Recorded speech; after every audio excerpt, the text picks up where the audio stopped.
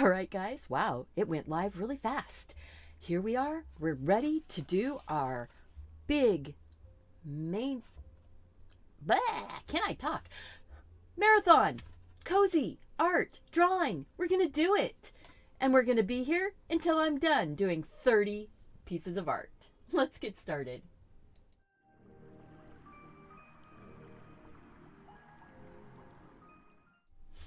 Hello and welcome to Deliberately Creative. I'm Stephanie. This is a marathon.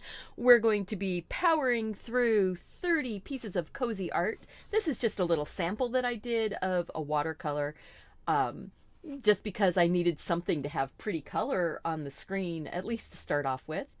I have my artwork. I'm going to be working on top of a slanted box, so I'm working at a good angle. I shouldn't have to push my head over to see anything because it's up at an angle. I'm using the Hanamule bamboo mixed media paper, and this right here is a piece of their sample paper. I will be putting a link as soon as I get it from the Hanamule rep in the United States for you guys to be able to get a little sample pack of the paper for free. It would be just like this piece of paper, so there'd be a big section that you can draw, paint, color, whatever on, and then it has all the information on the back, except for my little doodle. I was checking to make sure that you could see pencil lines. Welcome, everyone. Thank you. Yes, my intention, is to do the same type of book format that I did for my previous month, and that was in this type of a format where you could print it out, you could cut the pages in half and stick them together, and you would have a book with all of the designs. That's what I'm going to do this time. We're going to have a book with all 30 designs, and then I'm going to be just doing art from that book all month long. So it's going to be fun. I am not going to start my live streaming on the 1st. I need a day to get the book put together. You know? And Happy New Year to everyone joining me on New Year's Eve. Happy New Year to my friends that are in Australia and in other places in the world that have already hit New Year's. They're already in the New Year's Day. We are time travelers here, and I think that's a fun thing. Mark will be in and out as he has breaks at work. He will be stopping in and checking in. I am very thankful for Gina, who is my moderator in here, and you might see KM Crafts pop in. She is my niece, Catherine, and she is also a moderator in here.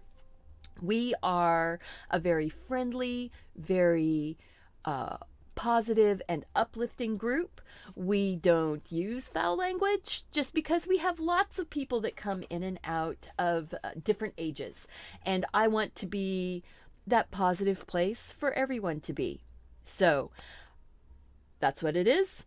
The only promotions that I allow are for my 2 moderators, because they do have online businesses or online YouTube or Facebook business. So Gina, I know, is going to be doing a live tomorrow on her, I believe it's her Facebook page. Gina can drop her link in here, and that's fine. If Catherine comes through, KM Crafts, she can drop her link to her channel also. Please support my wonderful moderators, as they are volunteers, and this is a way that I can give back to them so that they feel welcome to come back and share with me their time. Let's get started. I have been collecting on Unsplash. Now, I went to unsplash.com. That's unsplash.com. I created a comfy, cozy, hygge inspired type of collection of photographs, all from Unsplash. So they're all legal to use. I can show the pictures online. I didn't download any of them to my computer because I'm not sure which ones I'm going to do. Look at this. I have 539 pictures in here. So I figured instead of having millions to look through, we can just sort of flip through some of these. And I am doing, as I said, comfy, cozy, warm. You know, there might be some knitting inspired things. There's going to be flowers. There's going to be cups of tea. There's going to be coffee. There's going to be plants. And there will be some animals here and there. I like this cat in front of the window, that pile of books, and I might put a cup of coffee sitting on top of it. Or flowers. I don't know. I like to mix and match my stuff up. I want to keep it fairly simple designs. And just like this book here, the designs were very, very basic, very simple. But then when we did the actual paintings, they became much more detailed, much more involved. You know, so just because the designs look simple, I'm looking at them as more for doing painting and watercolor painting, colored pencil work, things that are going to flesh it out. But they're still going to be nice if you want to hand a sheet of that book off to a younger person that isn't as accomplished with painting. They can certainly color with crayons and colored pencils. It will be fun. Thank you guys so much. You have not heard of Unsplash before. That is UN. Let me go and bring it up on the computer.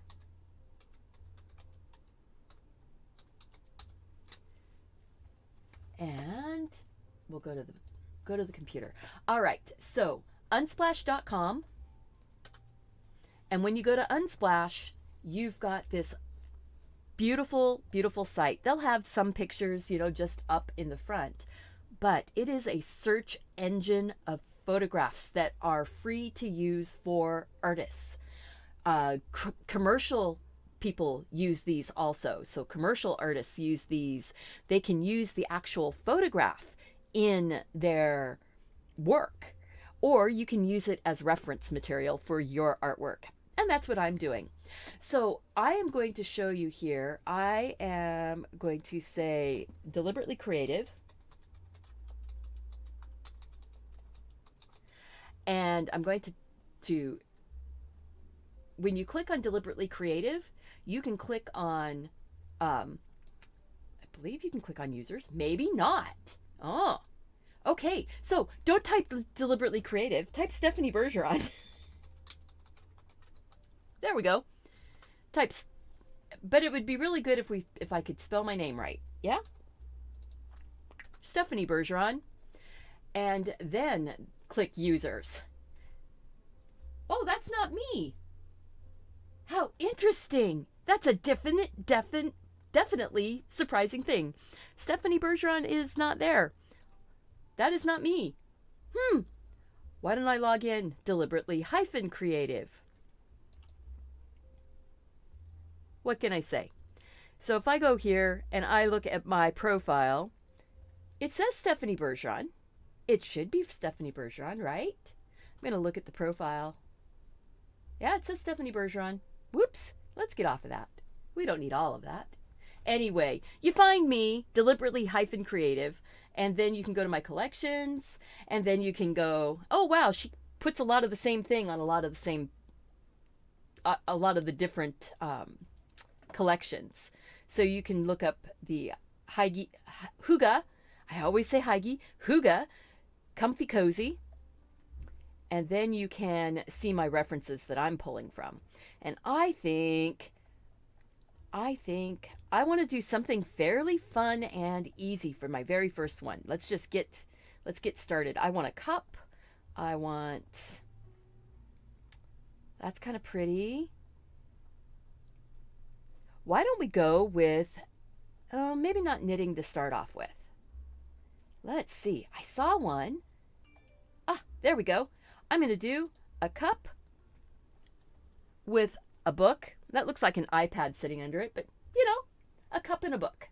We're going to do that. We're going to have fun. So let's get back and start drawing, because you know what? I've been doing this mucking about way too long. So I need to scan down. Don't allow. Scan down, scan down. I'm scanning down through here to find that picture. There it is. So now I've got it up on my iPad. Don't allow. There we go. All right, so now I've got that on my iPad. We're going to get drawing because we need to get drawing or I'm going to lose everybody. Nobody will want to stick around because I've been muttering about. All right, so let's get this going. I am not going to update any software right now. Thank you. Go away. Silly things. I've got this piece of software that keeps trying to upload. That matches what's on your cup of tea, cup of tea tea. And I have my drawing box here. My paper is cut to 5.5 by 8.5. And this came off of a 12.5 by, I can't even remember, 9.5 or 9.25 tablet. It had enough paper that I was able to cut all the sheets that I needed for this. This does have a little lip on it. The little drawing box has a bit of a lip on it here, see? So I'm going to push my artwork down just a bit. And that way I don't have to worry about... Well, we might find out that see, I see this lip here. Might find out that it gets in my way. But I'm going to try it. Let's see. So starting off, we've got a cup. And we have a table. And the table is wood and it's got a book. I'm looking at this going, I think I will just put a line in. Whoops! Of course I dropped my pencil. I am just using this is a Zebra Tect 2-way pencil. And we're going to see if I can, let's see. I'm trying to, let's just turn that light off. Nope, that light needs to be on. It's like, no, that light needs to be on. Let's leave it this way. So now I've got the back edge of the table drawn. And the book is on a slight, okay, I am going to have to shift this around. Always move the paper to where it's better for you to draw. Let's see if we go with this. Oh, that's going to be much better for you to see. There we go. I am going to put my book on here. Just get a general idea. The book is sort of has a lifted up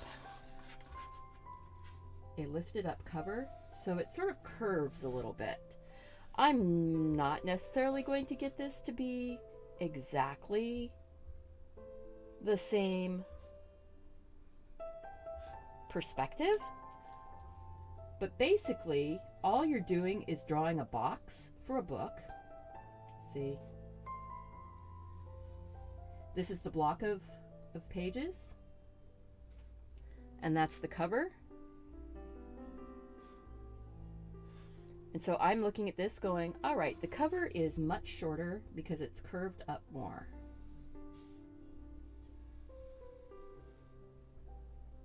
And it comes in. My pencil just lost its lead because I had it drop on the floor.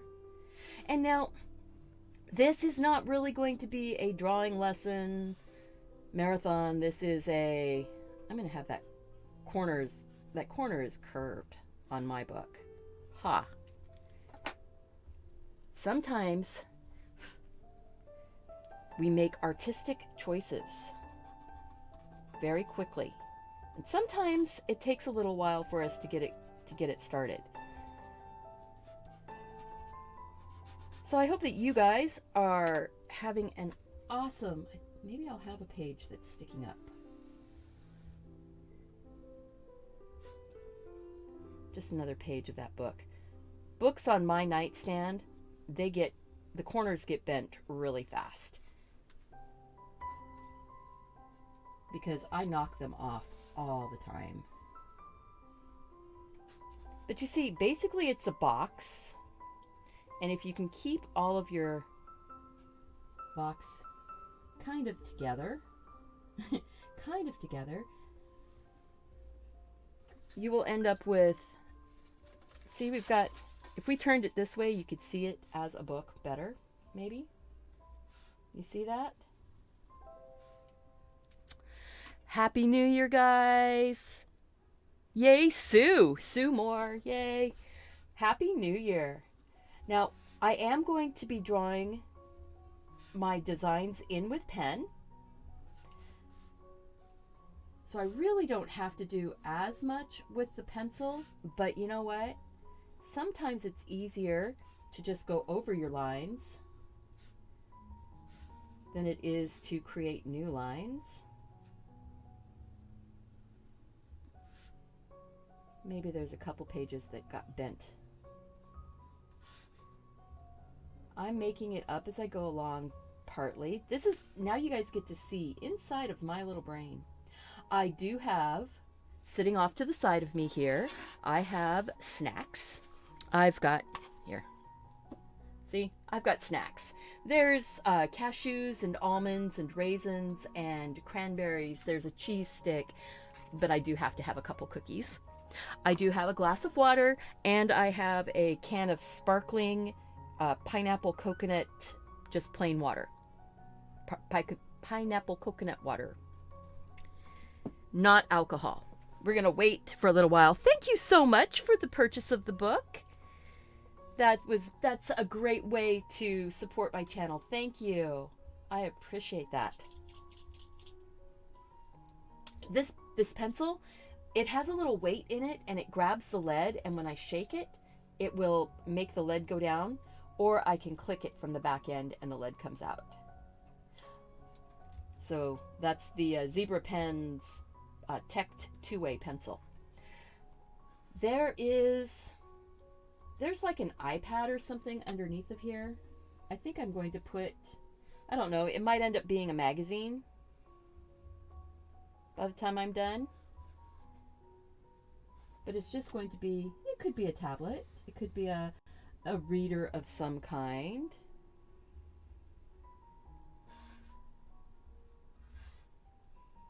I'll just go like that. I like the idea of this person. This person likes both books and technology. That pretty much reads as me. I am a book person. I love the feel of a real book. But I also enjoy the portability of books on a device. So there. Now I have just drawn in a little iPad or tablet of some kind, Kindle reader.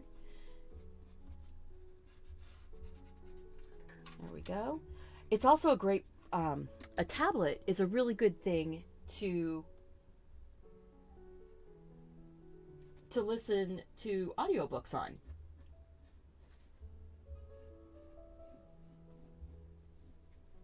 I have been an audiobook Audible person for many, many years.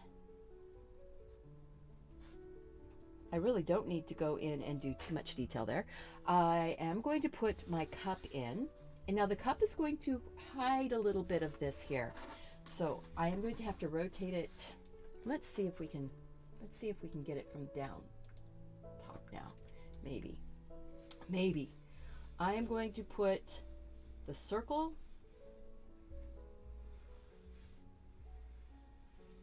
because we're looking down on this table. The circle is pretty close to being a circle for the top of the cup, but not quite. You're still an ellipse. It's still squished a little bit. It's not a perfect circle. You notice I drew what was in behind before I drew the cup, just because it's easier to make a long line. You know? I'm going to say I'm looking down on it. I'm going to draw the cup part and then I'll put the handle on. I think I sloped it in a little bit more than it needed to be. Let's come back up to there. This cup has hot chocolate in it with whipped cream and chocolate shavings on top. I like that.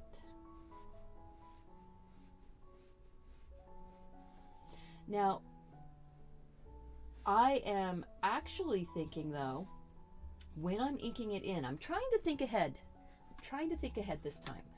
And when I'm inking in, I don't know that I want to ink well, I have to ink everything, don't I? I do. I have to ink everything. All right.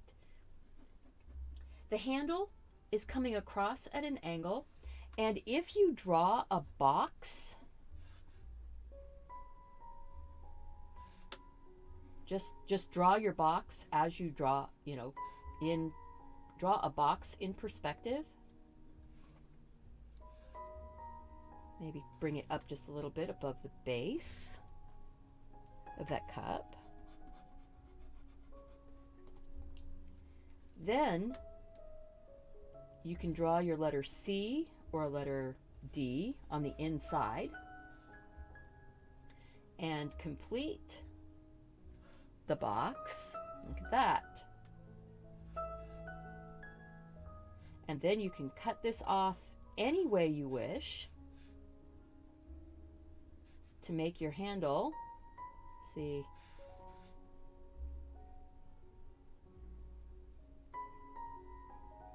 making my handle go all the way across, and then it's going to come down like this.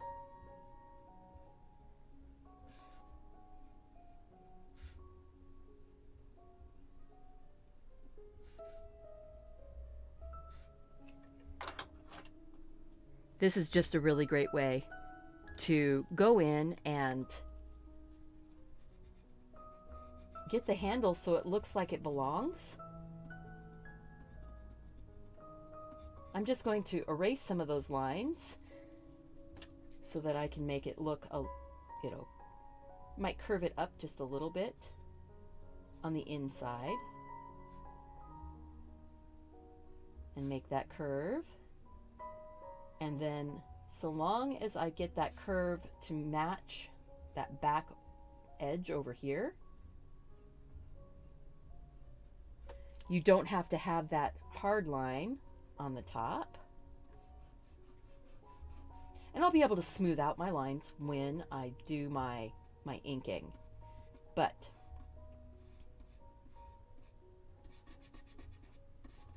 this just gets us much closer. I may not want it to be quite so hard there, so I might curve it a little more. Swing my curve up. Or swing this curve down just a little bit so it's maybe a little chunkier. Don't know.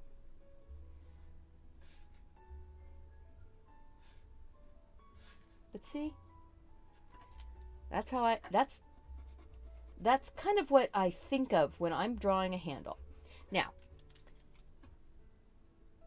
that does not mean that is the only way to put a handle in, and that does not mean that it's, the totally right way, but it's a way that you can get a handle on your cup and have it feel like it kind of goes with it. Can you see that? Yeah, you can see that.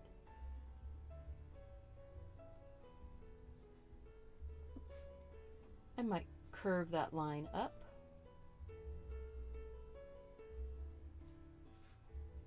And there won't be as harsh of a line maybe.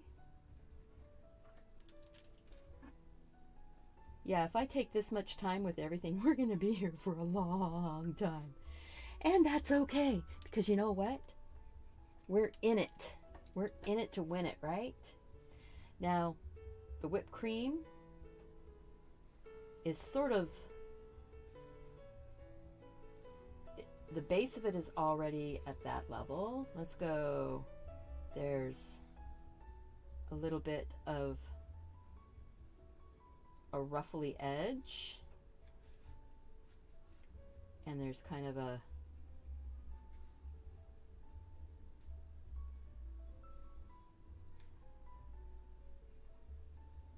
I'm just sort of looking at it going, okay, but then there's like chunks of chocolate shavings.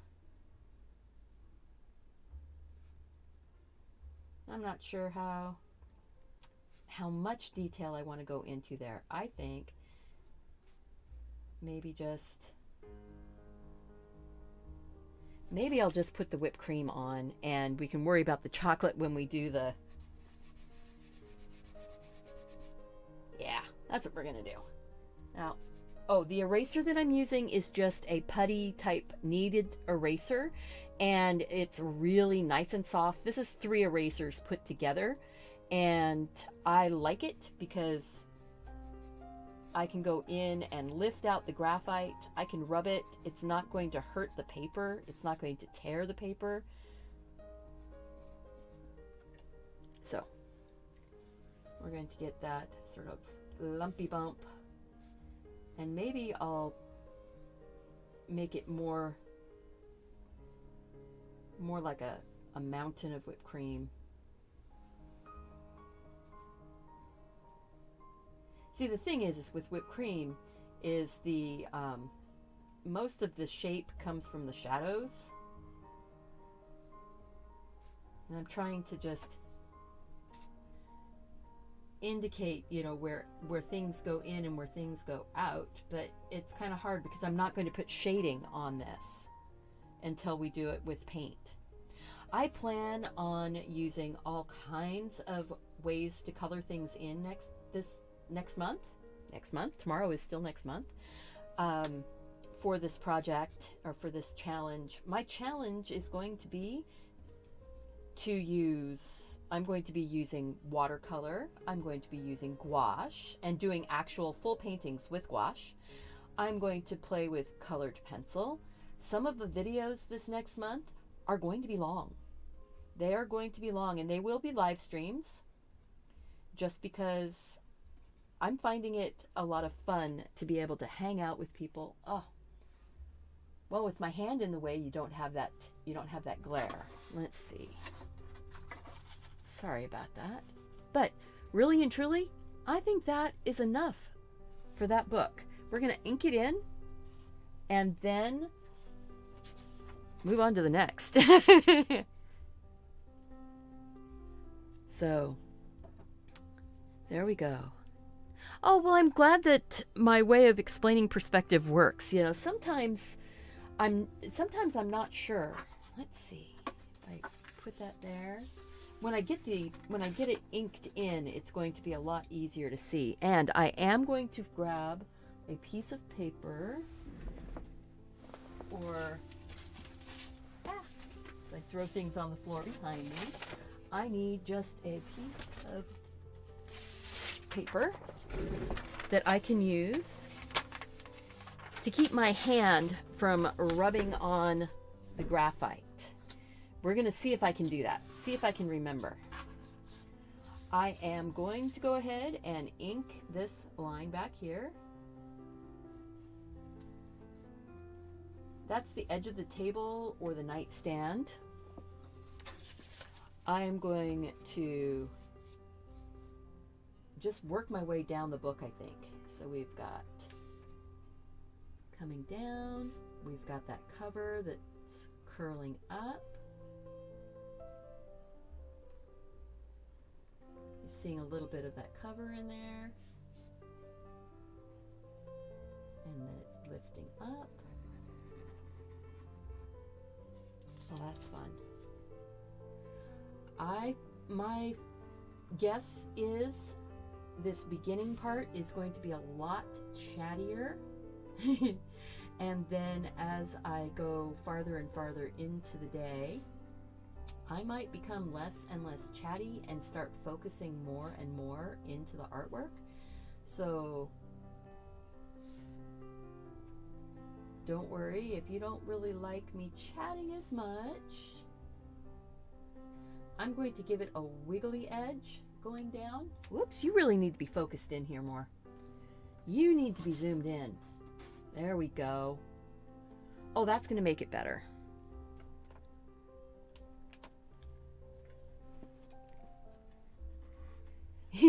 Excellent. Yes, get lost in the sketching. Get lost in the sketching. This edge here, I'm just going to put little lines. And I'm not going to to draw in all of the pages, but I'm going to put a couple of the pages up at the top here. And I should have done that one. Oh well, that one's going to get a little bit of some hashing lines on there. Make it feel like you can see under the underside just a bit. The rest of that's going to be pretty much just that block, that book block. And the cover. The cover is going to stick out just ever so slightly. Not too much.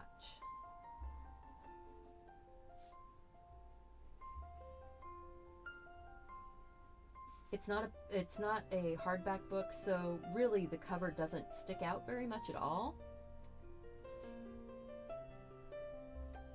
I'm just pulling a few little like chunks of paper line, you know, where it looks like there's a little separation in the pages. Not a lot. Not worried about making it perfect. There's a lot of the work goes in when we put in the actual painting. So Happy New Year. So this book, actually no, it's not with a flower yet. I will be doing books with flowers, but this book is actually with a cup of hot cocoa. So I have all of these saved on, but that would be really pretty with a rose right there. There will be books with roses. There will be books with roses. Let's see here. That going there, that going there. You would start to see it about here. This is like a little iPad or a Kindle, and my lines are not going to be perfect.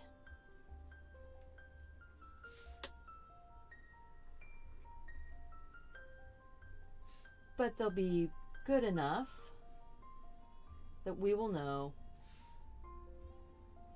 this is an electronic device.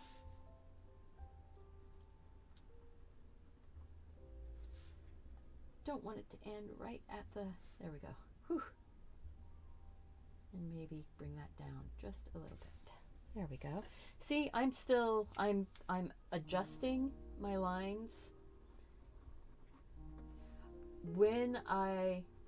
After I'm done, I'm going to be scanning all of the pieces of art and cleaning up just a little bit. I'm not going to be spending too much time cleaning the images because I need to be able to get this all put together as a book for you to download. I'm excited. I love that people like the download book. Being able to download, print off the references for themselves, print off the pictures, put them into their onto their own paper. I had some questions the last time about, you know, what paper should they print on, and I say whatever paper your printer will allow you to print on, whatever the heaviest paper it is. If it will allow watercolor paper, use watercolor paper.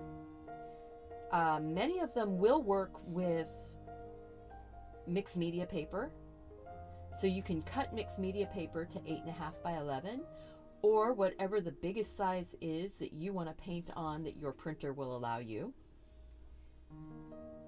That's looking good. See, I want to do the cream in here. I don't really want to do super hard lines, so I'm breaking my lines. I'm letting them sort of separate a little bit. You know, sometimes you'll have that little curl of really, you know, that really firm edge of the curl, and then your cream just sort of gets much more soft, especially when it's sitting on top of a cup of hot cocoa. This is one of my comfort treats that I love. I love hot cocoa at night I love hot cocoa when you just come in from being out in the snow. Okay, I need to stop that. We're going to get all of the pencil erased. The pen that I am using is the Eco pen.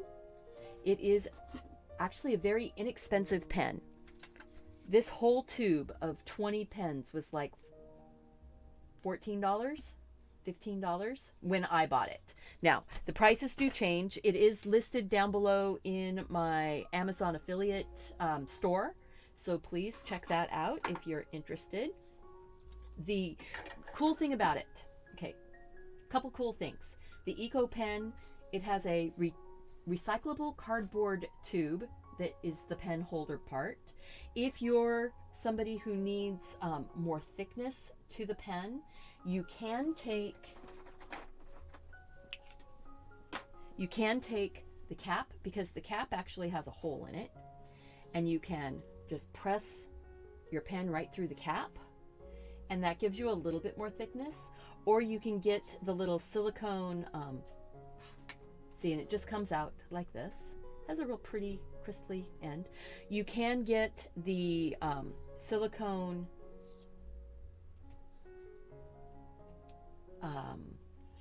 grips that make it a little bit fatter, feels a little bit better on your hand. I don't have a problem. I have very small hands, and so this being small does not really hurt my hand or make me feel uncomfortable. Thank you. Yes, thumbs up, guys. Hot cocoa with peppermint patties. Yeah. Medina, nice to see you. All right. I am now just erasing. And we have number 1 done. I do not have a prompt list. I am just drawing. I'm going to probably put them into my book in the order in which I drew them, but I might not paint them in the order that they are in the book. I'm going to get that little line all the way up to the edge. And even though I'm going to go like this, and I'm going to go like this, and yeah, I'm refining with my pen,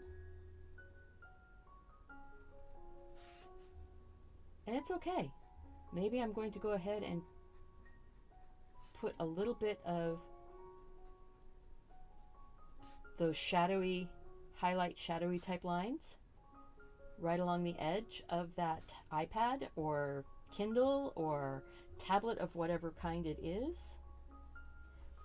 And thank you. If you are new here, go ahead and click that subscribe button and the notification bell. Turn on all your notifications so you'll be notified when I go live. We're going to zoom out and say, this is picture number 1. Kind of fun, huh? And see how by having these bigger areas, I can choose to say that's a window, or I could just make that a dark area. I can say there's a lot of light, just like this.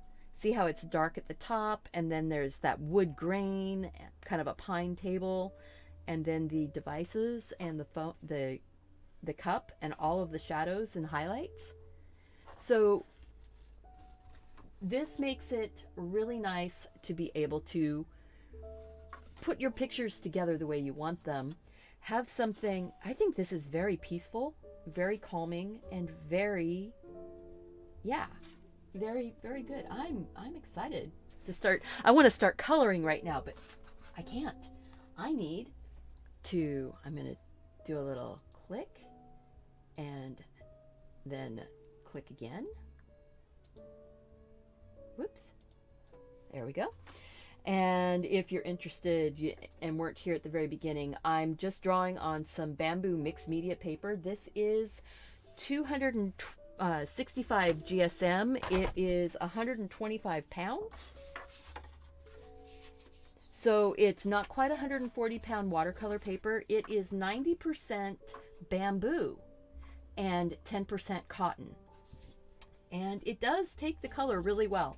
So I'm very, very happy about that. Let's see here. We're going to click off of that one. And now, ooh, that's kind of pretty. The cup with the little planter in the background, sort of a succulent. I'm going to keep an eye on that one. Ooh, that's pretty. The sort of tin cup with that pretty big handle like that. Sitting on the bench.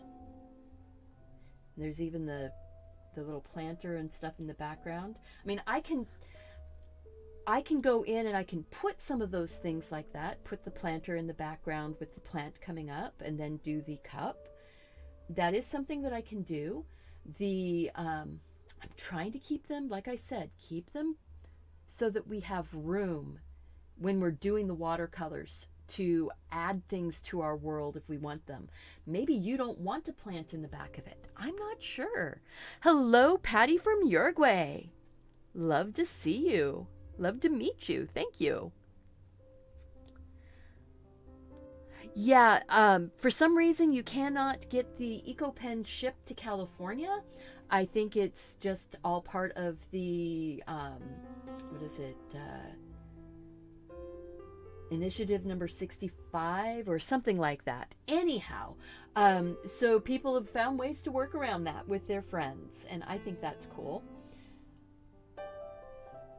We've got donuts and mugs and cups. There's a fun camping mug out. Ooh, I like that one right now. How about that? The wood cutting board with the saucer and the cup and the pieces of chocolate and the mint. See, that's another way to have mint chocolate, isn't it? And this is from Cafe Meister, Drink of the Month from 2017 in Santee Coffee House, Santee, United States. I do not know where Santee is, but Rob Sarmiento is the artist, the photographer. So the other thing is, would it bother you guys if we have some pictures that are sideways in the book and some pictures that are standing up? Some in landscape and some in portrait. Because that picture right there would work really well in landscape. Donuts. Can't eat them. Might as well draw them. Absolutely. I can't eat donuts from any shop. I have to make my own if I have them. And they're usually air fryers, so they're more like a cakey, biscuity thing. So, landscape book in the book, because then what will happen if I have something that's in landscape mode and it's in the book, the cup would be sitting sideways. Let me grab this piece of paper. So if it's landscape, if I'm doing the cup sitting on the plate like this. Now this is just the rough with the board. It would end up being like this in the coloring book. So both orientations are fine. Do both. Okay, excellent. Because I'm looking at that. It would be it would have to be scrunched so small if I was doing it in portrait. I want to be able to do it nice and big. So we're going to go that way.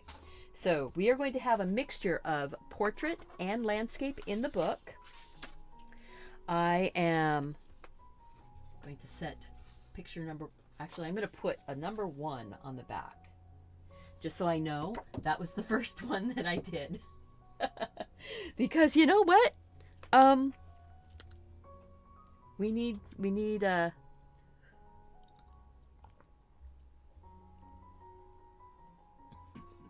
my fast drawing is really good. Yeah, that was just sometimes just looking at something and doing a fast drawing It warms you up. It gets you going. I'm going to make the cup fairly large. I think the cup is going to be here. The bottom of the cup is going to be here. The edge of the plate is going to be there. The corner of the board is going to be here. So I'm going to go like this. And remember, it's basically we're just drawing a box. And then I'm going to come down like this. And it might even go off into the rest of the world, you know? And that's okay too. It needs to be curved in just a little bit.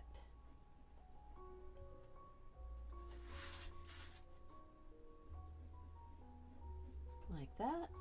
The back of the board is about here.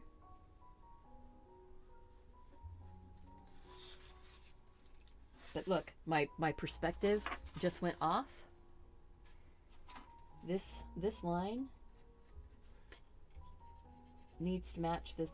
These lines need to match. So this one, if this line is slanted this way, this line needs to be slanted the same direction. This line needs to be slanted the same direction.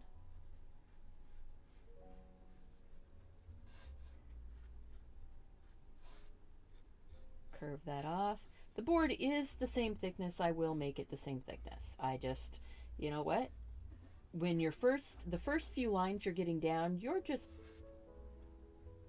figuring it out. Don't worry too much about making it perfect yet.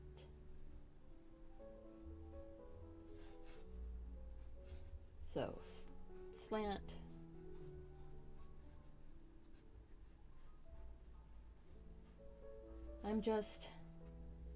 There's an ellipse, kind of flattened out. Oh, sorry about that, guys. I totally just worked my way right off the edge. I'm just refining those lines. And so now I want to go ahead and say the plate. This goes about here. So the plate is here. I'm not going to make this perfectly round. This goes almost to the edge. It won't be perfectly round because it is an ellipse. I'm sorry, let's go back to that other side camera. And I know that the lighting might be a little bit different. Now you don't actually see the back of this plate, but, well, come on. Did I run out of my, oh, there it is.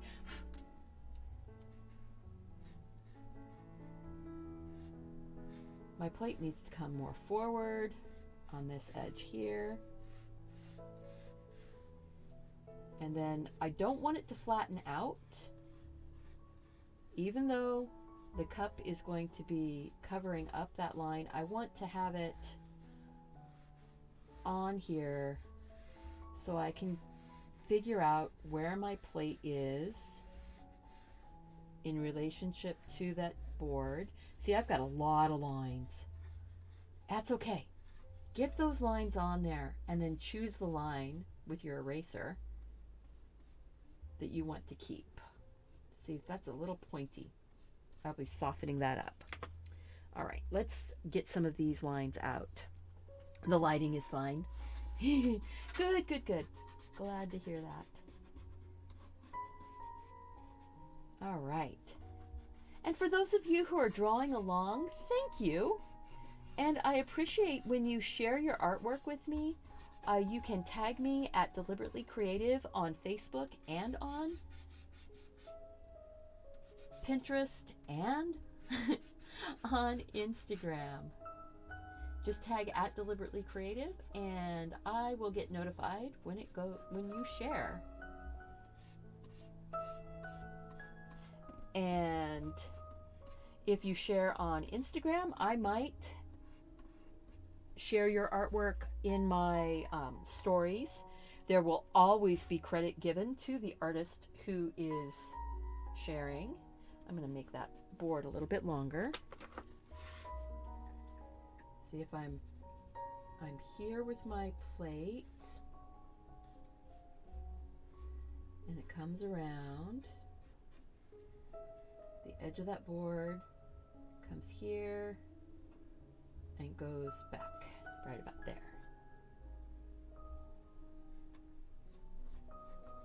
I should have the piece of paper on here for while I'm putting my hand over the top.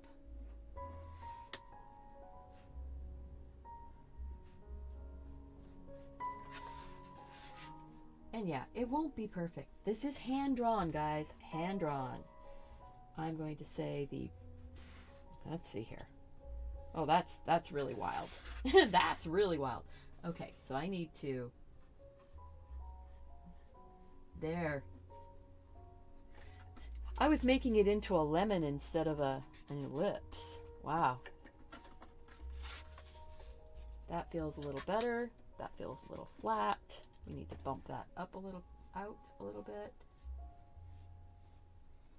Or have it come around a little bit. There we go. You can get tools to draw ellipses very, very carefully, very precisely. This is very cozy and warm, and now I need to look at this straight. There is a bit of an edge in the cup, or in the plate, and then the cup sits in that edge, and the cup comes up, up, up, up, up, up,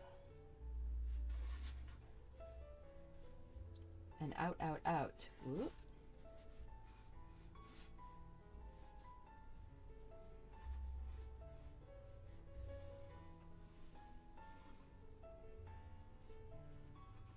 And it's not going to look the same, or exactly the same.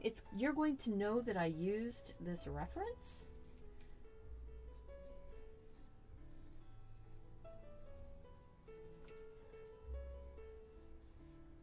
If you looked at the reference and look at this, though, it's going to look a lot different. And remember, we can cover a lot of sins here with a bit of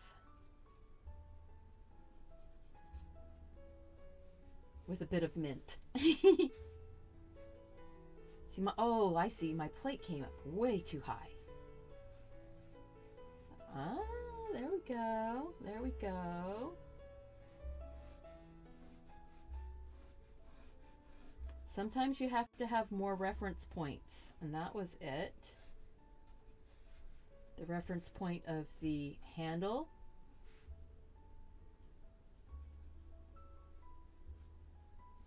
And you're seeing the handle from the side. So you're actually seeing into the side of it more.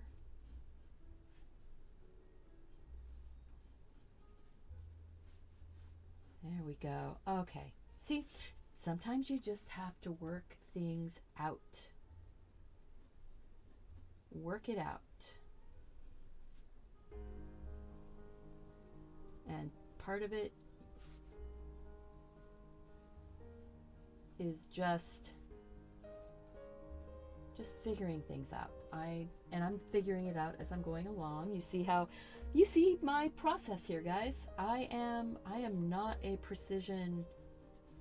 I can be very precise. I can use rulers. I can use compasses. I can use French curves and ellipse tools and all those things. But this is also fun and just fun art that you can color in, you can doodle on. Looking at this, I love the empty space that we have here, that big wide open white cup. because that's perfect to do some Zen doodling on. You know, that's gonna make me feel really good. Hey, Art Apple, thank you so much for having been here. Remember, I'm gonna be going all day. So if you want to come back and check in, see how we're doing. At the end of the video, we will do a flip through of all 30 designs, and I will be time stamping the entire video. So if there is a design that you see, you know, I will be time stamping them, and it's really cool because on the video now, when they're time stamped, you can see the little chapter breaks, and if you run your cursor across the chapter breaks, it will give you the titles of the chapters. So it's really quite cool, and that is the way my video from November is set up, and people really seemed to like that because they were like, oh my gosh, an 8-hour video is way too long, but you know, and kind of daunting to go and watch. But when it's all time stamped, it makes it really easy to get to the section you want to see, especially since I will have the I'll have the flip through time stamped also. So if people want to go to the flip through first, and then they can see and go, oh, I like number 3, I like number 5, number 6 is really good. Why don't I start at number 3 and work from there? You know, or maybe you like number 1, number 7, number 27. You can just go through the time stamping just like that, and just watch the ones you want. It's, you know, it's pretty cool that you can do that now, or that I can do that now. And now I see the appeal in doing it. You know, when it's a short video, it seems a little silly to have to timestamp. But when it's a long video, that makes such a difference. Okay, so now you can see the cup, the plate.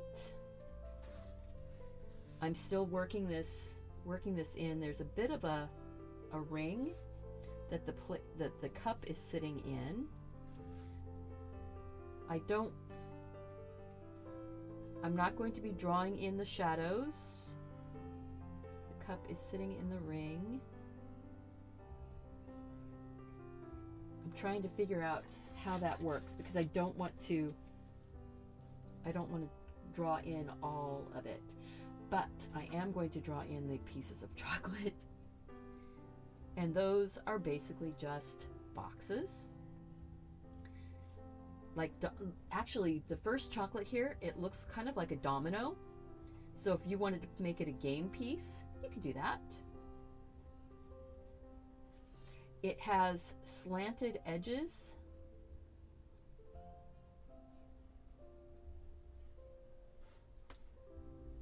That you kind of see.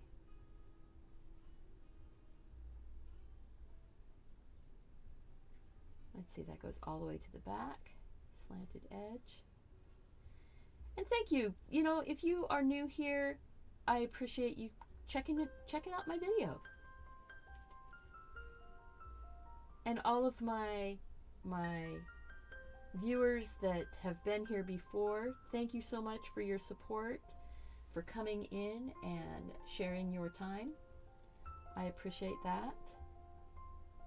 I'm not going to worry about that. Shadow. I'm just going to draw the chocolates in. I'll put the mint in just a minute. So that's the first piece of chocolate.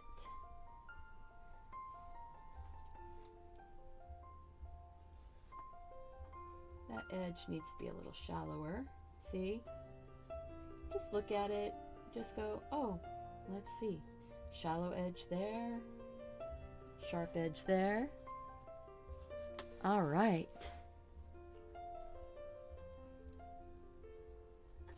There we go. Okay, so now we're going to go and I'm going to put the piece of chocolate that's laying kind of on a slight angle here, going up to the edge of the plate. Actually, it's hanging over the edge of the plate ever so slightly. So we're gonna just bring it like this. There are the slanted angles.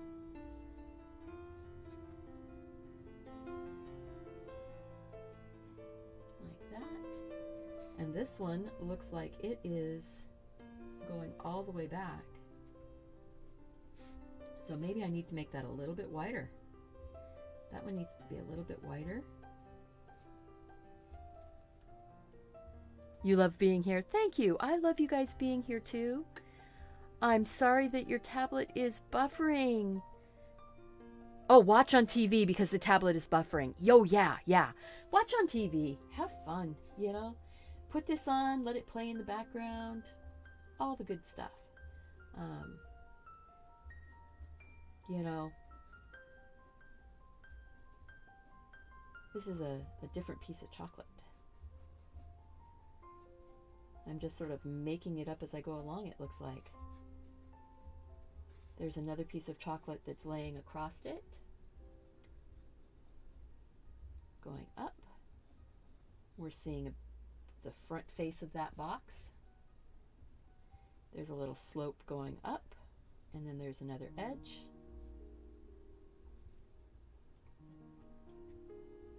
And then comes back down,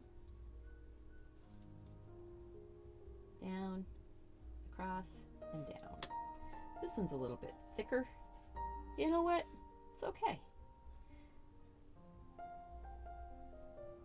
It's fun. It's fun to draw treats. I love drawing treats. And you know what? Treats don't, when you draw them, they don't have any calories. So you don't have to worry about that. So let's see. Up here, I'm going to take out a few of those lines with the eraser, just so they're not quite so confusing when I go into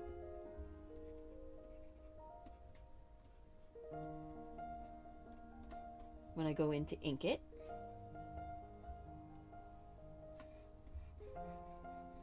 Take out some of that glumpy mess of pencil that was there. Bit right there.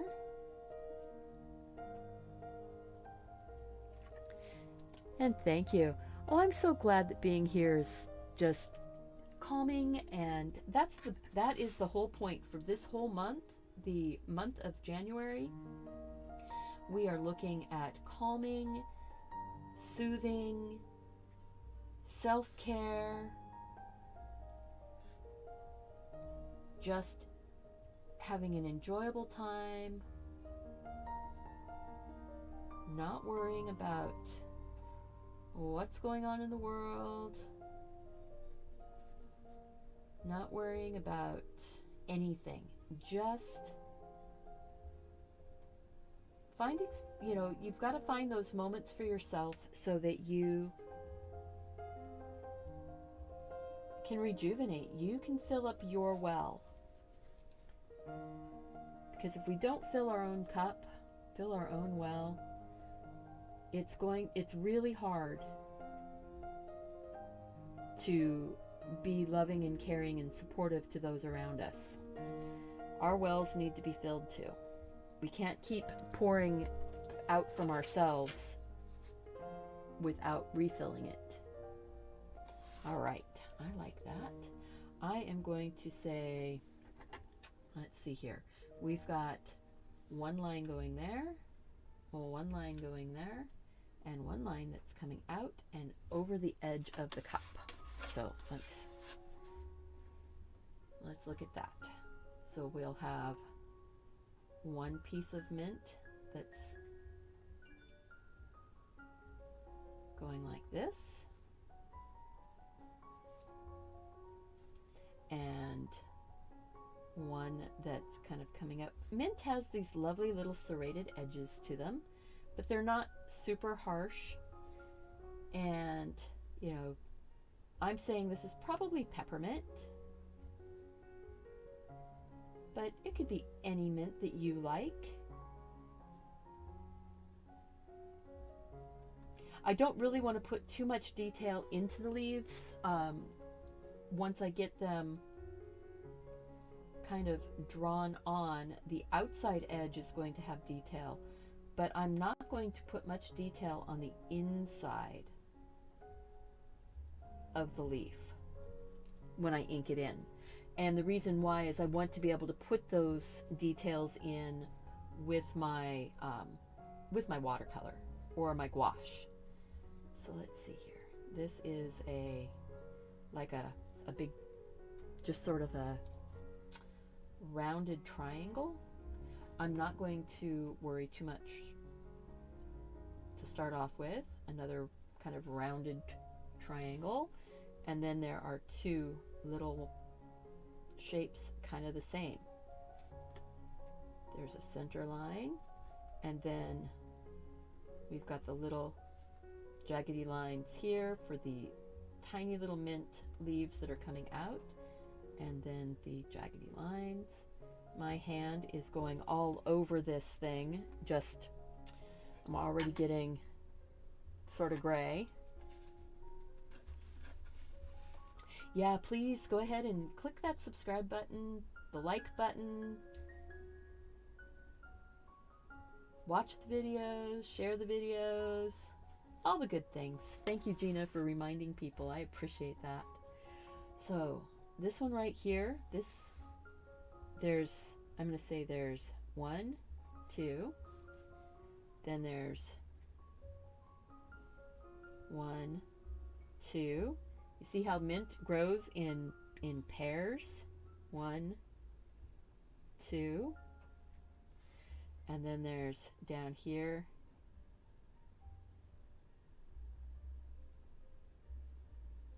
1, and then this one kind of goes this way, 2. And truthfully, that's something that I just learned. Mint leaves grow in pairs. Oh, that's good. I like that. Now I want to erase out the handle in that leaf just so I can see better. And I can put my little center line and then do my little jaggedy lines. I'm sure they have very specific, you know, way the little leaves are jaggedy, but you know, you can only do so much detail unless you're doing the photorealistic. But this is cozy. This is making me really happy.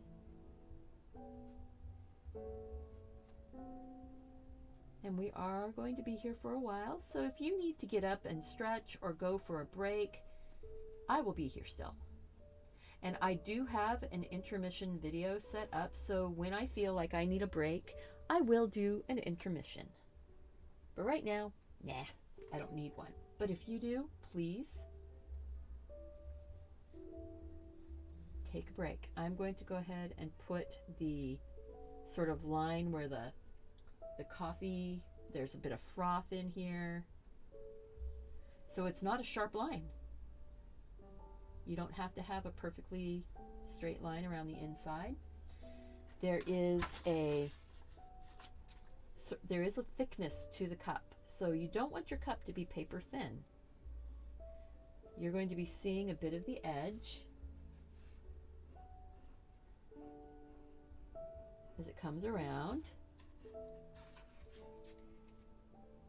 and goes around, comes around and goes around, kind of like life. Everything comes around and goes around.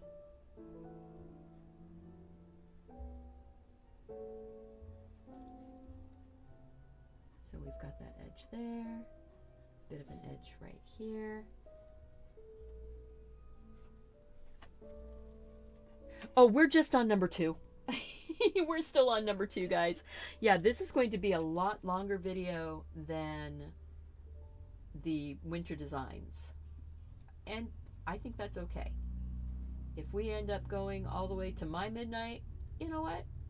That's what we do. But you are not required to stay for the entire thing. But I really appreciate everyone who can stick around.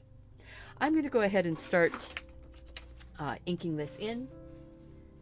I think we are going to put it back to the top down.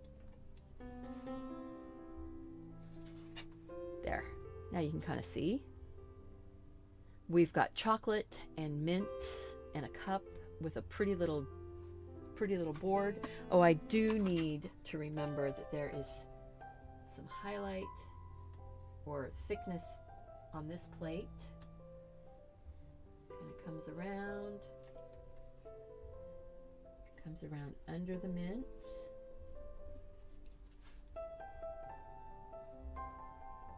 Comes around up here.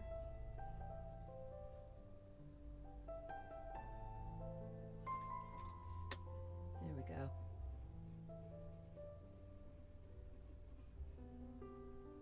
Yeah, having it up on the slanted board really does help with my neck and shoulders.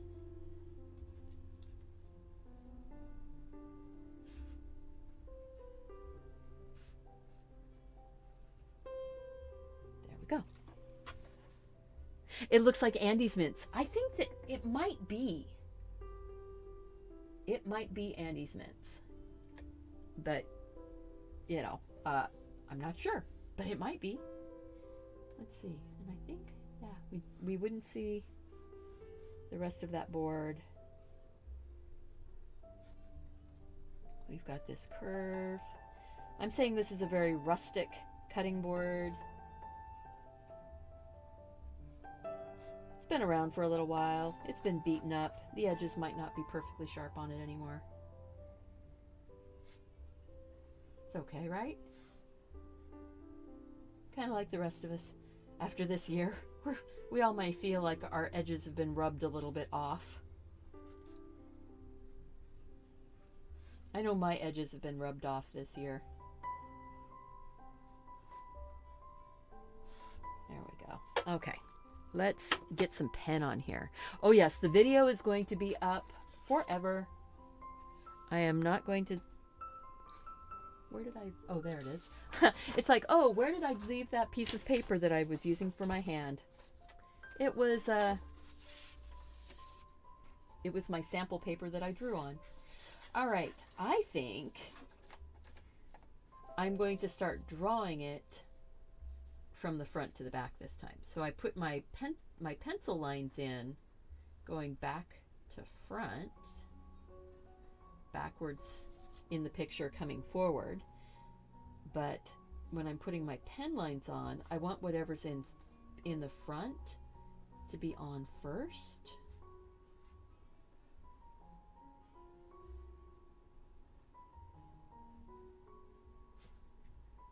And then work my way backwards. So this piece of chocolate is actually my most front forward facing thing. Then I'm going to put this one on. It's in front of that mint.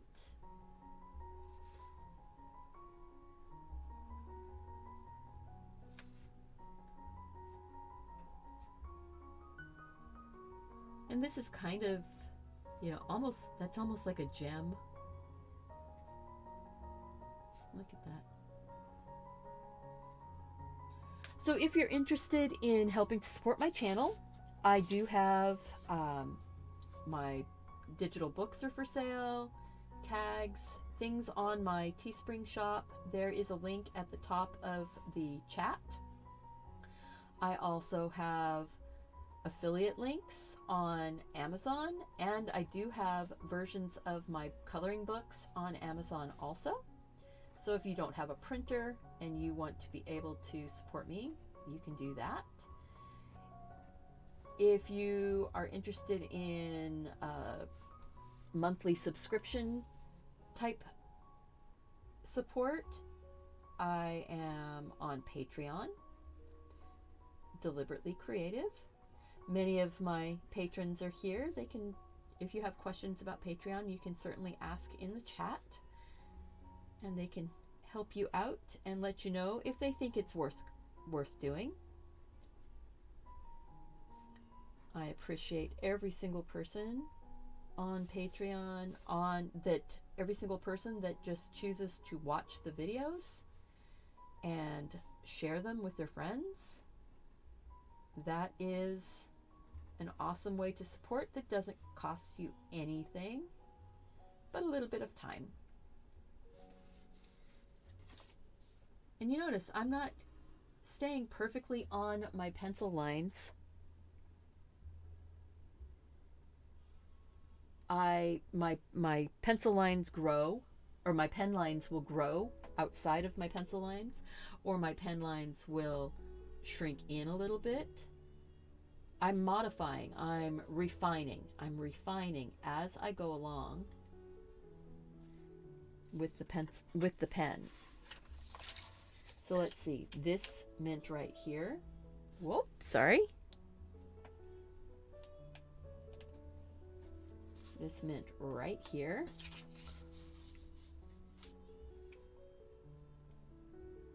I'm just going to get it drawn on. The two little leaves first. These are the ones that are in the center.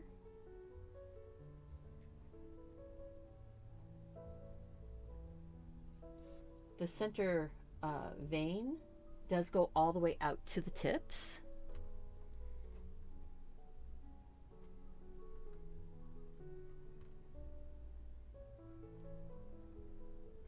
So you already want this book. With just 2 drawings down, you already want the book. Excellent. I am so happy to hear that. I am going to be, as soon as this is over, if it's over at a reasonable time tonight, I will probably start getting all of the pictures scanned tonight.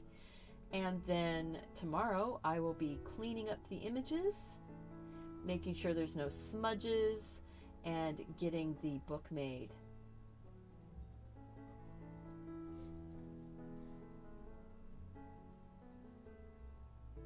So there.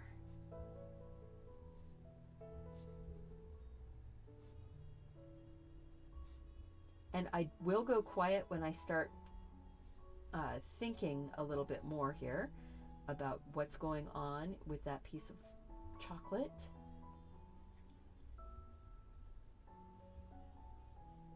And what's going on with that piece of chocolate. Kind of like that.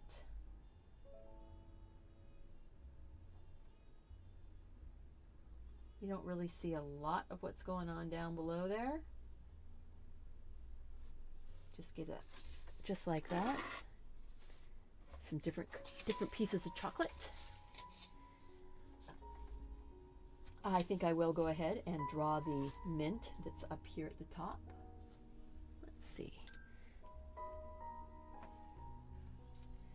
And stem, the end of the leaf kind of has a bit of a bend in it.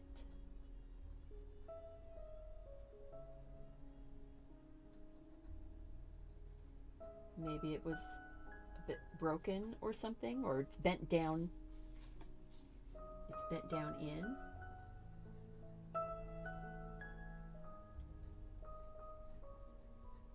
I'm just getting those little serrated edges on the leaves. I love those little sort of sawtooth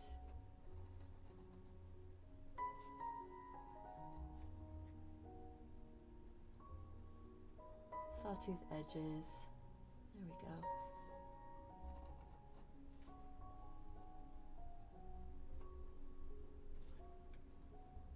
See? So now that's hanging out over the edge. I think I will go ahead and start working on the cup. So I see there's probably a bit of a line out here. And then there's the bit of the line that's going in under that peppermint and around.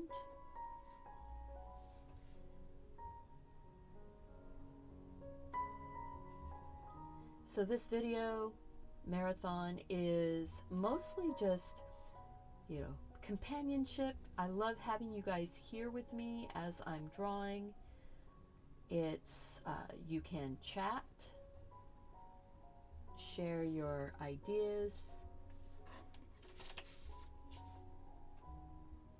it's, you know, if you have a question about what I'm using, I will answer questions. Ooh, coconut pork. Yum. Omelets and pancakes. Ooh, everybody's out there making food. That is excellent. That is excellent. I love when people are having a good time. I love cooking. That is one of my favorite things. I love cooking. I love eating. There we go. I love not getting stressed out if a picture kind of doesn't work, or if it does work and then I feel like I've messed up. You've never really messed up. You have given yourself opportunities to find another way to make it work out for you.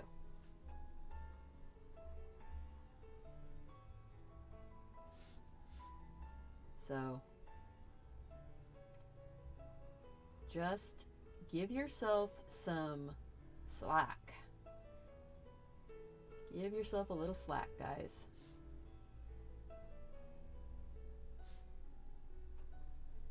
There. Coming down. Oh, so there. See? I made my cup wider and I already had a line there. It's no big deal. We're doing fine.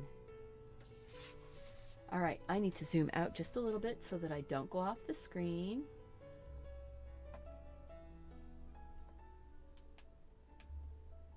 That's right. Just let it go. Just let it go. Don't worry about it. And many times when we think we've messed up, we've just given it more character. So don't worry about it. Just move on. Move on. Finish it up the best you can and move on. You know, because many times in a drawing process, you will come to a decision point. And sometimes you will make a decision that you're happy with. And sometimes you will make a decision that you go, oh my gosh, what was I thinking? And then you go, okay, so since I did that, I'll need to make a new decision. Make another one, and make another one. And many times you will end up with a piece of art that is so much better than you envisioned when you started. So just relax and remember that I am doodling. This is doodling. This is, I am starting with kind of an idea of something that I want. If it turns out to work out, then awesome. But when you are doodling, you go at it with the idea that I'm not sure exactly what's going to happen. I'm not sure exactly how it's going to turn out. And I am okay with that. That gives me room to allow. It gives me room to allow. So allow the things that want to happen. Enjoy the process.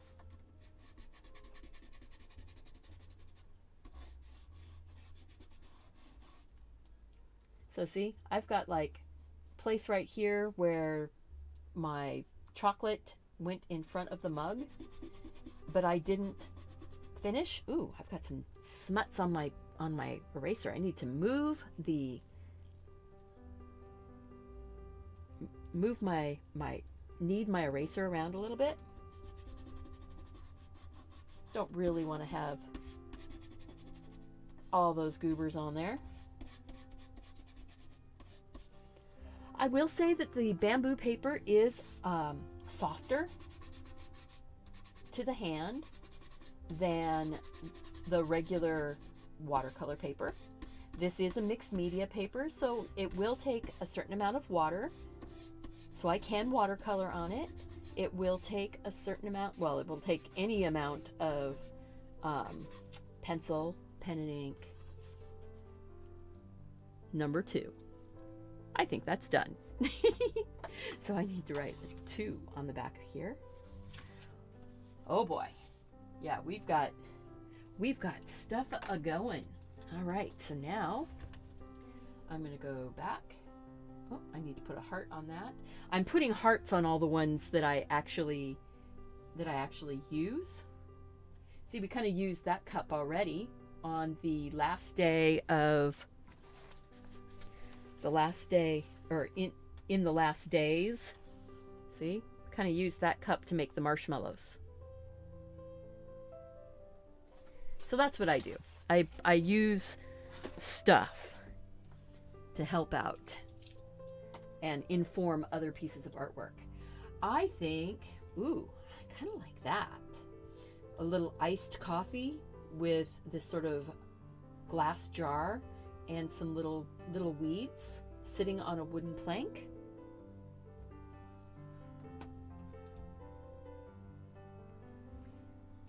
And so yeah. Although, let's see here. I do need to take a sip of water.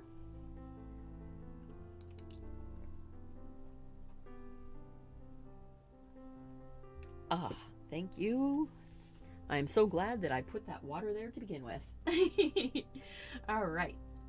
So now, I think I like that one. What do you guys think? You like that? Oops. I kind of like that.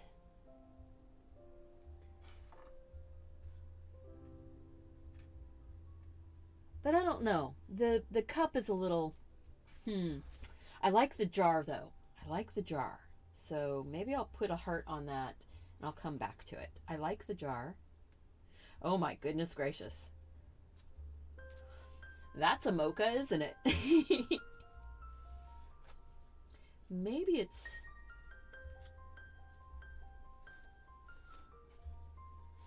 Ooh, there we go.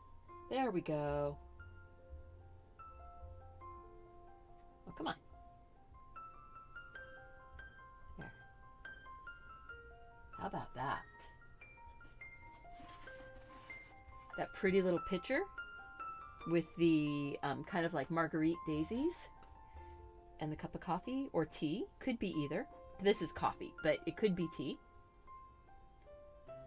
I like that. And it doesn't need it doesn't need that string bag in it. Maybe we'll put the piece of cloth behind it though. I like that. Yes, and these will be perfect everyday cards. These would make lovely cards, lovely greeting cards.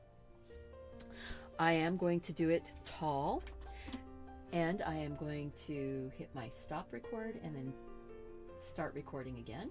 There we go. I'm trying to remember to do that.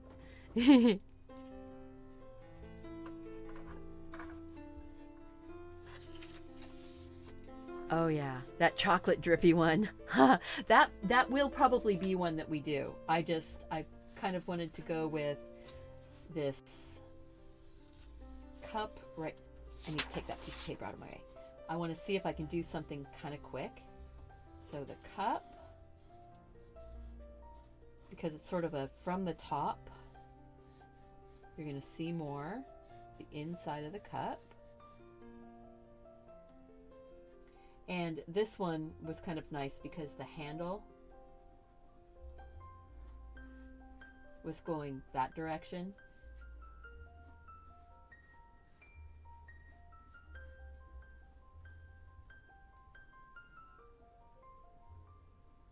So there, we've got the handle. Pretty quick.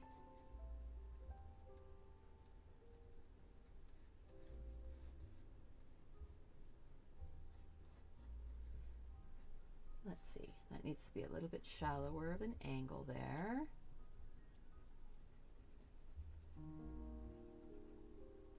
I need to actually, I think I need to draw my box. Because see, by drawing my box, I see that this edge of this handle needs to come all the way to the front edge of that box. And this needs to be part of the box. There we go. Even if I just draw that much of it, it helps me to see what I'm doing.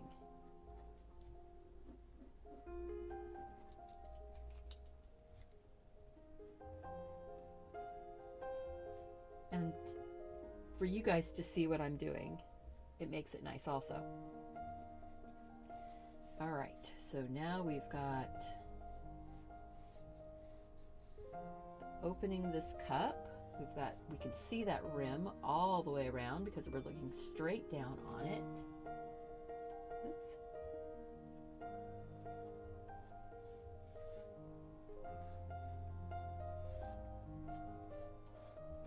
Just like that.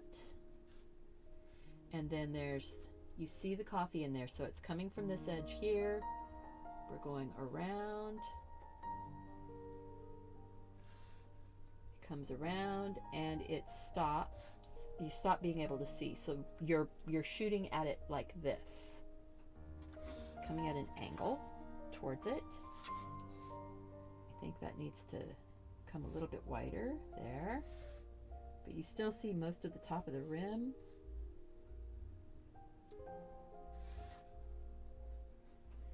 We're going to get really good at drawing cups by the end of this. These will be very nice as friendship cards, as,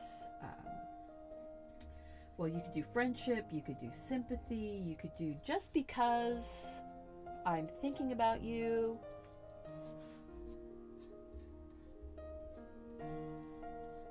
All right, I think we've got that lovely bowl of that cup. I'm going to drop that pitcher down about here, that the flowers are in.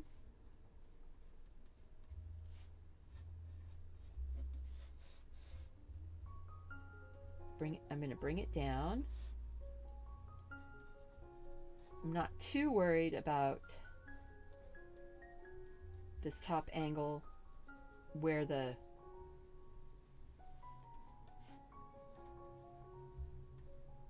all of that lives, because there is a lot of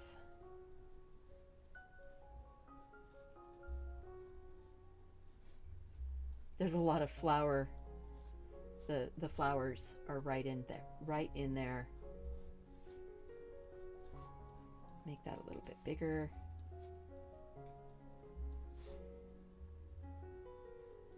Got a bit of an edge. This feels a little like it's tipping over already. Needs to have a bit more of a belly.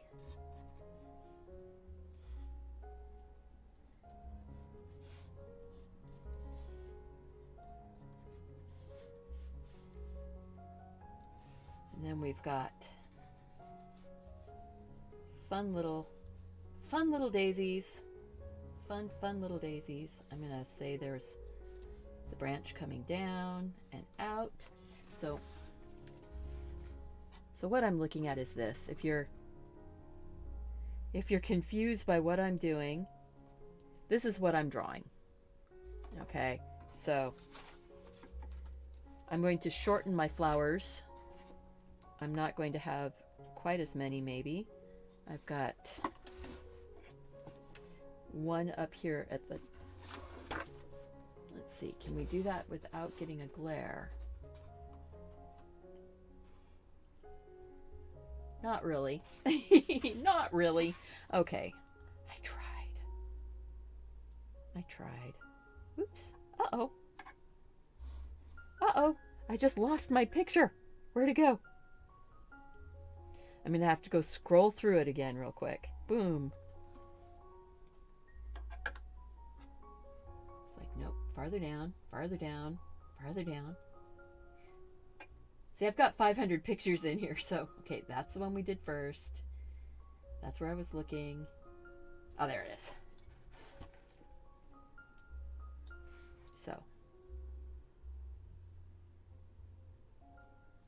So there we are. So we've got the top one that's kind of a button up here. I need to zoom out. That's what it is. There we go. So we've got this button up here. We've got another one sort of facing that way. Another one that's kind of facing this way. We've got a big one right here. Another one right below it. A little bit of one that's kind of flat. There's another one that's kind of tucked in back here. We've got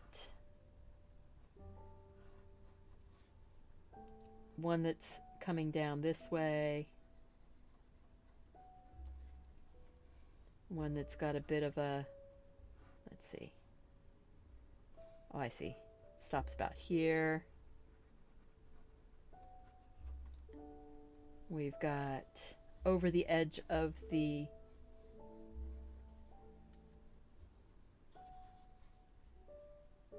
pot, the lid, the edge, the rim. There we go, the rim. That's it. So I'm just plotting where my centers are. I'm not going to worry about drawing them all in with the pencil, because I really think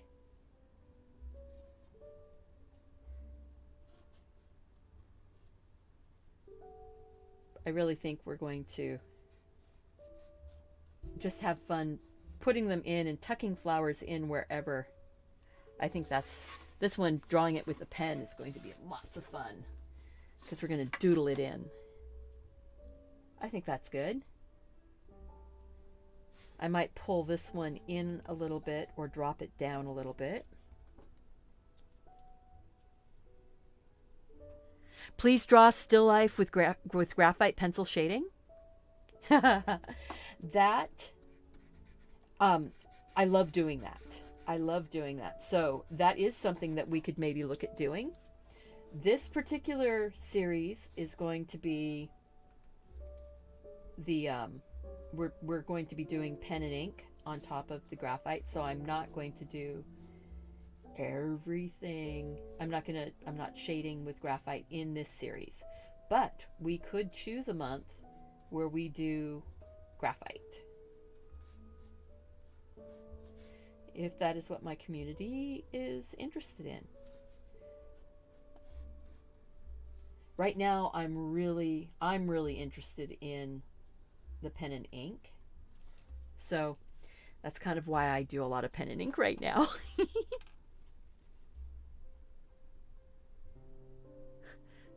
Dead Mall is a bot. Are you really? You're new. Welcome. Welcome, new folks. I am so happy that you're here. Make sure and click that like button. Subscribe to the channel. Share the video with your friends. Let them know that we're going to be here all afternoon and evening long. I will be taking a quick break every once in a while. We've only been going for about an hour and 40 minutes. Is that right? Yeah, about an hour and 40 minutes.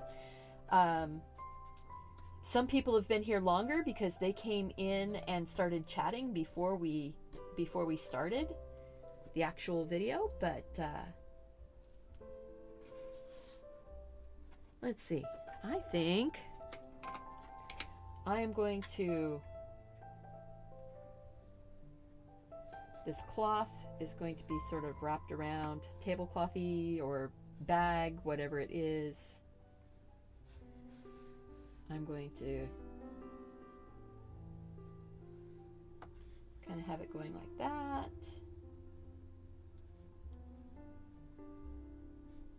I need to put it in before I do my the flowers. So if I'm putting this in, I need to put it in now. let's see. So we've got a stripe that's kind of coming off this way. And then this is kind of going just right off the edge. I'm probably not going to draw past the margin. So I will be putting tape on when I watercolor. Oops, sorry about that. When I watercolor, I will have tape down to give us the nice edges of things. Let's see. So that one, I'm saying that stripe is going to go this way.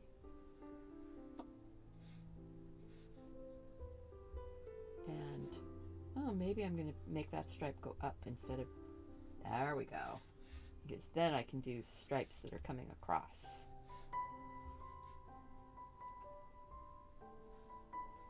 So we're stripes going this way. We're just going to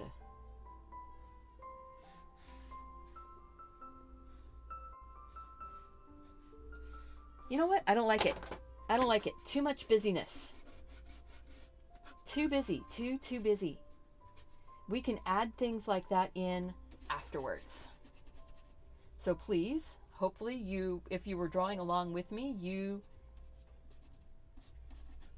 are still in the pencil stage and can just go like that and erase the pencil lines off. All right, we're going to start putting this in with ink because I want to get that pencil stuff off of there. No, Debbie Wooten is not new. She's been here for a long time. I know that. And let's see, grab this. We're going to go into the side view because it's easier for you to see. The graphite doesn't seem to get as, doesn't seem to reflect as much for this camera.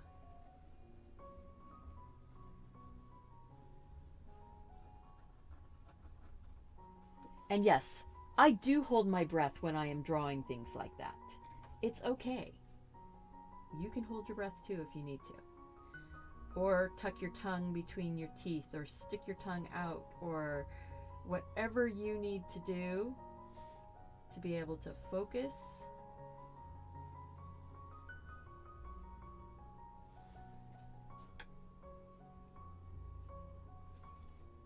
So I'm going to have to move my handle just a smidge there.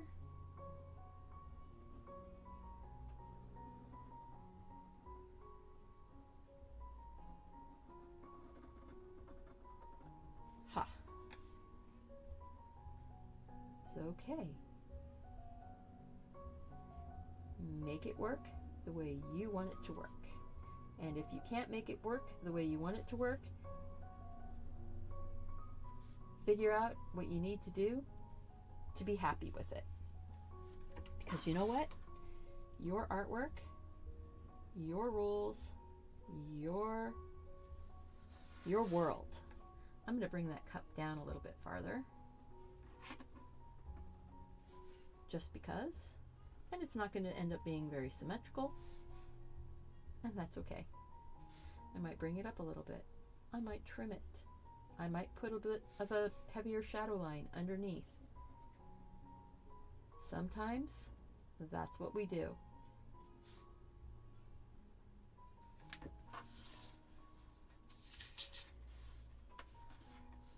Deadmall, thank you very much for coming in. I appreciate it. This is number 3. Yeah, this is just number 3. So it's taken me a little bit of time. I'm going to get a little bit of my lines in here. I actually don't want to do too much. I need to get more of the daisies in before I go too far. So I'm going to go like this and drop a bit of a stem right here. I'm going to say there's a bit of a stem here. These are dripping downwards. I'm going to actually say there's a little bit of one coming off of that stem. As long as it's skinnier than where it joins up, it's fine. This one is going to be sort of a, maybe a bud. Need to be zoomed in. Oh, I can't zoom in with that one. Oh, darn. Yeah, I can't. Well, maybe I can. Ooh, I can do it this way. Let's see. I have to slide it over and zoom it in. There we go. That's how we can zoom. And then I need to make sure that it's focused. Oh, so then it's going to... Okay, we're gonna have to go to the other camera, and I will have to zoom with this one. And I think when I'm zoomed in with this one, it will actually not reflect the...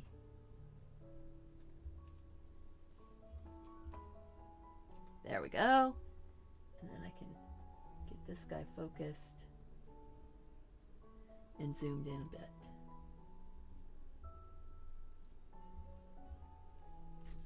All right, so I will get, the other camera is now focusing, but we will work with this one for right now. So now I've got, this one has more of an open bell, and it has the back of the flower, and then I'm going to put some petals in. I'm not putting all the petals in yet.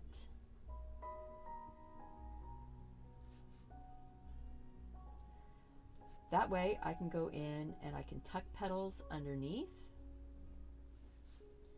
have them crossing over.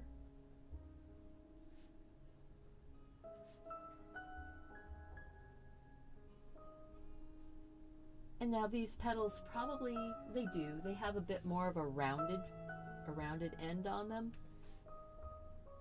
So that's something I'm going to work on for future ones.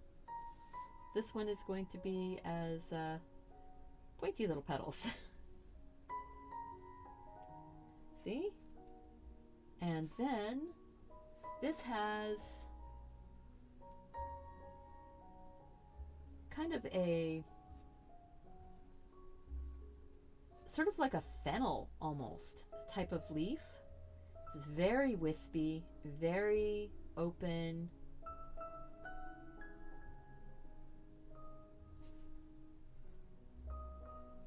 You know, and you don't want to do too much. I'm going to go ahead and erase the pencil off of this edge, erase the pencil off of the mug, around the outside.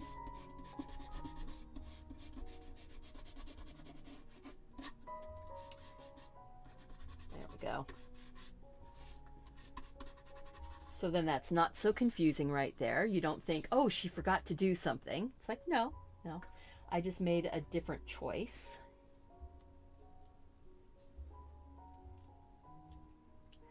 All right. Yep, this is number 3 of 30. We're going to be here for a while. And it's okay. And it's okay. I am going to go ahead and get some more of that very wispy, ferny type of foliage sort of sticking in here and there. I'm not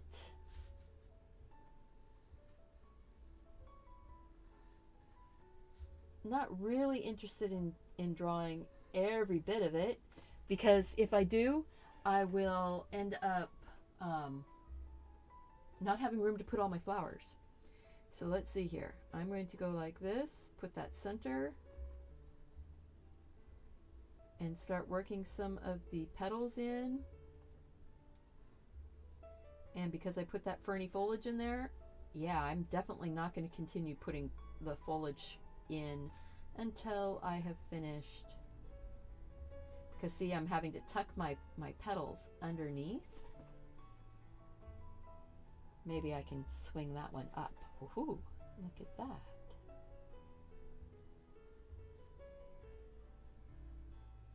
We'll just work some of those petals up and around. These petals are farther back. It's this flower is looking from the side this way. The top of it's over here. So by having some smaller petals, that gives us the feeling of depth right here. I think this one we're going to make a smaller upward facing center, and I'm going to have the petals coming out and around. Now if my pen skips, I am not going back and darkening up the pen lines. If the pen skips, it's just a little bit of sparkle on the petal.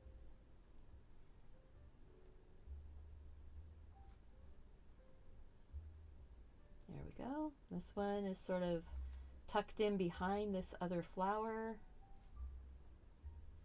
There's a leaf right here from those leaves. I'm going to go ahead and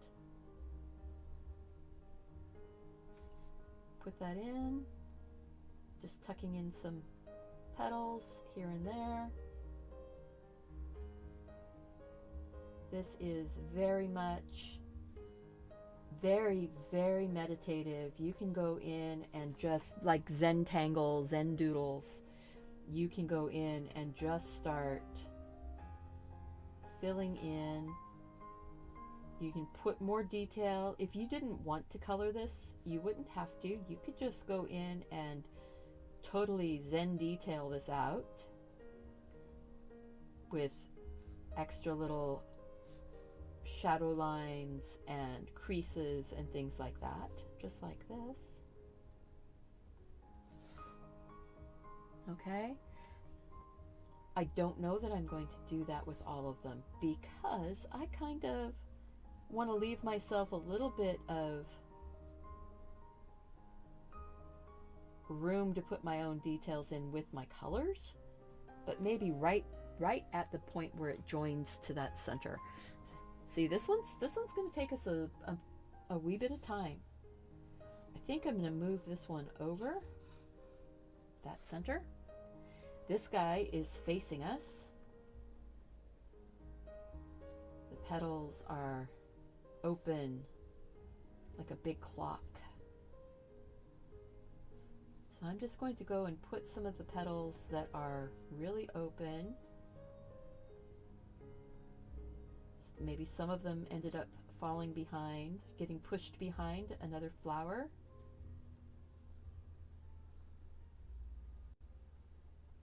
There we go.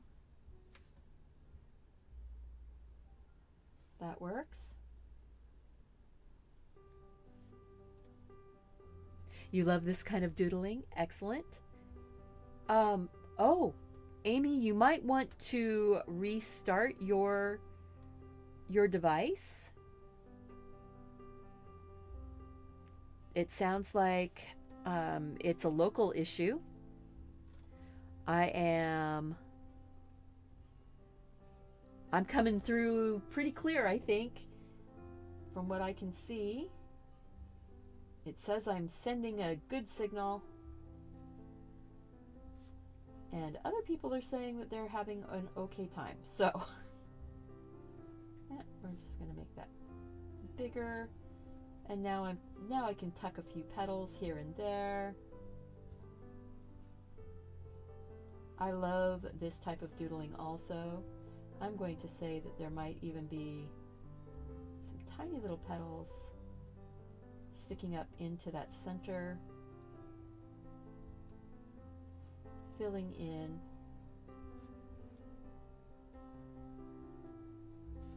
This type of art just makes me happy.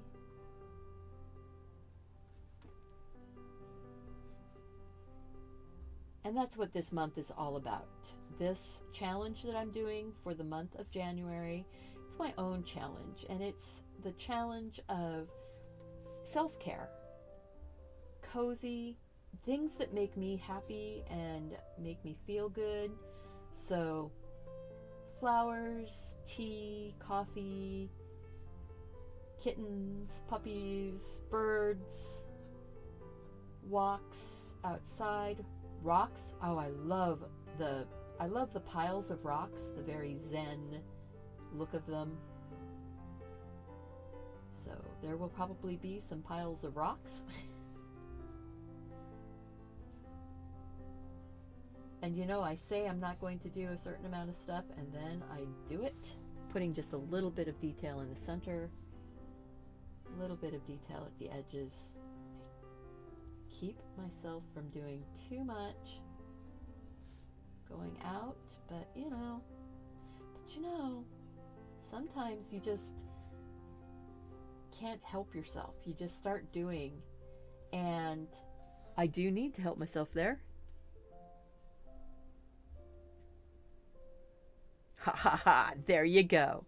Your husband just ate 3 gluten-free pancakes and he didn't even know it. Yeah, my husband eats gluten-free all the time here in the house because that's what I cook. And he actually liked my gluten-free cookies better, my homemade gluten-free cookies, better than store-bought ones. Way better than store-bought ones. So petals to the back there are going to be shorter. You're not going to see them as much. We're going to start working forward.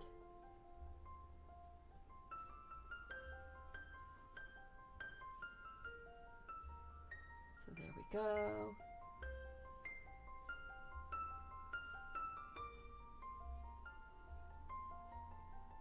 There we are. Yeah. I love it. I love when we can fake out other people with our yummy gluten-free things, and they're like, no way, that can't be gluten-free. It's like, yeah, I am a baker. I am a baker. I am a maker. I've been baking since I was a little kid, and I love when we're out camping because I have a little camp oven, one of those folding Coleman camp ovens, and I can bake just about anything that I can make at home. I can cook while we're out camping. And so for potlucks and things like that, back in the day when you could do things like that, I would make pans of brownies, like little brownie bites, and quietly go and tell the other people that I knew were gluten-free that they were safe. They could, you know, that was something that they could definitely have, and it wouldn't be wouldn't be against their dietary restrictions. And it would get to the point where I wouldn't get any of it because everybody else went, ooh, brownies, and just swooped. They would swoop upon them, and then there weren't any left. So,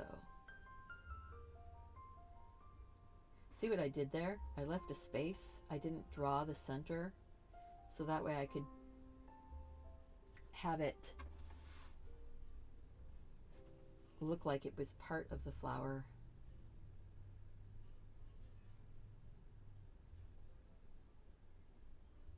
Where these look like they're coming out from the under edge of that center. Oh, that's just sweet. So that one's going to have a stem that's coming up. We know that. So I'm going to put that stem on there. This one has a stem that's going to be coming down inside the jar. That one, the stem is coming out over the edge. This one has a center. See, I'm not worried. Making, doing my lines round and round, no big deal. Just enjoy the process. So there's a stem that's coming back that way. And this one is I think it's another one of those buds. Maybe one little petal is popping loose. That works. This one, I think the petals it's going to be coming out forward, so I want my petals coming forward. Hey, Mark! And there's Kitchen with Shotzi. And there's Lorianne and Hillary and Jan and Gina and Debbie. I'm just having... And Amy. Mark is my husband, so it's kind of fun to see him. He's actually at work right now. He didn't get to take the time off, and I told him, don't worry about taking time off. There's enough room in our day here that he'll get to play when he gets home. Of course, I just put that leaf right there and then went, oh, well, darn it, I was putting a flower in right there.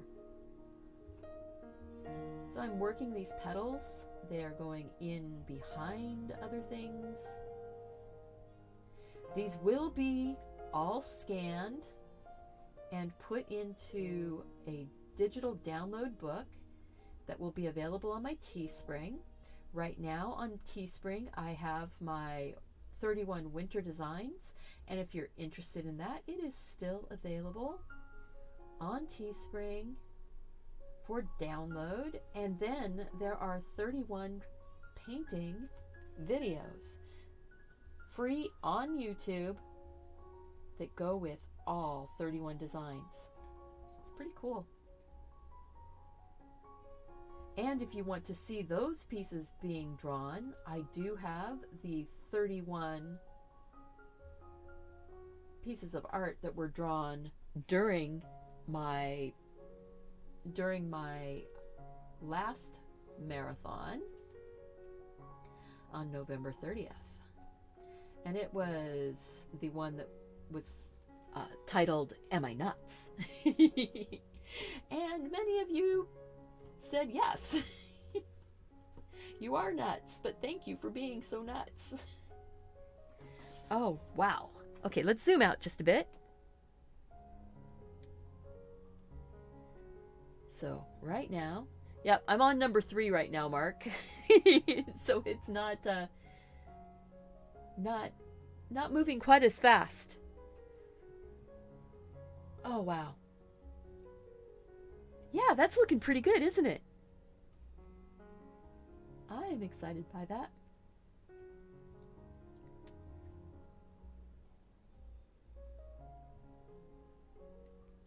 And thank you, Jan, so much for all of your support. You are a rock star.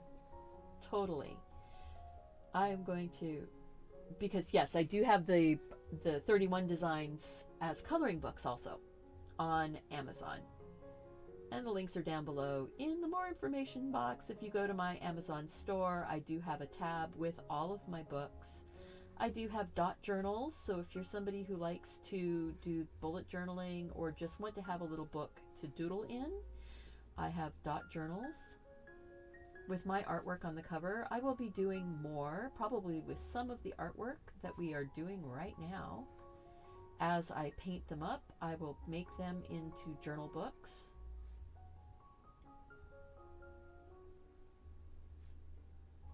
There we go.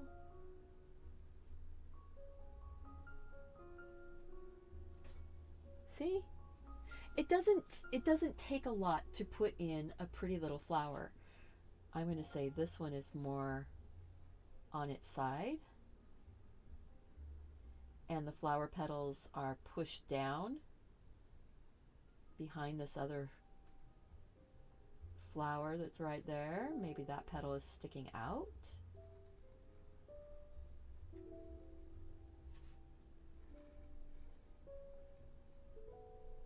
As I'm working my way around towards the back of the flower, I am saying that the petals are shorter looking because they're farther away. They're around to the back.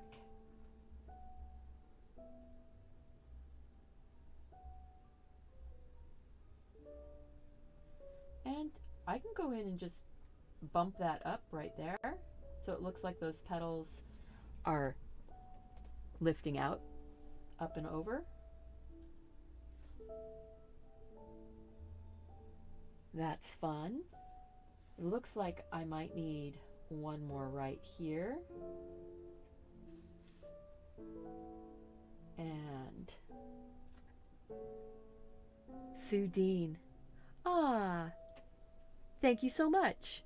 Thank you so much for another great year of inspiring, beautiful art. So nice to see you drawing today, helping us keep on keeping on. Thanks. Thank you to the mods also for supporting us. Absolutely. Thank you, Sue. I really love getting to do this. Quick, no one's watching, Mark. Make a break for it.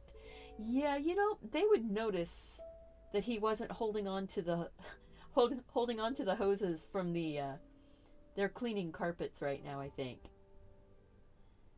And he works for the school district. So they're getting things all cleaned up. We're getting close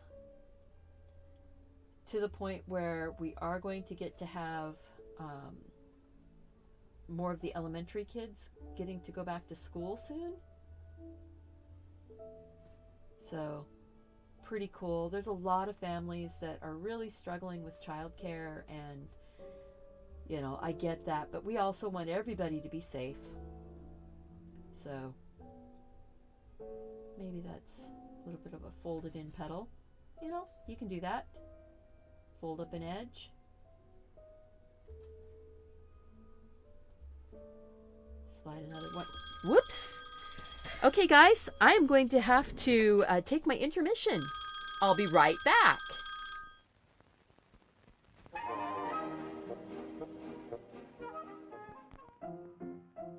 Let's all go to the lobby. Let's all go to the lobby. Let's all go to the lobby to get ourselves a treat. Delicious things to eat. The popcorn can't be beat. The sparkling drinks are just dandy. The chocolate bars and the candy. So let's all go to the lobby to get ourselves a treat. Let's all go to the lobby to get ourselves a treat.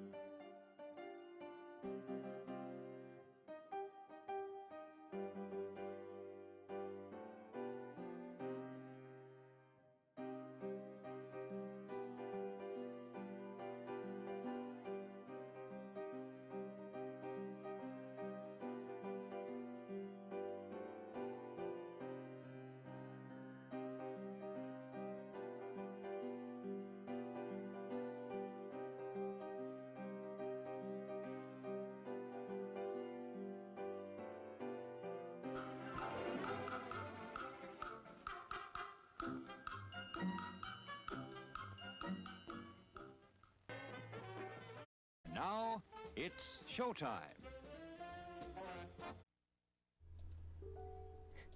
All right, guys. Well, so, you know, you never ignore the phone when your parents call. And I'm so glad that I had my little intermission video ready to go. Boom! I was able to get out, get done, get back, and it was no big deal. He just needed to check his phone because he's been having a hard time calling me lately, and he just got a brand new phone. So that's what's going on. I'm glad that you guys like the intermission. It was all of the videos from that were taken from the Internet Archives, and they are all in the public domain. So the little bits and the flip through of the artwork that I did last month, just because, you know, gotta share. So you guys will get a chance to see that again, probably sooner rather than later. I didn't get to grab my coffee on this one, but that's okay. I got up, I moved around, and that's really what needed. Yeah, never ignore your parents, even in the middle of a live stream, because you know what? They're important people. I am going to grab my pen. I am going to start inking this up again, and there we go. But hey, thank you so much for sticking around, guys, for hanging out during the intermission. There will be more intermissions because I'm doing this until I get 30 done, and this is only number 3. I'm probably going to be here for a while. There we go. All righty. So, all right. Yeah. So thank you guys so much for your understanding. I really appreciate it. I'm going to put that little line right back in, right down here. Kind of erased it out. I want to make sure that I don't forget that's there. I'm going to put this flower right here is kind of tucked in behind. I'm going to say it's a littler petals. Yeah, getting up and moving actually was a good thing. I do have my snacks. I think when I finish this one, I'm going to maybe eat my cheese stick that's sitting here. And we can evaluate what we've done with our lives, right? And I am just drawing in fun little crazy daisies. I think that's what these are. These guys are more like crazy daisies than the little marguerites. They are definitely not chamomile. They are not feverfew. These are bigger petals. Actually, they could be feverfew, but I've made these bigger than that. So let's see. I'm going to say that this one is looking away.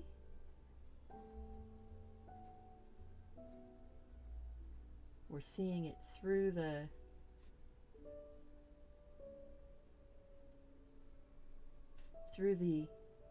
arrangement here.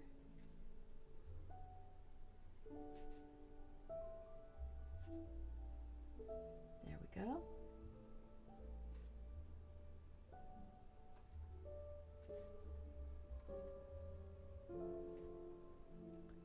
See how we did that? Quick and easy. And you don't even see the center in that one. I think I'm going to say there's another little one that's kind of crossing up through behind, maybe with a stem. And it's just one of those little buds.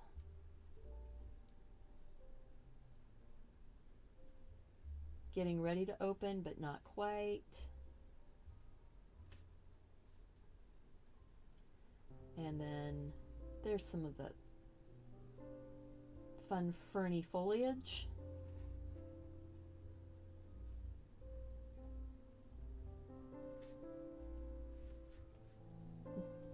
We're getting quite the pyramid form. I think I need to move this one out just a little bit. And I'm going to say that the stem is coming from this direction. So the petals are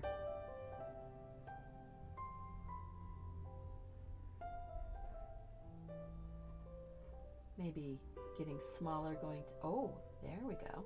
That's pretty. So it feels a little bit more like They're tucked back up in. We're going to put some of that ferny bit, that ferny foliage. Not too worried about making things look perfect, but giving them a little bit of a reason why they would be in a spot.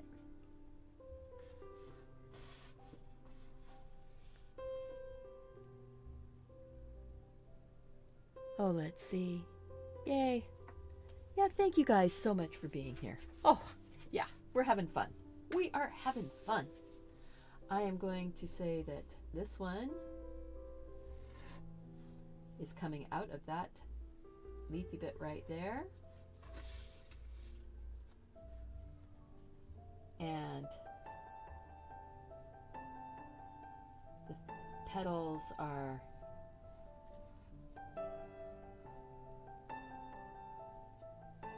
going up and around.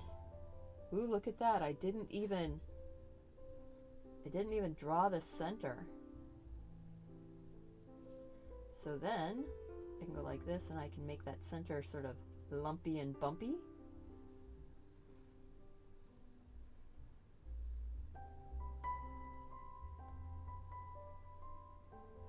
Petals kind of coming in over it.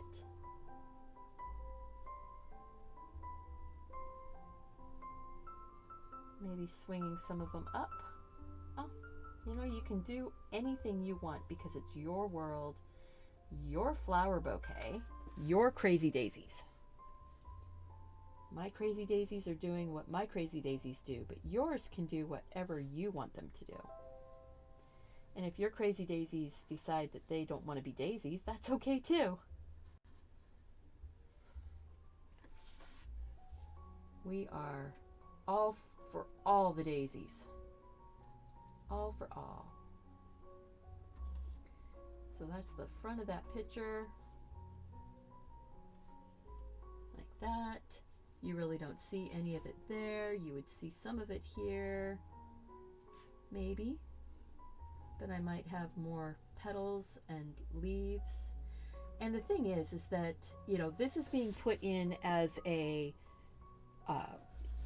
in a way that you can paint it, you can. I'm going to just sort of slip a bit of a handle in here. The flowers are going across the handle, so I'm not too worried about getting it perfect. I'm going to put lots of leaves. And that way you don't have to worry about them. Let's see. There might be a stem. One little stem coming up. Maybe a bit of some.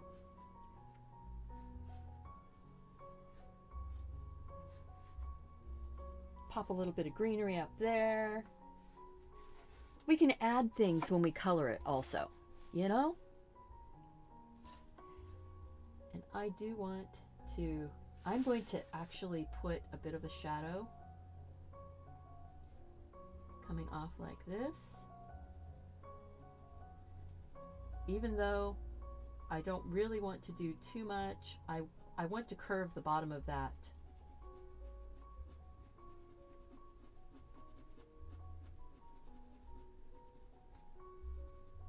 So I'm going to put a bit of a shadow there. You don't have to. Don't do it if you don't want to.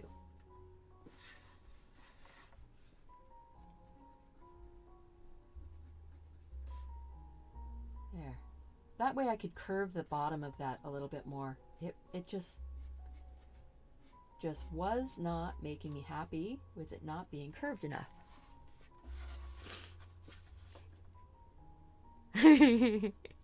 You've been here for almost an hour and you've completely forgot that you were? Oh, wow. That's awesome. That's awesome. You know, it's nice when art makes you forget. Let's see here. Let's go. Boom, boom, boom. So there we are. Woo, look at that. This is number 3. I'm going to go and just get those pencil lines erased out. See, You don't have to put all the flowers in. If you don't, nobody's going to know. Because it was just for your own. Oh, that's going to be so pretty. When we put color on that, oh, that is going to be so, so pretty. That's number 3. Done. Yay, number 3. Now we are working on, oh, I just wrote number 3 on the back of the wrong piece of paper. This was 2 pieces of paper stacked up. It's okay. Number 3. Number 3 is done. All right. Now this is 5.5 by 8.5 inch pieces of paper. And by doing that, I will be able to do 2 up per page on my digital download book. So you will have 2 pictures per page, just like this. And you'll be able to print whatever pages you want. Then you can cut them apart and use them the size I am, or cut them apart and stack them up and make them into a book. So right now we have finished number 1, the book with the iPad or tablet and a cup of hot chocolate. We have number 2 with the chocolates and mint with the cup and the cutting board. We have number 3, these lovely crazy daisies with a cup of tea or coffee. You know, I could say this is a cup of tea. And the way that we make it look like a cup of tea, you take a string on the outside of the cup, right? To the outside. And then you have a little tag. And your string could be stapled, or it could have a little knot, or it could have a little knot and be stapled.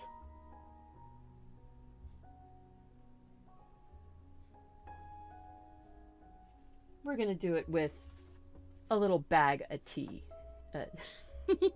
There we go.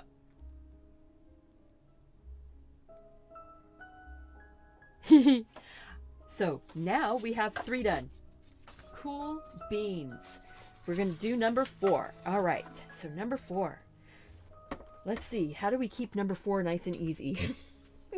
So I can get a number 4 done really fast. Let's see. So I need to make that smaller. Oh, and this is by Ali Lean on at Aline Ali. There. On Unsplash. All right. Do we want...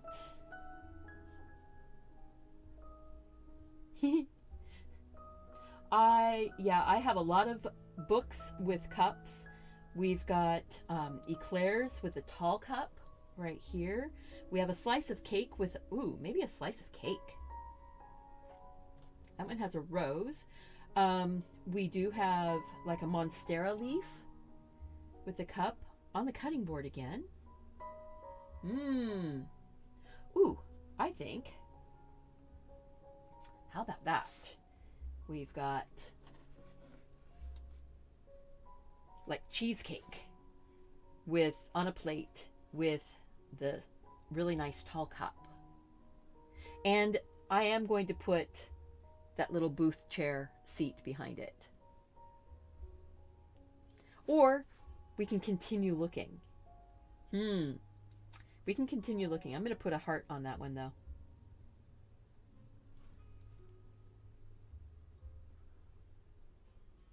We could draw a pear. We don't have to have cups in every single one of them. We could just do a treat. Ooh, or this one. It's another cup, but I like that. That's pretty, and it's simple, but it's got scope.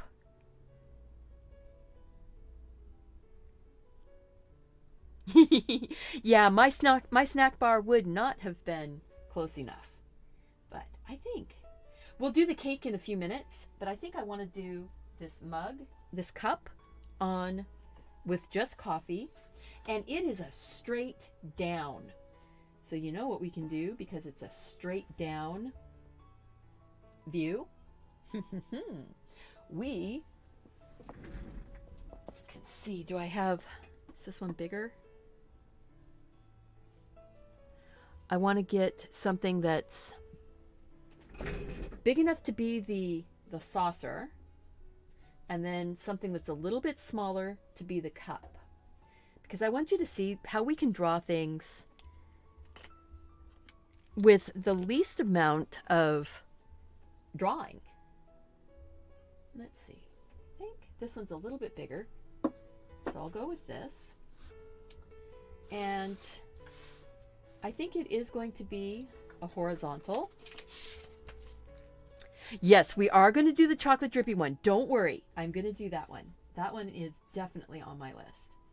And I'm going to offset it just slightly, so when we put the leaf on here, maybe we'll have the leaf coming out in more of a curve.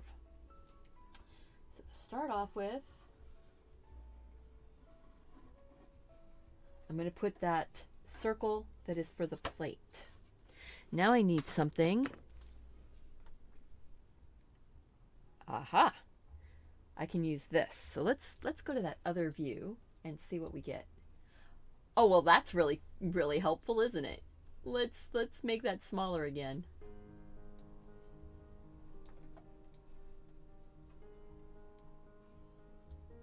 No, that's not going to be very helpful. Oh well. My lighting has gone all crazy, and my focus has gone all crazy.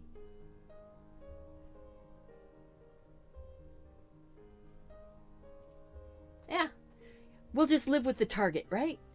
I'm going to go like this and just around.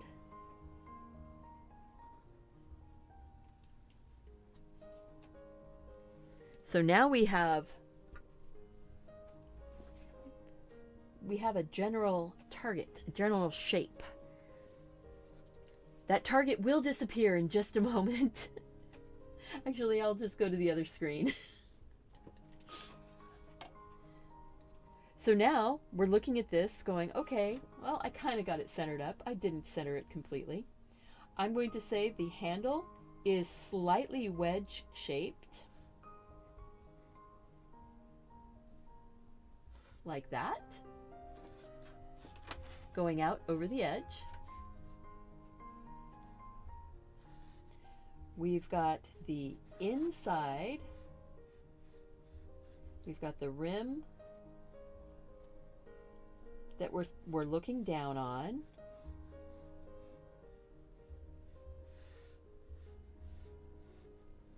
And I am doing kind of light sketchy lines. I'm not drawing it really hard.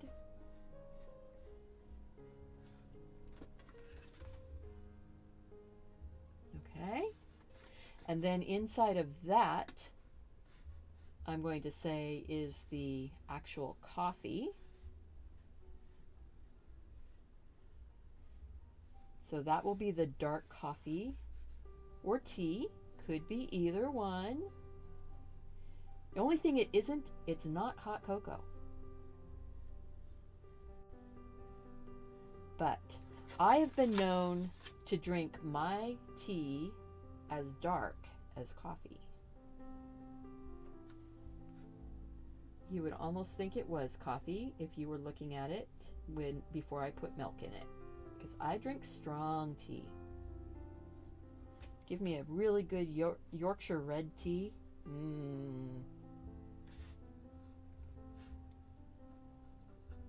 All right.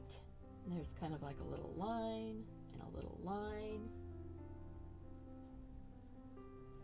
That are decorative lines on there. There's a bit of a rim that you see coming around. Mostly this is just highlights. Hello, Art Potato. So I've had Art Apple and Art Potato. Cool. Welcome, guys. And thank you so much for all of your kindness in this fun stream. I'm going to say that my leaf is actually coming like this. Ooh. I just gave it a nice swoop. The end of it is thickened up. I'm going to have it coming across. The very end here is the center of that leaf.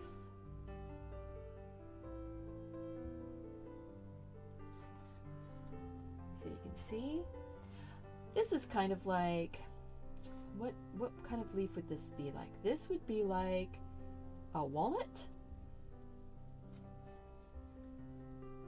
or I'm not sure what kind of a leaf this is, but it makes me think of like when the walnut tree would drop all of its branch leaves, because they tend to run in pairs.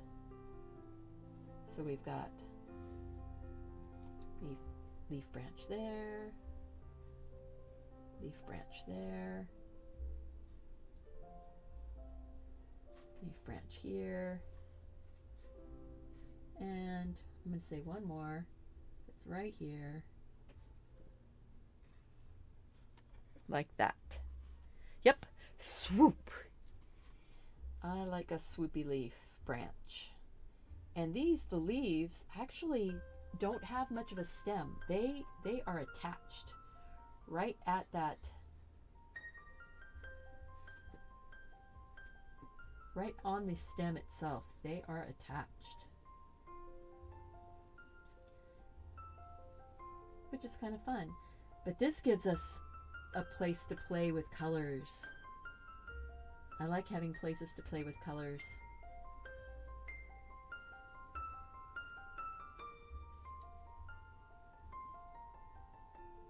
Tuck that one right up underneath of the cup.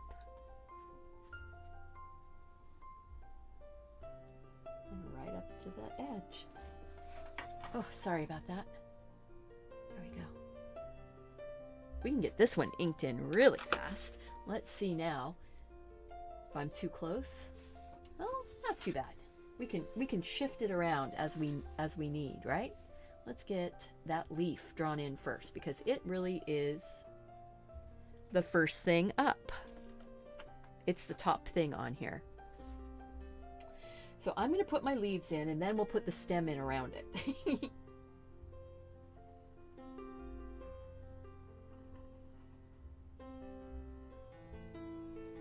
So it has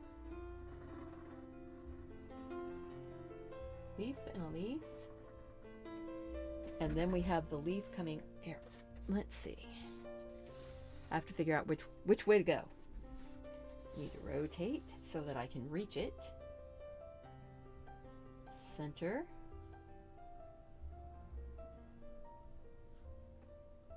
And then like this. And that center vein does go all the way out to the end. And it is a little bit thickened at the base, and then comes and becomes much more thin all the way out to the tip. This is a nice graphic type of leaf. You see this kind of leaf in a lot of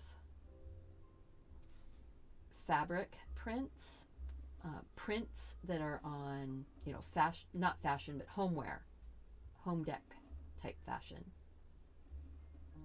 You see these leaves.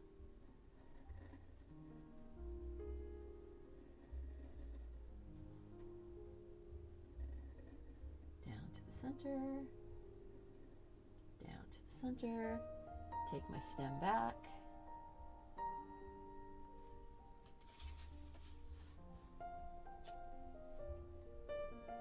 Center of the leaf.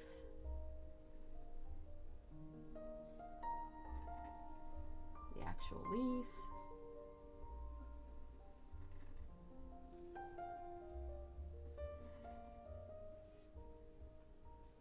Hillary, thank you so much. I'll be here. I'll be here. Yeah. I love popcorn. I got one of those microwave popcorn poppers, the ones that's the silicone, so you can just crush them down and shove them into a drawer. It actually pops really well. I was so surprised. And you don't have to use any oil with them at all. And I guess it would be kind of like the paper bag, but I'm always afraid of paper bags, like lunch bags, getting too hot and possibly burning in the microwave. Nobody wants that in the microwave. But this is heat safe and you don't have to use any oil. The first time I did it, it was like, oh, I can't believe that you don't have to use oil. So I did give it a little spritz of some canola oil. I mean, probably not even a quarter of a teaspoon's worth of oil. It made me feel better. But then I was like, okay, let's just try it. Let's see how it goes. And no oil, and it worked perfectly.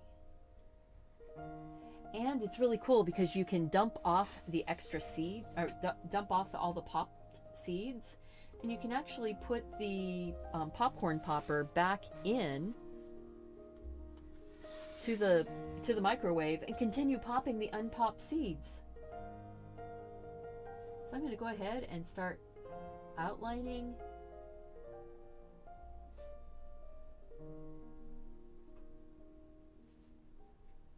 the cup. So this edge right here is actually the coffee. It would be a fairly hard, sharp line.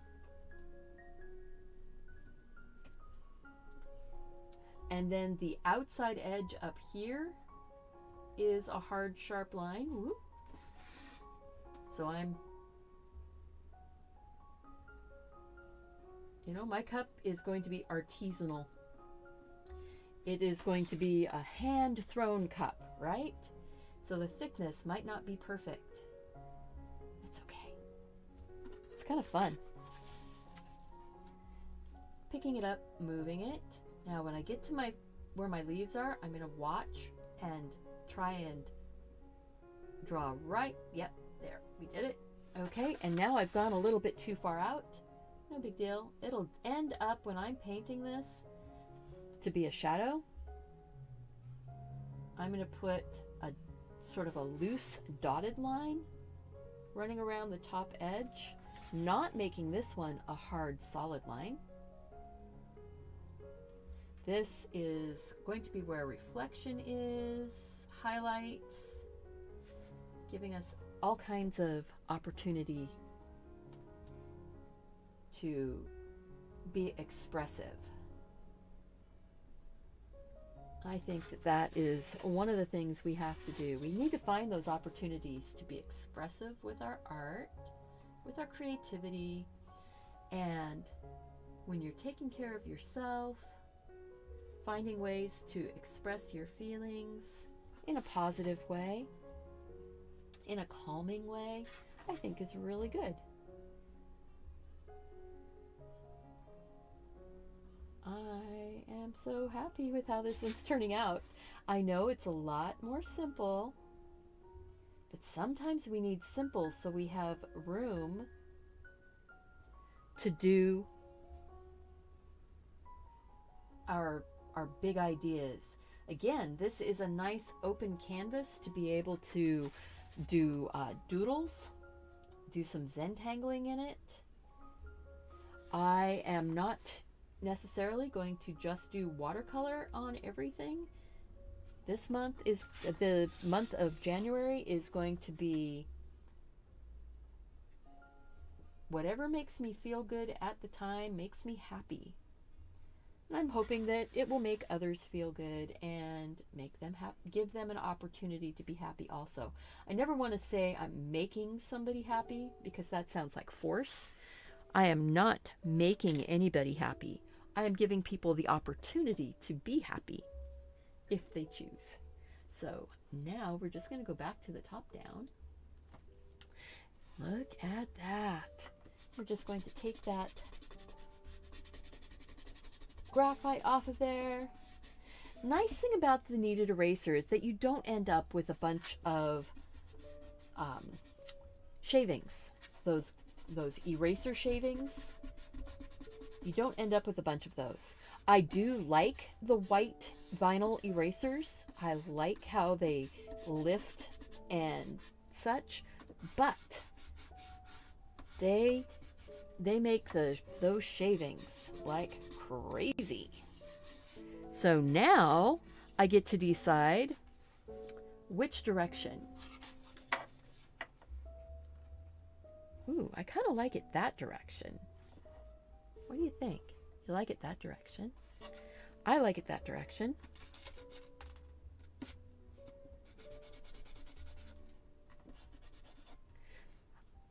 See, the reason why I'm figuring out which direction is which is because when I put this into the book, I want to decide which direction. See, this would even work in the this would even work as a book going, oh, that's pretty too. See, this one would work any of the directions. Get all that out of there. Good night and Happy New Year, Sandhya. Thank you so much for being here. I am so happy that you were here. And yeah, thank you. Burnt popcorn stinks the whole house up. Oh my gosh, yes. So this is number 4. Number 4 is done. We got number 4 done in record time, didn't we? Number 4. So we're four pieces in. Ooh, those go really well together. Oh, I love this. I am so happy that I'm doing this project. All right, so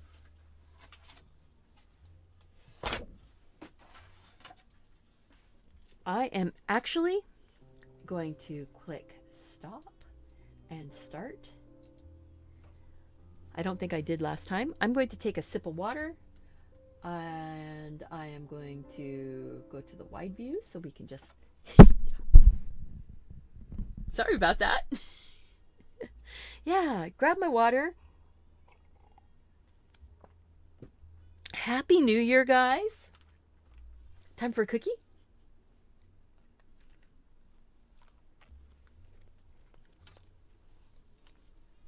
Don't know why I went and got me on the screen when I'm eating a cookie. That's silly. There. So, oh, well, what we can do, pull this guy up here.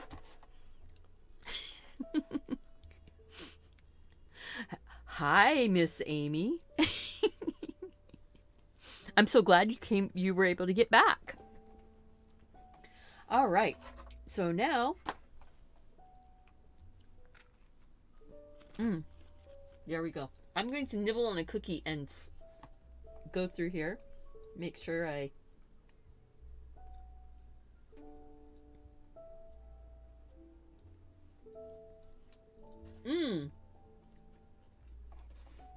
I like that one. Let's see. There's this cup of tea with an orange wedge orange slice. There's this one. Oh, but I think I was going to, you know what? We're going to scroll back and I am going to find that jar that was covered in chocolate because I have promised that we would do that one. I may have to just go all the way to the top and then work my bet. Yep. work my way back down. There is going to be, I am going to be doing this with like that stairwell type of look coming down, and then these flowers. That is going to be one I'm going to do. I'm interested in doing the flower pots stand, but I am looking for a specific one that we slid past earlier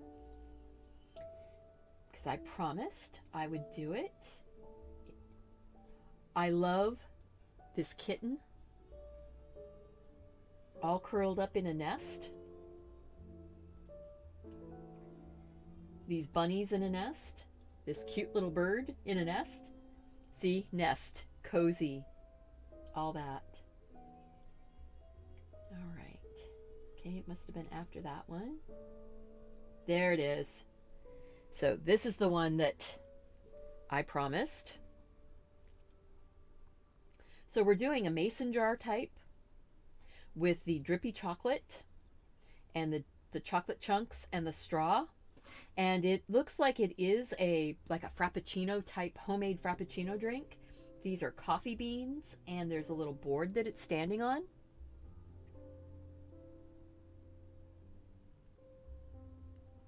So you were saying, yeah, I figured that out afterwards, Amy. I figured it out afterwards. What can I say? You know, sometimes I can be a wee bit on the whoa, silly side. I think that's fun. Can you do a teacup with a pot of hens and chicks behind it?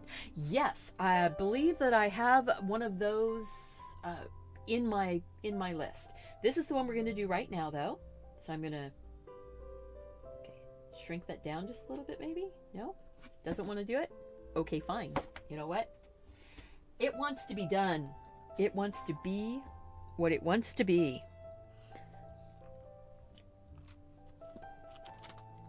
I am going to eat another bite of cookie, though.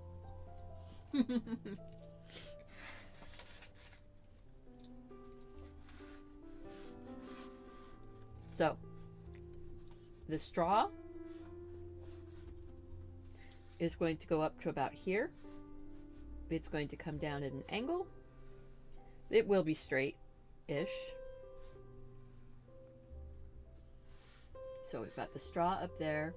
I wonder if I can get something that can shade me right here. I need the light from the light, but maybe something that will shadow down here. Don't know. So sometimes you guys are going to get me doing things like this. Going, what can I do?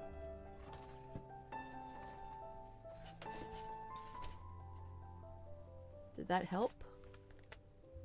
Maybe? No. No. Ah! Now I'm falling all the way down. Just don't knock over my water. Sorry about that, guys. Everything is attached to everything else up here. So I have one bar coming from the ceiling, and then the rest of it is all attached to that bar. So we've got the straw. We've got the top of the glass. We're going to make it pretty big. I'm going to do it in rectangles first. Let's see if we can do it. And then I'm going to have to make that small again. There. We're going to be able to do it. We can do it.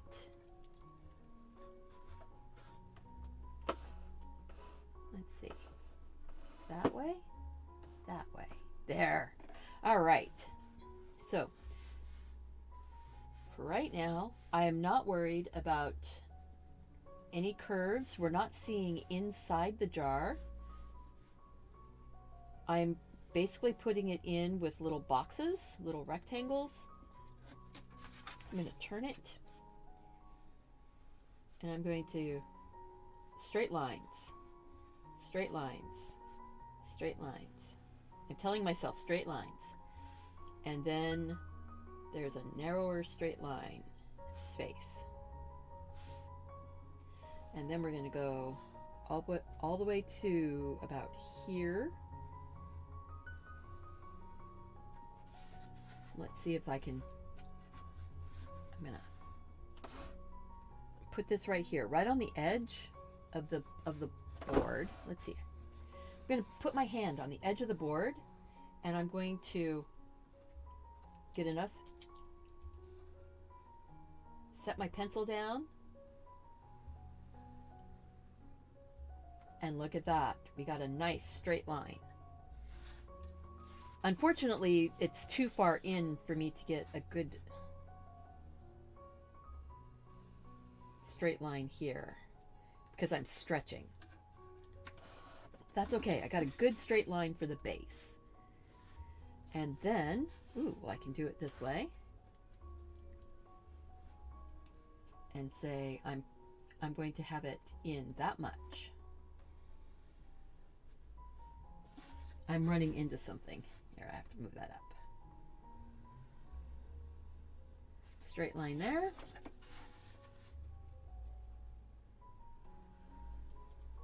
Straight line there.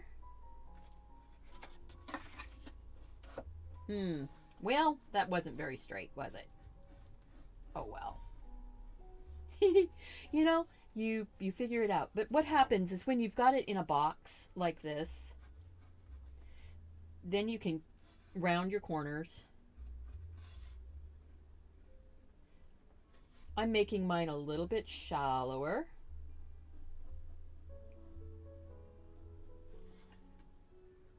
Shorter. It's a shorter cup, shorter jug.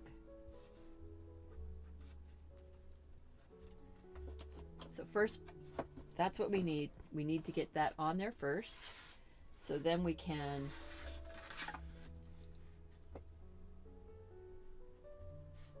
figure out how the top of the jar works, right?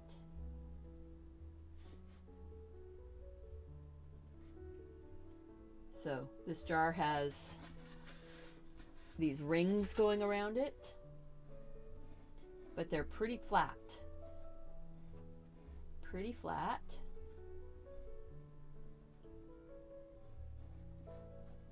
There's a bit more of a neck coming down. And then it goes out to the edge.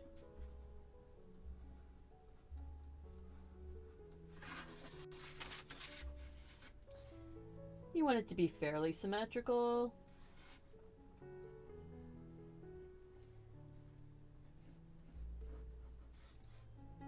You know why the jars have flat sides, though, is so you can stack them together closely onto a shelf.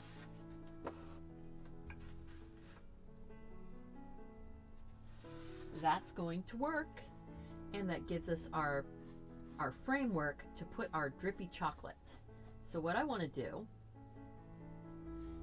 is I want to go ahead and kind of clean up some of my pencil lines. I'm not going to put them in pen yet because I want to go ahead and get the chocolate, because the chocolate is on the outside. I should put some fun party music on when it gets closer to midnight. Yeah, I will have to. Oh, I've got a couple pieces that are bouncy. Actually, that was what I looked for. I said, I want bouncy music. And so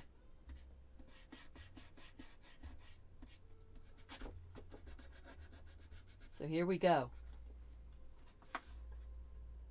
We've got, I want to get the extra graphite kind of cleaned up out of the way. So when we put the chocolate on, it stands up. So I'm going to actually take a lot of that graphite off.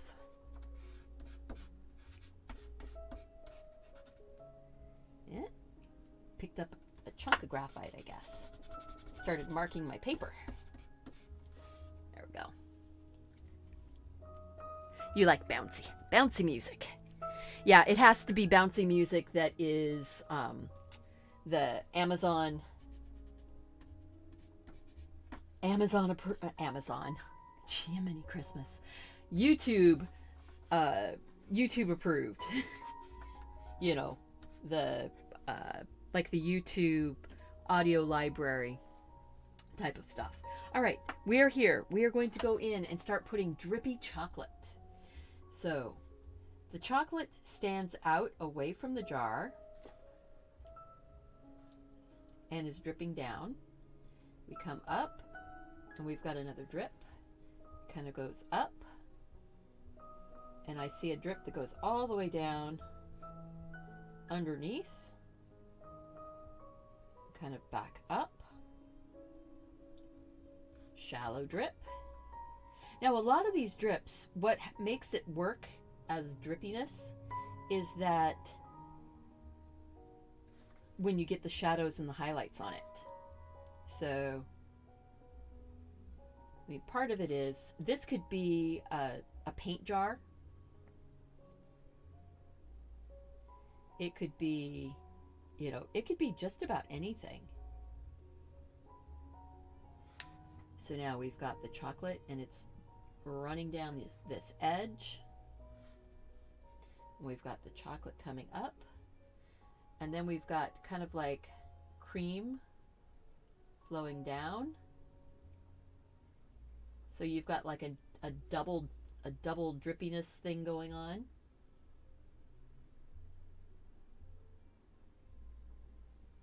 And it's sort of flowing where it's wet, where the chocolate was. It didn't, that cream didn't jump down off of it. It stayed up on top and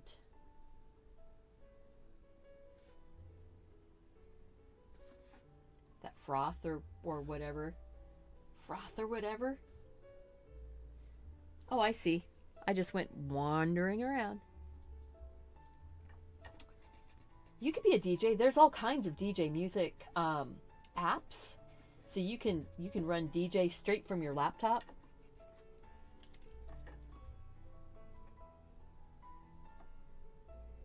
I bet you wanted to be the one up in the booth at the ice skate or the roller skating rink, right? You know, that's.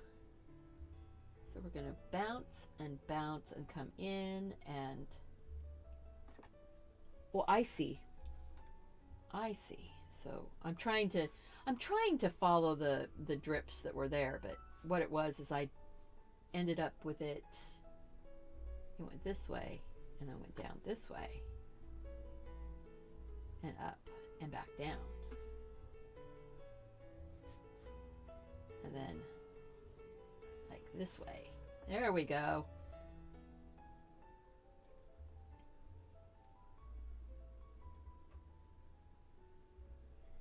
Fun stuff, fun drippies. This will be a fun one to paint in. I think this will be really fun with gouache.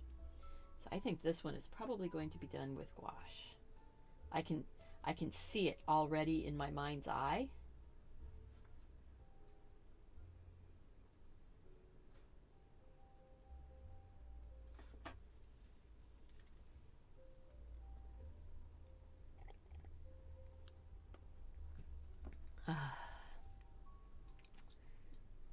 Very cool. All right.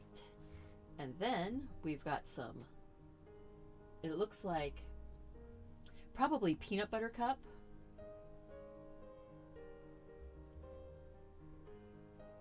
That kind of a roughly edge, busted up peanut butter cup.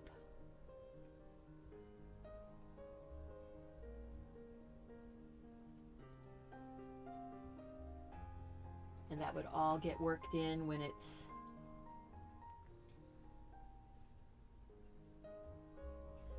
painted. Oh, I see.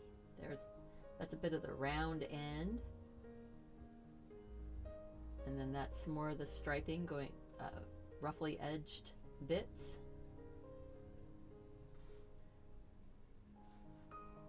See, we just keep working. at it. I'm going to say there's that frothy foam up like this. The straw is right there, and maybe there's one more piece. It's kind of busted off.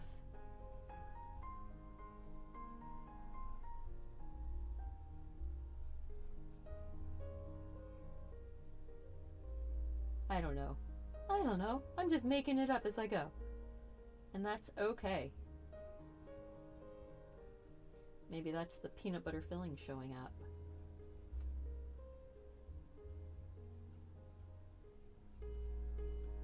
Okay. Kind of fun. Kind of fun. So let's see. Anybody see my text? Yeah, Lori, I see you. You said that your mom was a DJ before she got sick. That's cool. Sorry that she got sick, but it's cool that she was a DJ. Cleaning up some of those lines. I think I'm going to go ahead and start putting in pen. We're going to start doing this with pen. And I think I'm going to grab just a piece of paper. Yeah, just a piece of paper to be my straight edge for the rule for the straw. There. And sorry, you're not able to see what I'm doing. There we go.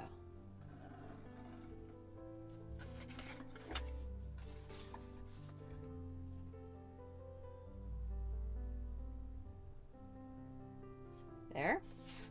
So now we've got the straw on.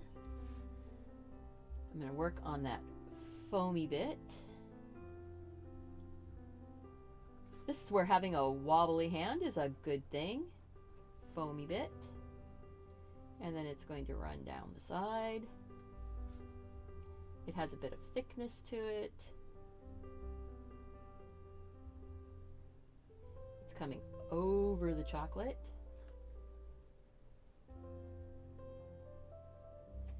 Over the chocolate, and then kind of dripping down. I'm not going to make it a solid line on the drippy down bit.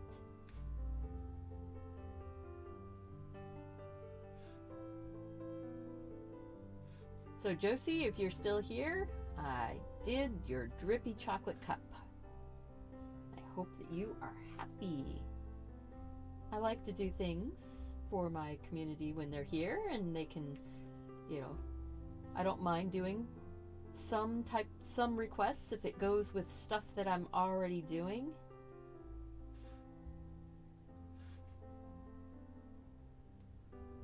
Because I am making decisions, you know, as we are going here. So if there's an image that you see as I'm flipping through the pictures and you go, oh, I really would like to see that one done, let me know. I like to do that for folks when I can, you know, as long as it's something that's I've got a reference for.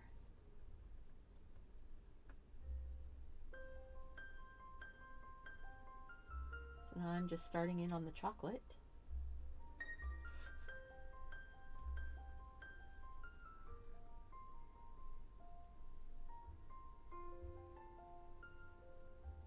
Oh, I love the recorder.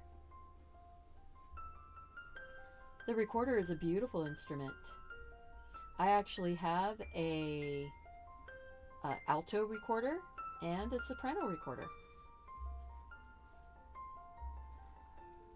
I am totally self-taught, so, you know, take that as a a symbol of how good I can, how well I can play. It's been a while since I've played it, so this is that chocolate dripping down, giving it a little bit more a little more shape.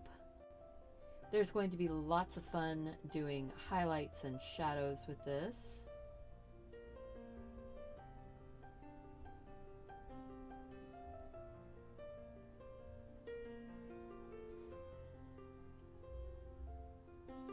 Isn't that fun? Oh, wow. Boom.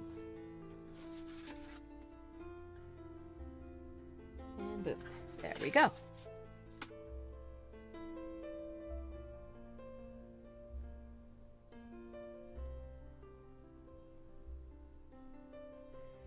Okay, Gabrielle, I'm not sure. All living dots bit draw my of like dopeless artist back crusher. I wonder, Gabrielle, are you doing a translator? That might be. It didn't come across as something that I understand. What you were, I'm not sure what you were saying, so it might be that the translator didn't work. So I'm just putting in the that ruffly edged chocolate cup.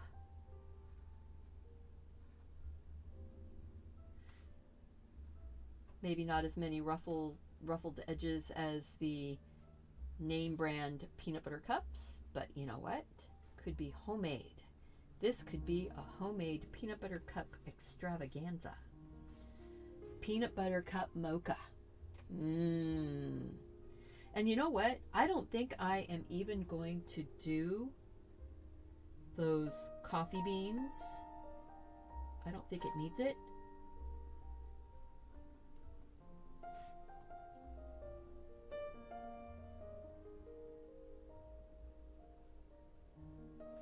I'm putting just a little hint of that in bit.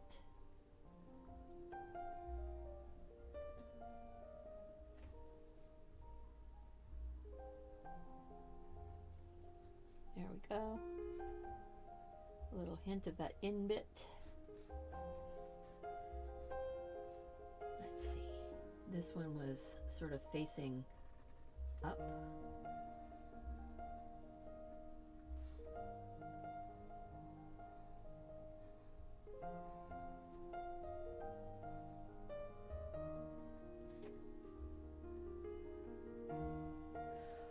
Oh my goodness, what brand are my recorders? It's been a while since I've even looked at them. They are in a cupboard in my bedroom.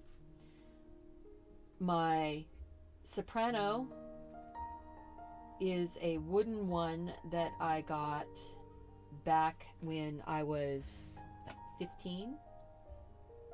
And I bought it at a real music store. And my alto is it comes apart in 3 pieces, and it is plastic. And I got that when I was probably about 30.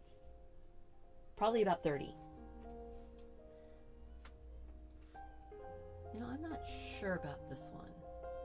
I guess that's kind of where the chocolate, and then this is the back edge where it's sort of ruffled, and then it's broken,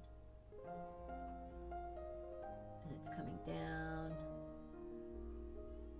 and there's the filling on the inside and the chocolate there.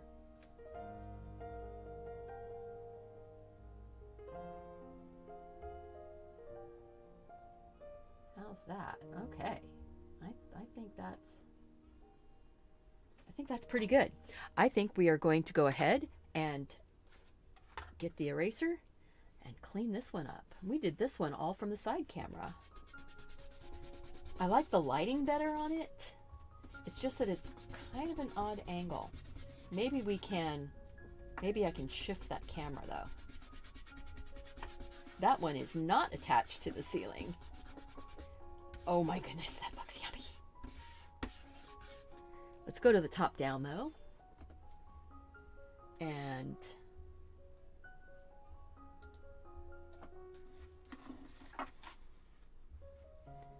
top down. Yeah, that lighting is really, really weird. It's really weird. I am... Let's see. Can we brighten it up a little bit? I have to flip off of something and then come back to it. That's what I have to do.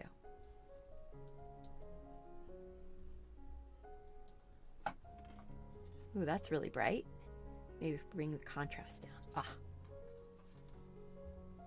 So now we've got peanut butter cups, straw, the drippy chocolate.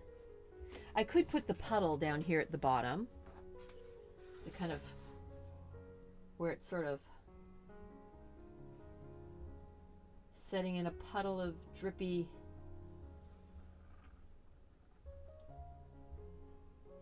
Like that. I like that. Number 5. This is number 5, guys. 25 more to go. Oh boy, this is going to be fun. I want to check out the chat. All right. Oh, you've got a recorder that your grandfather left you that's wooden. Oh, he never played it. Wow.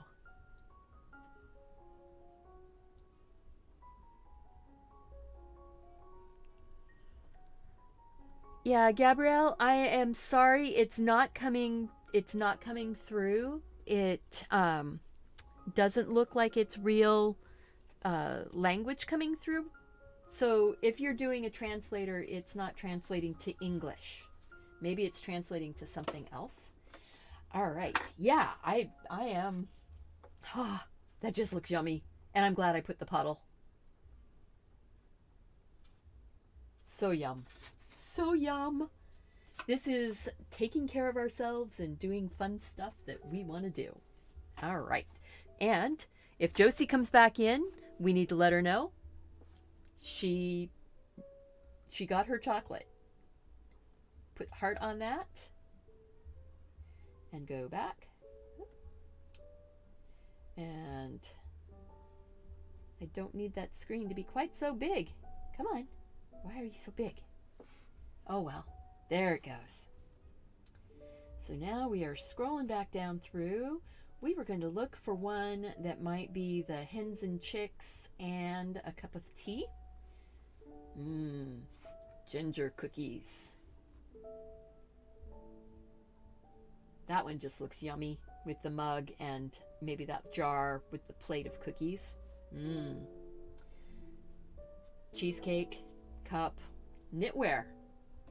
That's all very warm and cozy, very huga. Very much in the... There we go. This is a cup of coffee, but it's a coffee and a muffin and some hens and chicks. So that's a possibility. I might have a better one.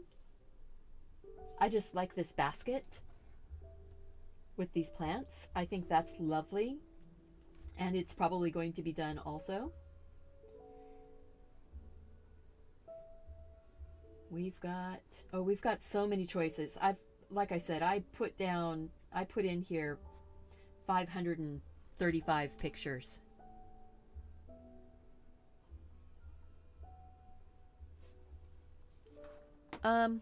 Looks better. Know something, Brian, post my something. Okay, Gabriel. I'm sorry, your grumpy face. I'm sorry that I'm not able to understand what you're talking about. And if that's a problem one more time, I'm probably going to have to ask you not to post anymore. Unless you can figure out a way to help us out with understanding what you're saying. I really like this one. This little cup of tea with the periwinkle flower, the napkin and the spoon. That's really pretty. Teapot with the spices. It looks like cardamom and anise and my brain just went dead. Cinnamon stick. So there we go. I am looking for, there's hens and chicks and a cup. That's kind of fun because the hens and chicks is really big and then the cup is small. How's that, Jan? If you're still here, how's that? I like that. I think that's where we're going. It also has the string of ooh, I like that one. Maybe we'll go with, whoops. Come on. There we go. You've got the like string of pearls with the sort of hens and chick and the gravel, and then the cup of coffee straight down. I think that would be really good. I think so too. So, but I'm giving them one last chance. If they aren't, Pop-Tarts and strawberries. Yeah, that's going to be one of them. I put it in there on purpose because I thought it would be really fun to paint Pop-Tarts and strawberries. Yes, there will be something with candlelight too. Woohoo! You guys are right in there with my feeling of things, my personal view of calm and pretty and warm and cozy. If you're new here, guys, anybody that's in here that's new that is hasn't subscribed yet, go ahead and click the subscribe button. Make sure that you have clicked that like button also. Turn on your notifications and hit that bell. All right, we're going to do this one. It's going to be the coffee, the strings of pearls, and the hens and chicks, because this hens and chicks actually has the hen mommy and a couple babies. So I think, and then the pearls, and actually maybe in that large of that kind of a crop right there. I like that. So we're going to go landscape, and I can use my tape roll for my shapes. Okay. See? That's how we work it out. That's how we work it out. All right. Sip of water and restart my recording.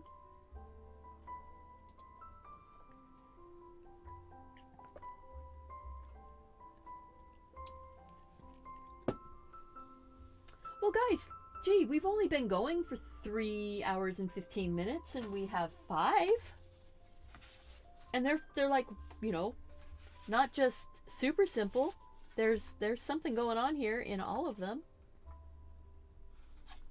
That was number 5, yeah. Wow. That's not too bad. I'd like to be already done with number 6 already, but that's, you know, neither here nor there at this point. I am looking for, I need something, one more thing that's even bigger, round. Let's see. I'm kind of looking around in the studio. What can I find that's a bigger round? And I might just have to draw by hand. Oh! Aha! I have a circle maker. I can make circles of all different sizes. I am going to say, let's see here. Actually, what I'm going to do is I'm going to put tape on this edge here. And the reason why is because when I paint this, I'm going to want to have a margin. And so drawing it, I want to make sure that I leave that margin. And by taping it down, it also doesn't go slipping on me when I'm using my circle maker. So this is a helix circle maker, helix, and it has you can put a mark. Bumped it again. Sorry, my head, I keep bumping my microphone and shifting everything. Whoa, I really shifted.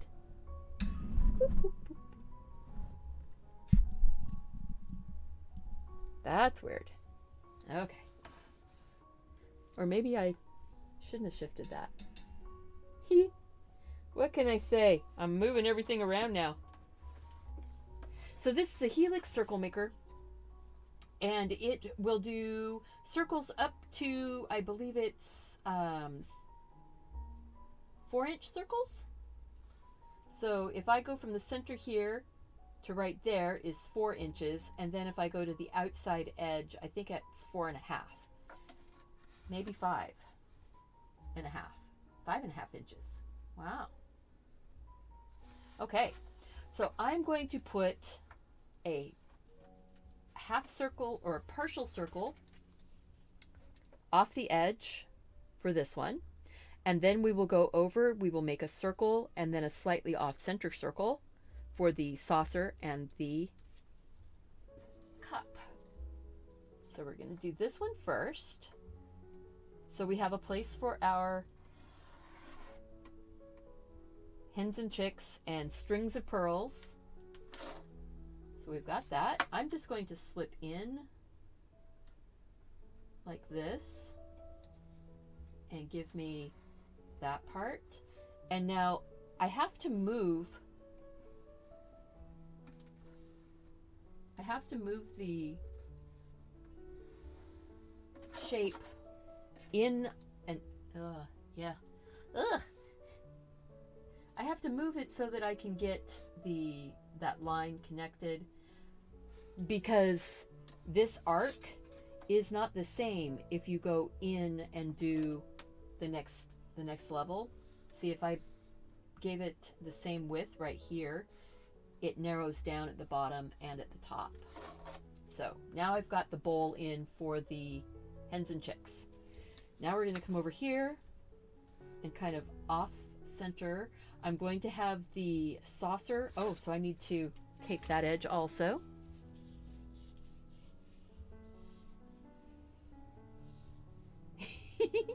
Oh, thank you. I know sometimes it feels like I'm just so full of energy that I can't imagine that my voice would be calming. But then people say, no, you're they feel like I kind of go into a Bob Ross place when I'm talking. I'm excited, but I'm excited about positive stuff. All right. That way I know it's not going to go falling off the edge. So the center here, I can hold on to the outside and I can move the center part. So I can say, you know, what size cup do I want? If I start and I say right there is my center, and I want my cup to be, you know, 1 inch out, 1 inch radius from the center, so it'd be a 2-inch cup. Could do that. I think that'd be well, that might be a little bit small. So we'll just move out.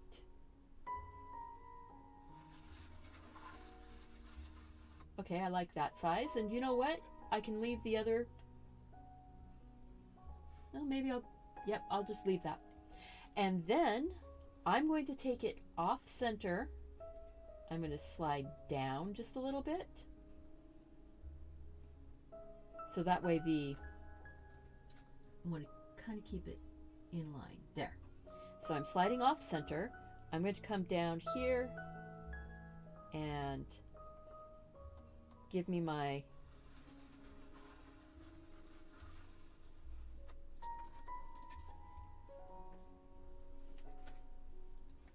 so now we've got this arc, we have the inner line of that arc, we're ready to do our pebbles, and I mean this is all doodly, this is very, very doodled, okay? And then we've got our very simple cup. I'm not going to put the design on the inside. That is for when we're painting and if we decide we want to do that. The handle is going to be just like the other one that we did, but I'm going to swing the handle and have it down here. Because you know what? That's what we can do when we are the artist. I'm going to say that handle is, let's see. This is going this way. I want the handle. There's the center line. There's the center of my handle. It's coming off this edge. It's actually going to be all the way on the inside of the plate. And looking at that, I do need, let's see here, what did I do? I moved it like that. Yes, no? No, I came over like this. I'm trying to find the center on that.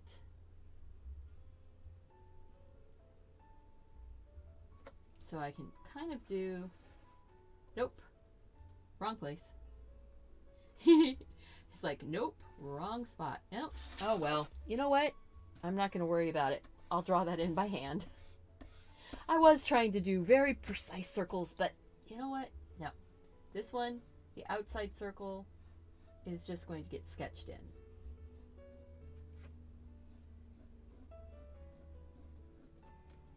And that's okay.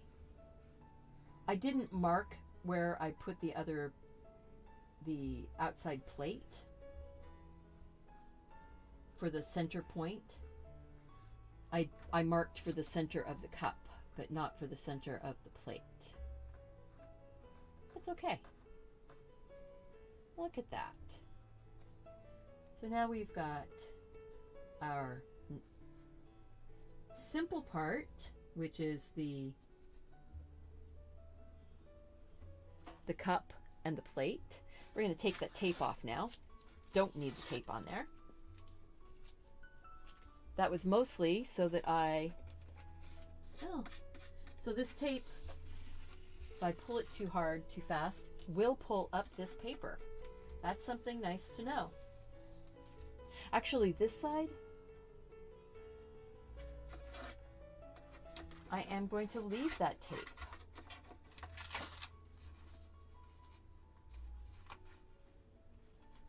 There we go. And I'm just going to fold the tape over so that I can slide it around and it's not going to go all over the place. And I'm going to grab a little piece of tape here. And if you don't want it to pull up your paper, what you do is you heat it with your heat gun or a blow dryer or something like that. I'm not sticking it to the back of the paper. I'm just folding the tape over. There we go. So now we're going to get in here and we are going to be a little bit frustrated. There we go. This is a mixed media paper, like I said, and it is a little bit softer. And the circles were drawn with that helix tool. I will get that into my Amazon store also.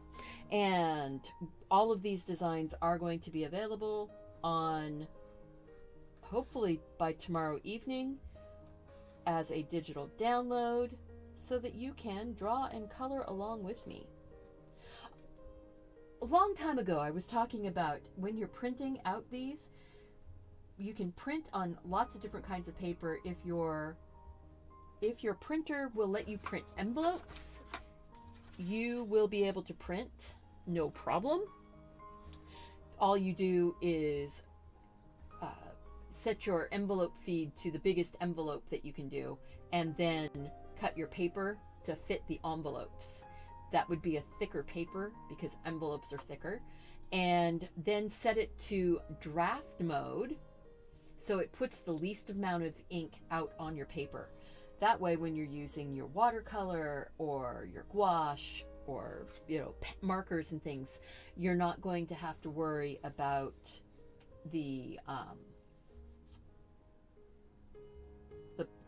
a problem with. So I'm already going into like a drawing mode. My brain just lost all of my words. You don't have to worry about it mucking up your surface. Now I am going, the very center ones there, I just did as kind of like doing a rose or any kind of flower. The hens and chicks really are like a flower. And the petals overlap and they work out in a spiral. So as you get to the end here, then you're going to come up and out, working out in a spiral.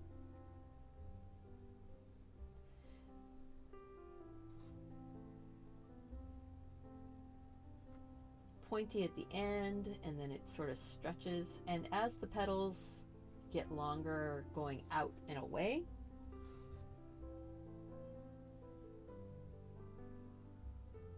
you can stretch them farther, you can make them thicker, you can actually really start offsetting them. You can have some that are closer, some that line up, some that go off center.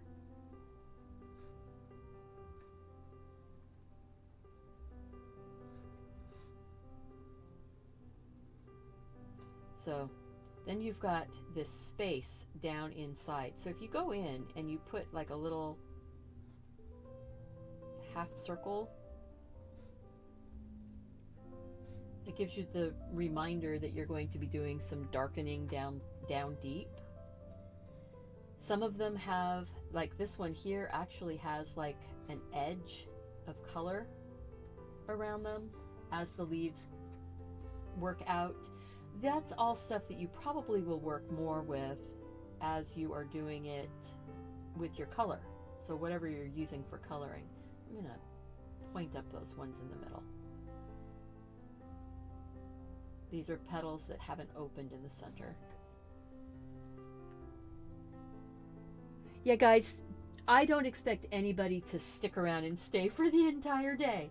So please go out, come back if you have a chance, or come back, tomorrow or another day. Where, the video is going to be up. It is going to be here so you can come back and enjoy your time. I am enjoying my time, and I'm just going to keep drawing. Kind of like Dory, just keep swimming. I'm going to just keep drawing. Look at that. I'm going to go ahead and... This is very doodly.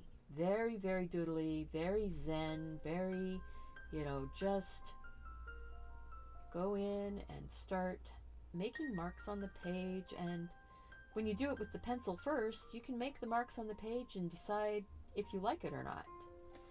If you go in with your pen, you make your marks on the page, and if you don't like them, you figure out a way to make them something that you can deal with.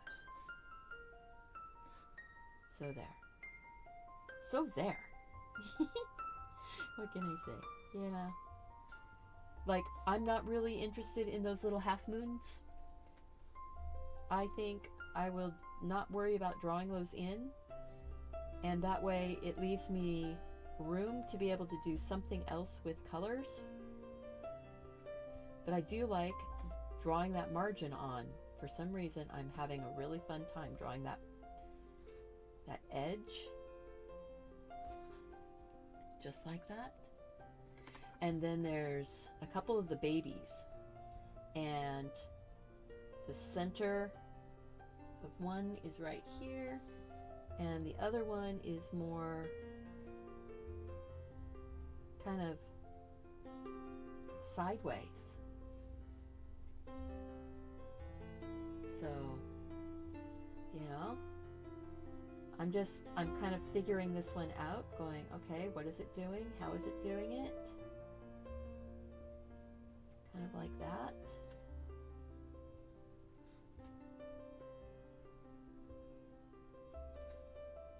Oh yeah, that one worked. That worked. That's one of the little babies, so it hasn't slipped out far enough to fall down and lay down properly to start rooting. The hens and chicks, the hen creates the baby flowers, and then they eventually will root. This one is still kind of tucked under Mama's wing. And then this one is much more ready to be a bit more independent.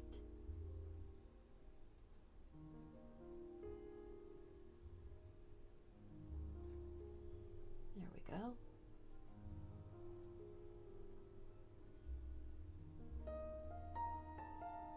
Some of these petals are coming up, so I'm going ahead and drawing them over everything and then start drawing out.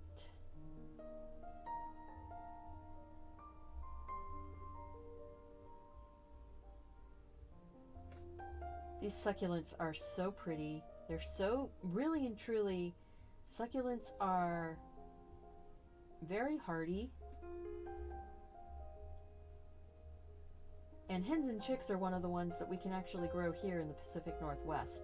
They don't seem to be bothered by as much dampness.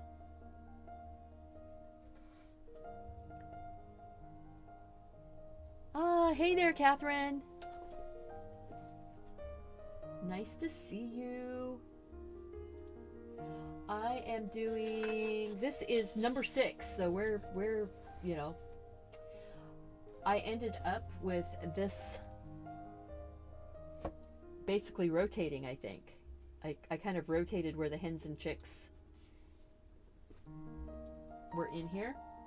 But you know what? That's okay. I think I am going to put, there's going to be like gravel. And gravel can just be little chunky bits that sort of stack up in here. I'm not going to worry about drawing all of that gravel in with my pencil. I will just do that straight in with pen. But that is definitely going to be fun to draw that gravel. I am looking at this going, I need to give myself a little bit of a rim where there might be dirt showing. I'm going to do those strings of pearls succulent.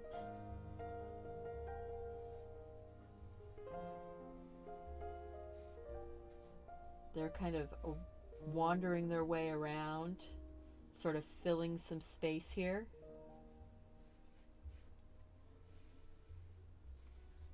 Kind of like that, I think.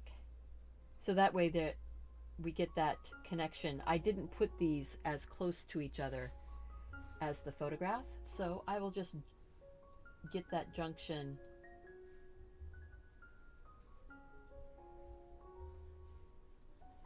when I draw it all in with pen.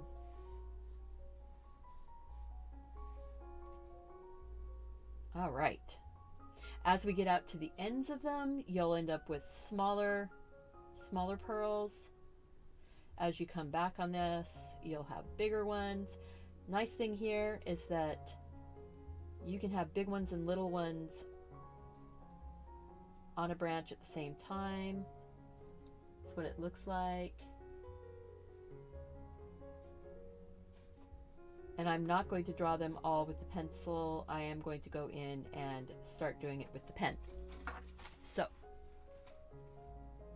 this would definitely look like something that's underwater also.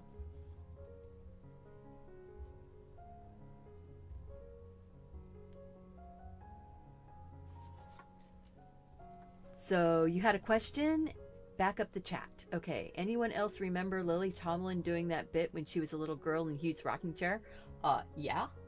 Ruth Ann. She was Ruth Ann and she was 4 years old. And that's the truth.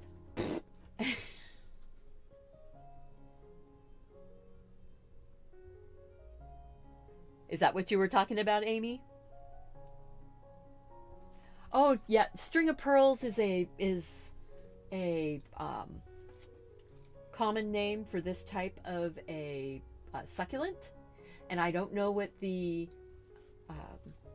real name is for anything botanical, really. But I think that works. We're going to get in here and we're going to, let's see here. I'm going to see. I know I can do this for the cup. I can find my line.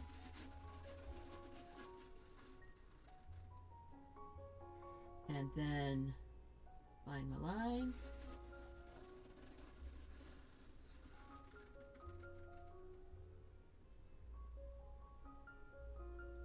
And then I moved down. I'm trying to see where my line is.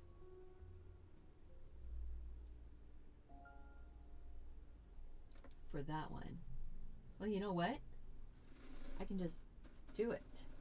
I'll just do it.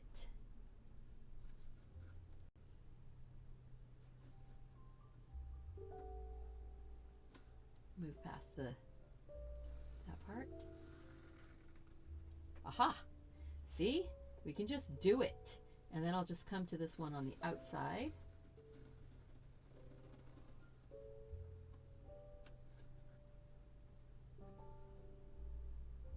No, it was about elephants. Oh, okay. I will scoot farther up the chat.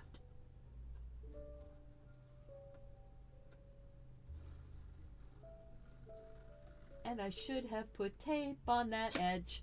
Oh well. Oh well. Let's see here. Okay, I do need... I'm going to scroll back up.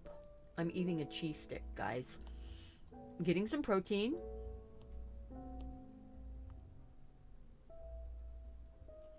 Okay, so we have Dumbo. Yes, Dumbo.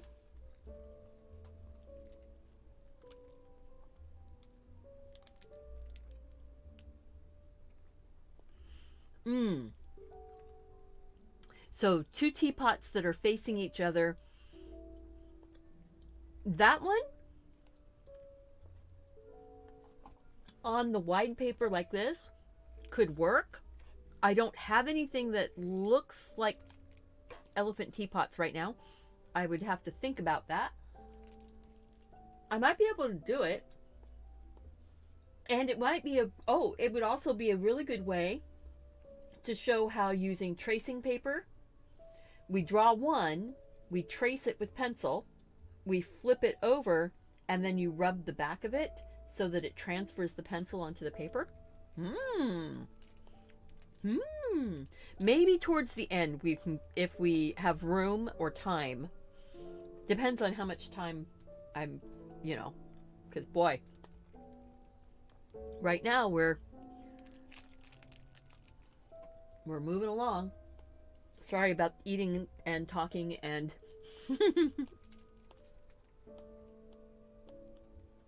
nice to have you here. I think it was Glenn Miller with String of Pearls. Da, da, da, da, da, da. Oh no, not that. Now I'm going into the Peanuts theme. I can hear it in my head, I just can't say it out loud.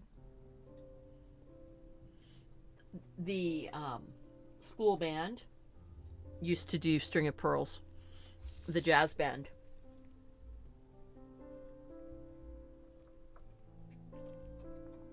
Sure, Catherine, if you want to take a couple pictures of... Okay, Josie, I've already... So I did do... If you're back... Oh, it's Benny Goodman. Okay, if you're back, I did do the chocolate drippy one. So I am going to hold on, and I'm not too interested in doing a cow. Just one of those things. Sometimes you have an interest to do something. I have this thing about the way things are poured out of a cow creamer or a cow teapot. It just doesn't make me comfortable. And I didn't really want to make that line totally solid, but you know what? That's okay. We're okay with that. The other line I will not make solid over those. So there's place for those to go. There we go.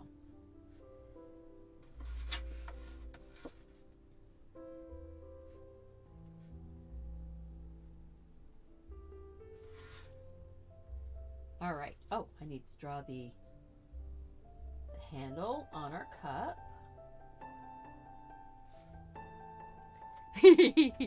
Okay, Josie. Thank you. Thank you for understanding.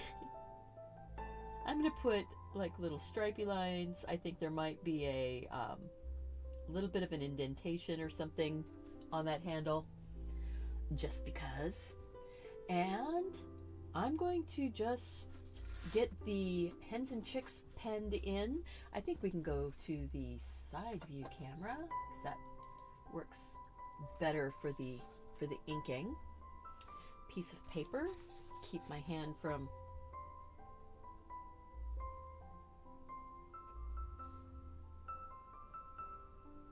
Yeah, Josie, I think you were off, but you know what? I did do it, and I said, this is for you, Josie. So if you go back, after the show, I will be putting the time stamping in so that people will be able to find the things that they're looking for. Maybe they came in, part way, and they wanted to see how something was done.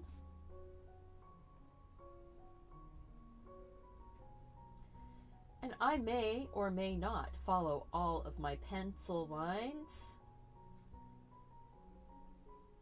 as I'm going out. I might simplify, I might clarify, I might choose to make something a little bit different. Hens and chicks really are a spiral flower or spiral plant. So as they're growing out and going around,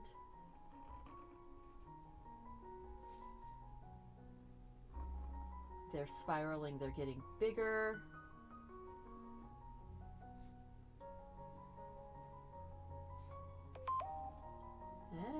Okay, that must be Catherine sending me pictures. Catherine just sent me a picture. I will have to take a look at her teapot. Catherine is my niece, so if anybody's wondering, why does Catherine have Stephanie's text phone number? It's because she's my niece.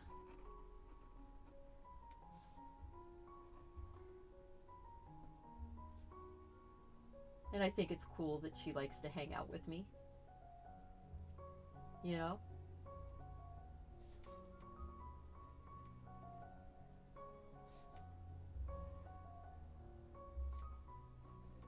There we go. Almost all the way around.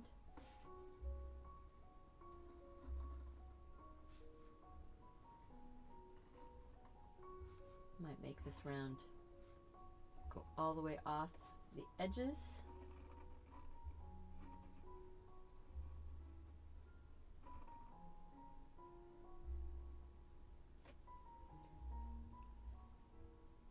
That's pretty.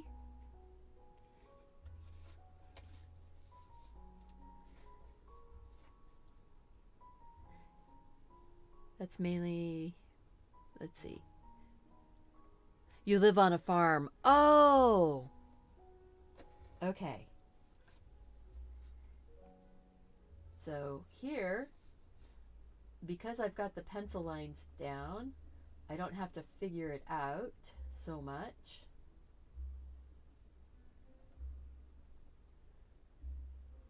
There we go. This is one of the babies that's sticking, just coming out from under the mama petals. And that must be another image.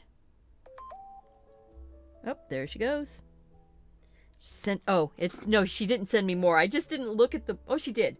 I'm going, gotta look at those Oh, pretty teapots. Okay, so we've got some pretty teapots.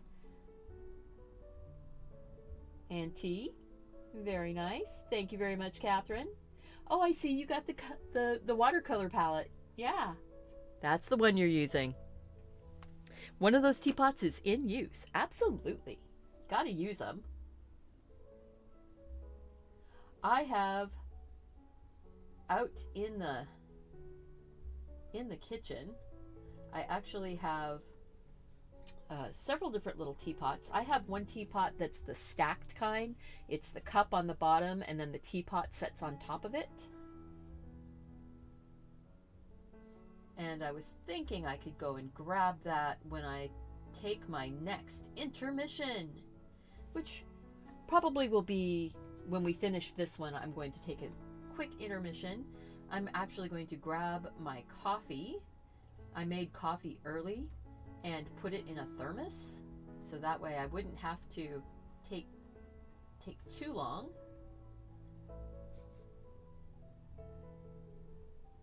There we go.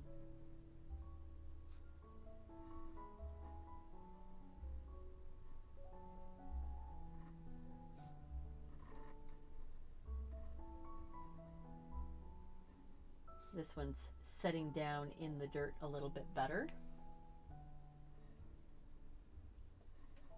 Again, we're just spiraling out.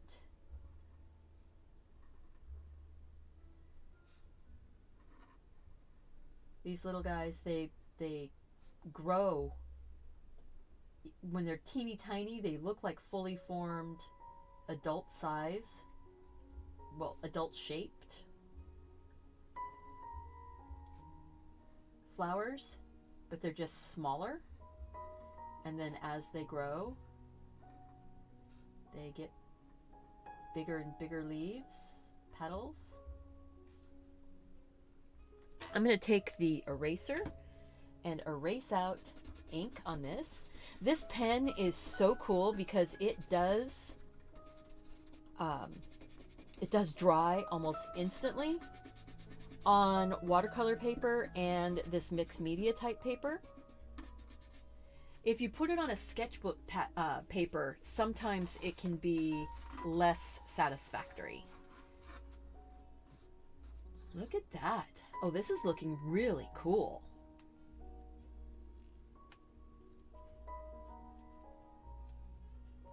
So,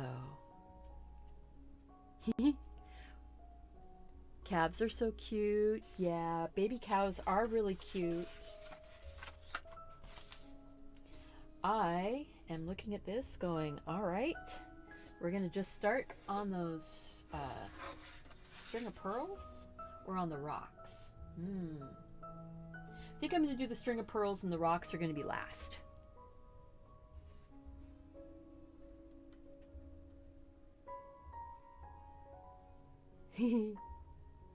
All right. Oh, I like this. I like this particular project. I like that we are getting to hang out with each other.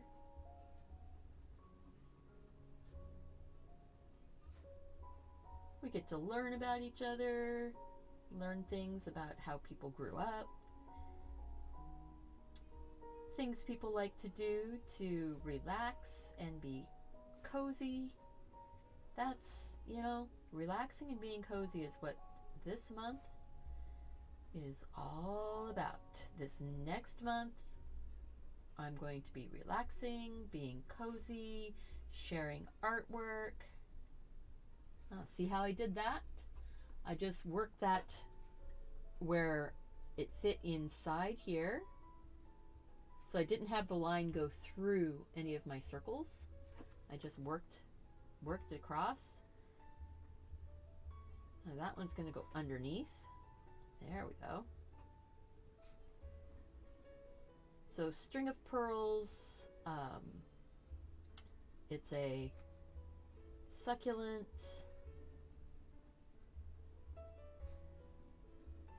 It's very pretty. Let's see. We're going to go few like that, right up to the edge, and then to the edge.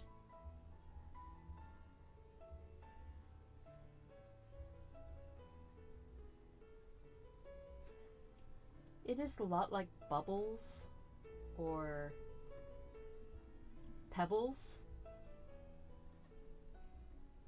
Not the fruity kind, but like pebbles that are washed, rounded petals.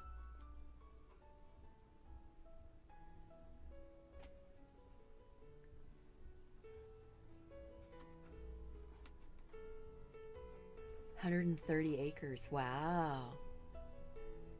10,000 acres? Are you in the middle of Wyoming, Josie? It's getting to be lovely. Yeah, thank you, Linda. This is a fun day, fun project. Very relaxing. I am so happy.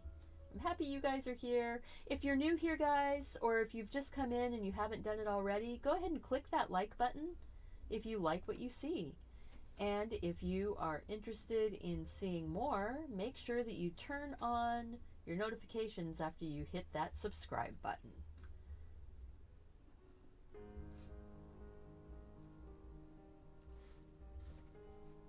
And now these can be a little bit, I mean, they're not perfect browns. These are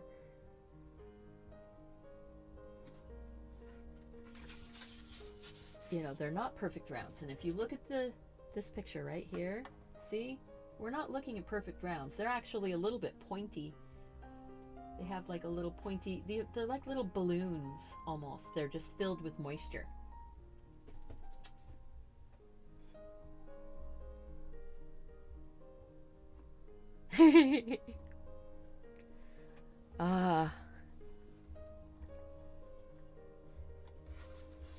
I'm so glad people are coming in and going out, and it's kind of like an open house. It's sort of our New Year's Eve open house where friends can come over and say hi and wish you a happy new year, and then they go off and they do something else and have fun doing that too. And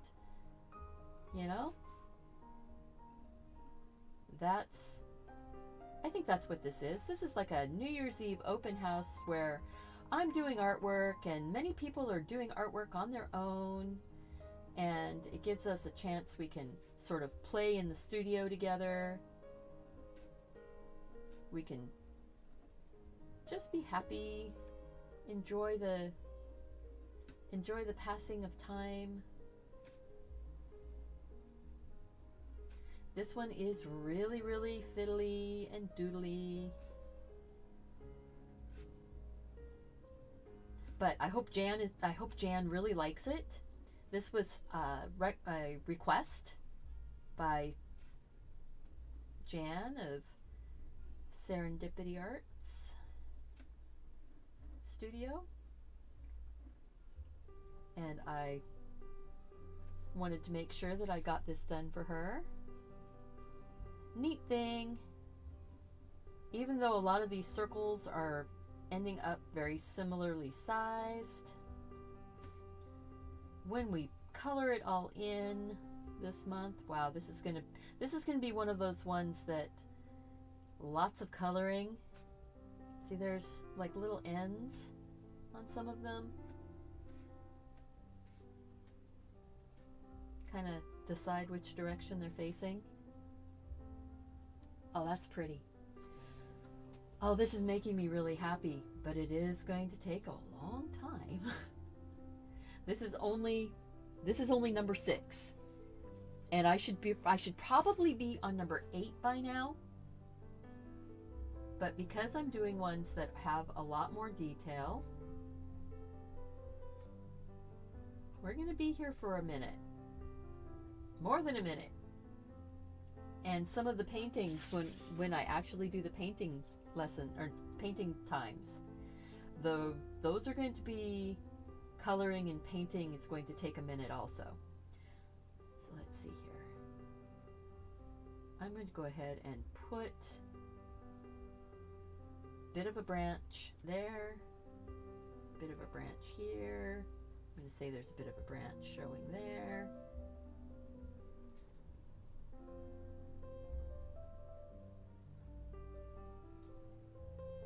Need to get a little bit of that going on in there.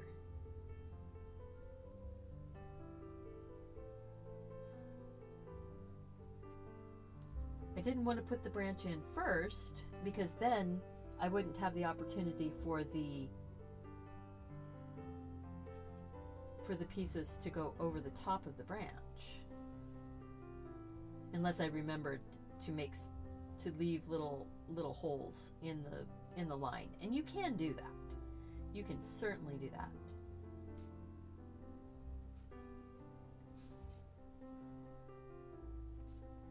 Say that line there, a little bit of a line there.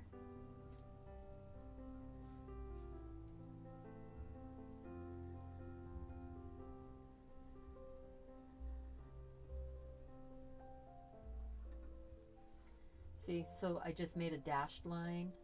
That works.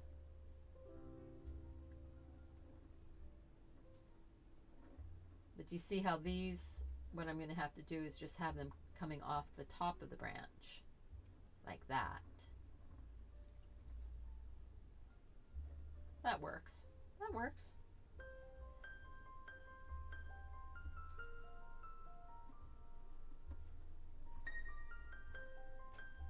Just kind of making it make sense.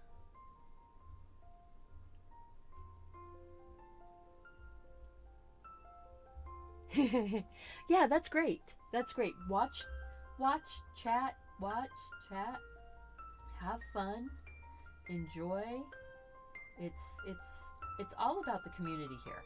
We are a community-oriented group. So I'm more than happy to have people coming in and, you know, being here just for the chat. That's okay too, you know? If you're here just for the chat, welcome. If you're here just because you want to hear somebody talking in the background, welcome.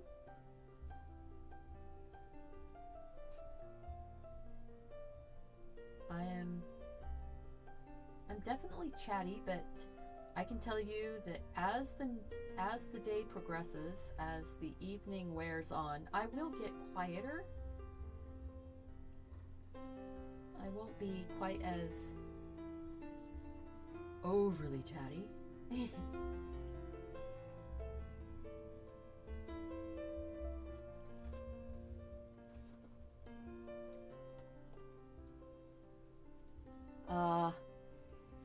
Yeah, for me to have Chinese food, I have to make it myself. Because then I know what's in it, and I know what's in it, so then I know that it's not going to make me sick.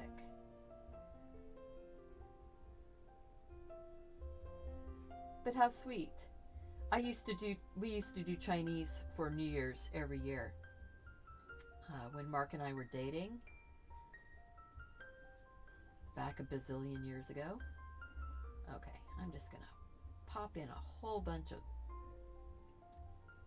of these little pearls, fill it in. And the difference between the little pearls and the gravel is that the gravel is going to be very hard edges, very angular, and my little strings of pearls here are very roundy.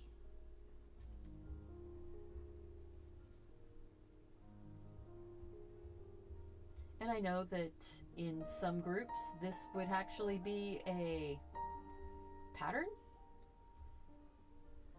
I'm not sure what the pattern would be, because for me, I'm doing a string of pearls, a plant. So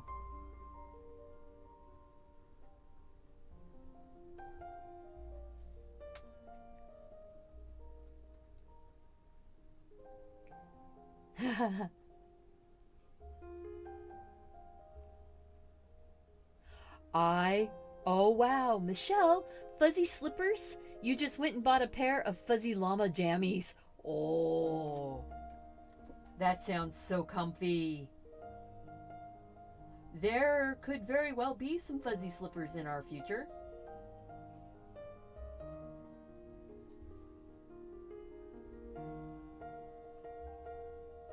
There could very well be fuzzy slippers.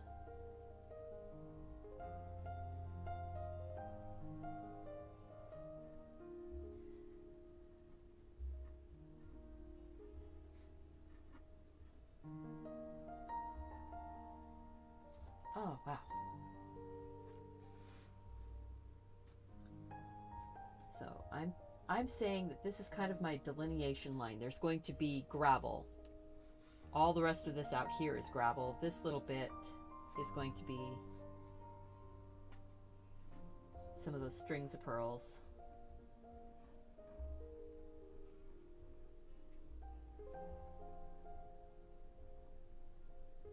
There we go.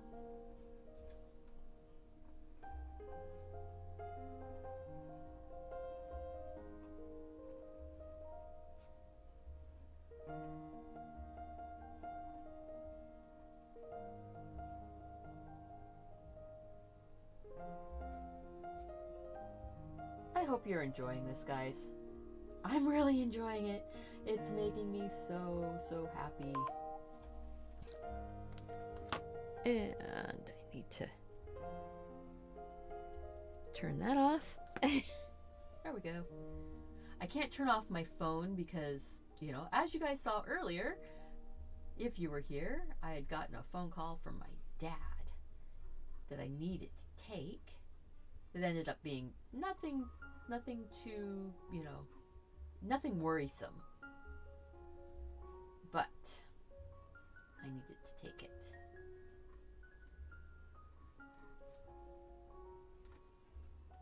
So I'm keeping my phone on so that I can be available if they need me.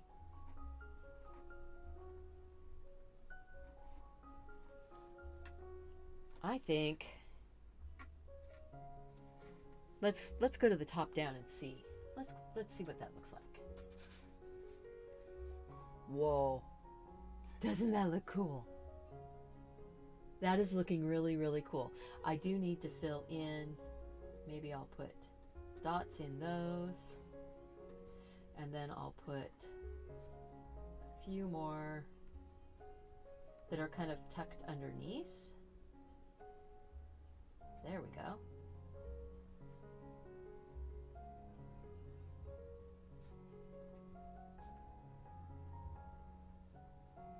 Oh, this is pretty. Yeah, so just having fun and just, you know, filling in now. This one was very doodly. This one took a long time. Yeah, this one took almost an hour. So we're gonna have to find one that's a really quick and easy. A couple of them. Maybe we'll do some soft fuzzy slippers. I like that suggestion, Michelle. Or some soft mittens.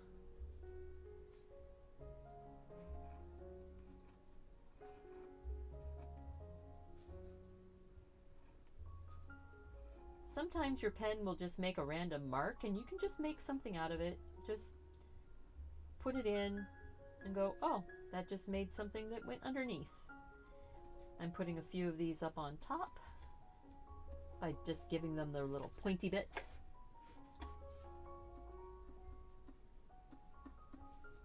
There we go. Boom bitty boom. All right. And just because you put a line with pencil does not mean that you have to fill that line up. All right. You know what? I think that,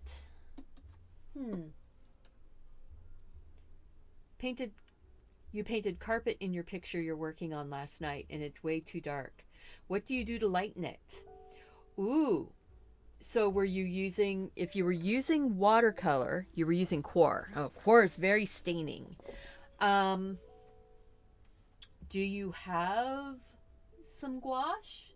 Can you see if it will lift?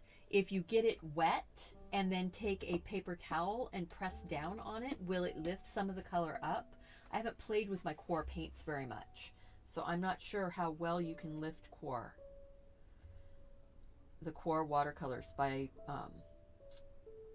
Golden. They're awesome colors.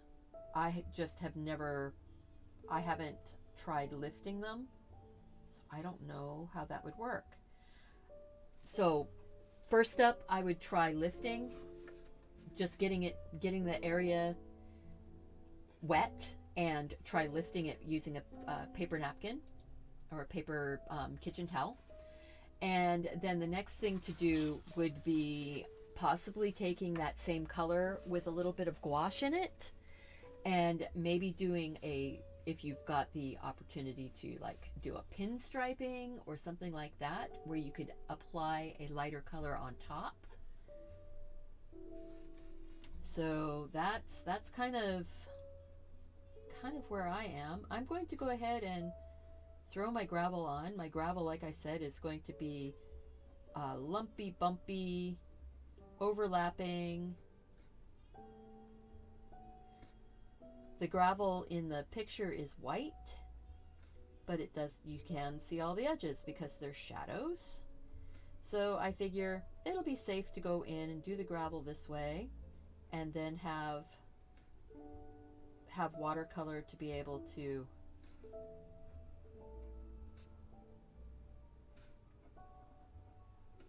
see. I'm putting some chunks of it that will be on top.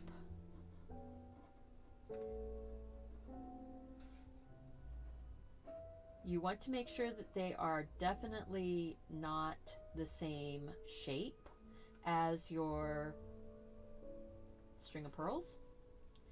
The gravel kind of stops before, so before the pearls, before the string of pearls. There we go.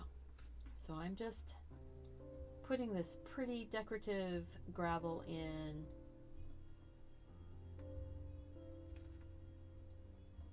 It's going to be fun. This one's going to be fun. It's going to be a challenge to watercolor this.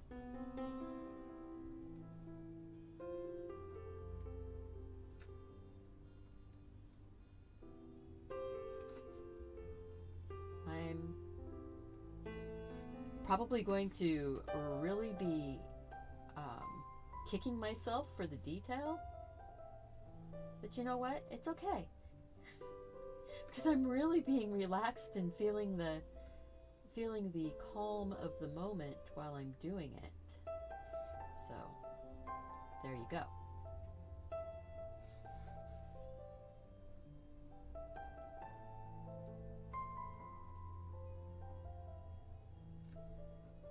But this is Happy New Year for many people. We've got folks that have already hit New Year in parts of the world that are members of our group. I am so happy that people are joining us here and we are having fun. Okay, so you can see the difference, the gravel versus the string of pearls, right?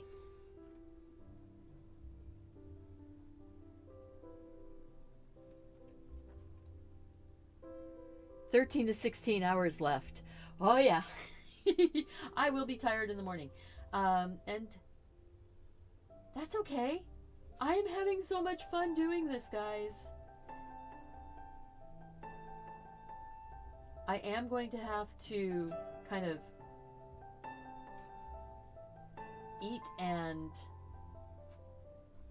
drink. I've got my coffee is already made. I'm going to, as soon as this one is done, I'm going to take a quick break.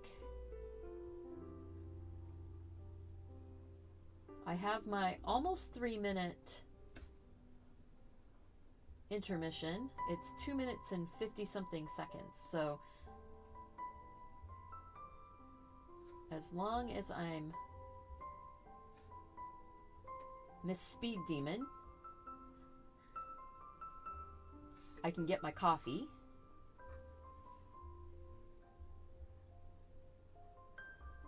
I have had my cheese.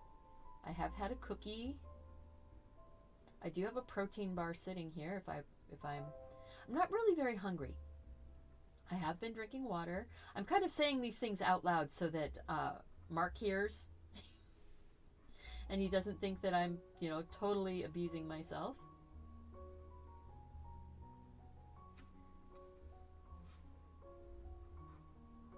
Get some big chunks of gravel over on this side.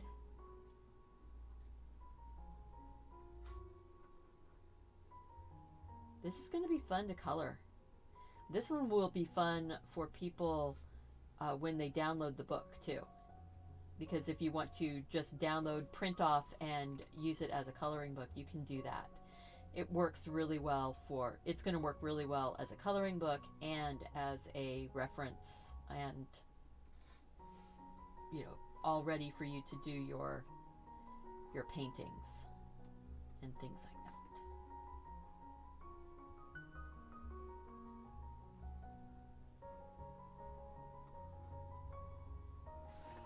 Whew.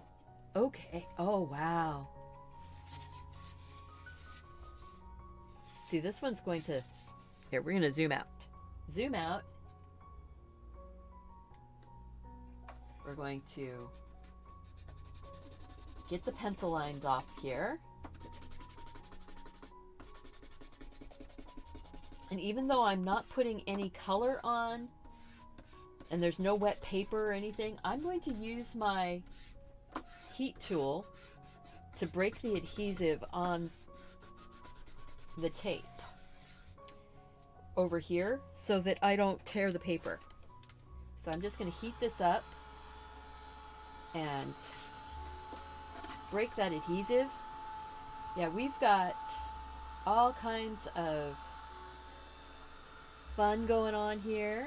If you are new in the room and you haven't already clicked that like button, my goal right now is to try and get 22 more likes, which would get us to 100. I'd love to get up to 100 likes right now. So if you haven't already clicked that like button, make sure and click it. And let's see. Oh yeah, that makes it come off so much easier. Breaks that adhesive. So now this could go multiple different ways. I really like it that way, I think. This way works. This way works also. It would even work going this way. Wow. So this is another one of those multi-directional, can go any direction you want it to go. Almost like an abstract, isn't it? Non-directional. I like that. Non-directional. All right, that's number 6. Number 6 is done. Yay, we're going to have to...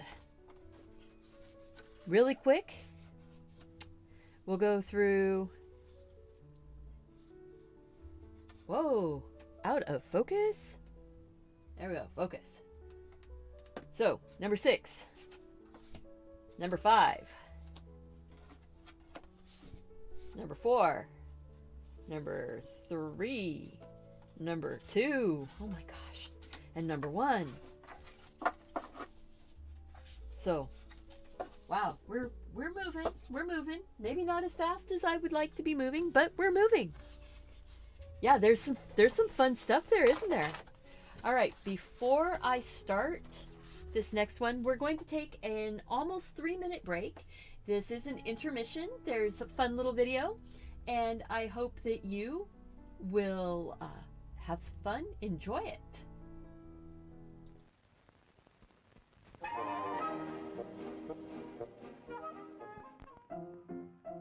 Let's all go to the lobby. Let's all go to the lobby. Let's all go to the lobby to get ourselves a treat. Delicious things to eat. The popcorn can't be beat. The sparkling drinks are just dandy. the chocolate bars and the candy. So let's all go to the lobby to get ourselves a treat. Let's all go to the lobby to get ourselves a treat.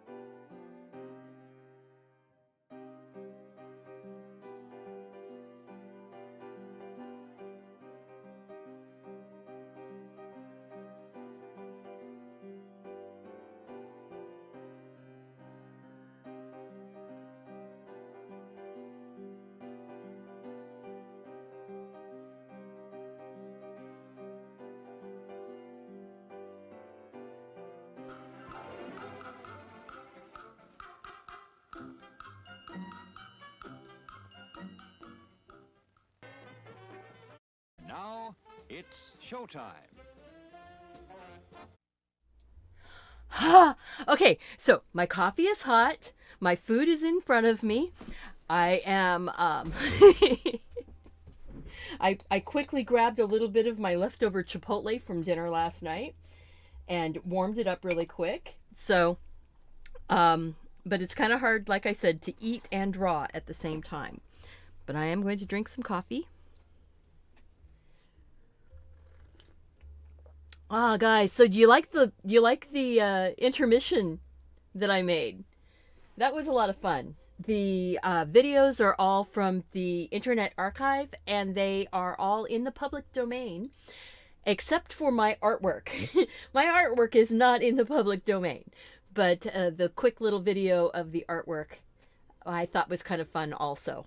So I hope that helped, that you guys maybe got a little bit of a break. I got a break. Ooh, we're up at 81 likes now. Yay! Thank you guys so much.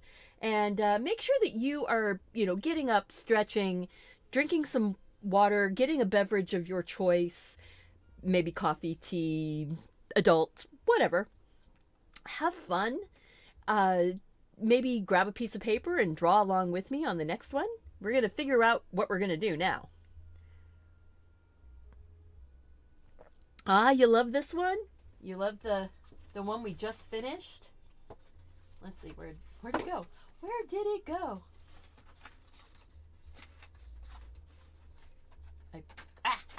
There it is. So this is the one we just finished. I like it too. I can see this is going to look really nice in a coloring book and as a reference. So all of these pictures are going to be going into a digital download book so that people will be able to color or draw or paint along with me all month long. We are focusing on fun and cozy, warm, happy thoughts, positivity, self-care, hygge, the state of being that is cozy and feeling safe and secure and warm, I think are all parts of the Danish and Norwegian hygge feel, and it makes me happy. Thank you so much. Oh, and let's see, Did you? Oh, there's Gina. Hey, Gina. Nice to see you back. So, I do have my sparkly water here. I've got a regular cup of water I've been drinking. I've got my cup of coffee. And I'm going to go into the looking down. Or not looking down, but yeah, kind of looking down. There we go. Take me off the screen, though. So that way I could maybe... Well, I can't really put a... I should draw fishing?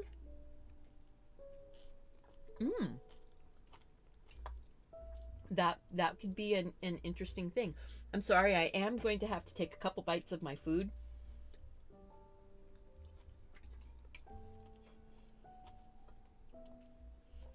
See, whoops. So, Catherine, for you, fishing is something that's very relaxing and very, very comforting. Fishing hasn't been one of my most comforting types of things. So, oh, and now we found a teacup with the cute little things in it. But I was going to look and see if I had some slippers. I'm not sure I have slippers this far down, but maybe. I'm just going to scroll through. I was putting lots and lots. I mean, look at those teapots. Teacup, some fun little biscuits. I really like this cat with the just that branch of just a few little plants. I think that's very pretty. And all of these are on Unsplash, so you can find them. You know, the thing is, we can do it this way. We can go fuzzy slippers and see what they come up with.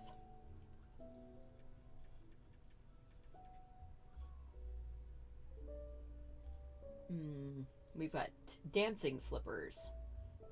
Maybe that's not... Oh. There's some slippers right there. Those are like felted slippers. They're not really fuzzy, though.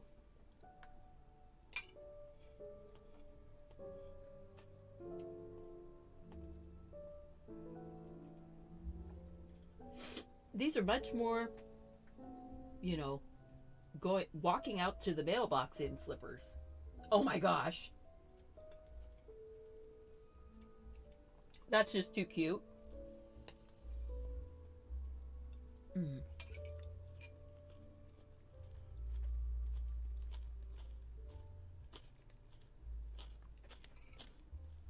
All right. So, well, hedgehogs are always cute. Kittens, hedgehogs, little ducklings. They're all cute. I was just looking for fuzzy slippers for Michelle. Not finding fuzzy slippers. Finding slippers, but not fuzzy. May just have to make up my own.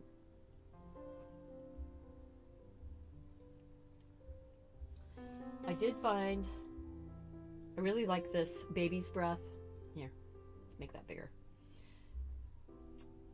The baby's breath with the blanket in that kind of slat chair. I think that's really pretty.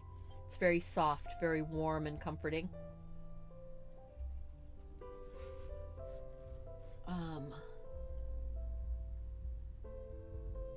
Golly. I love the warmth of this type of picture. You got the bunny. Cat in the window. Maybe we'll do a stack of rocks. I think I want to do a stack of rocks and then, you know, because this should go together pretty quick.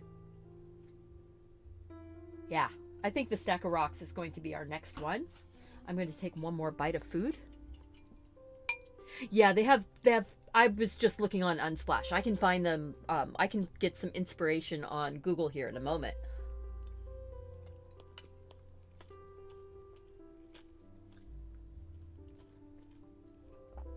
Sorry, I am taking some bites of my food, so that way Mark won't be mad at me. It's just one of those things. A little accidental ASMR or ASMR. Accidentally.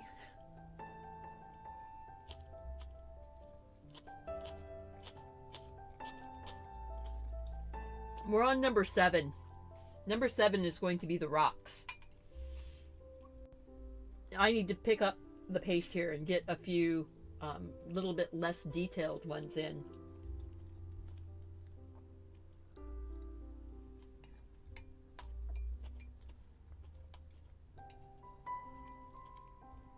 So thank you guys so much for sticking with me while I'm doing this. I appreciate you being here. I just grabbed half of my my Chipotle from dinner last night.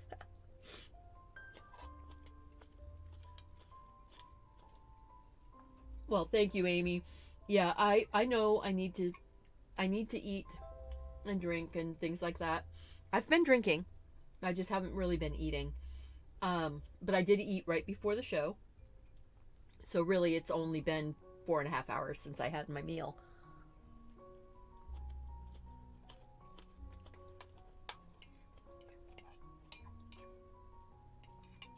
But knowing that, you know, it gets to a point you need to eat.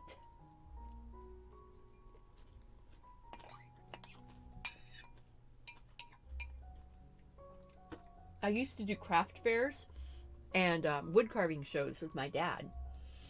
And he would have to kick me out of the booth for me to go and eat because I would not eat in the booth and I wouldn't sit down in the booth either. So I would start the day and I would keep working, and it would be, you know, we would start at getting things ready at like 7 in the morning, and by 3 in the afternoon I hadn't eaten anything and I hadn't sat down once. He would be like, get out of here, go eat.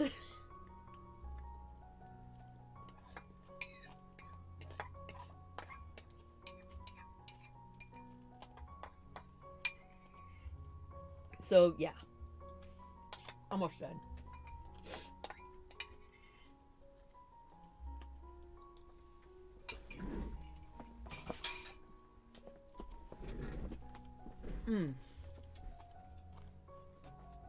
All right, so we are going to do a stack of rocks. Now, something that you look at on this stack of rocks, there is actually the point of balance actually runs straight down through the center of this. Now they are not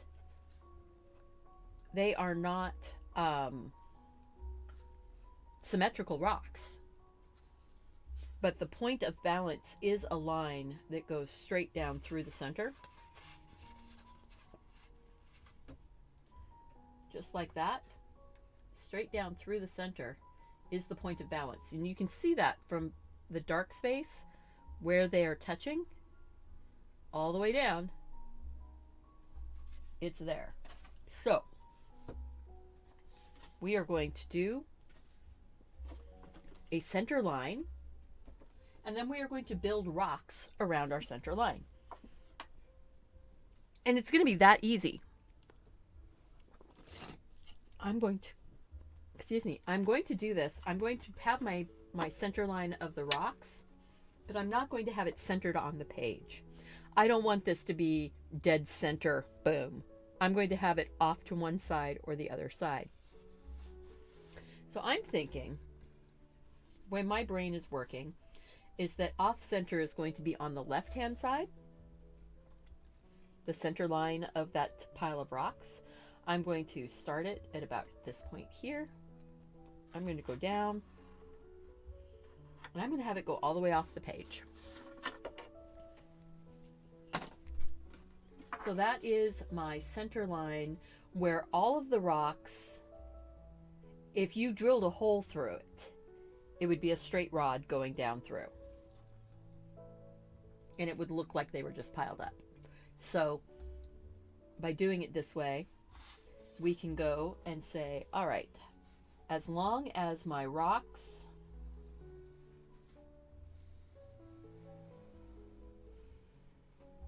all end up. I'm just going to put a little bit of a kind of a ground behind here. Maybe there's more rocks and things going out to the water in the background. As long as my rocks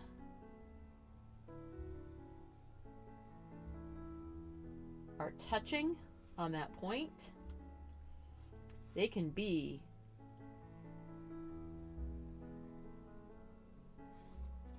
very, very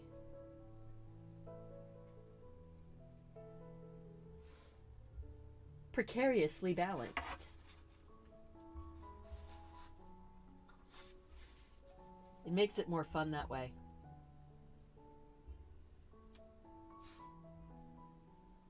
And that balance point does not have to be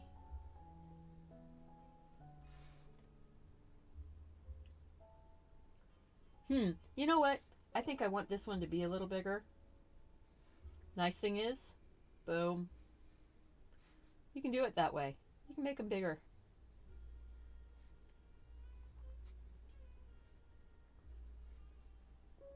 There, that's making me feel a little bit better. They feel like there's a reason why they can balance that way. There.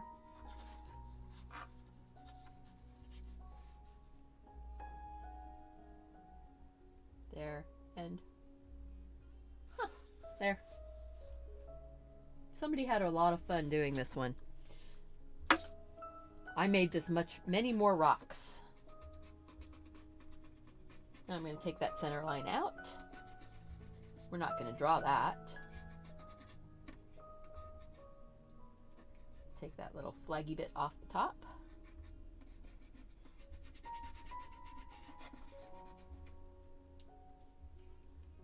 Oh, sure. I know that if I need another intermission, it's all good. It's all good. I can take another one, I know. But I also don't really need to.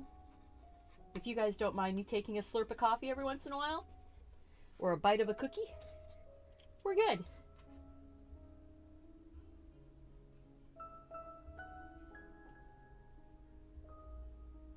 Ha. I'm just stacking those up. Stacking them up. They end up not looking like they could ever be balanced, right? But as long as you get that center line of balance, you are good.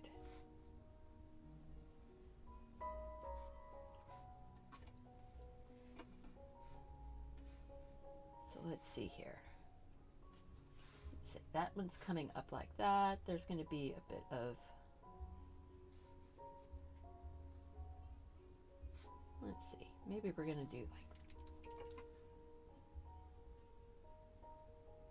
trying to come up with, you know, besides them just being flat on each other, because I'm kind of looking down, working on the base of your mango pie. So you're typing 1 cap per hour. Oh, no worries, Linda. Mango pie, yum. That sounds delicious.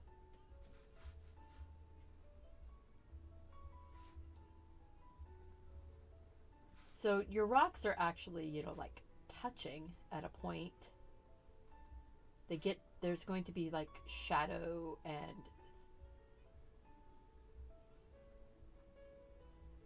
shadow and shape.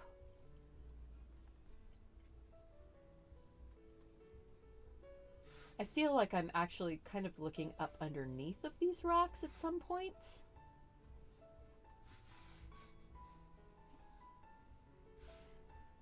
I really don't want to do a lot of drawing on them. Oh, wow, that is really blown out. I'm sorry. Guys, you gotta tell me. Gotta tell me those things. See, that makes a big difference. Let's see. How about if I rotate? Oh, look at that. I can rotate and it's a little bit more like over my shoulder instead of straight to the side.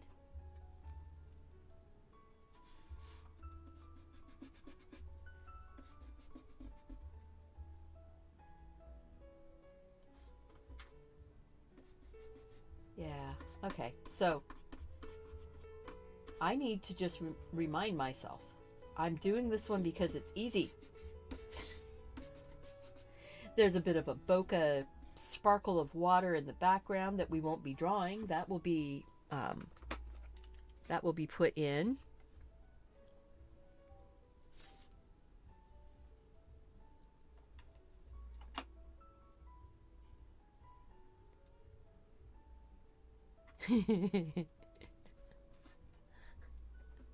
Fuzzy slippers. That's right. Okay, I'm going to go ahead and just start inking these rocks, because these rocks are easy rocks. And when we put them in with watercolor, and look at this, I am not even like paying close attention to the actual shapes. I'm kind of drawing them sort of like they were drawn, but I'm giving them a little more character. Let's give them some character. That's one of the cool things, is that rocks are so forgiving when you are painting them with watercolor. I'm pretty sure the rocks are going to be a watercolor painting. There we go. I like that one. I like that line.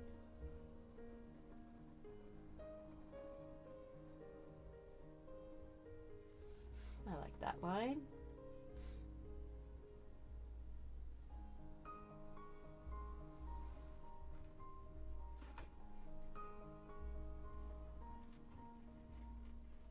And I like that. I'm going to say that there's like another rock down here. There's maybe another rock.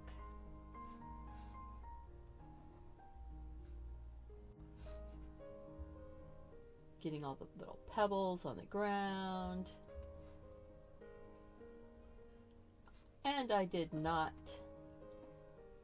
leave a margin on the outside. Just what happens. Sometimes that's what happens. And that's okay. We're going off the edge.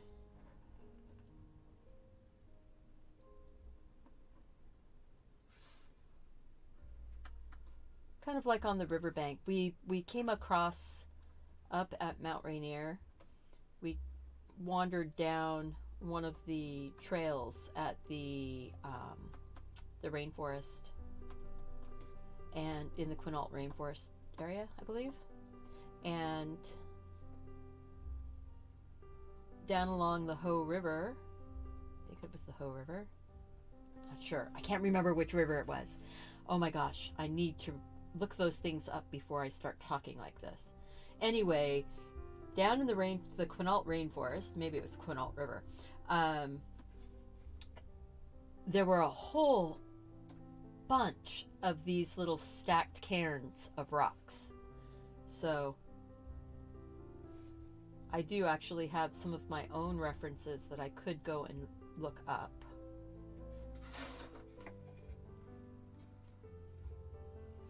So we're going to put just a few of these kind of shape lines in. Not a lot. Not too much. I want to leave enough space on it for me to be able to do shadow and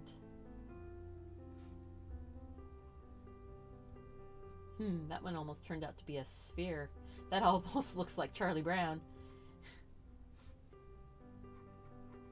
Putting a bit of a shadow in right up underneath.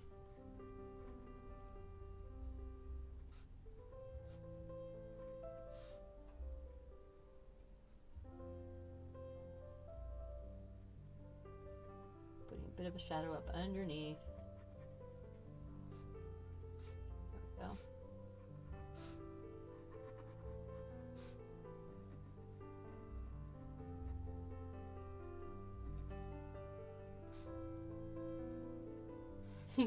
Yeah, some of the little marks on the rocks actually kind of look like little faces. It's kind of sad. Of Kind of sad little faces. Not sure what they want to think. Hello, Kristen. You love me.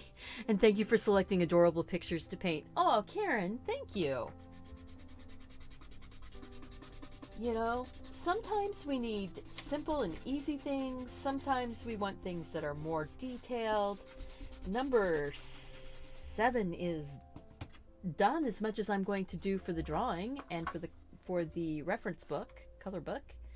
And, oh, except I do want a little bit of a line.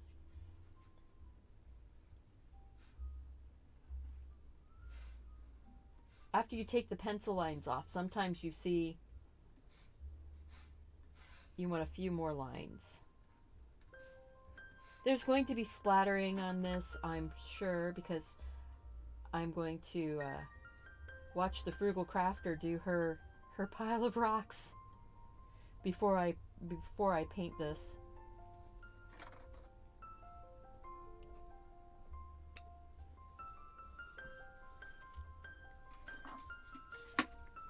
Oh, you know, these could be small rocks. These could be big rocks. Who knows? You never know. And that's the thing. Until you have something that shows you the full, you know, area around it, who knows how big it is. So now we're going to go like that and say number 7. Number 7 is done. All right, so now number 8. I want to get another one that's a really simple, straightforward. Somebody asked for candlelight. How about this one? This is a nice mug on a wood slab. May or may not put the glasses on, don't know.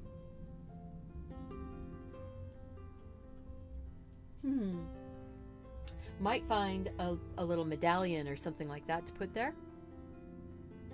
You stopped over at the Art Sherpa. Ah, she's mentioned me a couple times today. Ah, that's sweet.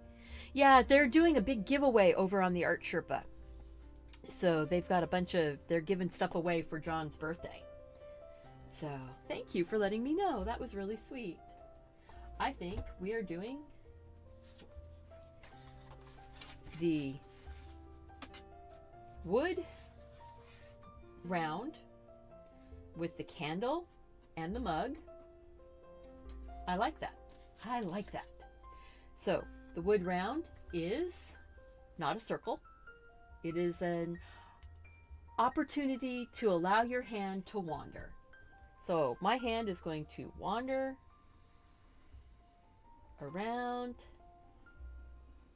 I do like the split in the wood, so I'm going to have a split in the wood. Bring that down, and it's kind of like Pac-Man. Split in the wood. And then it sort of comes down. And then I've got the opportunity to wander again because I have the bark, that bark edge that you see from the top. And the front, did it again. Let's go over there. The front edge here, you see a bit of it. So we're going to come down, and I'm going to say that there's a break in that bark right there. So that bark edge sort of comes out, and then we come back to the bark, or to the wood, actually without bark. So that, see, I'm figuring this out. So this one, you don't have a double edge right here because there's no bark there. And that needs to actually come back in just a little bit more narrow there. No bark, and now we're back to that edge of the bark, and then you don't see it anymore.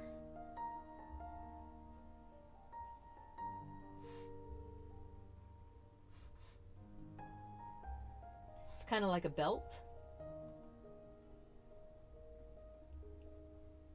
that sort of goes around. Doesn't quite meet in the middle anymore.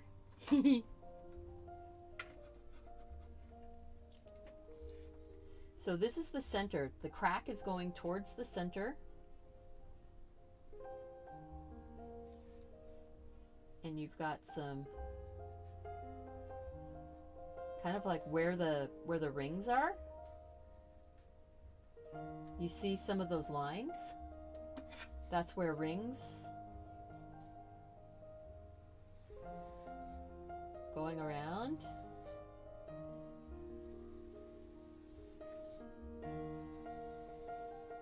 I'm not going to draw the rings in too much with the pen because I'm going to draw a little bit of the rings coming around, but I'm not going to do too much.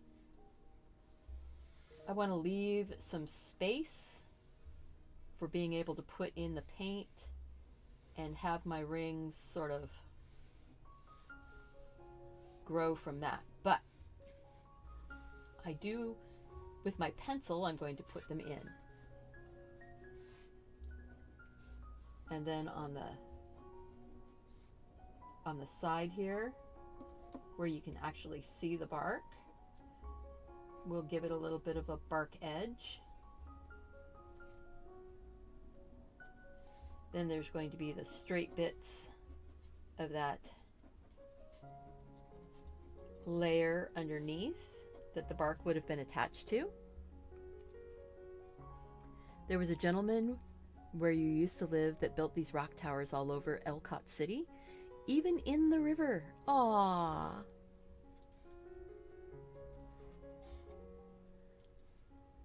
How sweet.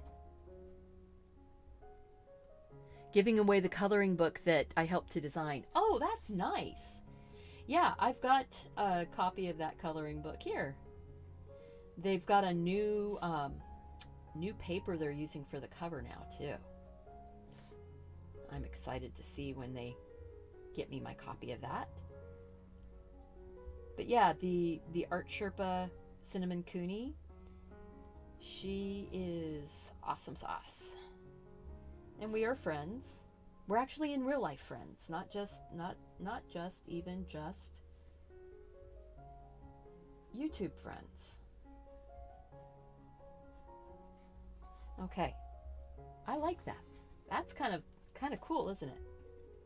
And that'll be really dark, and then that end actually is pretty dark, and then it goes into that top layer, and that'll be pretty dark. But I'm not going to do all that dark nonsense. Ooh, there's another crack in here. I like the cracks in the wood.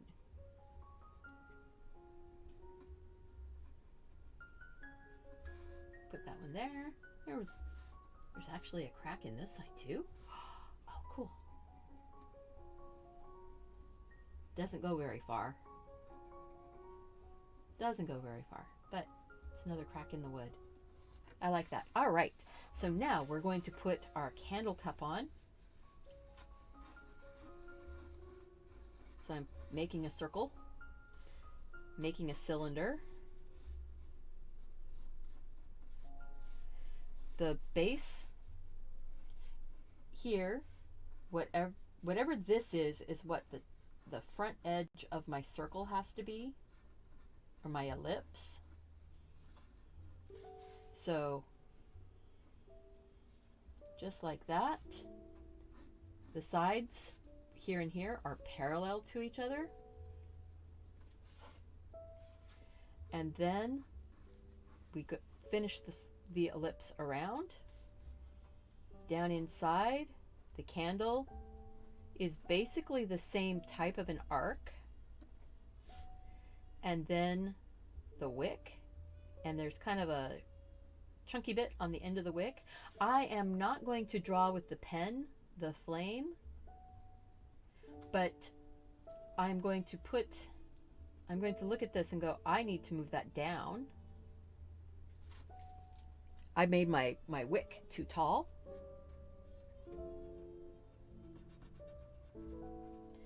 Because the actual flame does not go over and show up on the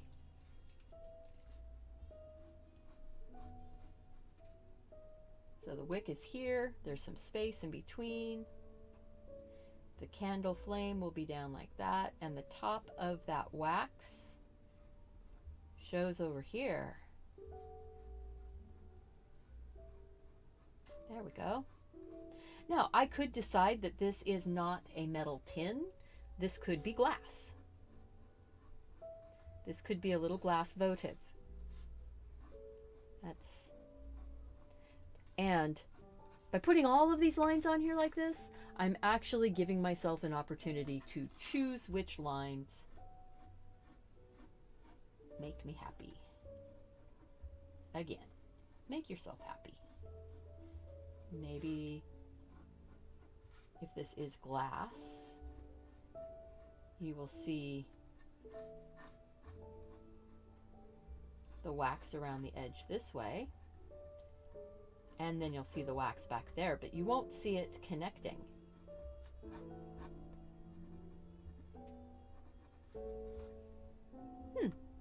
That'll be interesting. All right. Next, we're going to put on the mug.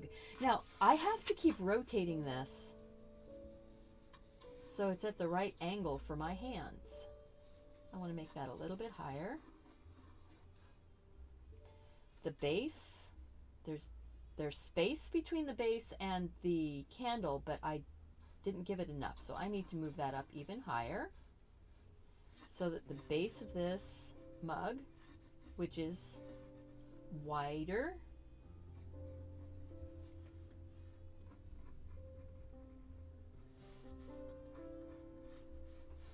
comes forward, goes back. So there's a space, comes forward, goes back. Now, a lot of times we get so tied up in making it look perfect that we forget that really what we're here for is the fun. And for me, the fun is getting to ink it in and then paint it.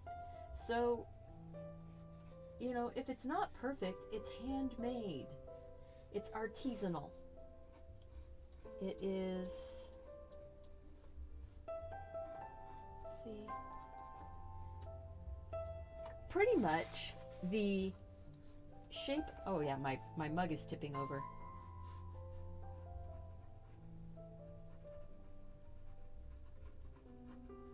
My mug is tipping over. I do want the mug to not be tipping over. So I'm going to rotate it this way so I can look at it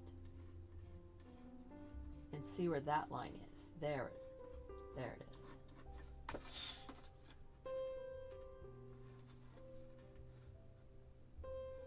And then the handle.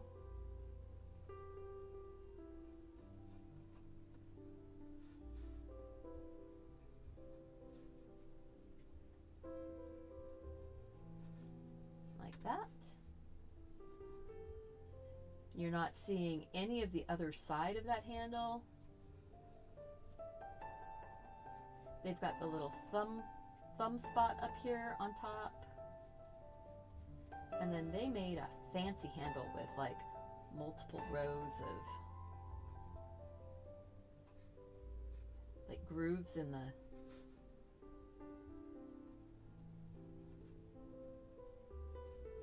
I don't know. That's looking pretty close. Pretty close. So there's kind of a shadowy groove and a shadowy groove. And it goes out, it comes back, out and comes back, out and comes back.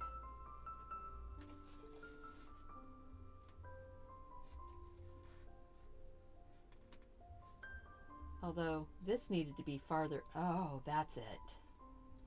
Guess what? We're going to tuck it in behind the candle holder. It needs to come down onto the wood a little more. See, and again, just give yourself permission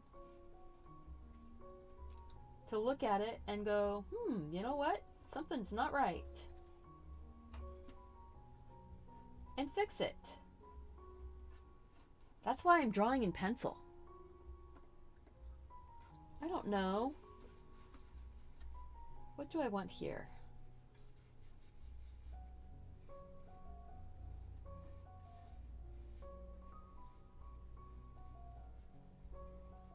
Maybe a mushroom laying on its side.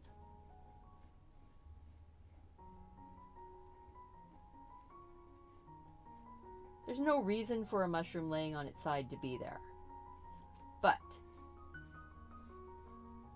it's it's just because it is a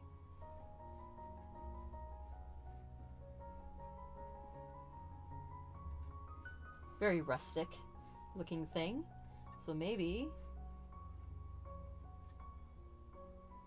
I'm going to say there's, you know,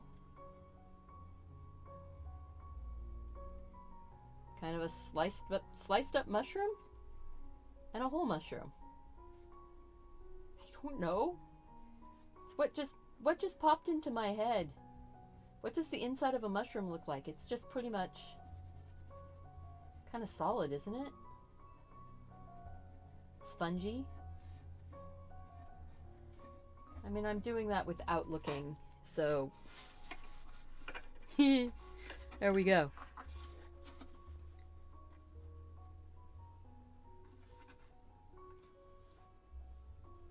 I might have to look up a mushroom before I ink that one in.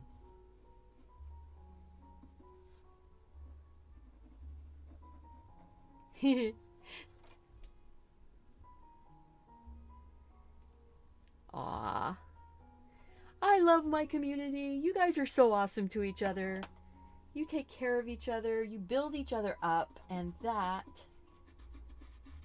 just makes me so incredibly happy and proud to call you friends.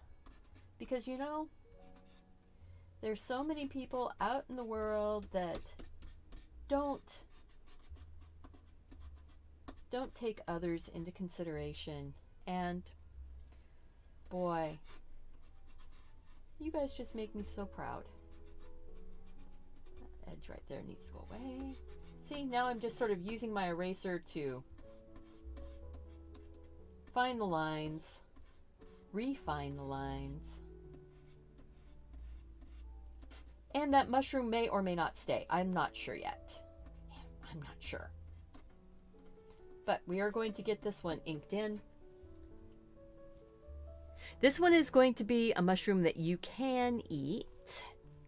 This, I'm saying this is like a brown or a cremini grocery store mushroom. This is a grocery store mushroom.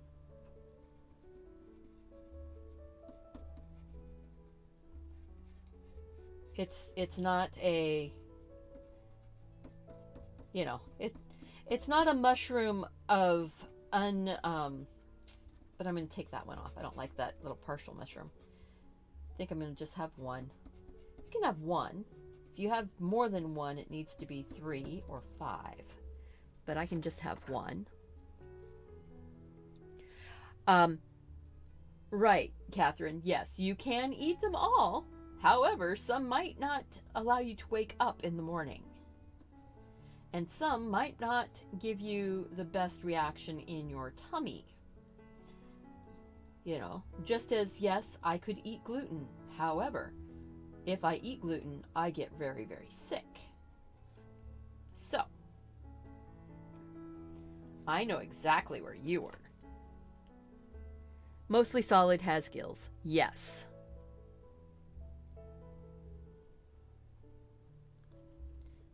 You're a silly goose. You are a silly goose, you. All right, we're going to go ahead and get this inked in. I'm going to go ahead and take a sip of my coffee.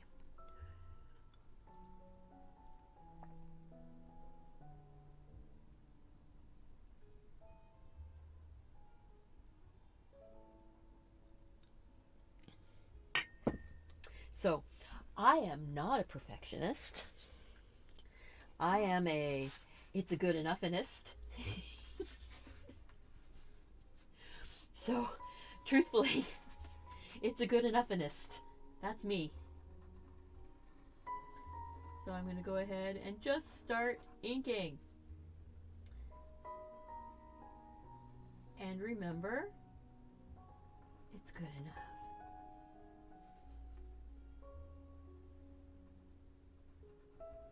Okay, I just lifted. I'm not going to draw that flame in, but I did lift up my pen and I didn't take out the pencil there so you can see. I didn't draw that line solid across there. So that way when I put the flame in, I don't have the line going through the middle of the flame.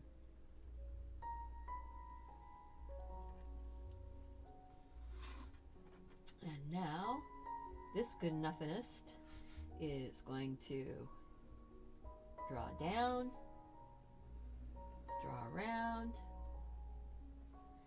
and I decided that this is a clear glass with the candle that is the wax on the inside.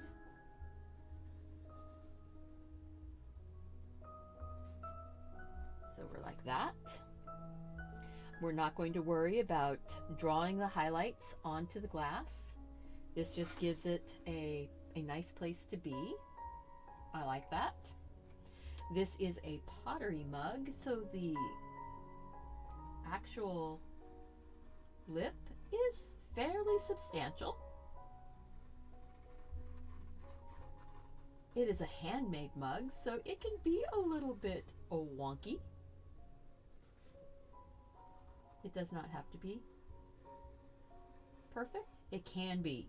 Oh, golly, it can be perfect. If you are somebody who needs your mug to be perfect, please make it as perfect as you can. Just know that I have faith that you are going to make it how you want it to be eventually.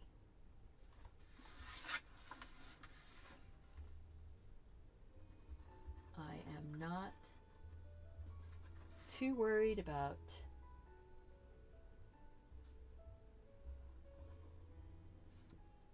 and I did actually say I can kind of see that edge. You really can't.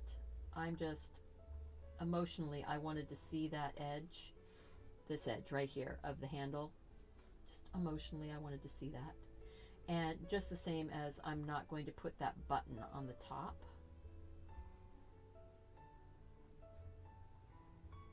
The thumb button, because I rounded my handle. My handle is, instead of the handle being like really out like this, where you can really, you know, get all your fingers in there, I'm saying my handle is a little bit more, it's a little tighter looking. It's a little bit tighter here. But this is a really good way to figure out how your handle should be. You can use your putty to pull yourself a handle and figure out how to make your mug handle. I am going to go ahead and put that mushroom on there. And it's fairly closed. You can see a little bit of the gill area up underneath. It's more papery. Like that. You can see a bit of the base where it was cut off from the ground. And then it's fairly smooth. It might be a little bit bumpy. Yes, I could have done a morel, but that would have been more detail. Oh yeah, post it to my Instagram. Post it to my Instagram. Share it at Deliberately Creative.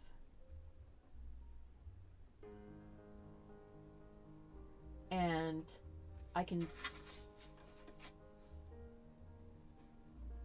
share it on my story if that's okay with you. This is the bark. And up to that edge of the bark that's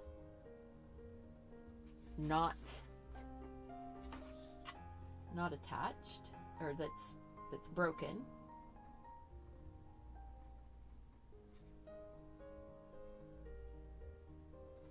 We've got kind of a fuzzy bark line. This might be a cedar plank. It looks kind of cedary to me. It doesn't look redwood cedar, it just looks cedar.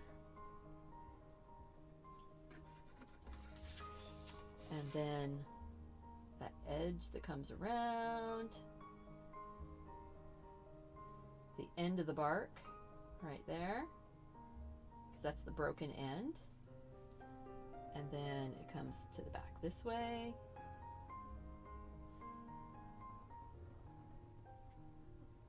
Up to that crack right here.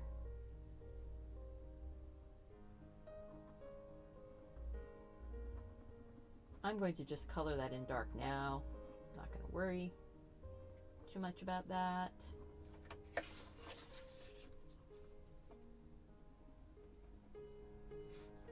And then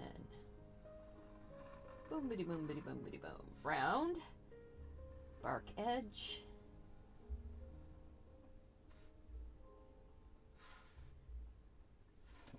And then bark edge on the other side here, and it's coming around up to that crack. And then we've got some of those shadowy bits inside that cracked edge. Some of those will meet up with the rings going around.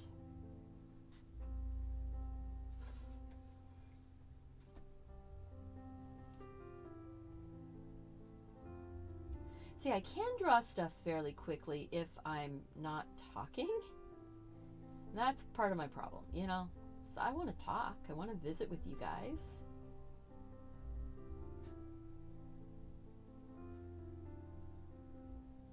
I'm just sort of looking at it going, okay, the lines would actually match up going around. From side to side, if there's a crack, the lines on the other side would match.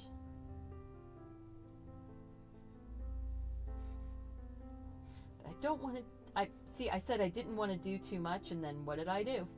I did way more lines than I needed to. Because now I need to get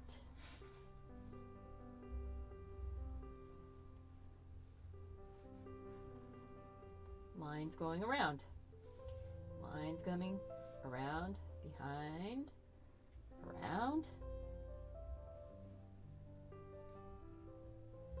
I guess it's good for you guys to see this, right? It's good for you. It's good for me. It's good for me. It's good for you, right?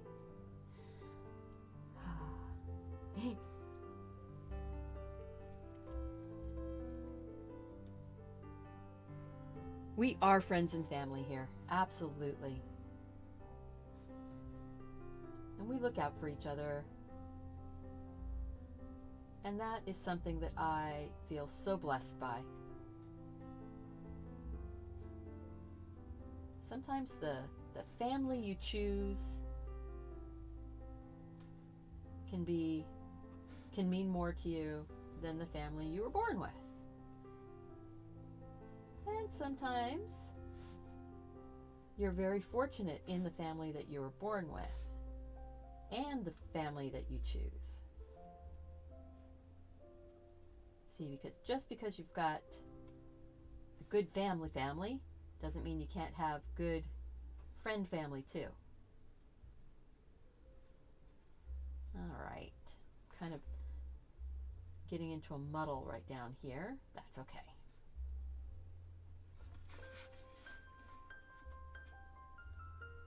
Oh, it looks pretty good.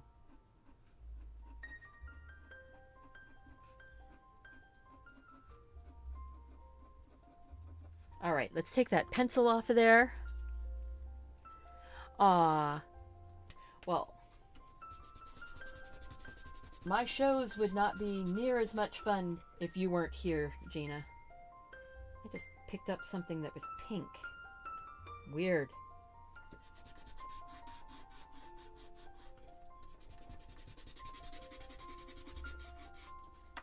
Interesting.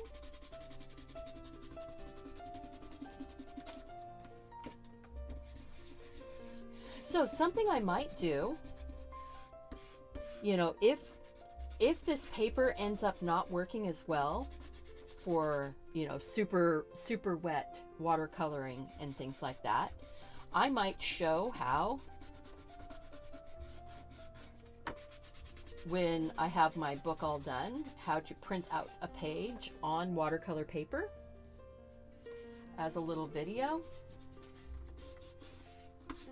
So just if that would be something you guys would be interested in. I know different printers, all printers are different, so we're not gonna be too, I'm not going to be too specific on how to do, but if that's something that you think would be helpful, let me know. 35 degrees in Perth today. Ooh, that's hot. That's very hot. All right, there we go. Number 8 done. I should be at 10. Number 8 done. All right, so let's go and flip back to this one. So we've got the candle. I'll just put that back, well, yeah, with a little bit of a pencil, just so that you can kind of see. The candle flame would be going right here. I just don't want to draw the candle flame in with the pen because I want it to have more of that soft, not put in with a pen glow. Although the wick can be put in with the pen. So I guess I can do that. There.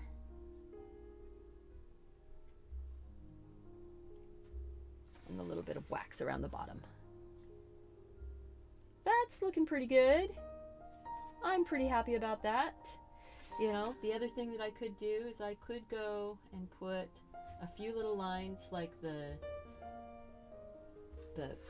lines where the pot was being thrown. There's sort of a finger pressure lines. Not a lot, just a little bit. Gives it a little bit more.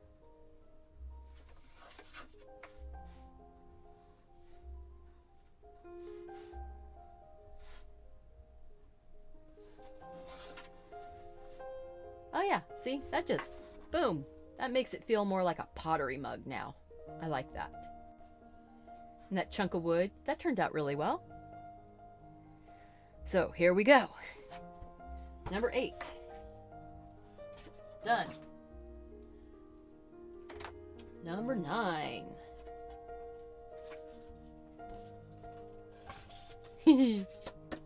Number 9. All right, so we're on number 9. Let's go. We're gonna do this. I need to put a thumbs up on that, or not the thumbs up, the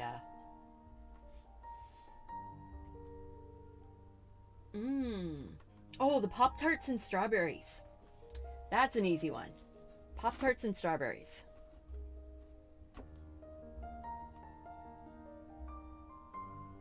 Because basically they are rectangles with little fork spots or holes, the frosting and the indication of sprinkles, and then the strawberries. I like how the strawberries are not whole on the page. What do you guys think? You wanna do that? Pop-Tarts and strawberries? I'm kind of excited for that. I think it would be a lot of fun. What do you say? While I'm waiting for you to answer, I am going to take a drink of my coffee.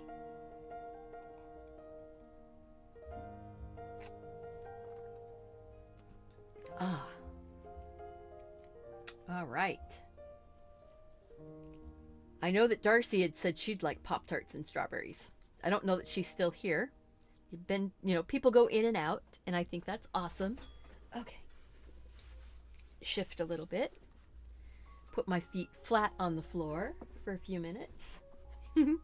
I've been having my feet up on the drawer underneath here. Ooh, there was something on my screen.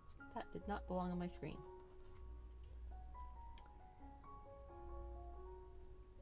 Oh, how far off of midnight am I right now? It is 5:21 p.m. where I am. So I'm 6.5 hours from midnight. I'm not going to be done before midnight. So you guys do not have to stay. Pop-Tarts are great. Let's do it. All right, good. You know, it was just one of those, hey, I just wait for you guys. Let me know. So, Pop-Tarts. And nice thing about Pop-Tarts, these are basically a rectangle. So we have one that is an open Pop-Tart, or a partially eaten Pop-Tart. So it's kind of going like this.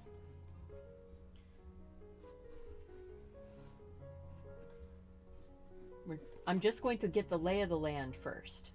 I'm going to say we've got one that's going off up here.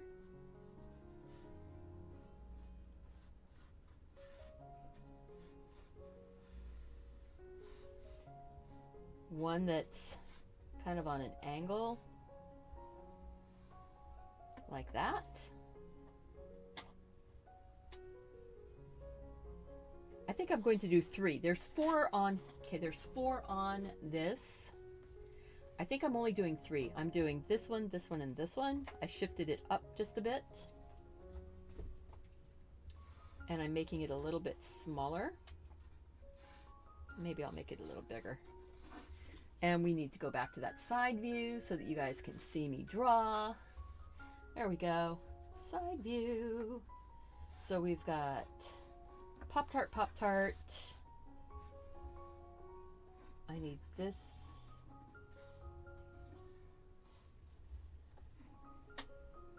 Like that. We're going to chomp that down that way. And it comes up across. There's a little bit of the pastry that's going around behind that you're seeing.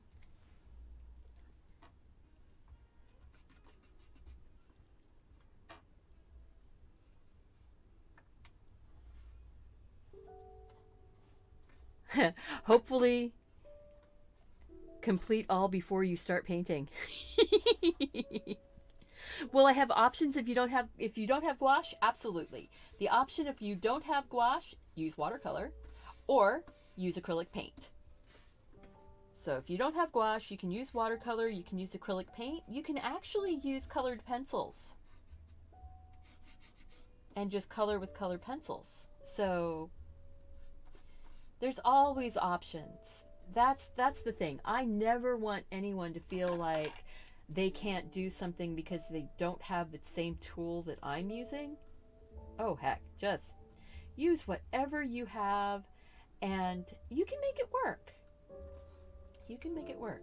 So the frosting is on here and it kind of comes up like this. Kind of comes down and then sort of sloops over like that. There's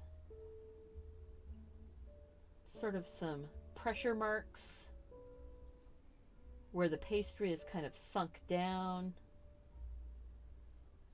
and the icing is sort of raised up, and maybe the pastry is pushed down in that area where the filling is farther in. There is thickness to a Pop-Tart, so if you have the edge where you see it, you can put a little thickness to your edge.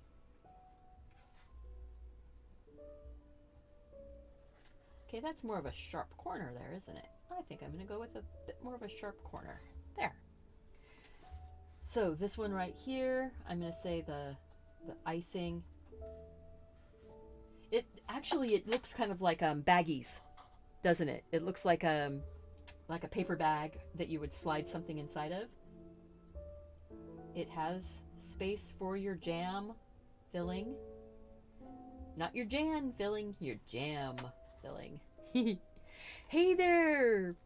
Oh, Jan, okay guys, I'm going to stop for just a second and go back and say, Jan, I did the hens and chicks with some strings of pearls and the mug that you can put your tea in. So that was based on your request. So I'm so glad that you came back so that you could see that I did your request. Hello, Johannes. Welcome. Glad to have you here. Your husband just brought you pre-made chocolate crepes. Ooh, yum. Enjoy, enjoy. Okay, so we're making strawberry Pop-Tarts. So this would be where the icing is. And there's that sort of indentation, denting. Now, I'm not going to be painting these right now. So they're going to be a little less, how do I want to say this? A little less impressive than they would be if we were putting color on them right now. But these we're painting during the month of January. And this is self-care, doing things that make you happy, that, give you good feeling. And that is, that's the whole point of this. The point of this is take care of yourself, enjoy your time. Ha ha ha, excellent. Aw, Jan, you don't need to cry. Thank you so much. I'm so happy that I made that I was able to make it for you. You'll be able to watch it. It's still up. It's not going to come down. So I'm showing that there's a little bit of thickness on these Pop-Tarts. They're like a super, super shallow rectangle. 2 pieces of pastry that are laid together. They do have these little fork holes, air holes in them. There would be the air holes or vent holes showing up more, but the icing is on there. So we're getting some of those little air vents. Kind of where the filling is. They're filled with strawberry jam. So I'm going to actually move one of those strawberries is going to move over. And it's going to be much more of a whole strawberry on the view. We've got the top of the strawberry, and then the leaves are coming out from that strawberry top.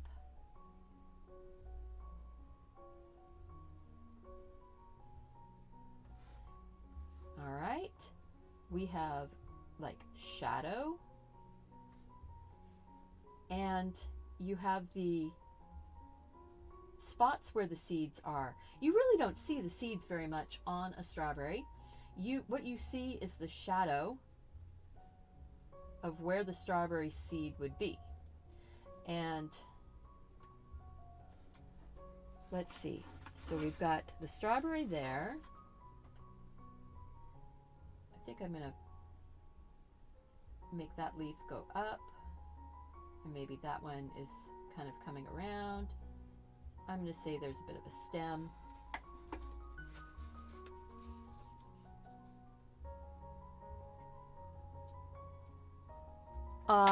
Happy tears. Happy tears are always allowed, guys. Tears are actually a release. So if we need tears to show how happy we are, then by all means. I'm never going to tell somebody don't have that release, because I know that I need that from time to time also. So I'm happy to be able to do something that would bring you so much joy, Jan. How's Taylor doing with her new braces? I know you said that you were going to ask her about that today. All right, that's enough of doodling on that one. Let's get another strawberry here. I think this one, I'm going to put a little whole strawberry right here.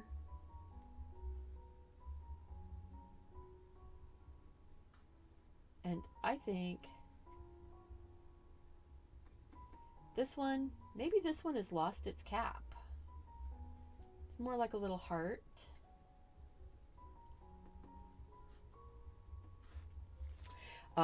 Go eat. Oh, be real careful. And if you are eating something that is going to cause an allergic reaction, make sure that you are very careful, Amy. I know how much Chinese food is like an awesome, yummy taste. I have to make my own if I get to have any. So now the seeds are actually much more symmetrical. I'm basically just putting those little shadows in kind of randomly because, you know what? I'm going to do it with a pen anyway. That one lost its cap. I think this one, I will have it facing downwards. Maybe I'll say this one is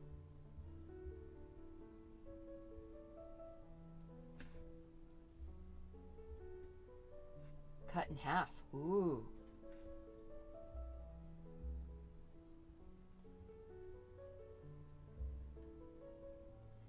And these little lines that are on the inside are actually the points where the seeds are actually on the outside.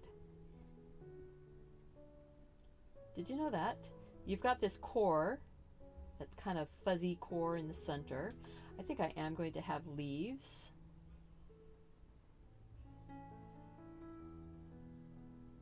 They got cut.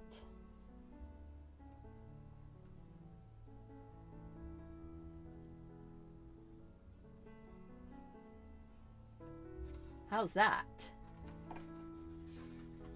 I think we need one more right here. Need one more right here, I think. And then we will, let's see. I think it's going to be sort of that shape. Maybe make it a little fatter, more like a heart.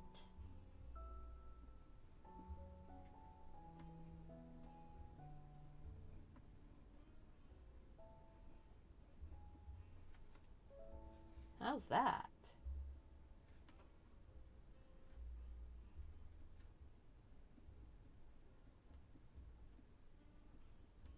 Like that.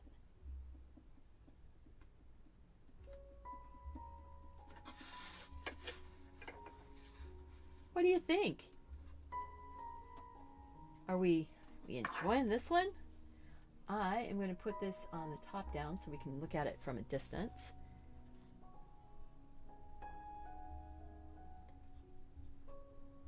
Maybe. See, we have 7 things on the thing here, but I have 4 strawberries, and I think I need one more strawberry. A baby blanket, a bottle, and or a rattle. Ooh, you know what? The baby blanket, I'm probably going to do some type of a knitted, big chunky knit blanket. I don't know that I'm going to do a baby bottle or rattle because for me, at this point in my life, my grandsons are older. Unless you really need a baby rattle, I mean, I could put a little rattle on it. I'm taking a bit of a strawberry off the edge. Right here.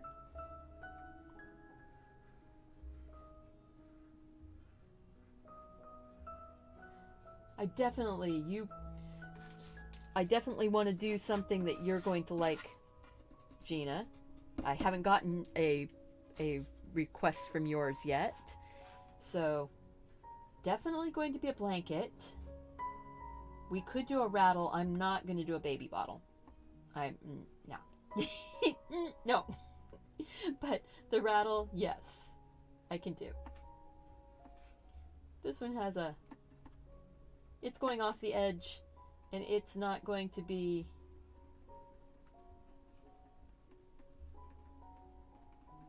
There we go. I need to get this inked in. I think that works. I think that works. And this is another one of those ones that it could be any way. This one could almost be made into a overall an all-over pattern, couldn't it? You have a new grandbaby coming in February. That's why. Of course you do. Of course you're thinking about that. I get it. Now I get it. Yeah, baby rattle, definitely. And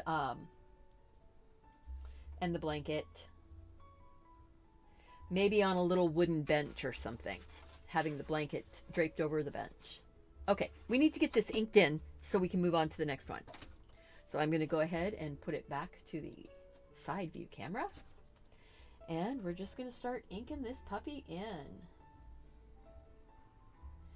For anybody that's just joining us, thank you so much for joining us. We are having a lot of fun. This is a marathon. I am doing 30 drawings, and this is number 9.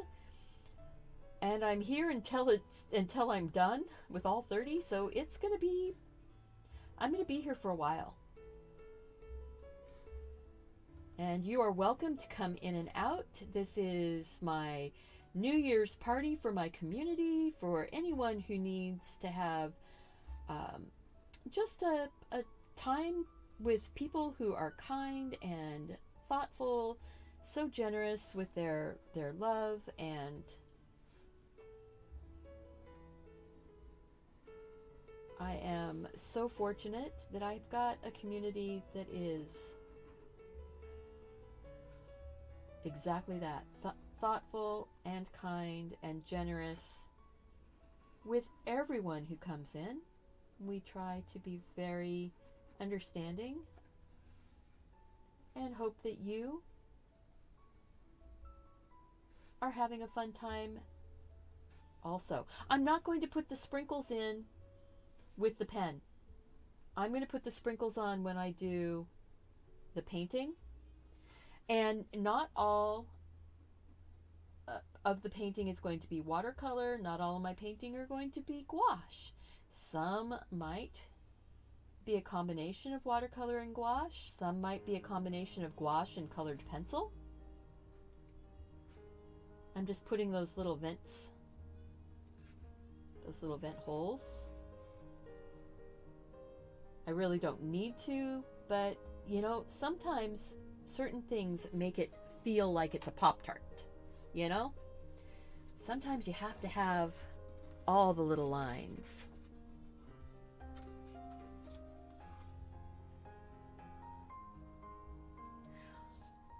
Yeah.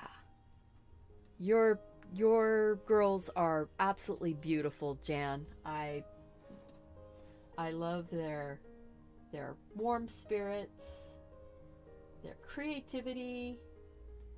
Taylor is quite the little artist, or young artist. She's not little anymore. I mean, she's almost 13. She's a young woman.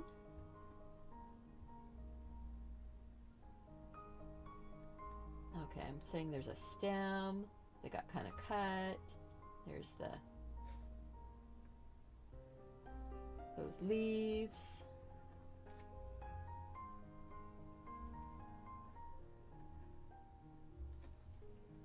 We're going to say there's that space around the core. And then there's those little lines that go out. I don't want to put all of them in all the way out to the edge. I want to have some room to, express my own individuality and to allow others to express theirs.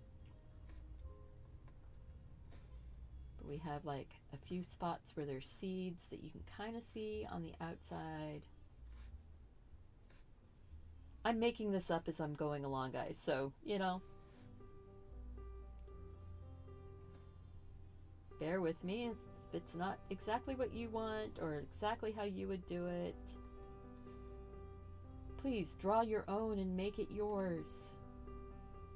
But if you don't want to draw your own, this will be available as a digital download book, all 30 designs. And my goal is to have it done by the end of the day tomorrow, after I wake up, getting it done. There we go. That strawberry is drawn. Now this one.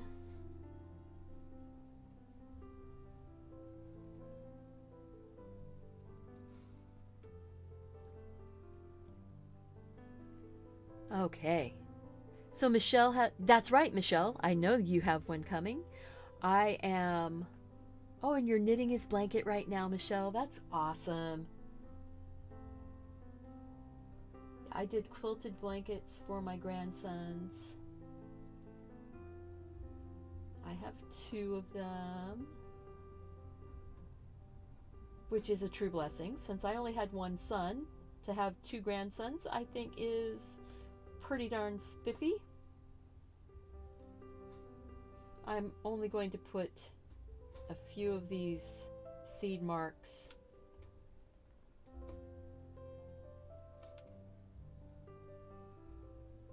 here and there. There we go. And rotate. So we're moving along. We're moving along. We're getting there. We're getting there. We're getting there. I'm telling myself, we're getting there. I feel much better for having eaten some dinner. So thank you guys so much for your allowing my intermission time and sticking with me. That you guys are awesome. Every person coming in, watching this, sharing with their friends. Those are all things that don't cost you any money. Subscribing to the channel doesn't cost you any money, and it is a big help. But more so, watching the videos really is huge. YouTube does not pay as much attention to subscribers as they do watch time. So if people are watching the videos all the way through, especially if you watch something like this all the way through, you are so helping my channel, because then YouTube will share the video with more people that like things like you. People like you. I like you. I'm going to be Mr. Rogers right now. I like you just the way you are.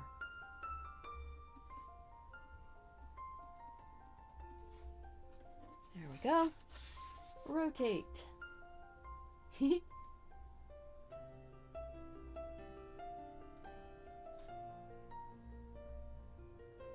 This is the strawberry that's kind of off the edge. Has a really big cap. So it's coming in.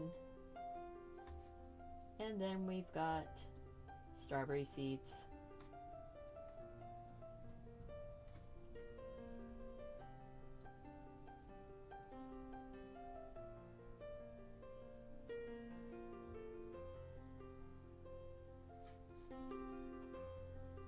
There you go. Yeah.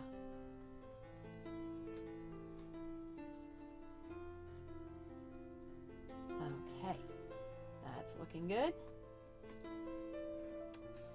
And rotate.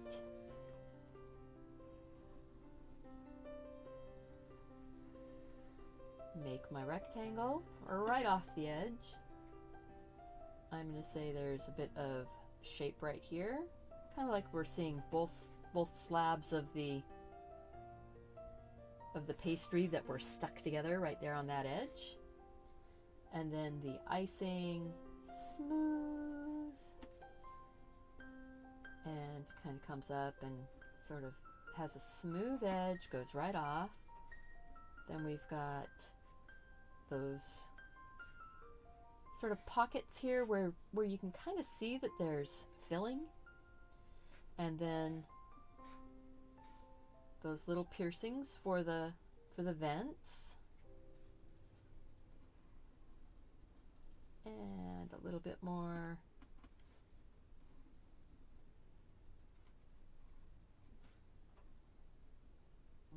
There we go. That frosting went a little bit more narrow on there. There we go. All right. I want a bit more of some definition down here on the bottom of that.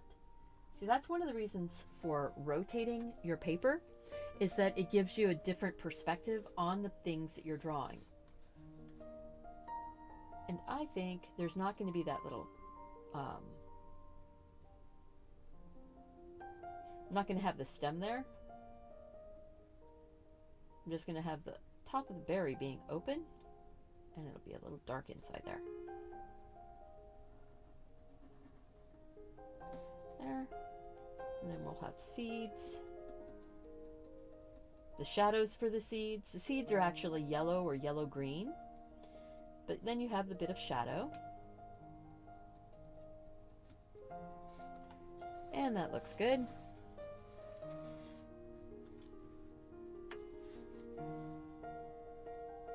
See, I am 16 years older than my youngest sibling, my youngest sister. But there are 5 kids total, so my parents decided that they were going to have one more when my mom was 36. That was actually not as joyful a time for us older kids as some might think. My mom was a nurse, and she worked a graveyard shift, and so when she went to work and Dad wasn't home yet, as older kids, we were the built-in babysitters. And so we were 14, 15, 16. So it was, unless you were working a job outside of the house, you were, every third day was your day to be babysitting in the evening. And that was not looked upon with as much joy. I worked a lot. I was a swimming pool lifeguard. I was also a honor student and president of the drama club, and my senior year had a boyfriend. So, you know, and that boyfriend was Mark, and I married him, so I guess that part worked out okay also. But, you know, oh, that's good. So, yeah, you know, but I can see where your daughter and all were very, very pleased. I can see why they would be pleased. All right. Number 9. Done, right? Or is that 10? Oh, that's only 9. It's only number 9. Okay, we're going on number 10 now. Number 9. Done. Pop-Tarts. Strawberry Pop-Tarts. What do you guys think? Do you like them? You happy with strawberry Pop-Tarts? I'm pretty good with that. And oh, Jan, yeah, I can imagine. Oh my gosh, 56 years old? That is, that's one of those miracle babies. Yeah. All right. We just finished doing strawberries. I think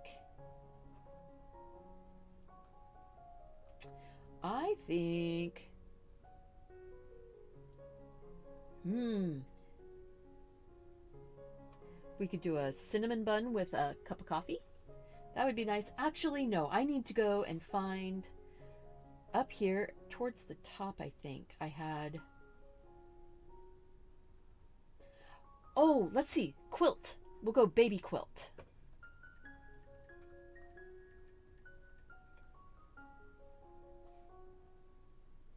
Let's see. Baby quilt. Oh, they don't necessarily have a lot of baby quilts. They've got a lot of babies. We don't want the babies. We just want the quilt. I think I'm just going to go find blanket or just quilt.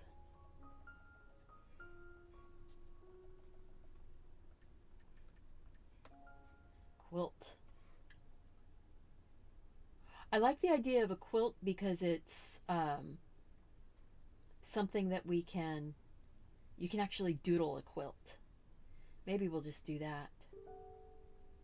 We'll do a baby quilt with, maybe we'll put a bunny in the middle of the baby quilt. I could always do the elephant teapots. You know, I could do an elephant teapot on a baby quilt. Yes, I could do the elephant teapots. I like that window. See, and that's what I do, is I just go like that, and I like it under romance too.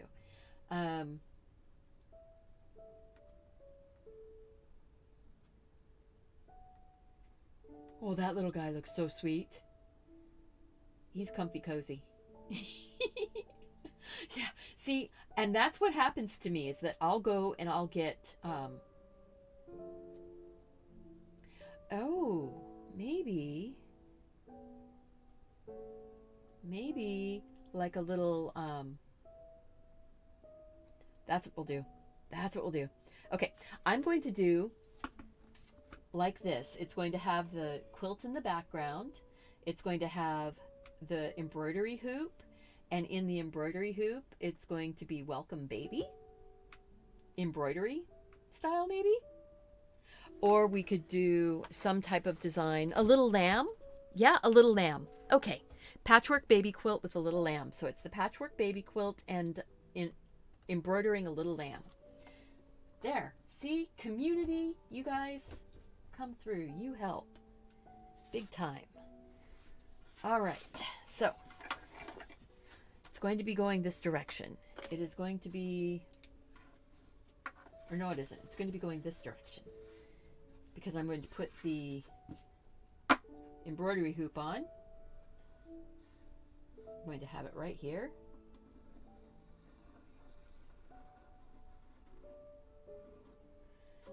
Then we go in and we give it that inner ring. I'm going to go to the side view so that you can see it better. The inner ring.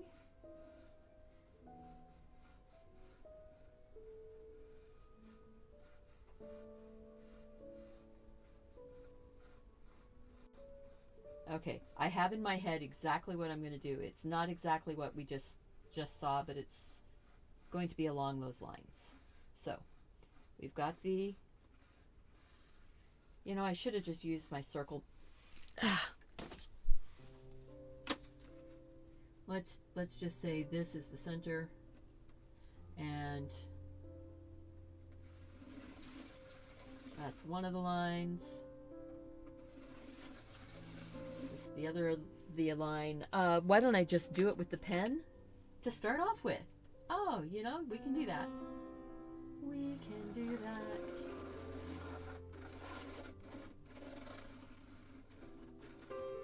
So we've got one line.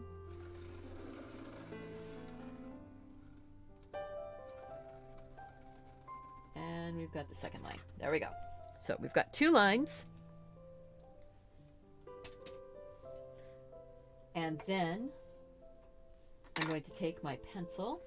We're going to have the fabric is going to be kind of bunched up around like that. And the wrinkles are going to be coming up like this.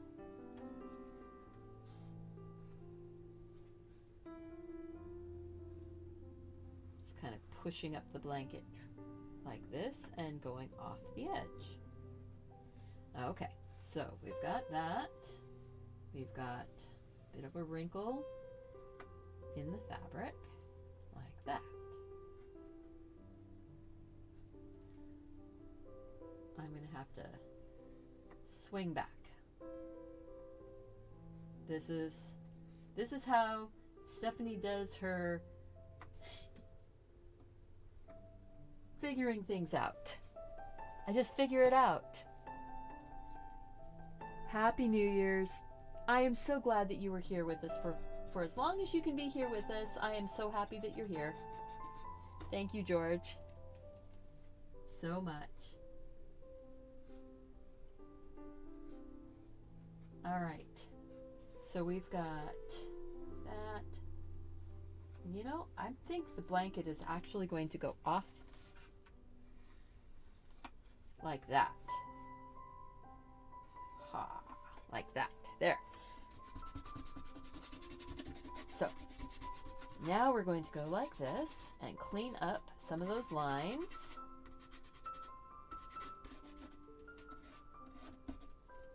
That was my fingernail that just made that mark. That's weird.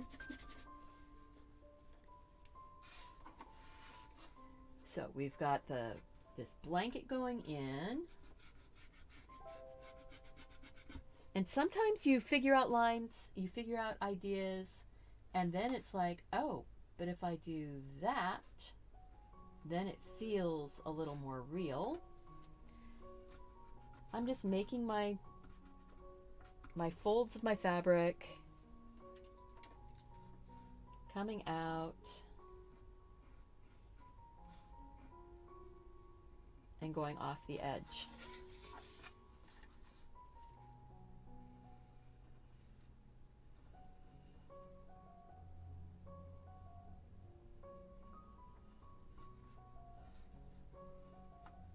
You know, just like that.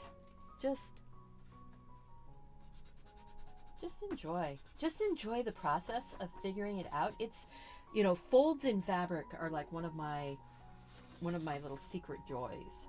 I love figuring out how that would fold, how the line would join into it, how it would get shadowed or shaded. I think that this is the actual like binding edge. So I'm going to go like this and say that there's a binding.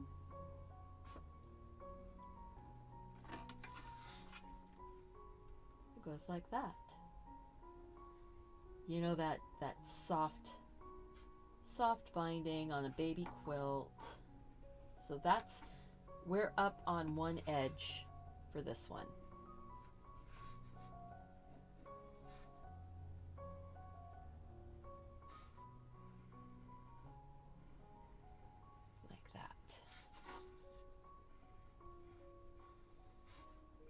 And I love that we have room to be able to do all kinds of doodling.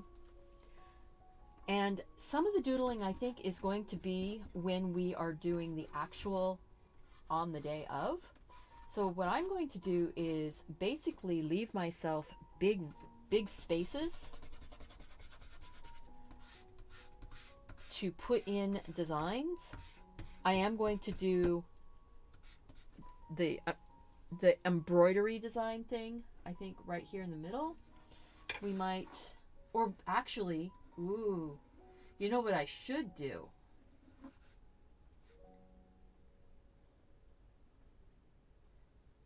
What I should do is, if we have, there's going to be like space left here so that somebody could make this into their own baby, you know, into your own baby's information, you know, like the baby announcement, where you've got, you know, where you could put the name of the baby, the weight, the name of the baby, the weight, the date.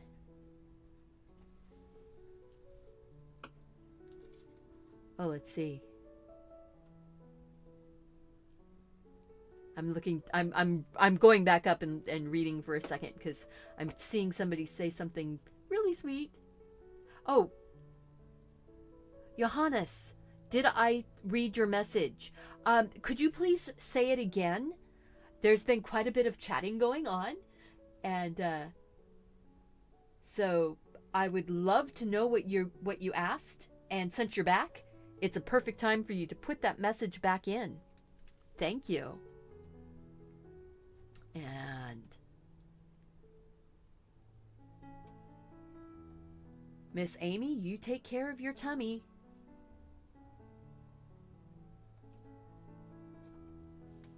So I want to maybe do, I think what I'm going to do is say we're going to put like the little ribbon where a person could put the baby's name.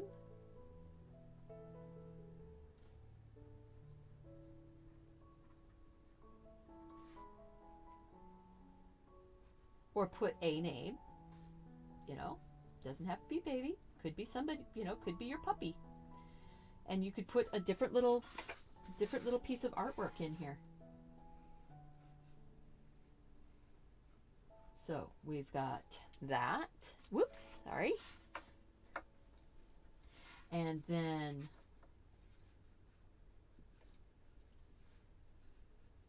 let's see. Trying to think how we can. I want it to be something that people could adjust it. Not everybody who buys the book is going to have a baby coming, but everybody could be announcing something or wanting to commemorate something. So let's see.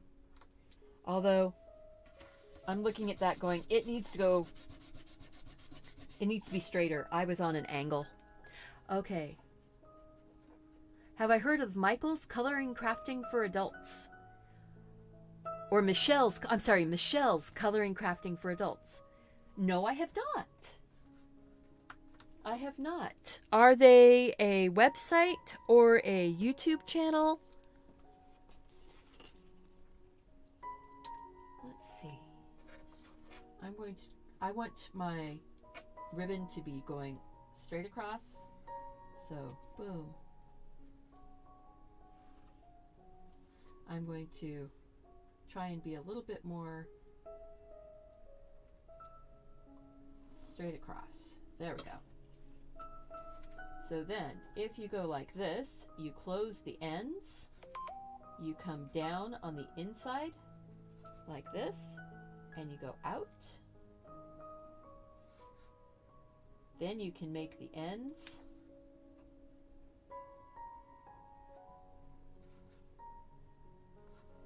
just like that. Let's see.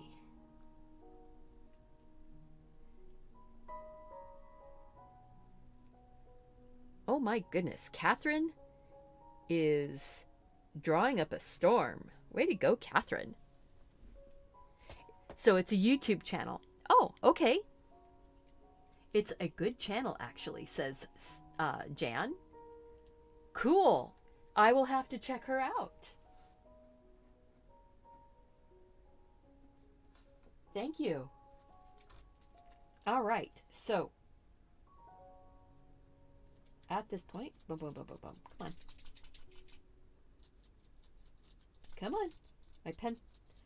I might have run out of pencil.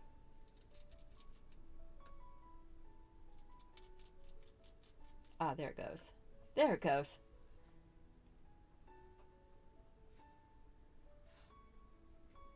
All right. So let's see here. There. So now we've got where you can put the name of something, and then let's see. How would we put the date? Do we want to put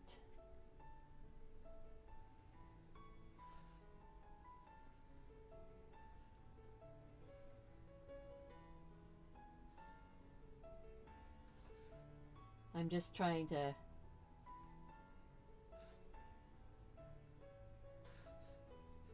come up with an idea. You know, it might work, it might not. So this is where you could put the date. Could go right up inside of that. So you could do the baby's name, and then you could do the date or the weight. And then, see, because I don't do lettering, I'm hesitant to put lettering on, because I don't do lettering.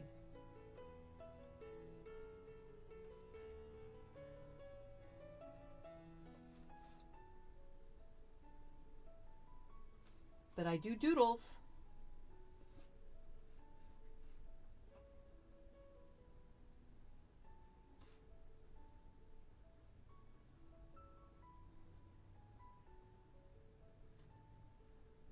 I don't know what in the heck I'm doing here. What am I doing?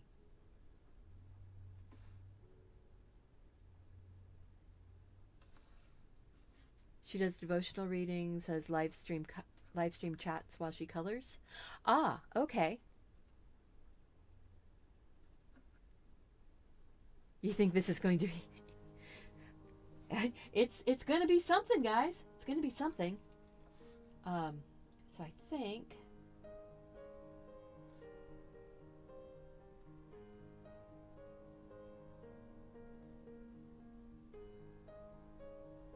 I'm trying to come up with sort of a doodly way. I don't know. That I'm not happy with. I'm not happy with that up there. It's getting there, but it's not quite right. And this right here isn't making me happy. Actually, that up there is much better than down below, but I think I have an idea. See, and that's part of this here now, is that we are, because I am designing as I go, instead of just using the reference. Oh, there. So we'll go up and across.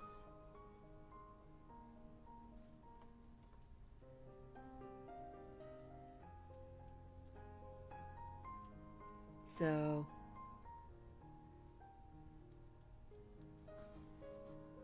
yeah, that's lovely. That's lovely. Okay, so you've got a place for the name, you've got a place for the date. I'm going to say this comes down and around. This comes down and around. And I'm going to say that this one actually just was split off from it.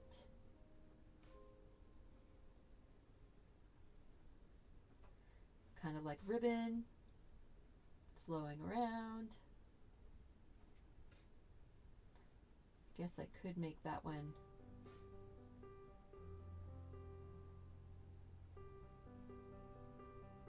there.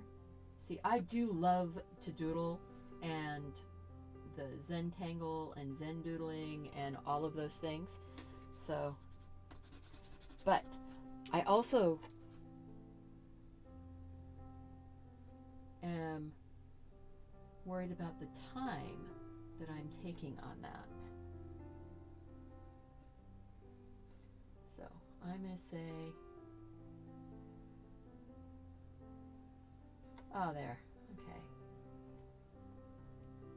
That's ribbon.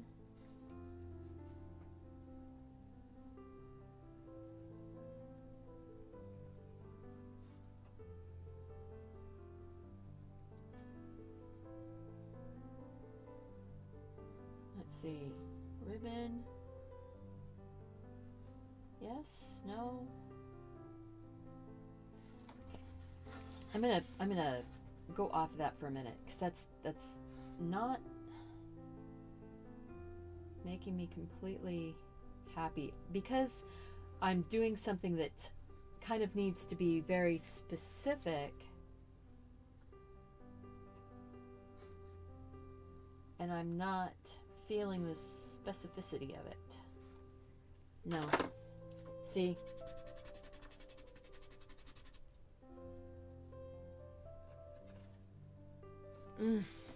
Come on.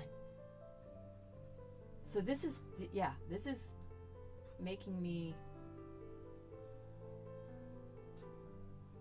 okay, we've got a circle, could be like a little gem, and then we've got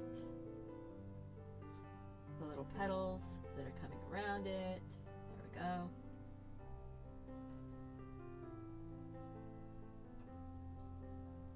Growing out, and then you've got spiral.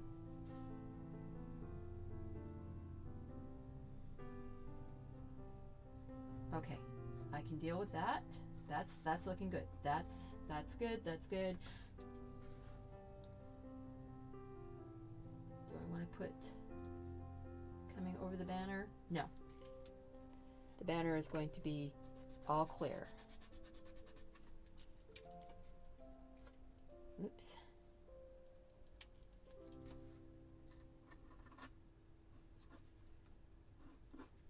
Come on.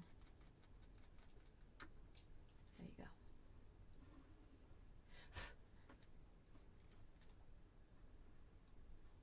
You know, I want it to be something that you're proud of, that you want to use. I don't want to just do a throwaway design. So that's why I'm taking my time with it. I think when I draw this, I'm going to drop this part down. That part is going to drop down to here. Yeah, okay.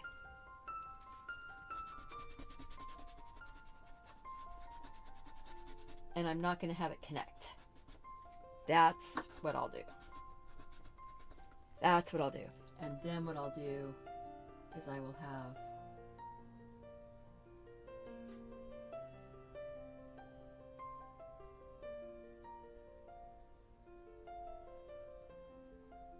there. I can do it that way.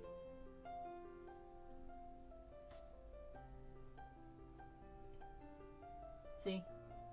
Sometimes you just have to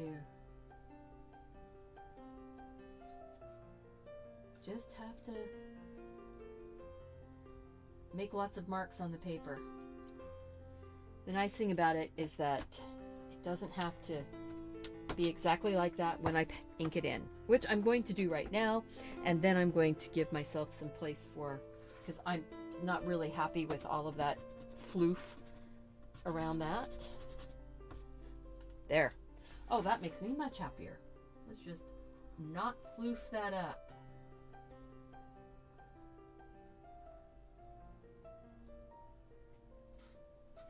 We're not going to floof. There, there, there, and there. Okay? We're not going to floof. We're going to go like this.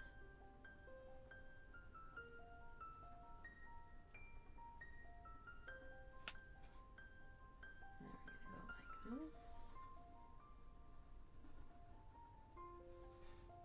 And then I can thick and thin my line.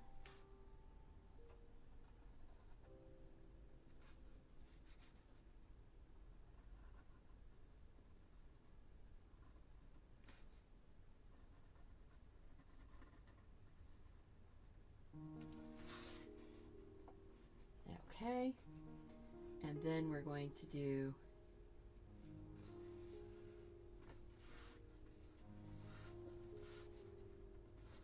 maybe we'll just do a little kind of like a stitching line. I like the little stitching line on the ribbon.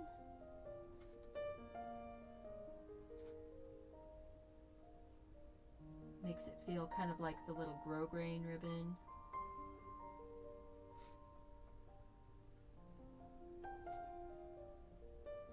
Makes it feel a little more special. Okay. And then this is going to have little leaves, like a little vine. I like that.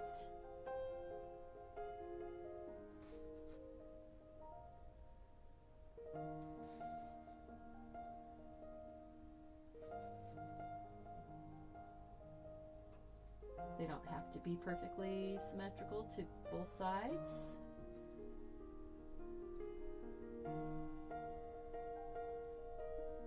There we go.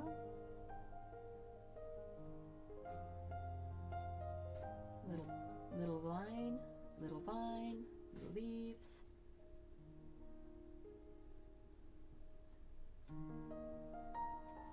Because then, you know, your little one is just growing and becoming and all those fun things.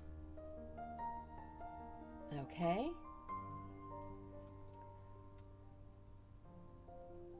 So there we go. We're that. I'm going to go ahead and start inking the fabric.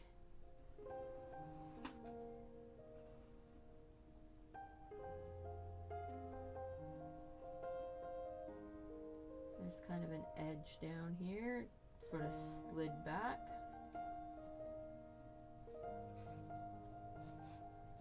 You've got some fabric showing up down there, and then there's sort of a shadow down in here.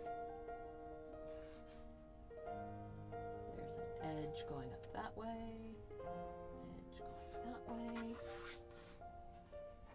I have the little, I'm clutching the little cap for my pen. I'm going to unclench my hand, and we're going to go and get that pretty little binding edge on here, or hemmed edge.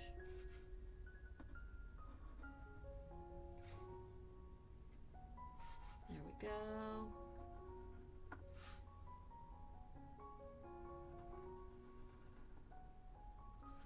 Like that.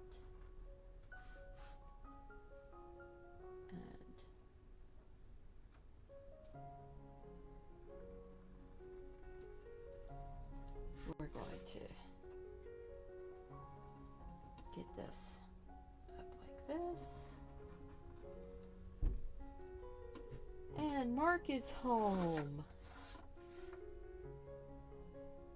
There we go, like that. And there's a bit of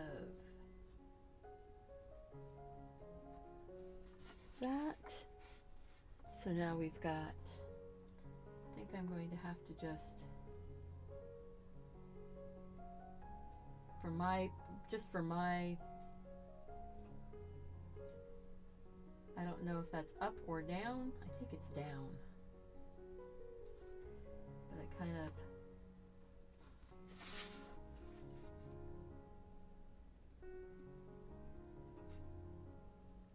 of have to, for me, I just have to sort of do something here.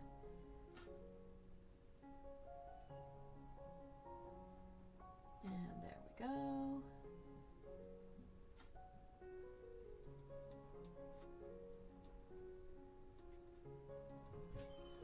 There we go. And Mark is home.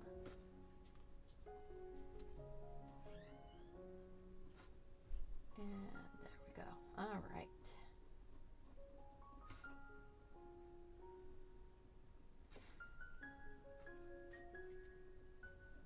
So, Mark, I'm just on number 10.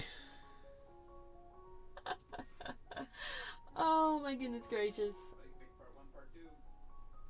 No, I am not making part 1, part 2. I am going to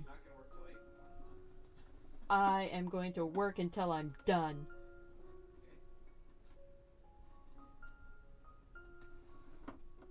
We're going to get it done. This is number 10. Yeah, this is number 10.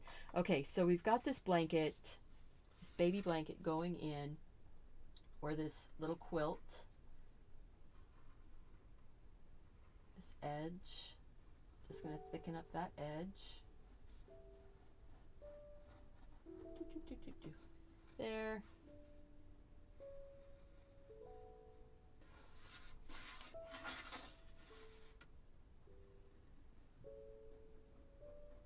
And there and around. Just thickening up that edge because, you know, that's just what I do. All right, so now we've got this sort of embroidery hoop. I'm going to kind of give a little bit of irregularity around that edge because then it feels like there's a bit of a shadow.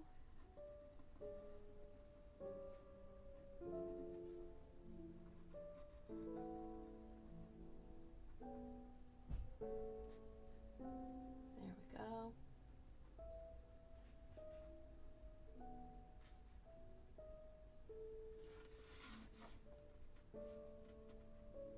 Oh yeah, don't worry. Yeah, I struggle, guys. I struggle too. I am not, you know, it's nice actually for you guys to see that, yeah, the struggle is real. I'm going to say that there's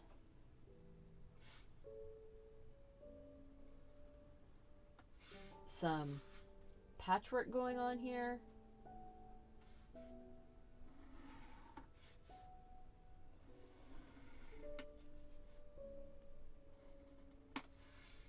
And it will give places where people can do crazy, you know, like, like the Victorian crazy quilts, where they would go in and put hearts and do all of the metallic embroidery, and, you know, or a person could go in and put little sheep or do little special things with special pieces of fabric. You know, a little piece of grandma's wedding dress, or a bit of grandpa's work shirt.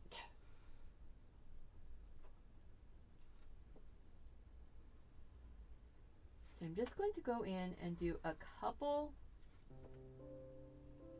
doubled up lines just to say, hey, there's something going on there. Crazy quilts, they had lots of little sections. They did lots of fancy embroidery.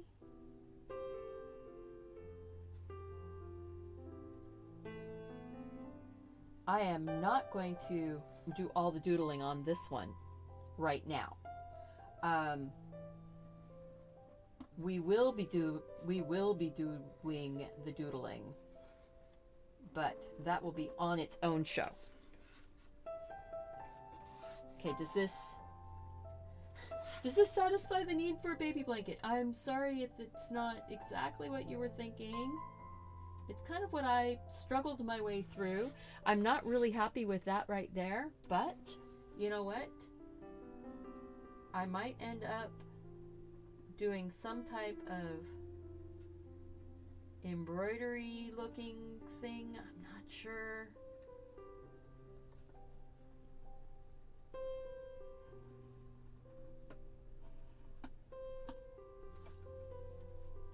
You know, we can little buttonhole pennies, little penny quilt type of things. That works. Okay, that's making me feel a little bit better. I think in the one that goes in the book though, I will clean this out and there will not be this little stripe in there. So I think I'm going to stop working on that part. I'm going to This is going to be a crazy quilt, and it will be filled with all kinds of embroidery and fun, silly things. And you can put a baby's name or put the date up here, put the baby's name down in here, or whatever, you know, somebody's wedding, something like that. We're gonna say number 10 is done. And we're going to move on to something that's not going to stress me out. That one stressed me out. Really weird. I know. It shouldn't have. It's perfectly my thing. You know, it's perfectly the thing that I do. I am going to go ahead and I've got water. I've got coffee. There's coffee in the coffee thing if you want coffee tonight.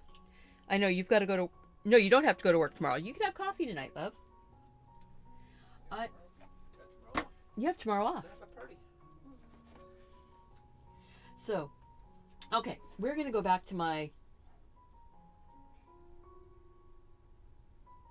I think...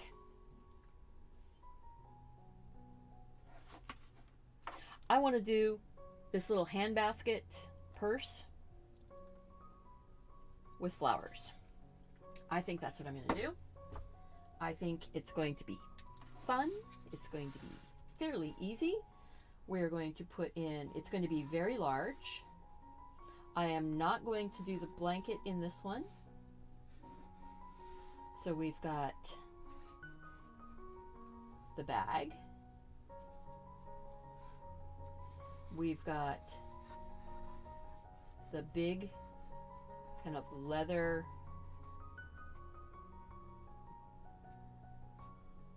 handly bits, the part where the handle is sewn on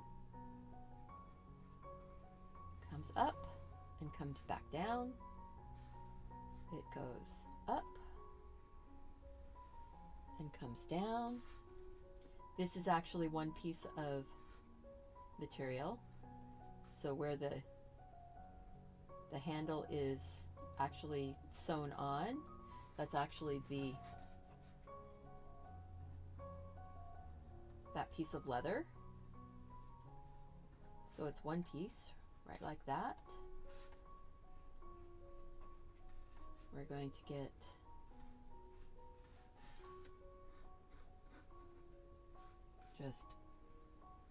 that on there.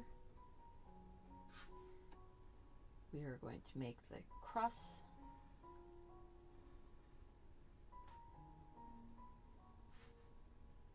And it's going to cross.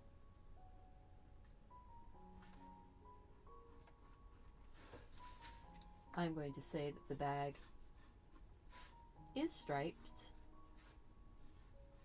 but it's not going to get colored or shadowed right now, but it is stripes. It's a sort of a sewn rope bag. Looking at that. So I'm going with a sewn rope bag. We are going with big flowers. So the flowers, we're going to have a big flower here. We're going to have a big flower here. We're going to have leaf, and a leaf, a leaf, and a big flower here. Maybe another leaf.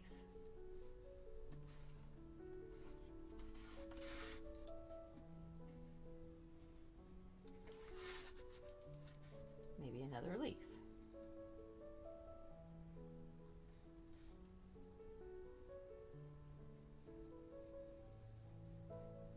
Nice and loose, easy going. Certainly in my wheelhouse of fun.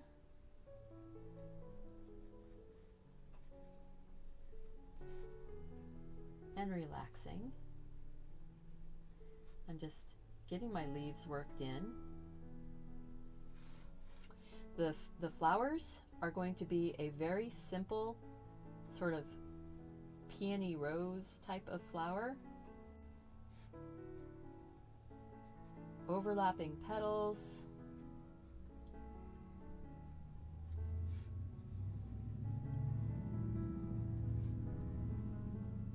They can be ruffly edges. They can be standing up edges. They can be laying down. And then we've got one that's kind of looking off that direction. Oh my goodness gracious. What am I doing? People, I am so sorry. There. I thought I was on this view the whole time. Grr. Well, you can see what I'm doing now. I'm doing alternating flower petals, working them around.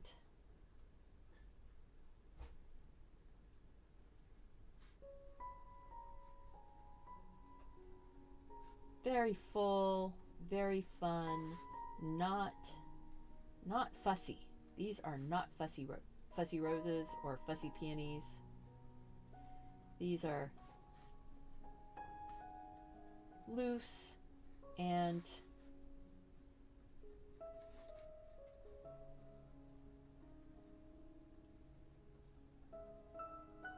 doodly. I am doodling these flowers. These are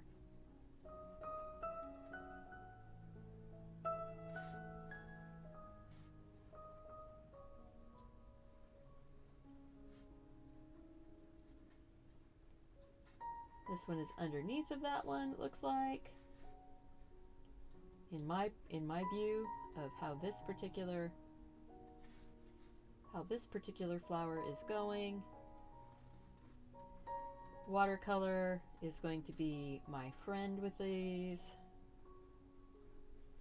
It is a cup of fun.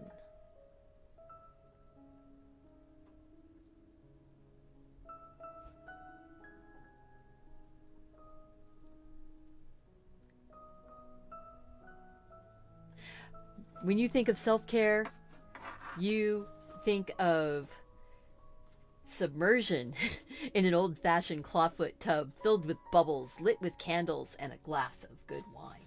Absolutely. Oh my gosh. Look at this pretty, pretty basket filled with flowers. I am more than happy with how that turned out.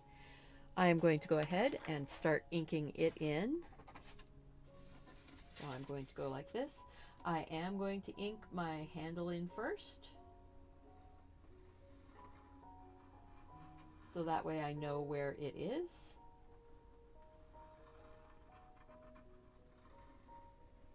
There. We're going to put that one across and then this one the other way. Just like that. And we're going to put one across and then the other one we're going to go under, stop, under, stop. There we go. So now the handle is drawn on.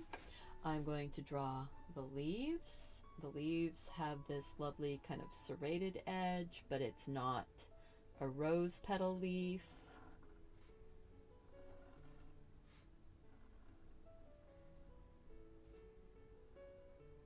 There.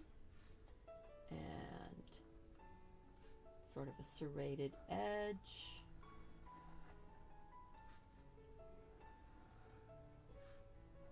Just like that. And I'm being aware of where my flower petals were, and I'm not drawing the back edge of the leaf up in the area where the flower petals are. That's working. I'm going to go ahead and give that lovely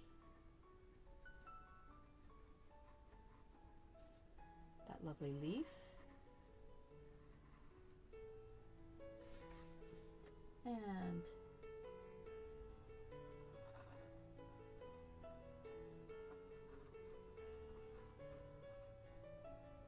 putting that one right over the flower.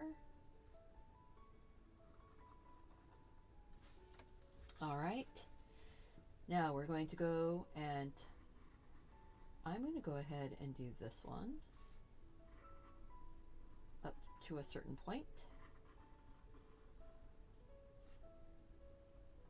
So we've got petals showing up around here.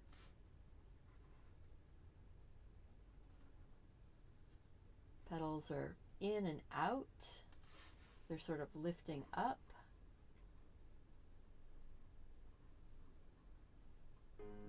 They're curling back on themselves. This might be an edge that's sort of curled backwards.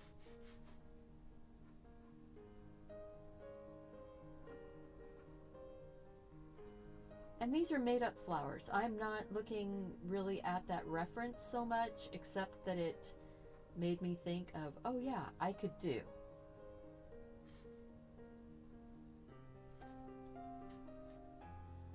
Sometimes my flowers end up being very, almost realistic, and sometimes they are totally fantasy flowers. Either way is totally okay.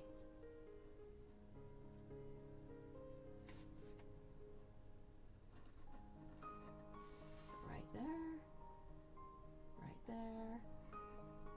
That one's going that way, that one's running into that spot. That's going there. There might be another petal underneath.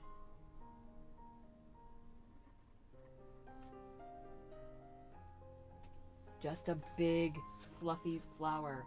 These could be giant tea roses, old-fashioned, filled with fragrance. They could be peonies, ruffly edges and full of fragrance. I like old-fashioned flowers that actually have smell.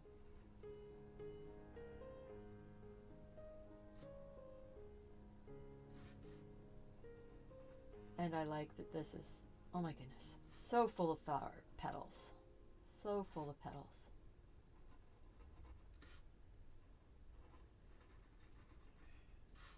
Just round and round and round we go. Doing it with the pen though, so now this one, when I'm done doing these petals and giving a quick outline on, that's a bit of a leaf.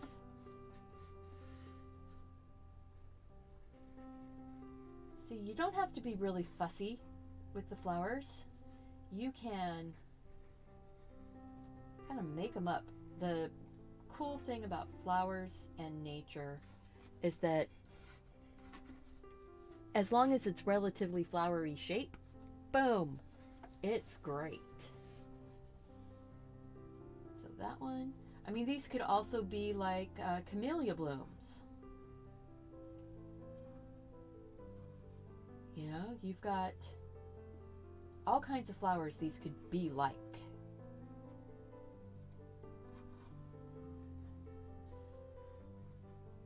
And just start stacking your petals in. They stack in kind of like bricks. So you just don't have all your petals start and stop in the same place. Have them overlapping.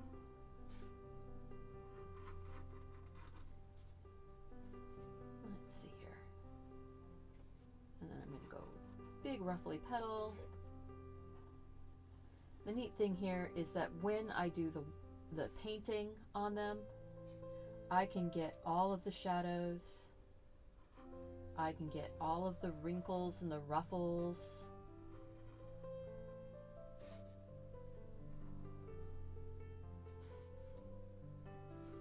All right, so now I can go back here and I can go that part of that leaf. Anything beyond that is just going to be dark inside, not going to worry about it. That bit like that. We're going to, I think I'm going to bump on the outside edge of the basket bag, like that.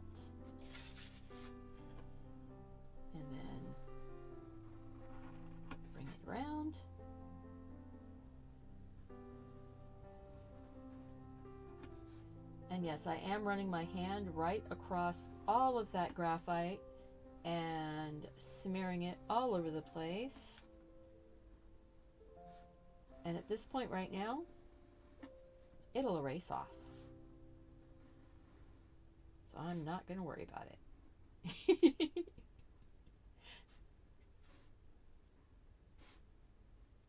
But I am so excited to have all of these pieces of art done for the coming month, to be able to do paintings and have that work, basically have the hard part already done. You know what? Since I pushed it so far up to the top, I'm going to push it down towards the bottom a little bit more too.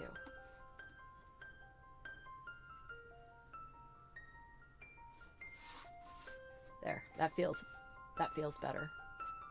Since I'm really crowding it to the top, I might as well crowd it to the bottom too.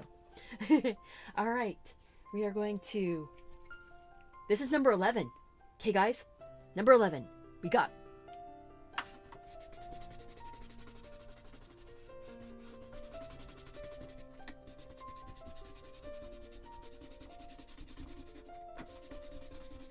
All right, look at that.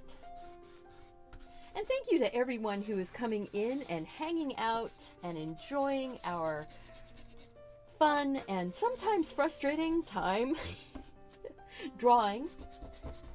Since I am doing this all, I am doing them all. Oh, that is so pretty. I am happy. I am so happy with that. Let's go with that one. That is a fun basket of flowers. That is number 11. Number 11, I am feeling good. Number 11 is done. So let's get on to number, well here, look at that one more time. Oh, number 11. So happy. Yeah, the little texture, little things. You don't have to do a lot to give a bit of texture and a bit of,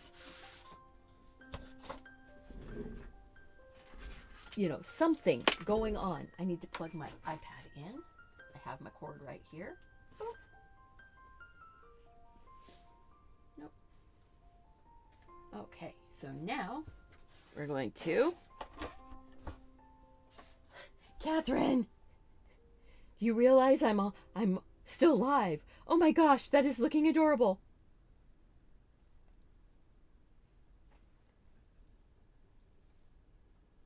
So, Catherine is going crazy with this fun electronic version of the igloo. That is so cute. Okay, Catherine, it just got shared online. Haha. All right. Okay, fine. There. Oops, not that. I want to go here. Come on. I need to make that smaller and click the heart on it so then I know. Ah, this is another one by Ella Eileen. Ellie Eileen? Okay, fine. There. Would you stop it? Silly, silly thing. All right. So let's see here. I want the cat with that window. I like that window. It's very simple, but it's very strong and stately looking. And the framing around it is really nice. I like that. That's making me happy. So we're going to do another one that makes me happy. Because that's what we do, right? That's what we do. We do stuff to make ourselves happy.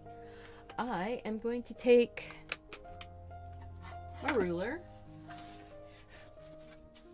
And I am going to use the width of my ruler to block this in. So whatever the width of this ruler is what I'm going to do to block that in. I am going to come across the bottom. I'm going to block it in with that ruler also.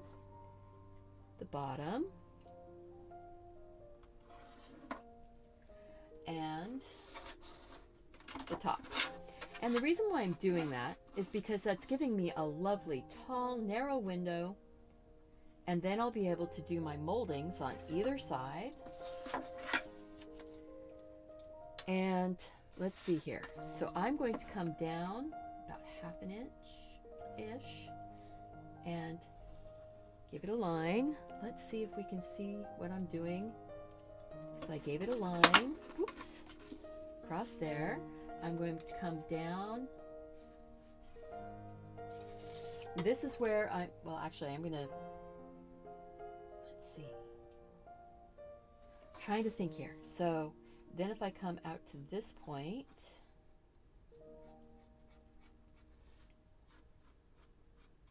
yep, okay, so I'm gonna split the difference on those.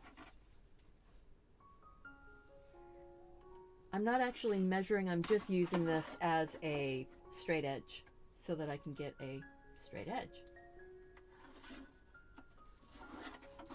And then I'm going to split the difference on that window.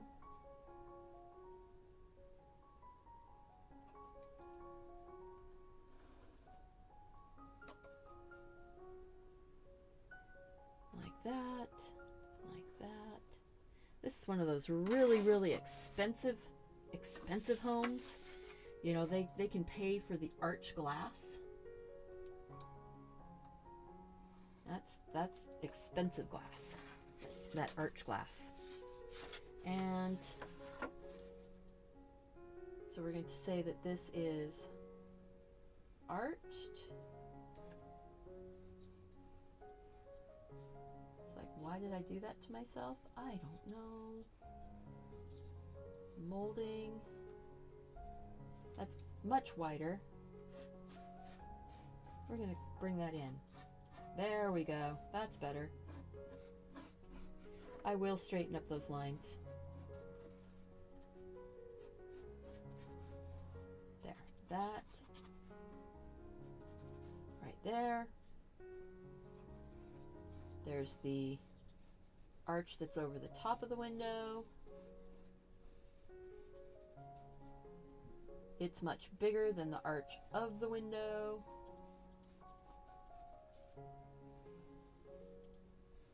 It goes to the outside corners.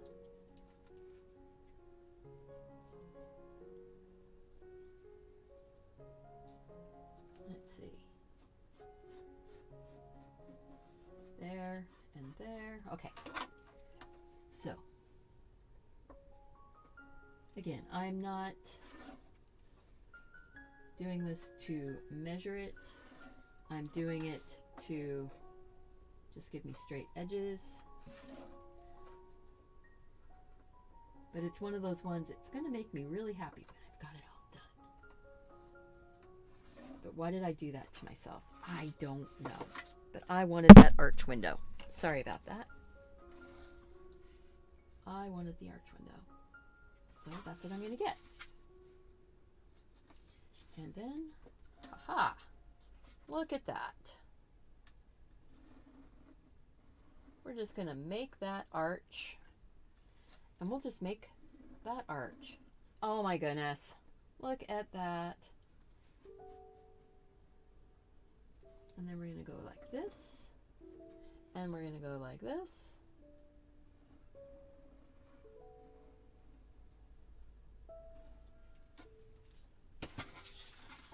Look at that. All right. So that makes me happy. We stop at that point. We go to that edge. We stop it there. We stop there. All right. That one goes there. That one goes there. This one goes here. And that one goes there. This one stops here. And that one stops there.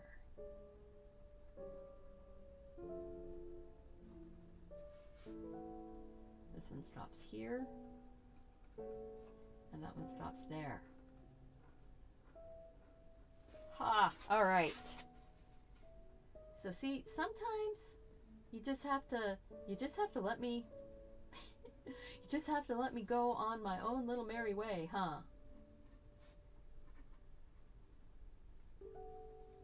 and I'm not tracing those lines exactly. I am getting close. Sometimes the graphite will make the pen sort of skip a little bit. Just know that that's going to happen sometimes, especially if you get too much graphite on your paper. Okay, okay, that makes me happy. There, there, oops.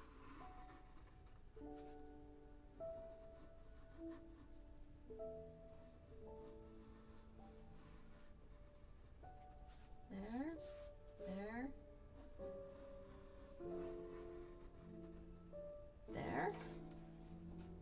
This is number 12. Wow. It's going to be a fun one here. There. Our next cross-country trip, we're invited to Jan's and Gina's. Oh wow, we've got all kinds of places to go hang out. Florida, West Virginia, Southwest Virginia, and maybe Maryland. Depends on where she's going to be. All right. Thank you guys. You never know when we may say, hey, it's time for a road trip.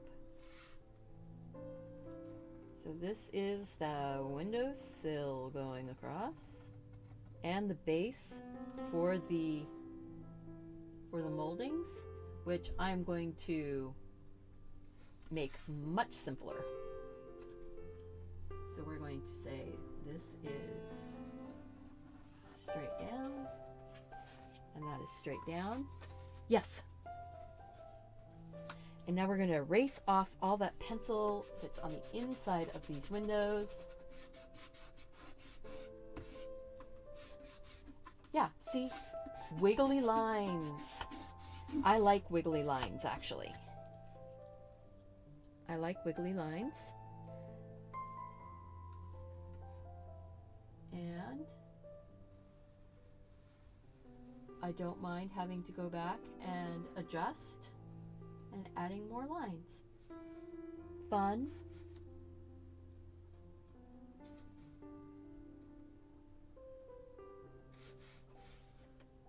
We can do that. Okay, so yes, the version that is in the book is going to be all cleaned up and much tighter lines. Not so much of these little extra overages that I will have on the original, but you know what? That way we can tell the original from what's in the book, right?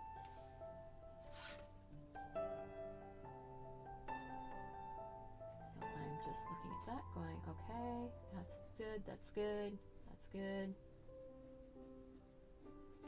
That's good. All right. And now I'm going to say that I am going to say that there are these blocks. And these blocks have a stripe in them.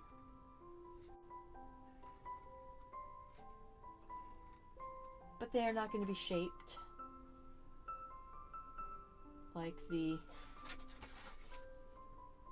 moldings. These are just going to be a little bit different.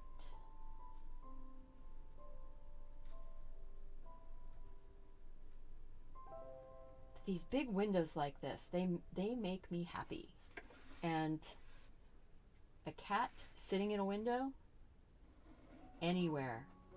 Cat sits in a window, makes me happy.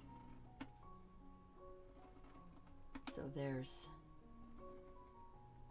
this. It's kind of like a stacked up molding area.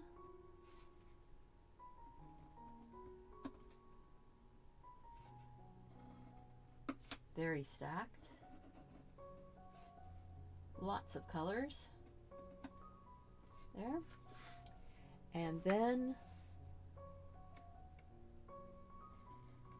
There's this line, that line,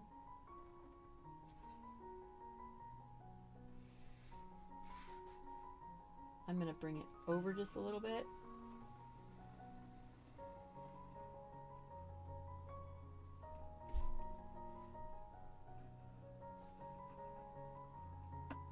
And off.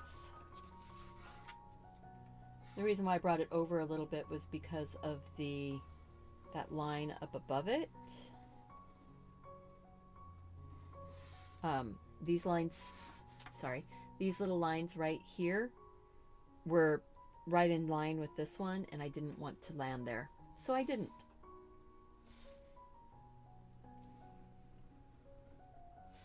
And if we were worried about it, I could move, actually I could go ahead and put that line on and bring it down just a little bit.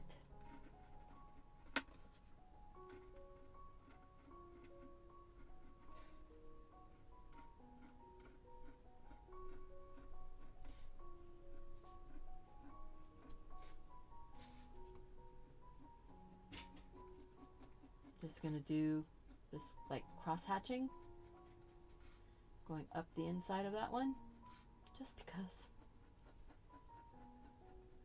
I started doing it and then realized that I probably didn't want to. But you know what? When you do something, if you do it in one place, it looks, and it doesn't feel quite right, it looks like a mistake. But if you do it in 2 places or 3 places, you can get it to feel more like a feature. So now what I'm going to do is on this one right here, I'm going to go ahead and do 2 lines. That line, this line. Oops, see, I even went way off that line. That's okay. And, you know, so that's part of it, guys. The putting multiple lines, it just starts to feel like you meant to do multiple lines, right? It's, like I wanted that line going there, and that line going there, and then this line is going to come down.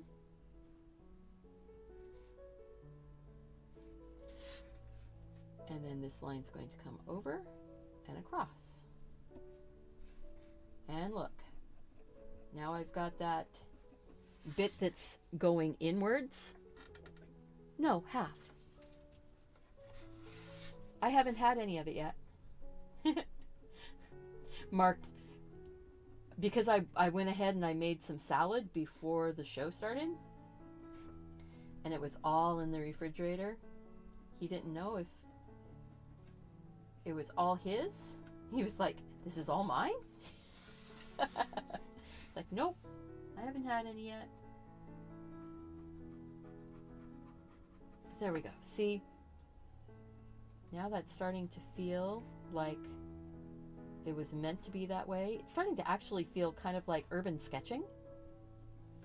Many people will do the urban sketching with just a pen and paper, and they don't do any eraser.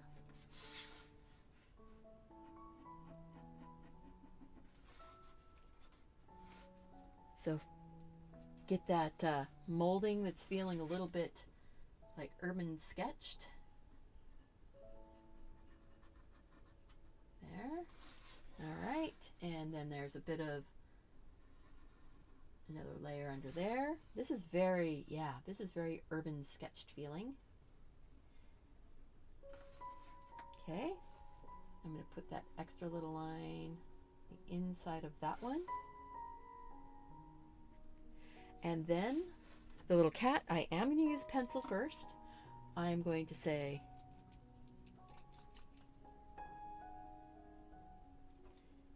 there we go. I'm going to put his little head,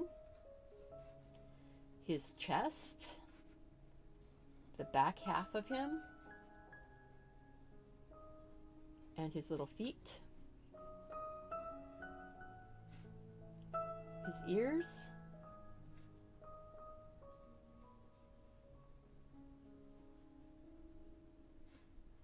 his face,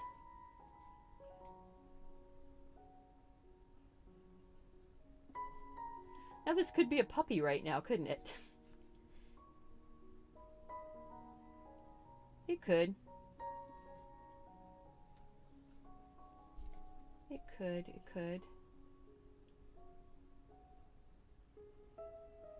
I'm gonna try and keep it cat shaped.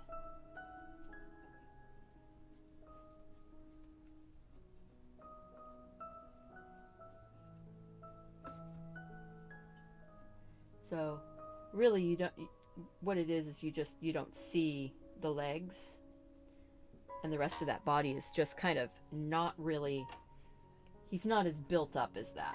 So let's just floof, floof,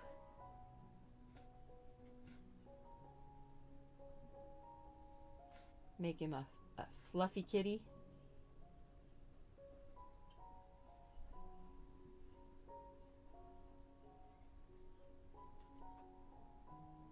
I think the eyes need to be a little bit.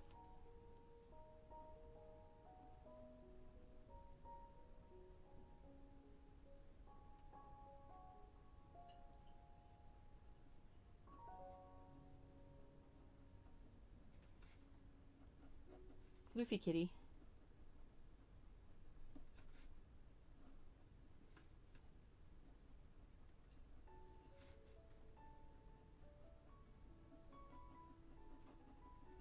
And I'm going to color him in.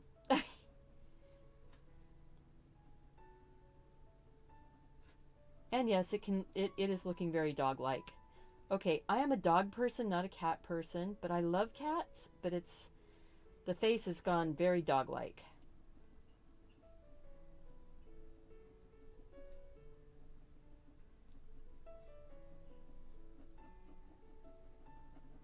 And that's okay.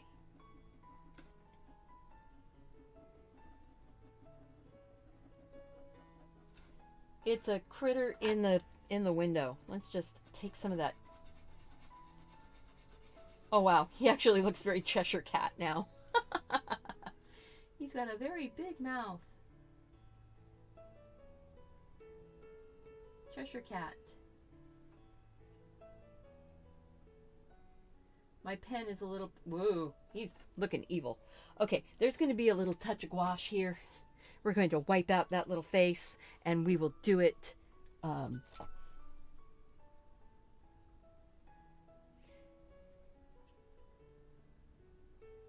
That's the cool thing. Look at that. Boom, a little bit of gouache, and we can let that dry. Just like using whiteout.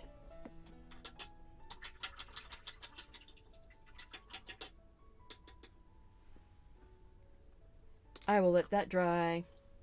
Actually, I will go ahead and I'm going to paint out the fur too. I don't want him to be colored. So we can do that. Look at that. Don't like what you did? You don't have to keep it. I will be using this one though for my video. But look at that. Back to white. Actually, it looks like he's sitting with his back to the window. Maybe that's what I should do. Got a cat with his back to the window.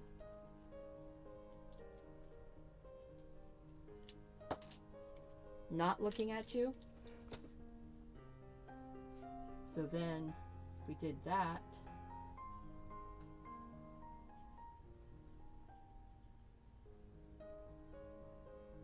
let's see.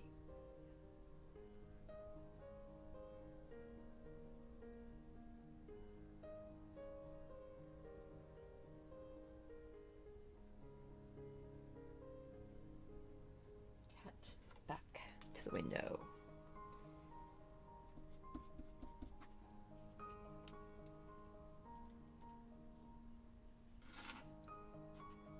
What do you think? The cat's back to the window, sitting like that, not wanting to look out, not saying anything, saying, I am not paying attention to you or to anyone. That's what he says. And that's what he's doing. So, that's what we're doing. This sort of tuxedo cat like this reminds me of one of my sister's cats. That she brought with her from New York.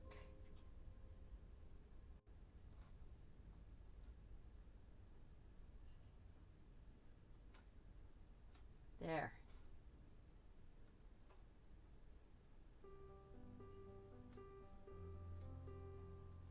Ha! We've got the cat with his back to the window.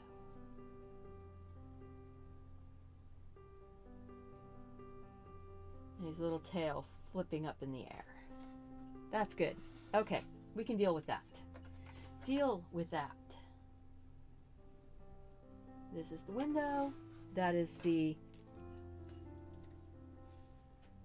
molding. There's that little bit of an edge. There's that little bit of an edge. Say there's a little bit of decoration right there.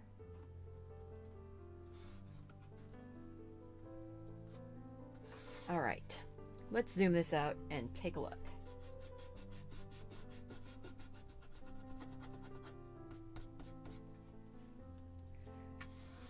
You know, actually, I think before I do that, I'm going to put a line across here.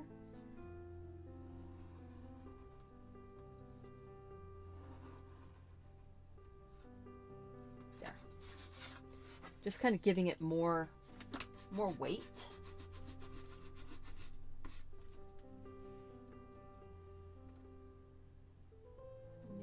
That one goes there.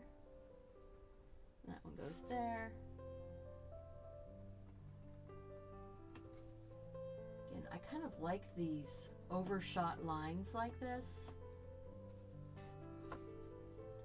for my drawing, but not necessarily to make for everybody else. So, you know, I'm not going to make everybody else deal with my crazy wild lines. I will straighten them up in the finished version for the book. But for me, I think this works. Oh, missed a line.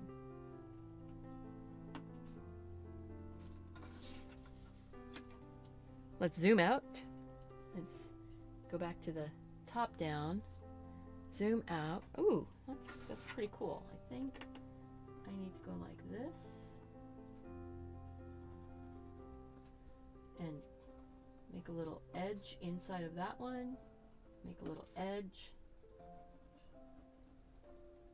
inside of this one. Just gives those little tiny bits of detail that you don't really notice, but you notice. It's like you notice that somebody took the time to draw those extra little lines.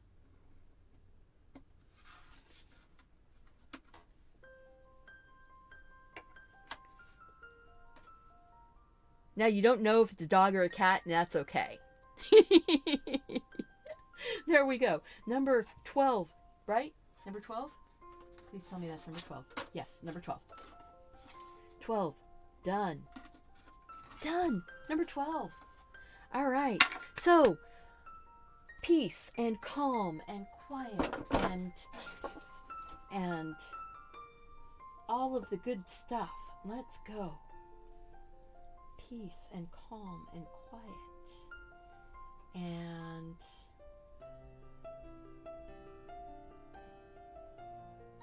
so we already did that one. Yeah, I did hurt that one.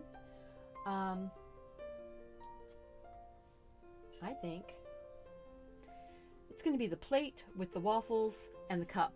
I don't know if I'm going to do the flower pot. all depends on how long it takes me to do this part. So we're going to do plate, cup, waffles, and they are straight down views. So they're very, very flat, easy circles. We will use the circle maker. It's another one that's going to be in the sideways. We're going to do the plate over here, the cup right here, and if we decide to do the flower pot, it's up at the top. So over to the side. Waffles are calling. Absolutely. Absolutely. All right, so we're going to go with pen. I'm going to get the circles for the plate and the cup put in with pen. So then, half the work is done. Okay, yes, I can do it. I can do it. I'm going to go here. We're going to go around. And we're going to stop right there. And we're going to move forward just a bit. Oh, let's make sure which one I was on. Okay, yeah. There's a tiny little, I'm not going to worry about that bit. Waffle is sticking out that way. So then I can go like this.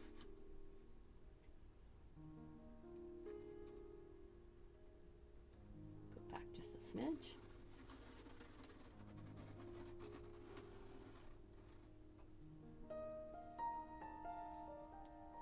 Goes forward just a little bit. All right, that is almost. And then there's the rim on the inside of the plate. There. I'm gonna lift it up. There. Move around. Not gonna see it perfectly. Like that. Okay. And now the cup. I'm going to swing it so the center was up here. I'm going to swing it down. I'm going to say it's a, let's see, if I do that, no, that's,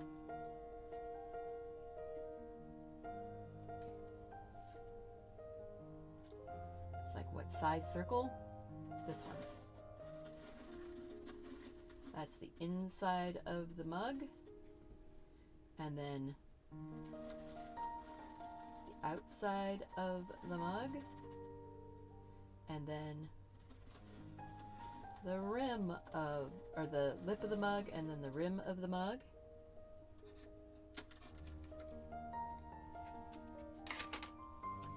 And then we've got the handle of the mug.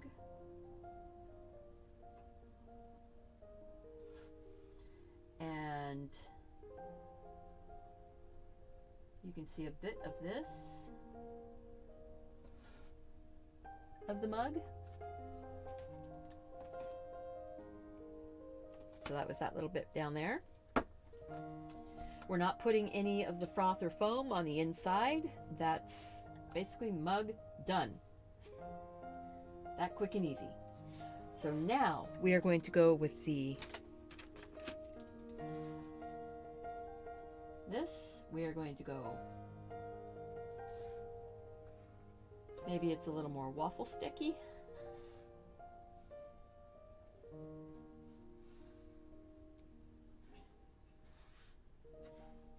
And I am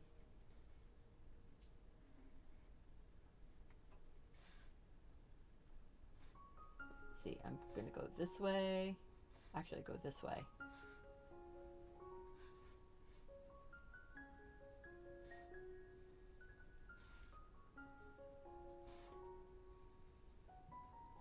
It's going to be interesting. It's going to be fun, actually. The waffles, I'm going to make it up as I go along. They're not going to look exactly like the waffles that are in that photo, but the photo gave me the inspiration there. So basically I'm making a box.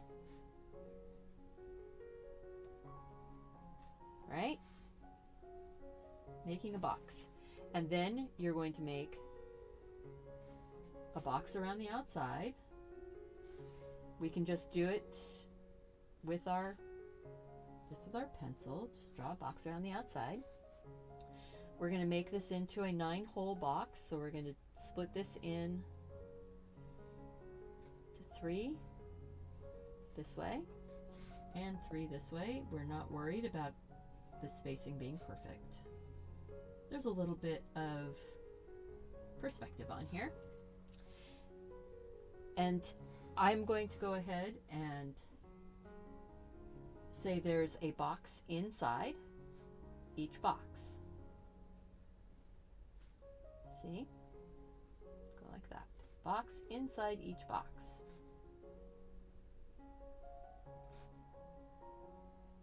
Starting to look a little bit waffly, isn't it?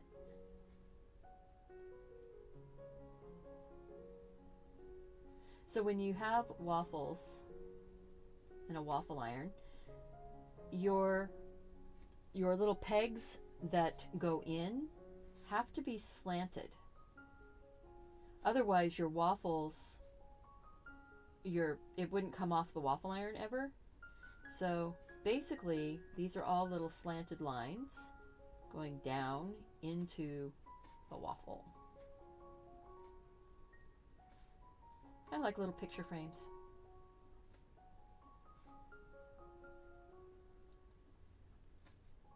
And you see, even though it's messy, you can tell that's a waffle, right? I can tell it's a waffle. I hope you can. So what I'm going to do is go like this and come up and go over.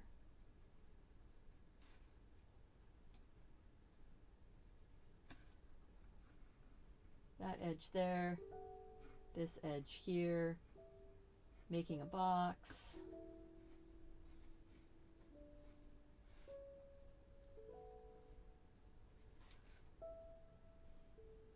Splitting it into 9. Not worried about crossing my lines because when I do it with my pen, I can choose which lines I'm drawing. Then draw a little box inside the box. Leave yourself room to give you those indentations. Thank you guys so much. Yeah, this is one of the best, I think, actually the best, but you know, I think the art community in general is very loving and caring, and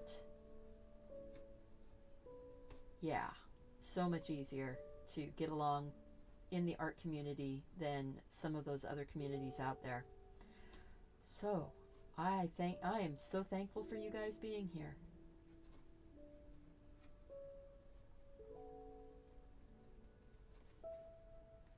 Is that feeling waffly, guys? Is that feeling waffly enough? I think it is.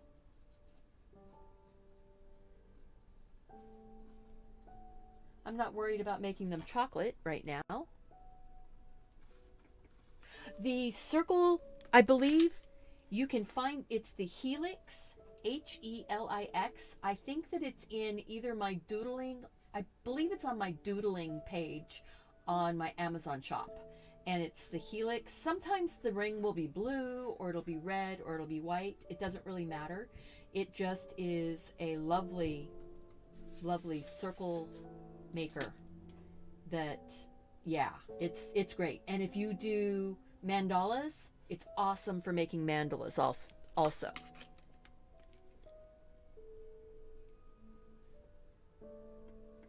So down below in the more information box of the video is the link for my Amazon store.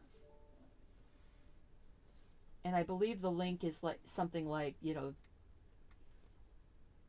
Amazon, or it's a bit.ly link, and then it says, so it's a shortened link, and it says like DC Amazon store, or Amazon store DC, something like that.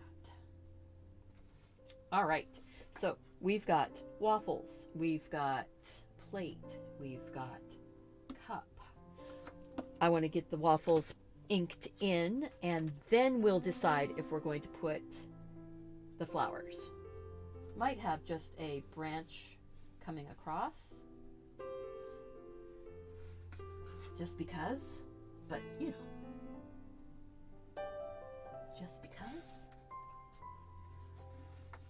All right, just gonna rotate. I think waffles are on the menu for tomorrow. This is, maybe I'll make some yeasted waffles. Ooh, that sounds good. So I am, like I said, I am a baker.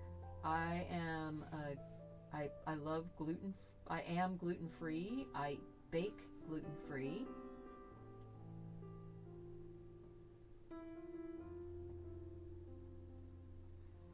Let's see. If we go like that, let me go up here like that. Basically, it looks like little gems, doesn't it?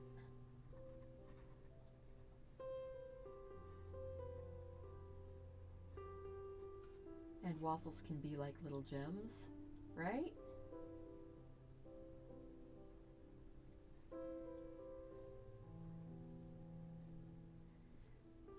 This is very doodly. This is very patterny.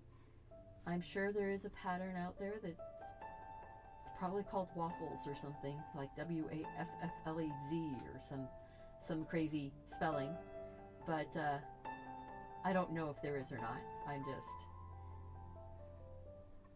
But this could be like emeralds and, you know, gems. All depends on how you color it. If you color it with the yellows and browns, it's going to be waffly looking. If you color it with metallics and clear colors, it could look like gemstones.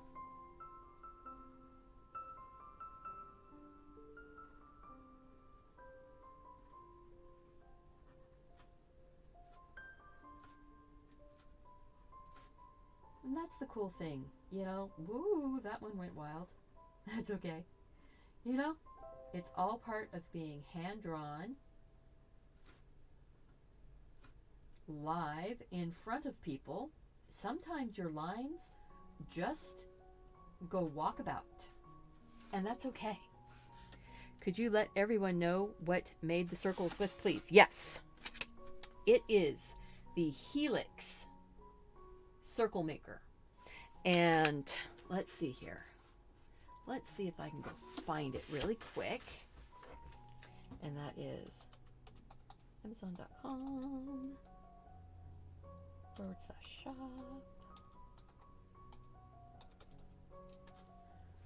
And then I will scroll down and see if I have it in my doodling supplies already.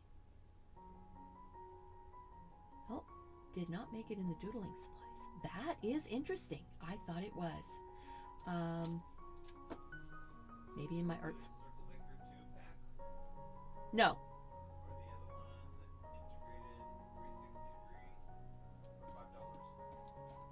Yeah.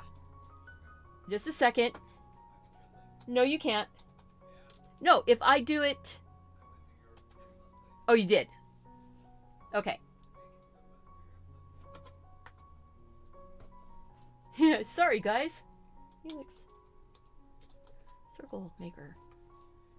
It's a circle maker or circle ruler, and it is, yeah, it's only like $5. So Mark is sharing it.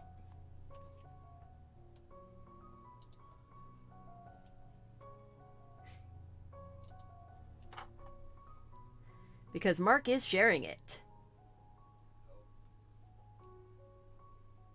And if he's not sharing it,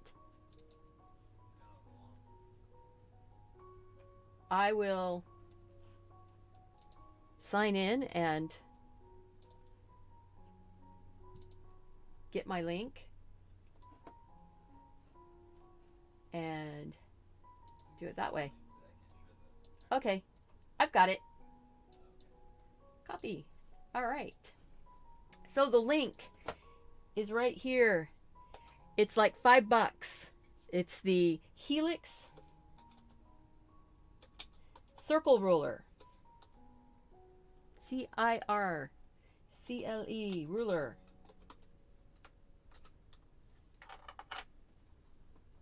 Yeah, that's it exactly. And the link is in my it's in my shop, and this is my affiliate link. So if you do click it, it's going to get, I am going to earn a little commission. There. Thank you. Thank you, everybody. All right, let's get this finished up, right? This waffle is a little bit of a different shape. That's okay. It could just be because it is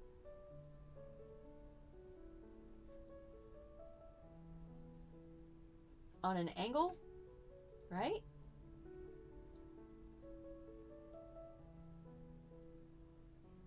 There we go.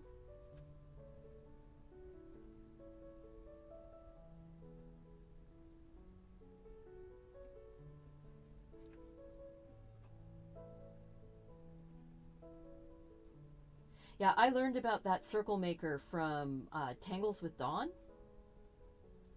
And she does lots of pattern tangling on YouTube. Her first couple years, she was like a daily video that she posted for tangling, pattern tangling.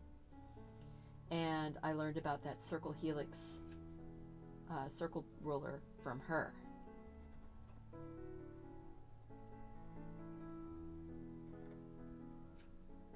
It's like zoom, zoom, zoom. We can get this done. We can do this. We are almost halfway.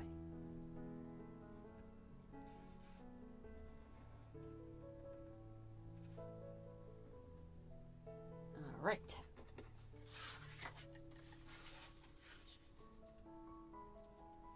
Oh, that circle maker is like bomb diggity awesomeness.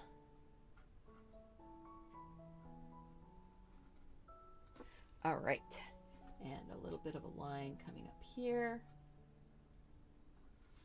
for the top of that. And we will take those eraser, get that eraser, boom, boom, boom, boom, boom.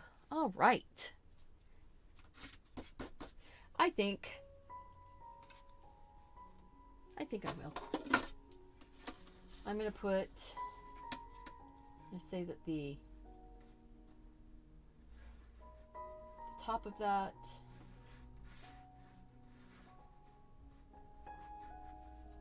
trying to decide how big. It's going to be just very small, and it's just going to be hanging off the edge. And then it has a bit of a rim.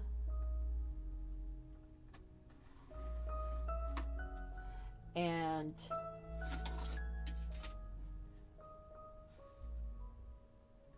this one, you can actually see a bit of the rest of the body. All right, so we're going to say there is a vine. It's coming out like this, and it's going up and over.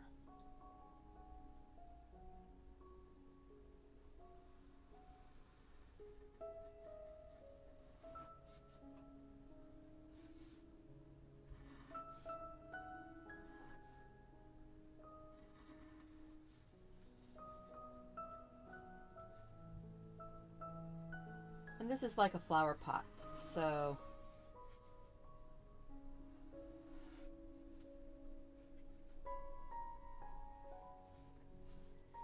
this would be like inside, there would be like dirt in there. So I'm not going to worry about making it look like water or anything like that. It's just dirt.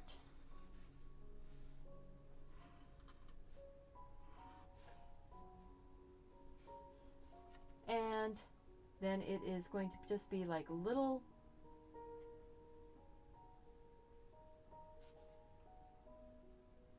cute little flower.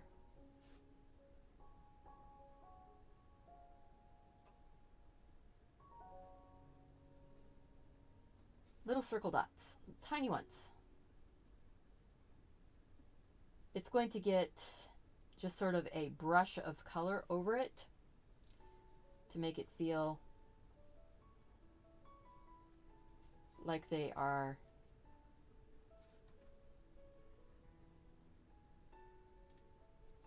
I'm gonna put a leaf here and there.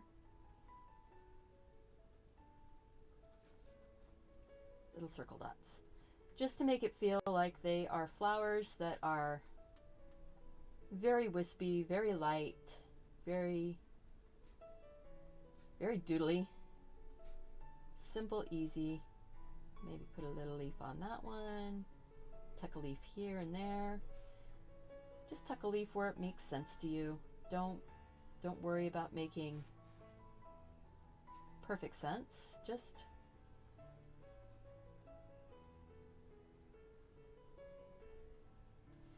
you notice it's not exactly the way this one, it's not exactly the way the flowers here look, but it's the way my brain wants them to look. So I'm going to do it that way.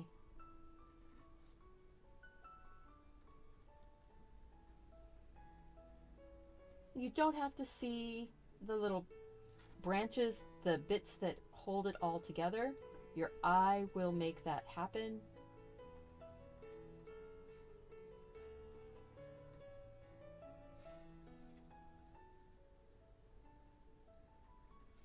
All right.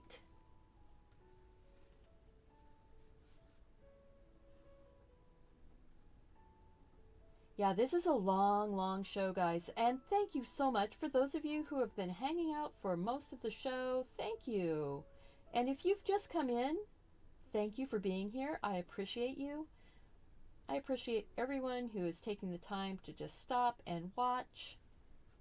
We are going to be having a full downloadable book available on Teespring, just like the one that's already released on Teespring from my December challenge, which I did all the drawings in one marathon on November 30th. So if you like marathon videos, that was 8.5 hours. This one's going to be a little bit longer. That's okay.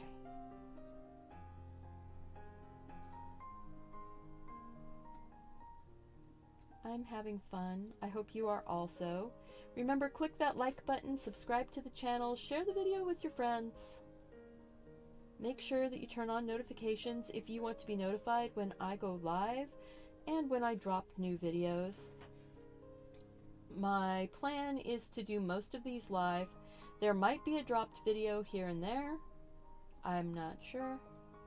All depends on what's going on in my life and the life of my family. Because you know what? Family does come first. And we have to take care of those we love by taking care of ourselves first, though. You know, I say family comes first, but you know what? You are your first family, right? So take care of yourself.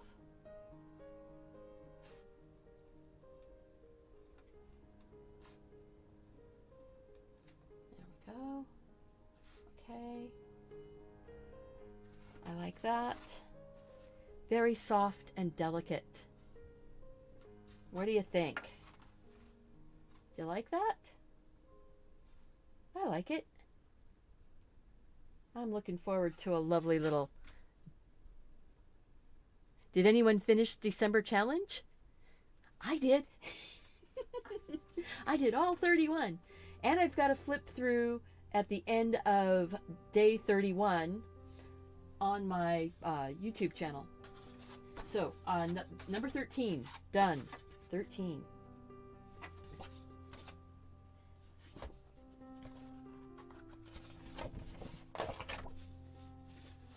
Well, Linda, I know that you've done a lot of them.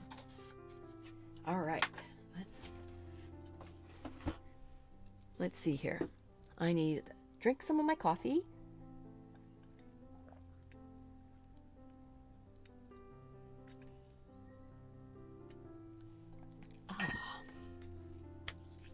I'm going to have a bite of cookie too. You know what? It's time to have a bite of cookie.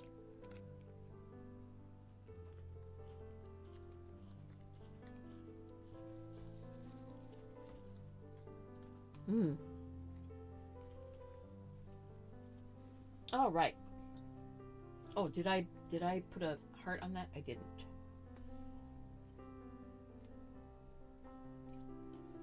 Let's see.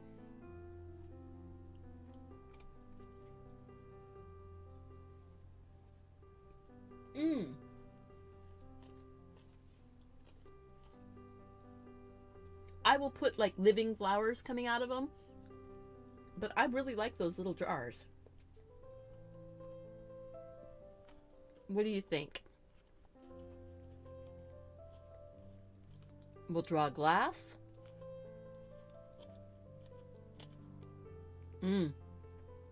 It was a sugar cookie. I also have a chocolate chip cookie sitting here too. I make them here at home. My gluten-free cookies. Mark actually likes my cookies, so I'm lucky that way. I don't have to cook for two different kinds of diet.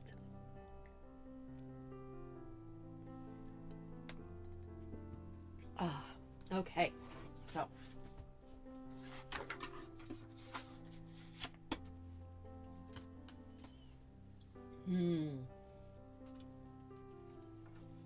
So this is a kind of a chunk of wood that's going across.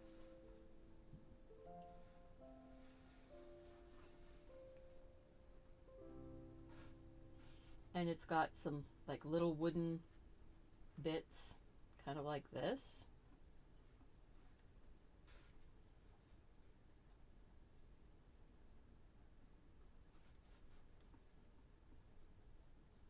Let's see. Like that.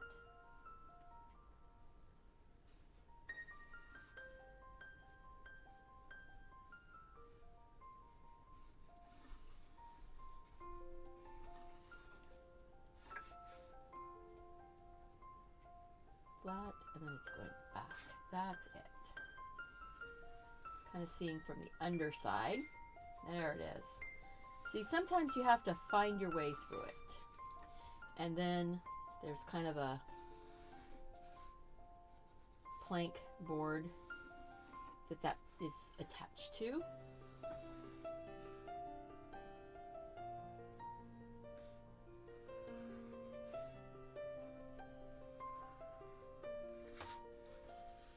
And I like this one because you can tell that it was, it's rough hewn. It's it's made by somebody who was just putting something together. I'm putting something together. It is going to be something. That's that one. They don't have to be perfectly straight up and down. We've got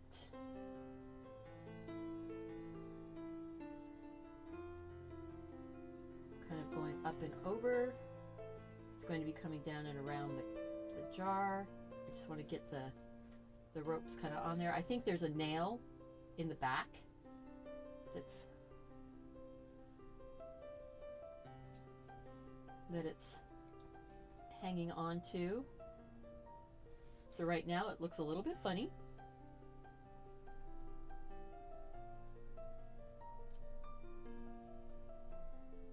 Because what I'm doing is I'm sort of drawing the ropes without the jars in them. Yeah, that's kind of funny looking, isn't it? Magic. We have a magic rope system. There we are. Magic ropes.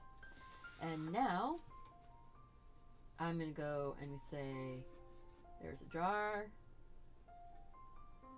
The rope is actually going to come around like this.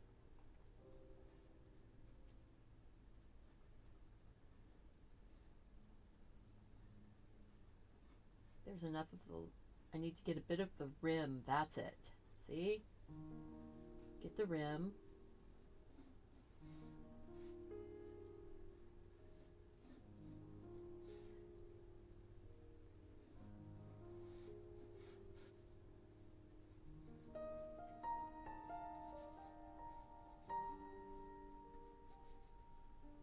And then we'll have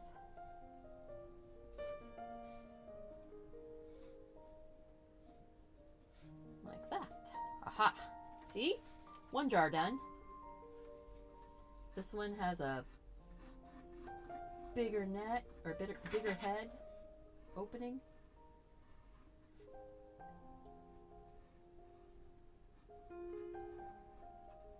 It's kind of more like a mason jar.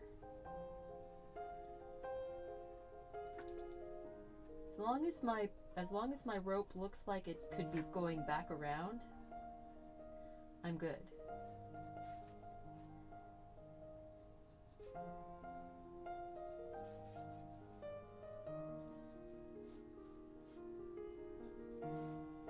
This was one of those fancy jelly jars. That was, well, actually that's the one that's next to it, but you know what? This is the fancy jelly jar.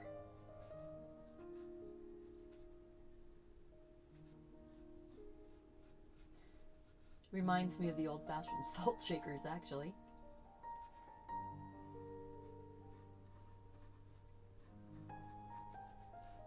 Okay, and then this one is going to be, as long as the top of the jar is bigger than where your rope is, so your jar has a bit of a neck. That works. See, that's, let's see. I'm not sure what kind of jar this was, but it's a glass jar.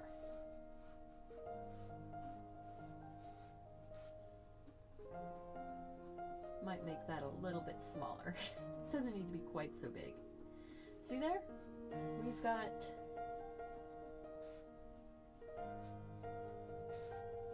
little glass jars.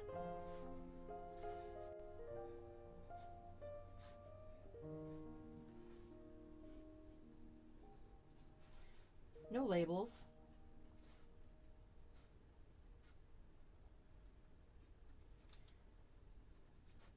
When I put my pen lines on here, it's going to make a big difference, and it's going to make these bits a little bit smaller.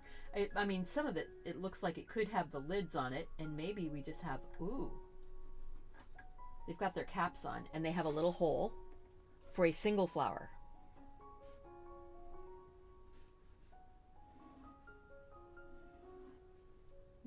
Maybe this flower,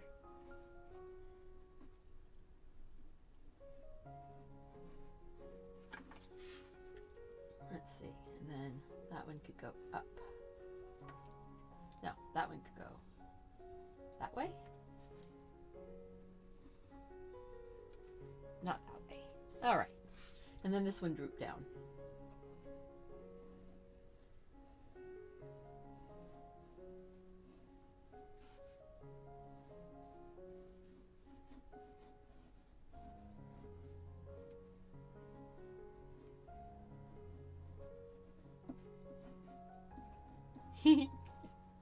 That one fell down. They forgot to put any water in the jar for that one.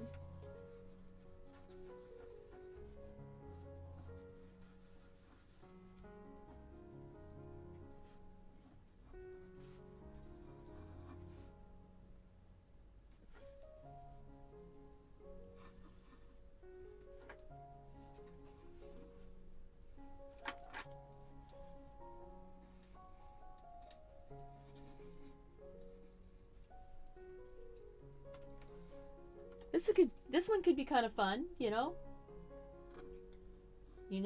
Don't know what your. Oh yeah, okay. So that could be tulips.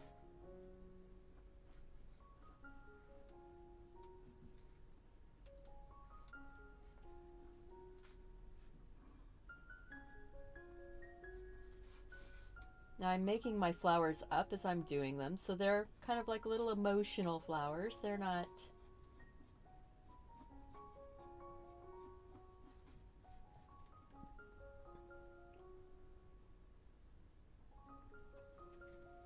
Yeah, you know, you gotta have some fun stuff here, some things that are going to give you some interest. I think that one's a little too big.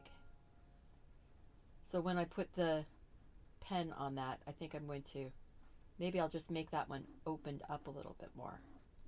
There we go. See? That's how we do that. Drop that down a little bit.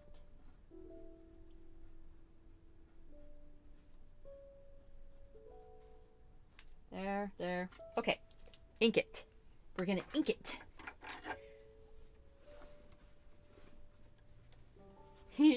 Oh, I'm sorry. When I turn the paper, you lose the sense of perspective. Yeah, part of it is I've been changing which camera view I'm on. So if I'm on the side view, you can actually see my pencil lines. If I'm on the top view, you lose some of the pencil. But this is the top view before I put any ink on it. Kind of fun? I think so. All right, pen. I am going to put it back on the side view though. And you know, sometimes I am drawing faster right now, I think, than I have been. I'm going to get my little flowers drawn on.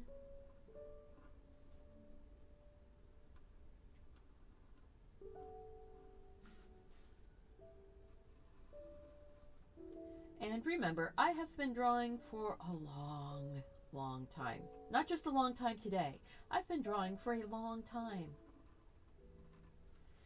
So,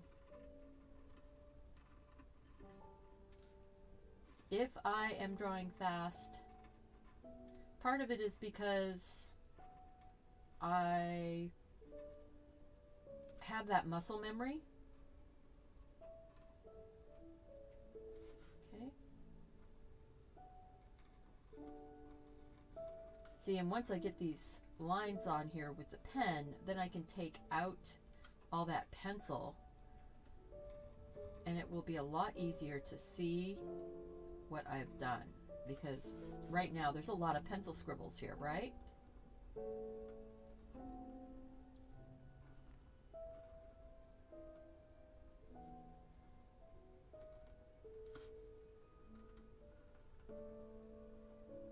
There we go. That's that.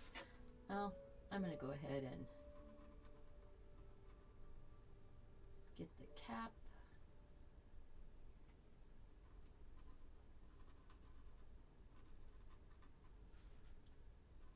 Get the little rope. Get a rope. Yep. And then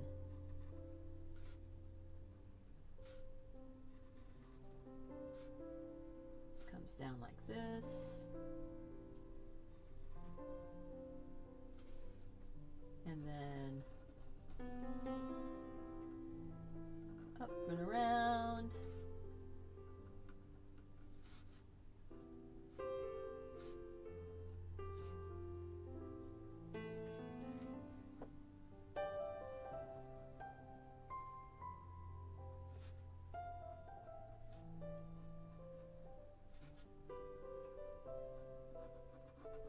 A little bit of that. Okay, so that one.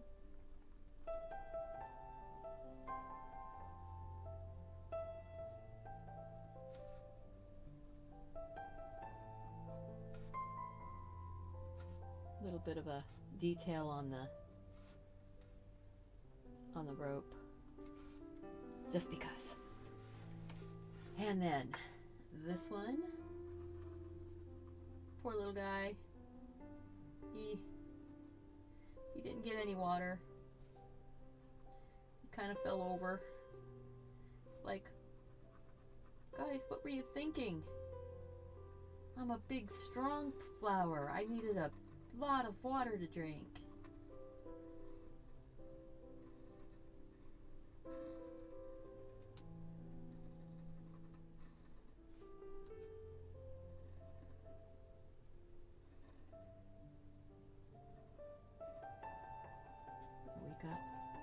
we've got him all tucked in down here now.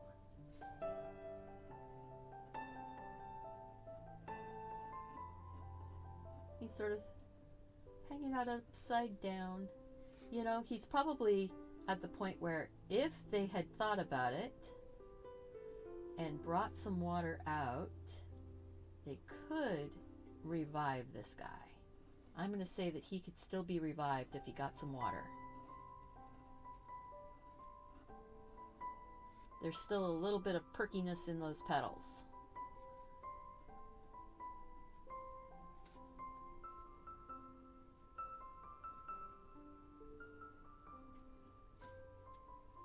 So this is pretty, you know, this has been quite the journey. This is number 14. We're almost halfway there. My goal is to get 30. Mark is looking at me like I'm nuts. But, you know, I made the goal. I'm making the attempt. I mean, if I don't make it, I mean, nothing bad is going to happen to me. The world is not going to come crashing to an end if I don't make it to my goal. But, you know, there's bragging rights, guys. There's bragging rights. I want those bragging rights. Who am I bragging to? I don't know. My community that's been here, that already knows everything? I don't know. Who am I bragging to?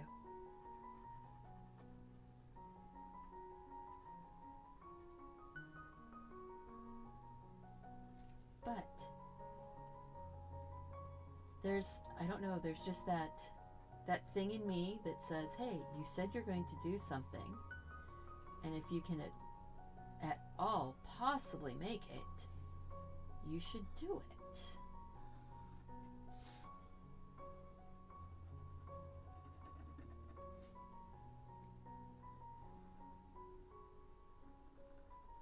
There we go.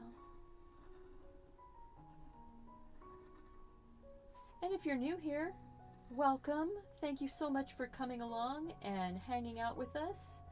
We are in almost hour 8, and I'm finishing up number 14 right now of 30. Okay, so there's the end of the stem needs to be in there, doesn't it?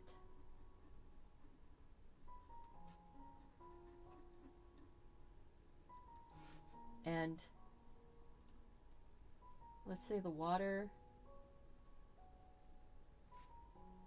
is just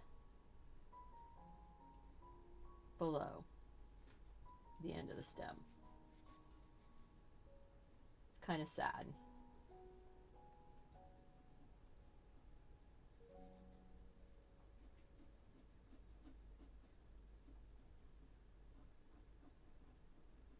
Don't know why I'm coloring that in. But you know what? I'm doing it.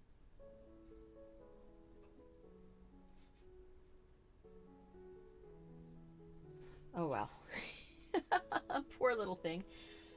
That actually looks like it's there. I need to put some sort of shine lines or something going across. Otherwise it's going to look like it's just a cage. There. I'm saying that's solid glass. All right. Let's get this one on here. Poof. The hole for the stems. The cap. The rope.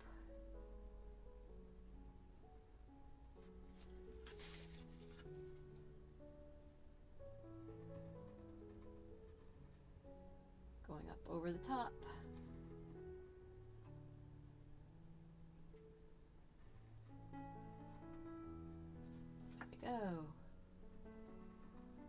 stem,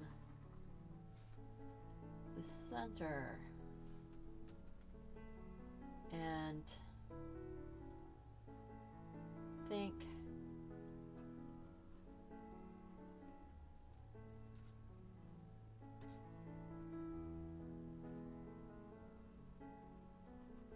ended up being pansies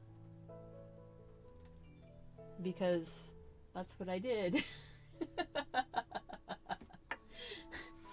Because that's what I just did. Oh my. Guess I need to put a pansy leaf on there.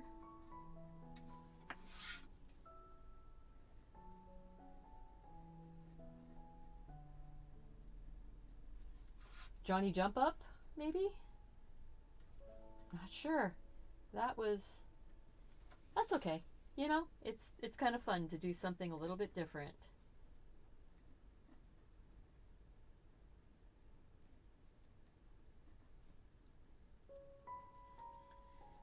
And so then we've got the center, we've got the top petal, we've got the bottom petals, and there's actually side petals. Since I'm doing it, I might as well do it more right. Cute little face. There you go. And one more. Sorry, I have to rotate. That one. Actually, not quite so far. There we go.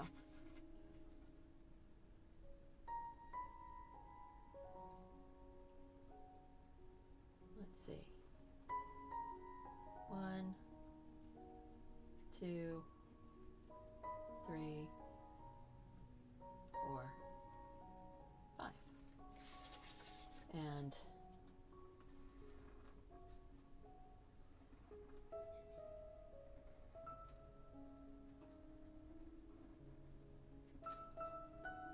those little pansy leaves.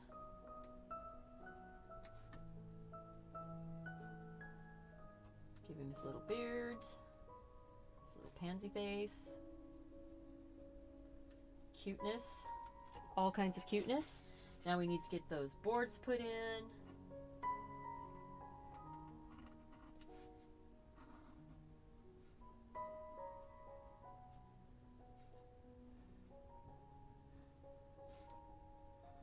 And I've got all these things in the way of drawing a line because, you know, that's what I did. That's going back and then coming like that. So that way I can have both lines going at the same time, coming back. This is rough hewn. It's not necessarily been planed properly. It is weathered. It's been outside.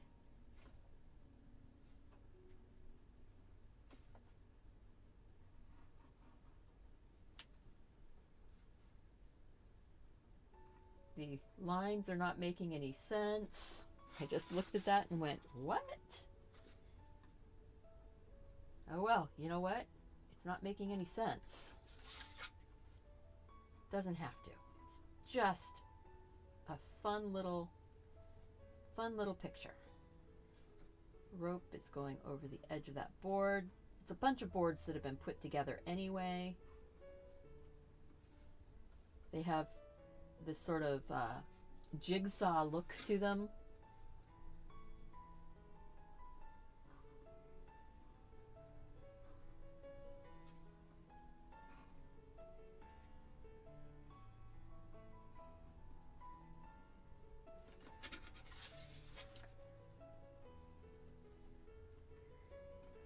It's pretty. We are on number 14, Suzanne.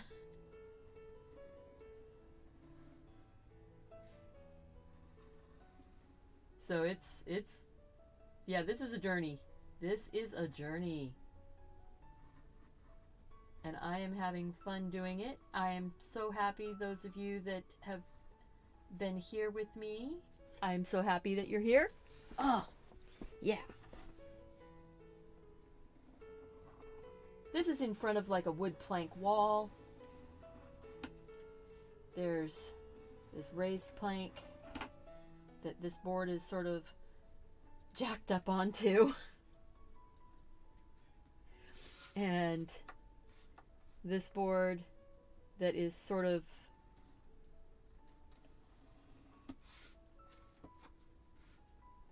curving around on the wall. It's not makes no sense. That's okay.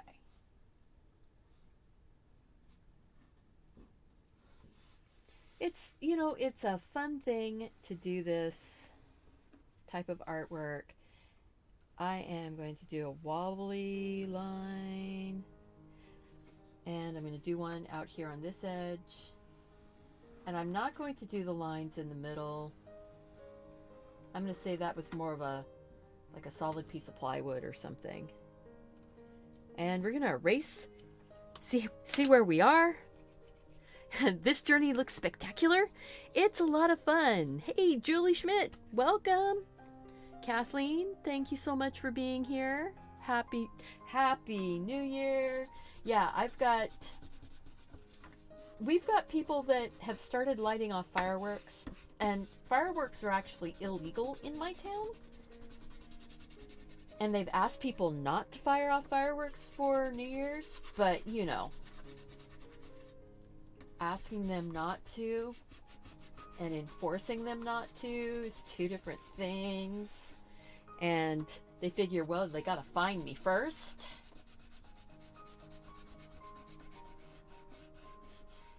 Oh, this is actually really cute. And it didn't take too long, right? I'm still just two behind. If I'm doing one every half hour. Oh my gosh. This is crazy. What was I thinking when I said I'd do this? Look at that though. Yeah. Pretty darn fun. Yes, it is kind of high up on the page. I might drop it down a little bit on my book. But you know what? Maybe not. I think this is done. This is number 14. 14 is done. 14 is done. That one made me really happy.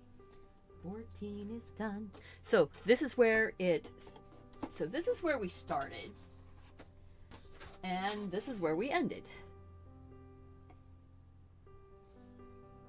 See, I put living flowers mostly. These were just filled with weeds. And I'm saying that this is more solid wood in behind.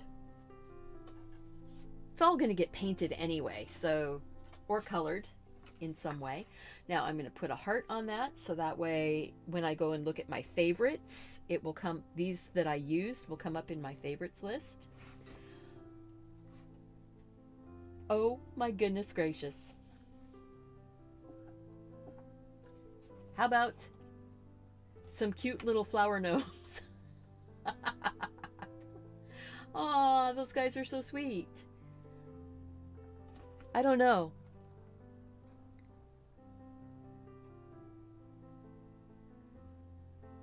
The half-hour show. I'm scrolling back up. I want to see what you're talking about there, Shauna. Journey looks spectacular. 3 p.m. New Year's Day in Sydney, Australia. Yeah. Happy New Year, Sue. And you love this one. Thank you. Thank you so much. Thank you so much. You guys are making me so happy. Stephanie may be here till midnight or later. Yep. Oh, you guys don't have to... Truthfully, you don't have to hang out the entire time. Only if it makes you happy to do that.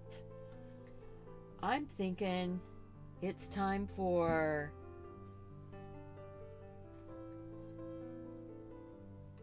How about that?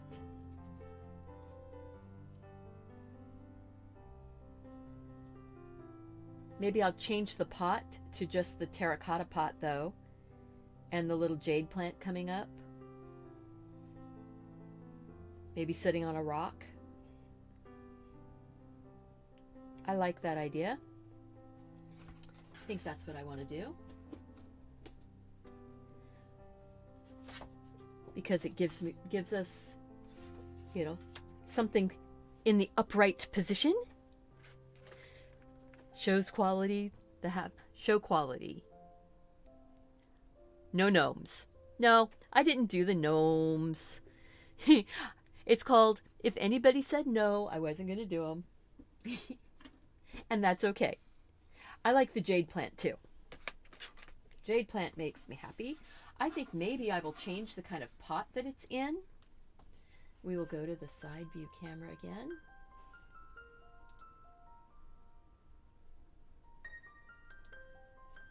All right, go to the side view camera. Whoops. So many times all over the world. Absolutely. There we go. So, I'm going to say that maybe there's like a little rock. Maybe some little rocks piled up around the base of it. Sort of doing my little doodling thing without, I'm not going to do too much, don't worry. Just a few.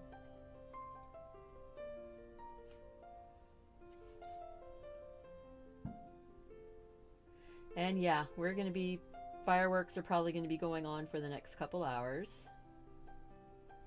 All right, so. Oh, I didn't go to the side view. I'm sorry. Thought I was going there. So, here is sort of our little plinth, our little base that the little pot is going to be sitting on. Saying we're seeing it as a very flat.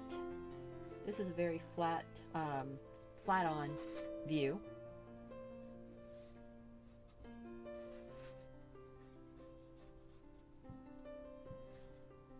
Just a sweet little pot. It is going to get a bit of a brim, but it's pretty much a flat on view.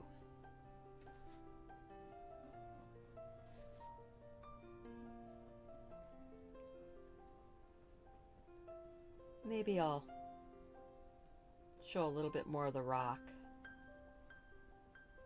There we go. So then I can curve that just a bit.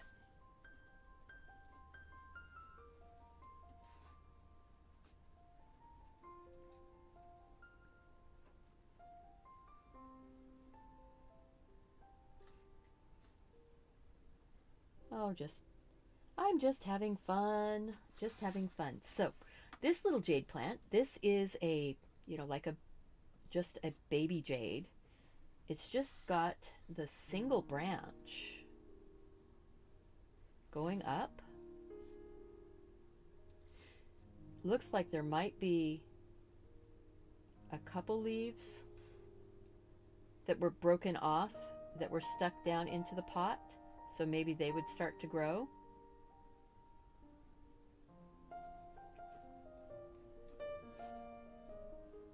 And we have that nice sturdy branch or sturdy stem, goes up through the middle.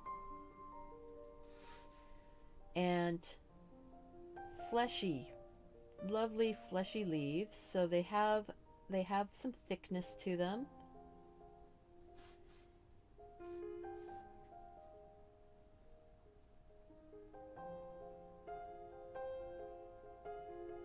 Like that.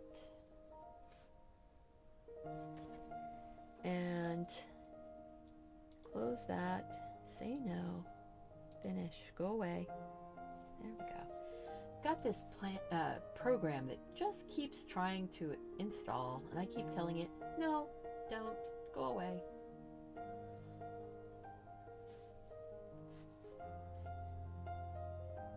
So some of the leaves are on the other side of the plant. Some of the leaves are on this side of the plant.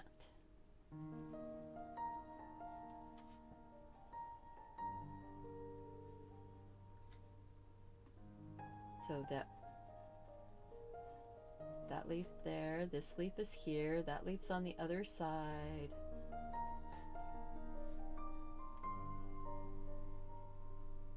That one's there. See, they kind of, they sort of grow in a spiral going around. There's actually one that's right here that's coming forward. There's one that's right there that's going over to the side.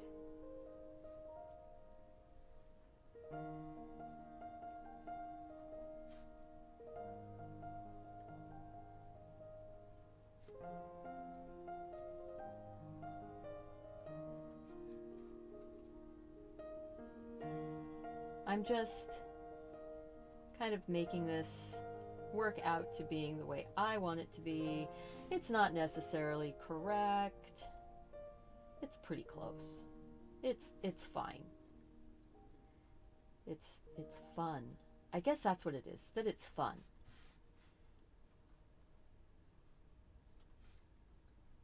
And then there's one that's little like this, and then there's these ones that are coming around, sort of like petals on a flower.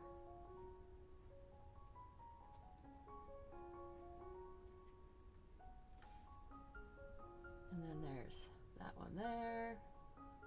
See, I'm just not worried about if I'm crossing over or not putting enough in, because I can always add more leaves. Can always add more leaves.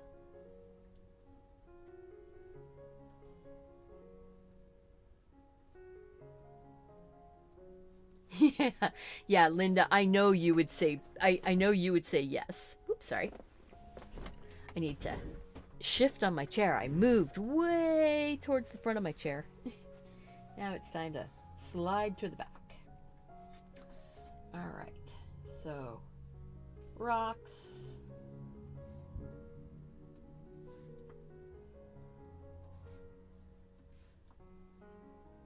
Whenever I say rocks, all I think of is Poor Charlie Brown and Halloween. And everybody got candy bars or apples or popcorn balls. And what he got was a rock. Everywhere he went, he got a rock. I don't know why. That would be a really not nice gift to give, or treat to give to a kid. All right, I think I'm ready to start putting those in with the pen.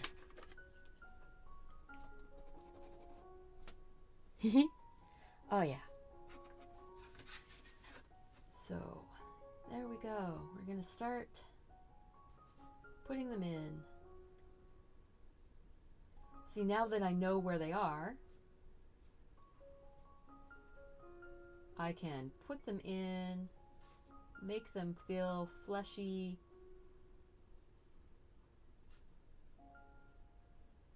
Not worry about the overlapping, because I've already done the overlapping. I already know where the leaves go now.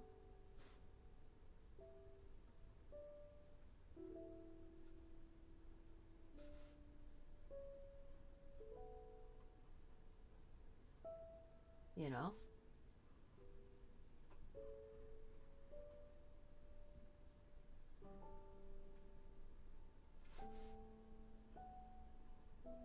So there we go. Fun stuff.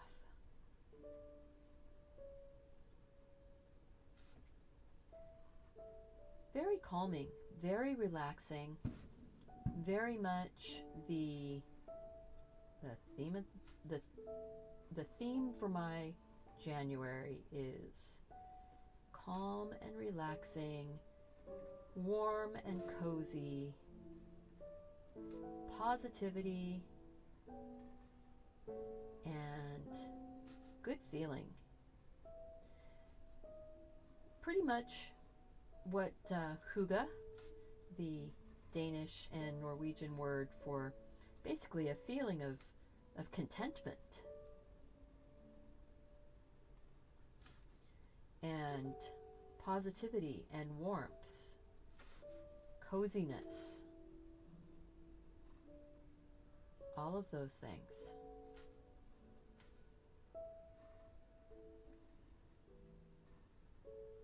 See, you don't even really see that stem going through there.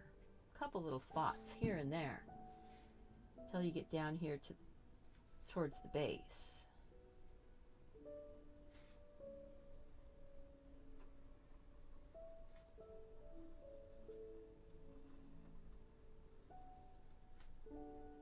These are, thick, fleshy type of leaf.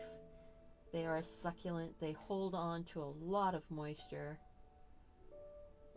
They root like nobody's business. So if you have a broken leaf, you just stick it in the dirt and you can have a baby jade plant for really quick, actually. Relatively speaking, they root very quickly.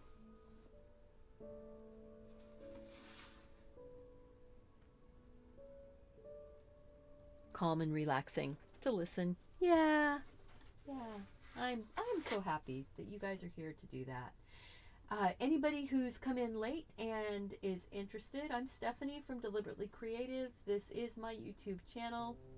I do all kinds of art.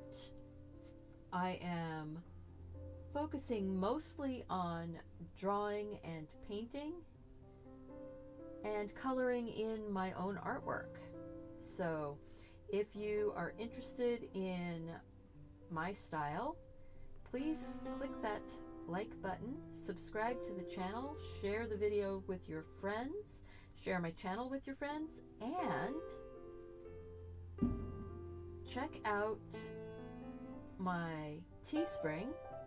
If you would like to draw along or color along with me, I will be posting all of these pieces of artwork that I'm doing on this live stream as one downloadable coloring book, art book,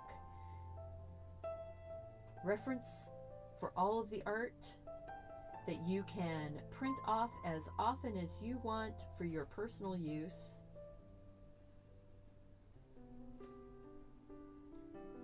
And color and practice coloring, learning how to do different types of using different types of materials. I'm going to be using gouache and watercolor and colored pencils. I'm not going to limit myself to just watercolor this month. Last month, December, I did all watercolor and pen and ink because all of the original artwork was drawn on a live stream just like this. And I do have a book, coloring book, reference book already for that set.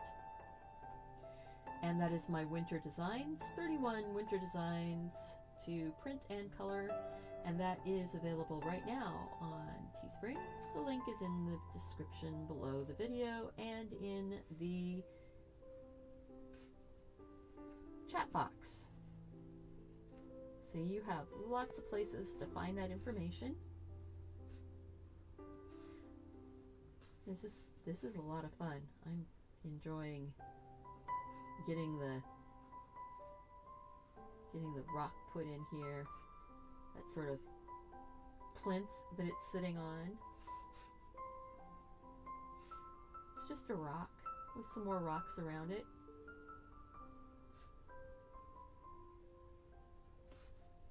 I love piling up rocks. It's in these types of drawings.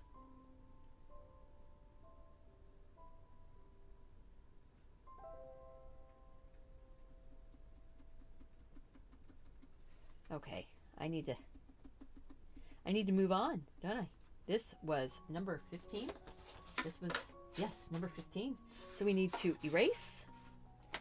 And one of the things about keeping things more simple, this one got a wee bit more detailed than I would normally do. I like to keep it a little more simple like this, because then you have more scope, more room to put your own personality into the painting. So there we go. I'm going to get that line up like that. We're going to go to the top down, pick it up, and number 15. You fell asleep the first 2 hours. It was so calm. Aww. That's excellent. You know, you always are welcome to just turn on the video and let it run, fall asleep. Have, you know, if you need the sleep, that's taking care of yourself. Goodness. Make sure you take care of yourself. Oh, look at that. Yeah, that makes me really happy. And that was, okay, now my brain just lost it again. Number 15. We are halfway. Woohoo! Halfway there, halfway there. We are halfway there. And that original, the photograph was by Stefano Girardelli on Unsplash. So Stefano Girardelli. And now we are going to close that one. Oh, whoops. I need to make sure that I have that hearted. There we go. Let's see. Do we want... Oh, I know. We said fluffy mitten or fluffy slippers. Fluffy slippers. So what I'm going to do is I'm going to pretend that this cup is sitting with some fluffy slippers. So I like that cup, and I will look really quick here for on Google Images.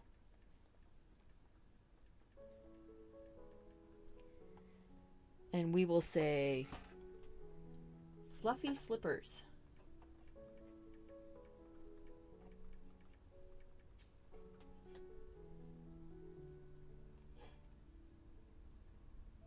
Ooh, you know, I kind of like these, I sort of like those sheepskin,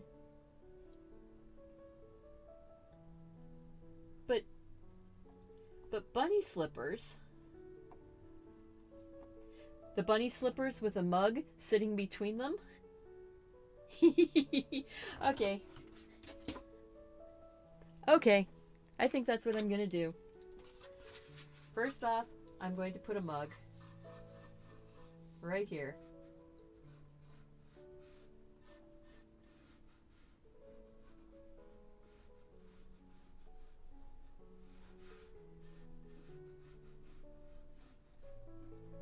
All right, let's go to the side view camera. Okay, I'm going to shift the camera, guys. I'm sorry if that's...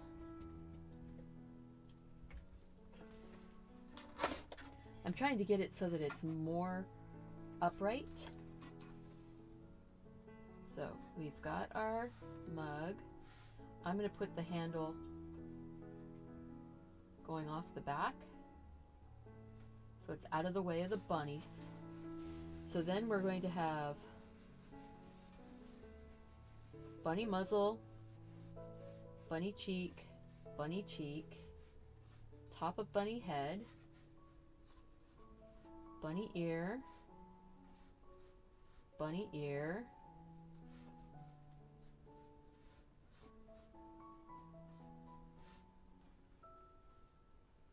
butt. And then we're going to say eye, nose,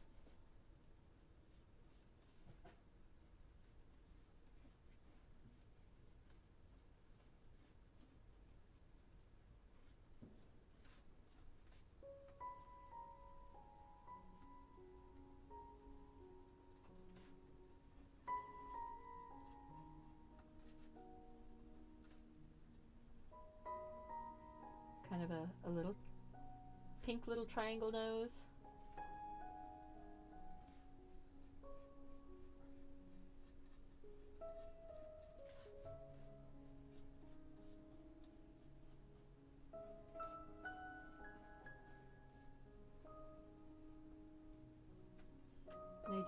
They just did a straight line down, and that there, it's called. Got to get those eyes in the right place, you know.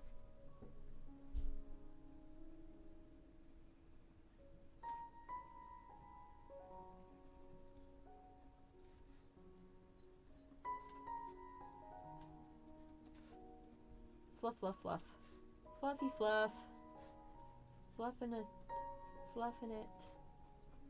I'm fluffing it.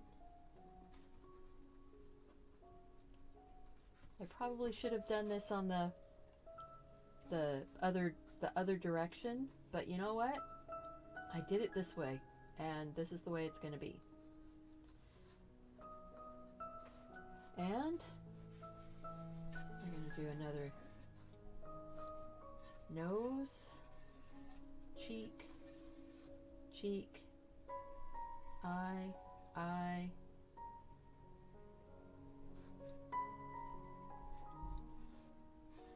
over the top,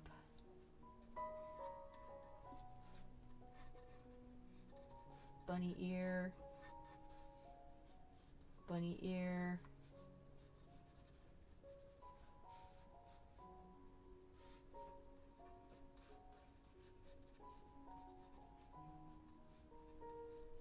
bunny butt.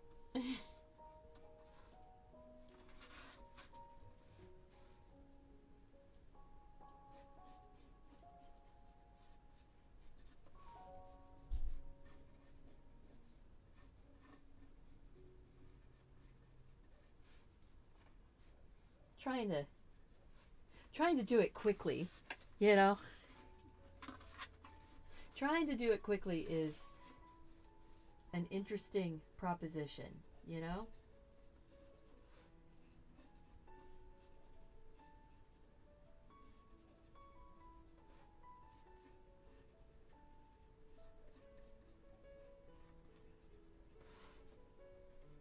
Trying to do it quickly, but trying to do it cute also. Fluffer face, fluffer face. You see a little bit more of that side there. Fluffy fluff.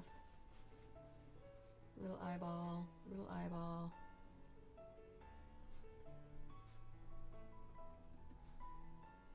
Giving whiskers.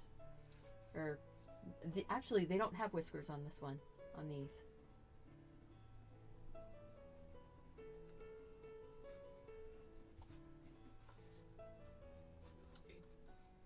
I am doing pretty good. Mark was just checking on me, making sure I'm doing okay. In front of that cup of tea. And I'm going to say that has that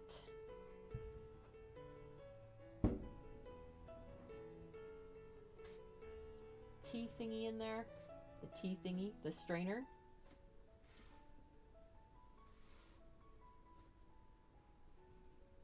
These guys are in front of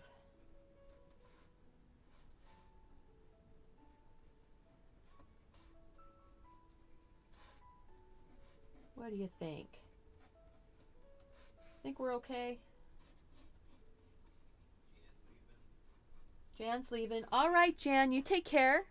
Oh, Gina's leaving. Sorry, Gina, you need to get to bed. Thank you so much for being here. Make sure that you have a happy new year. You love the expression on the bunny on the right? Yeah, the bunny on the right has a really great expression. The bunny on the left, the face looks a little bit smushed still. So I need to work that one out a little bit.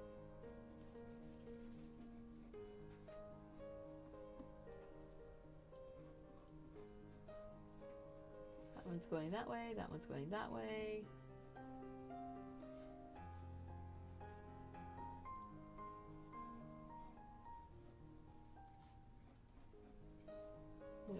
like that. Excellent. Okay. And okay, let's see here. I mean, your bunny slippers wouldn't necessarily be sitting next to your cup of tea. In general. So what am I doing here? I'm going to give little hair on the top of the head, little hair on the hair. Okay. When I put the, maybe it needs to come up that way. Maybe that's it. All right, that's good enough for that. We've got the tea strainer that's in your cup of tea.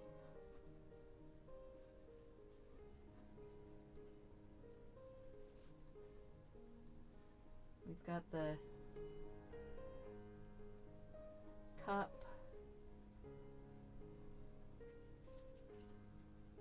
Right, like that. Handle. The rest of the cup. Okay, so what do we need? We need something else here. Maybe they're sitting on the edge of the, they picked it up, they picked up the bunnies and they put them on the edge of the, like the dresser.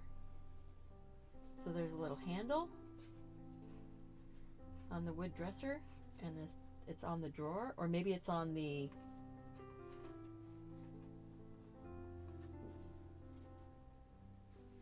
let's maybe make that a little bit deeper than that.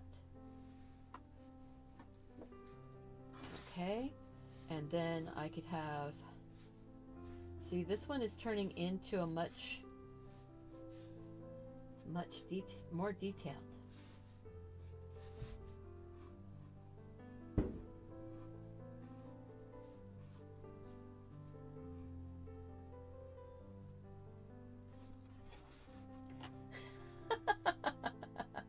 Okay, so this one turned into the bunnies are sitting on top of the nightstand with the cup of tea. Yeah, that's what it is. They ended up on the nightstand somehow, sitting on either side of the cup of tea. That is quite silly, quite fun.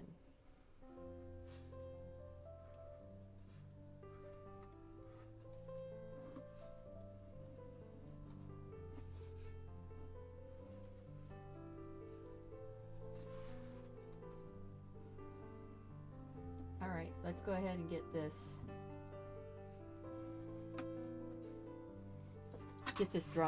inked in. We needed something that went up higher, so I think doing the little lamp took it up higher that way without having to be really hard. It's not hard. It's just a lamp. All right, I'm going to take a slurp of my tea and my coffee. Last bit of it.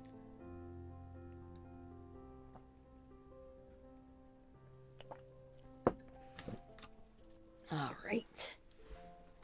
There we go. So, Happy New Year to everybody that's already celebrating the new year. So amazing to me that we've got people from around the world that have already hit New Year's. Starting to hit here in the United States soon. Eastern time, 9 p.m. my time. So in about 24 minutes, it will have hit in the United States. Little chain.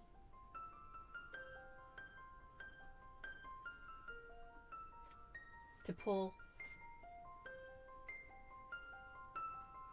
Little shadow up under there. The light's not on.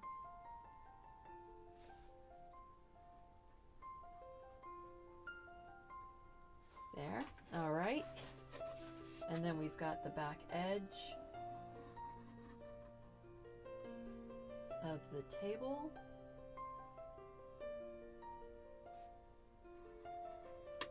Or dresser or whatever. The tea strainer.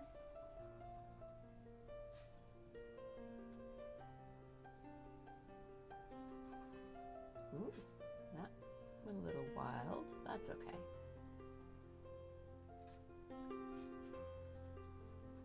And then down, and then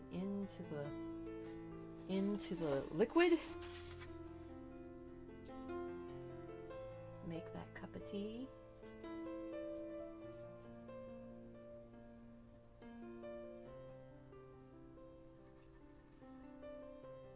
There we go.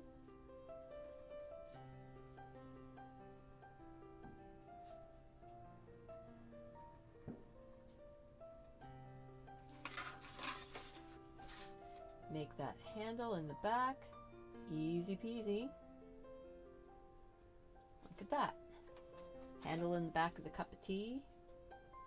We're just going to come down a little ways on each side and a little ways in the middle, because the bunnies are going to cover the rest of those cups. So this year I'm going to go ahead and draw it in fluffy. And draw it fluffy.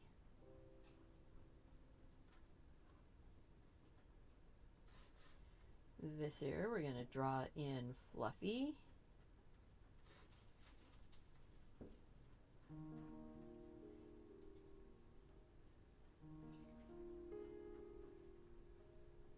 Like that, like that. There's the fluffy body of the slipper and the fluffy tail that I don't even see in this picture, but you know what?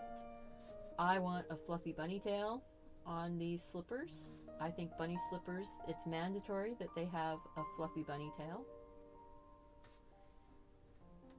Fluffy cheeks, or yeah, the cheeks, under the chin, fluffy cheek. A little bit of fluff on the muzzle.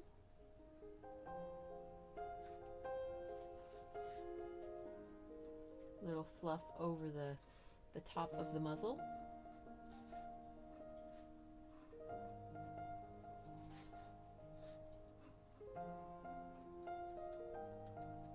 I'm going to say it has a little bit of fluff here, and that. We're going to give it a pupil. We're going to give it a bit of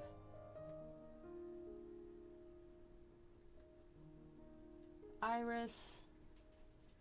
Even if you don't have that on a real bunny, I'm doing it because it's the plastic eyes.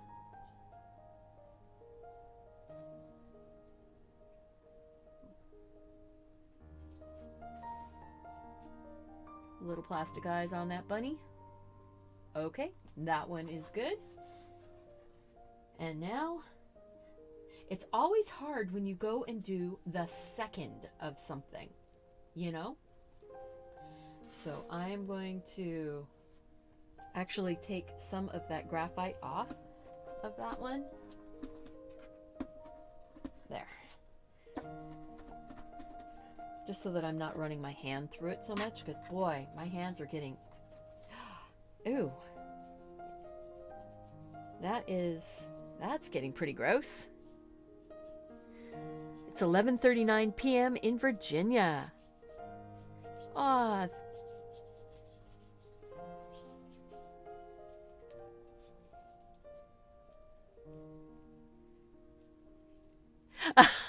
Seems like a joke, but your son always puts his slippers on the coffee table right next to your coffee or water. Well, gee whiz, that's awesome. Hey there, Michelle. Yeah, you got to see the bunnies. The fluffy slippers. So we're going to go fluff over the nose, fluff down around the muzzle. I'm going to go fluffy out on the cheeks.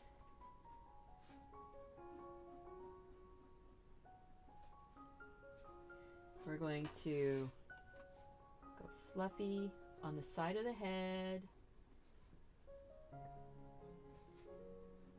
Fluff up those ears.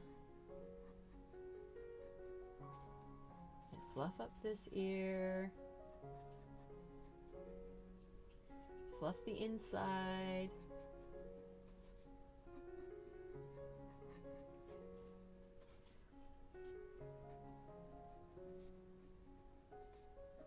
I like to give my little bunnies have little hairdos. They've got a little bit of fluff on top of their heads. Kind of fun. There's a little triangle nose and single line that comes down.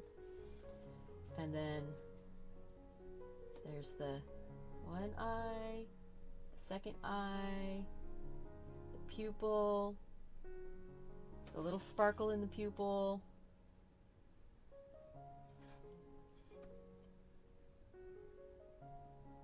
Pupil, little sparkle in the pupil,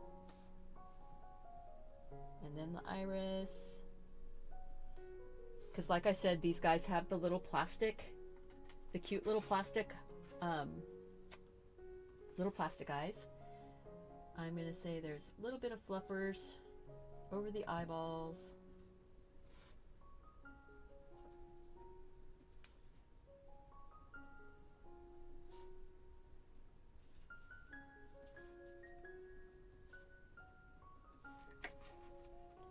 Okay, this is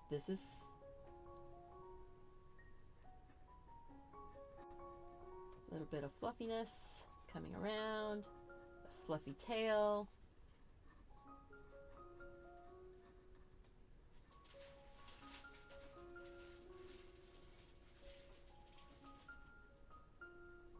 So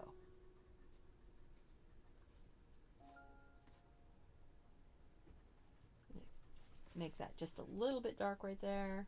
Say that one actually went down into the, you see a little bit more of the inside of this one.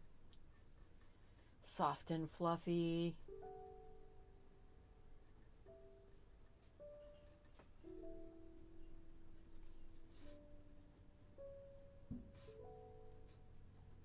Soft and fluffy bunny. All right. And the rest of the table.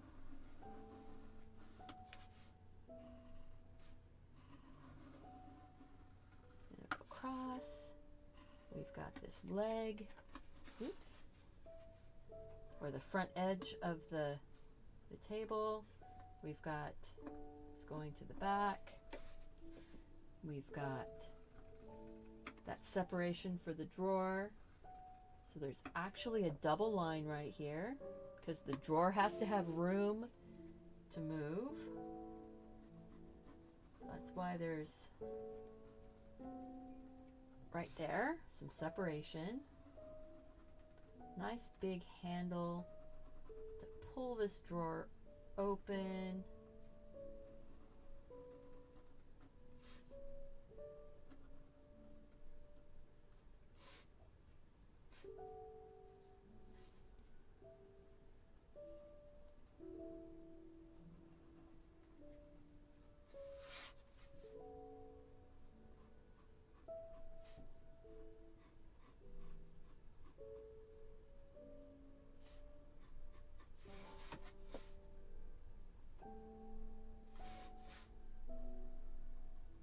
You know, I can't seem to not go in and do a little bit of shading.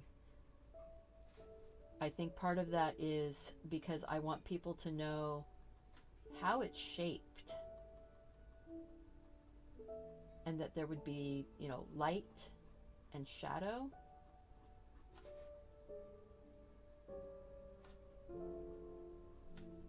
But not too much. I don't want to do too much.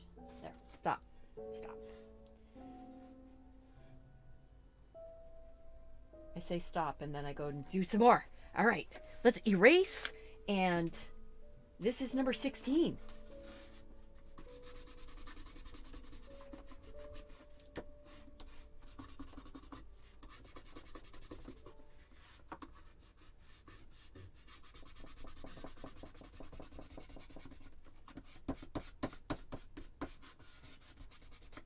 See, the thing is that there is a never-ending supply of inspiration and ideas. And since I'm using such a lovely generic theme, or general theme, not generic, but general theme, there's so many things that I can do. Look at that. Oh, isn't that sweet? What do you think? You guys like that one? You think this one was worth going for? Yeah. Quality is important. It is important, especially if I'm going to be, offering it for people to be able to purchase in a book. I want the quality to be there so that people don't feel like they were being ripped off. I never want to have that kind of a feeling with my artwork. I want people to feel like, I saw that being made. I know the artistry or whatever that went into making it.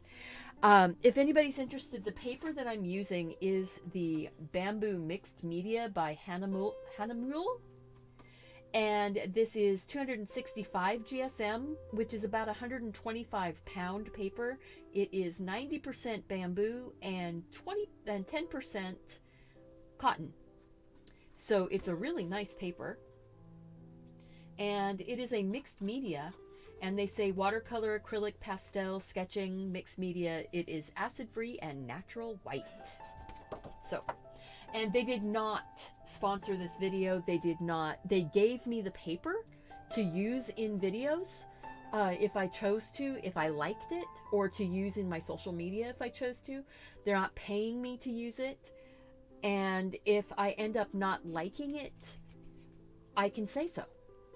But I will be getting a link from them probably next week. I will get a link. I might already have the link. I'd have to go through my emails and find it, if I've got it. But I have to let them know I'm going to do this. When I put the link up, you will be able to send an email and ask for a free sample of the paper. And it would be this type of a sheet where it comes with the information on it and even information on the front side, but you can cut it off and you still have like a 6 by 8 piece of paper, or 5 by 7. Sorry, you still have a 5 by 7 area that is fully usable. So when they send the samples, it's pretty cool that way. Do I think I could fit a piano into this theme? You know what? Pianos are not in my in my calm and easygoing world. Piano to me is a little stressful to play. Now to listen to, I love listening to piano, but yeah. To play, that would be kind of rough.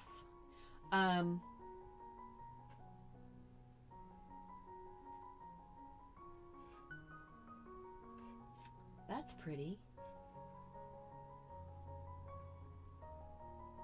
Kind of this little woven piece hanging. It looks like it's hanging on a light, but just hanging on a pole. I like the effect of the shadows on the wall too. I don't know. That's an idea. I don't know.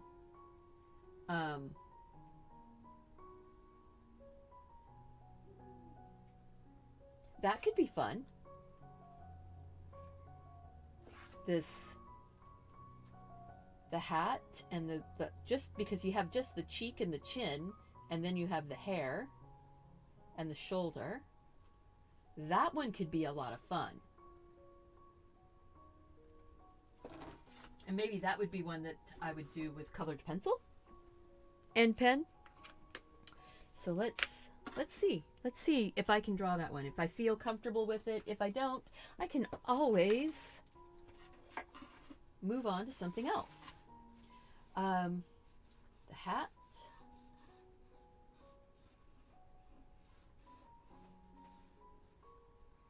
Kind of a fun little knitwear hat. The cheek.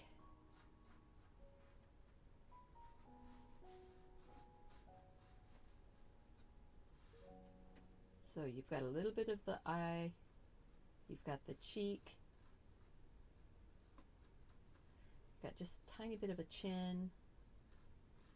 You don't really have any hair coming out right there, but I'm going to have hair coming out.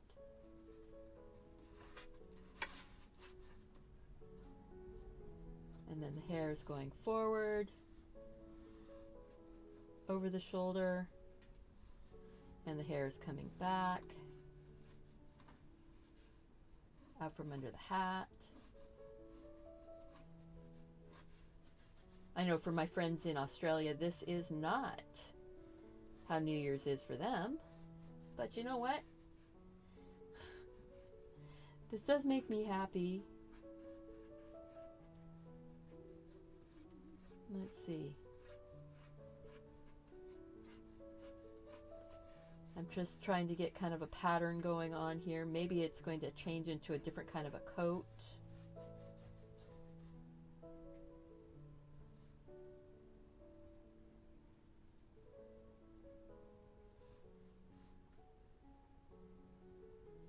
Maybe you see a little bit of eyelash,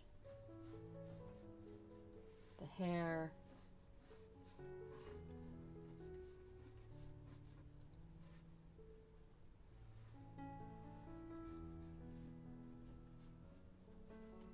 See, I wanted to make sure, sorry about that. Need to get that, I keep forgetting to go back to the side view there. So we've got the hair.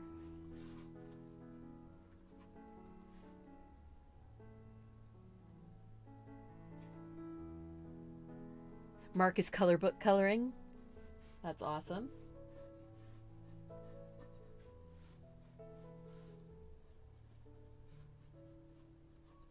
So yeah, Mark's got the Sherpa coloring book that I did the artwork for.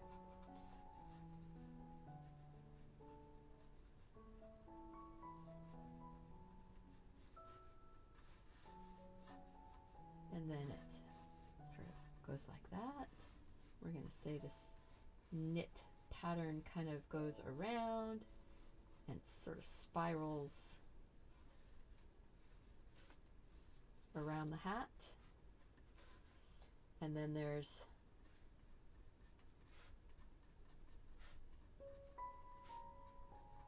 the pearl side.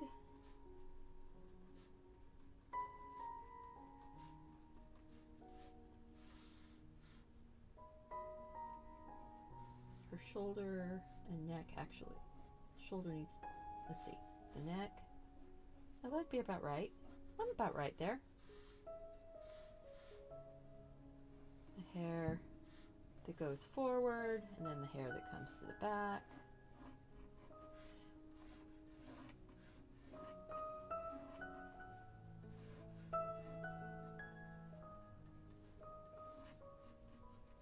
See, and then she's got like there's a shadow under the hat of her hair.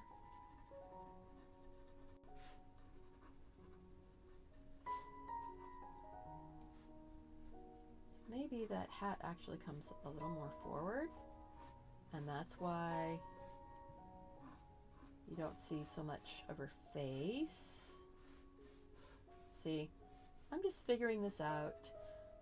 I did not figure her out ahead of time. I don't usually draw people, so I'm looking at this going, yeah, that's why that felt weird. It's because I've got way too much stuff going on over that edge. Ah, look at that. Just taking out those lines. Boom.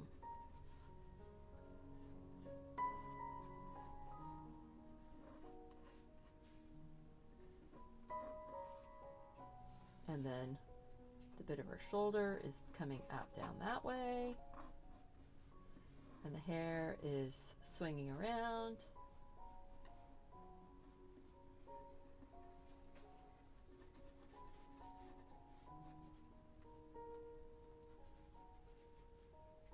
And her hair seems to be going pretty much swing around and going that direction.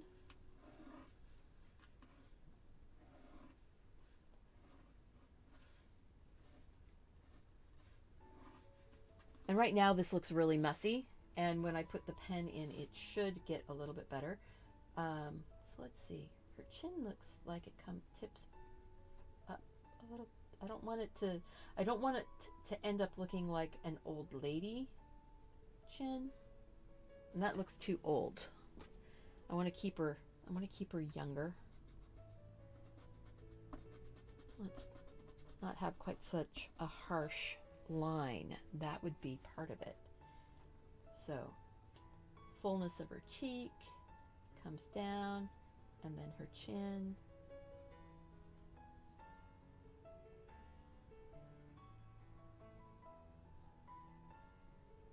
There.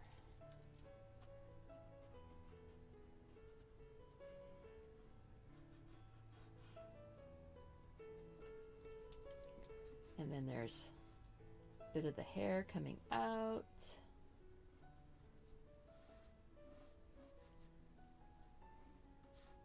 And she ends up with a few wispies that are going forward. All right. Thank you for indulging me, guys.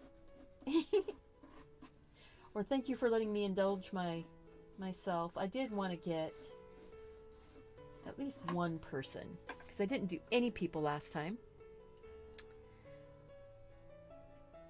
So what do you think? We're looking at that. This one is going to be this one's going to be having a opportunity to put other stuff into the picture. It leaves it open so that people can do what they want. I love this kind of knit pattern. So it's like a knit pearl rib, pretty much for the whole thing. I'm not going to draw the whole thing with my pen, but I just wanted to figure out if I could. I mean, with my pencil. Just wanted to figure out if I could. What's that?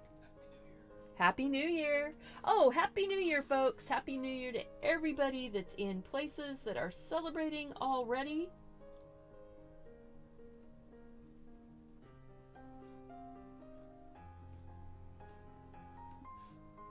Happy New Year. Enjoy.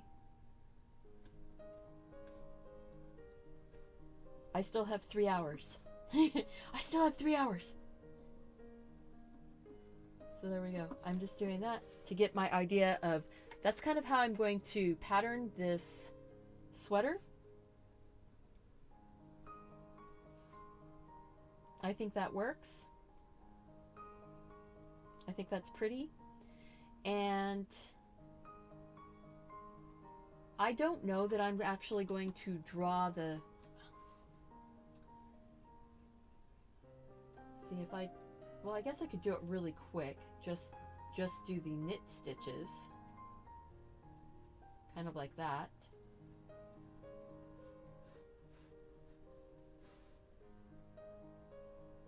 Yeah, I will.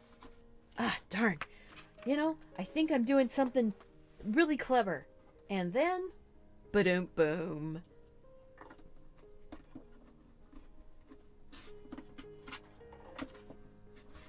Ah, come on, stop rolling up into my sleeve.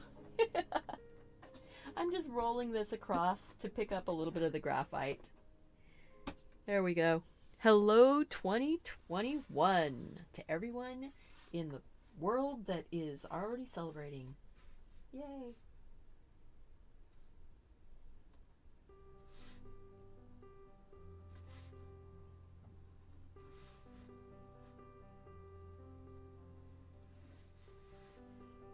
So I'm going to put the hair in, not super detailed.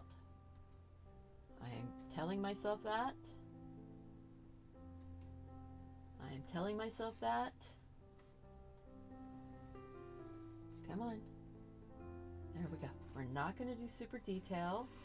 I'm going to leave myself room to be able to do fun stuff when I am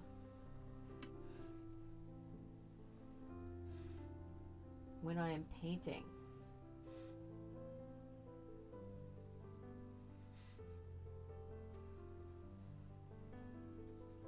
Okay. So that right there, her shoulder. I'm going to go and do my quick. This is my shorthand knit stitch. And knit stitch. I'm sort of just walking my way down. It's also a braid. If I was doing hair, that might be a braid. I know knits are actually more of a Y or a V, not a Y. I'm doing Ys is what I'm doing.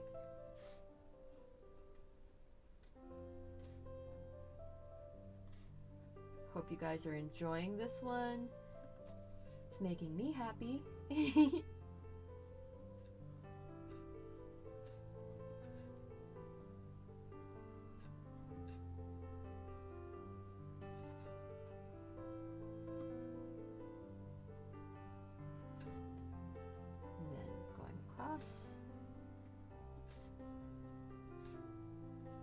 Makes it feel like she's wearing a sweater. Nice bulky sweater.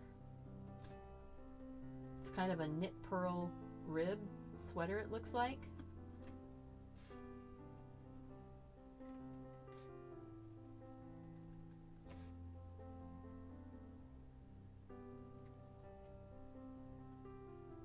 Uncle Dan! Waiting for the Spock eyebrow from the site? From what site? Raising my sparkling grape juice to you all. Excellent. Ah. There we go. Oh, it's always fun to see new people showing up and people that we've seen before. Remember, click that like button if you haven't already. I would love to see you click it.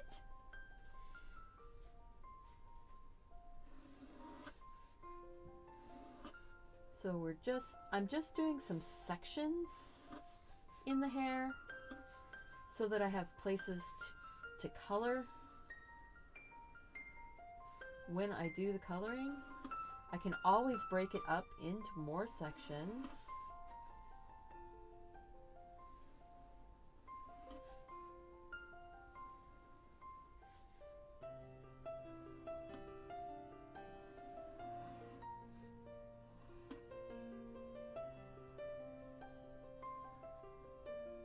Little flyaway here and there, a little bit going down, and then we've got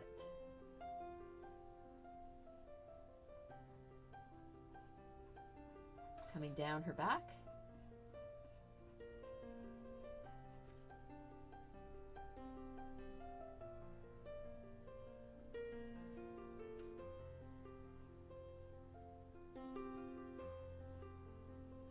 There we go. It's like, yeah, you saw how I worked that out, right? I just sort of did it in the air, right over the area that I thought it would be. And then boom, boom, boom, boom, boom, boom, boom, boom. And that's sort of the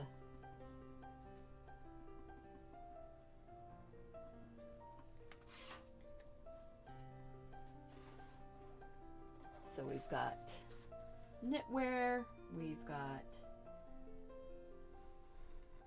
cozy hat.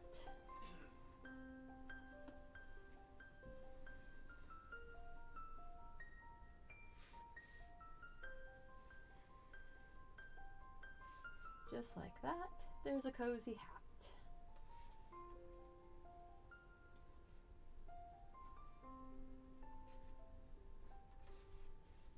And, okay, I said I was going to do that, didn't I?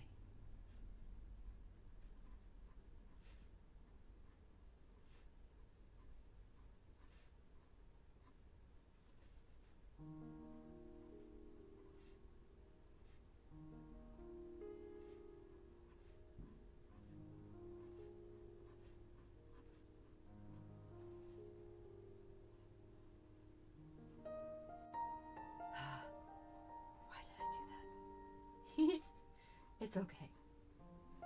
It's fun. And that's why I did it. It's because it is fun to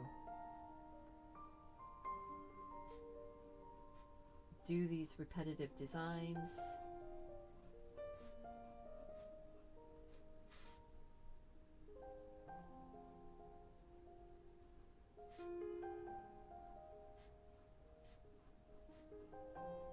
There we go.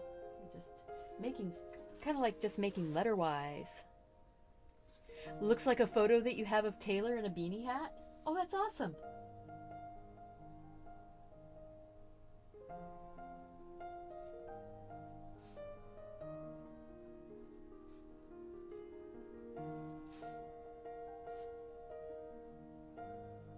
I love when things work out like that.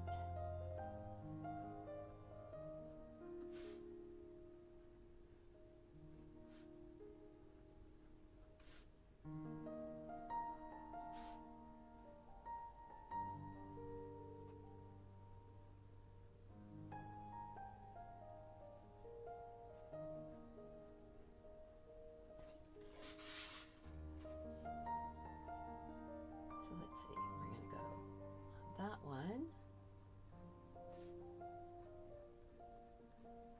Just, you know, sometimes you just have to just relax into the repetitive and just enjoy the process for a minute. And maybe that's what I needed to do. I was supposed to just relax for a minute here. And so sometimes I stop talking and I just keep drawing.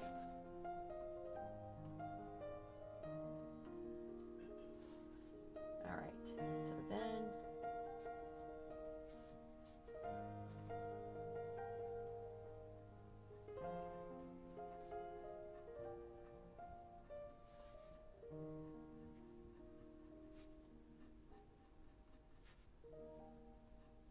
yes, this could be a whole lot more detailed, but at this point, I think that's pretty darn good.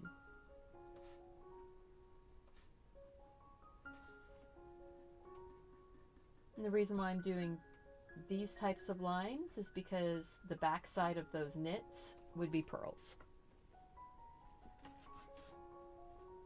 Let's go to the top down and erase. Ah, yeah, that gives us plenty of room to be able to do something fun with the watercolor or the colored pencils or the gouache, any of those things. More pen work.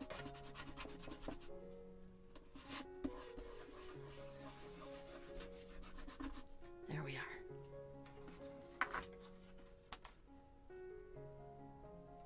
I think she turned out really pretty, and that is number what? Okay, that was 15. I did not write 16 down. 16, that was number 17.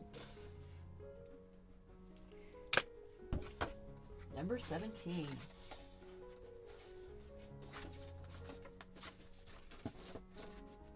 You know, it's one of those. All right, Michelle. Excellent. I think, whoops, sorry. Didn't mean to wiggle everything there. I have my can of just my pineapple coconut sparkling water. I think it's time to have some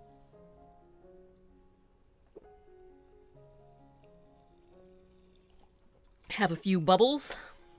All right. I'm not going to drink alcohol while I'm on duty though.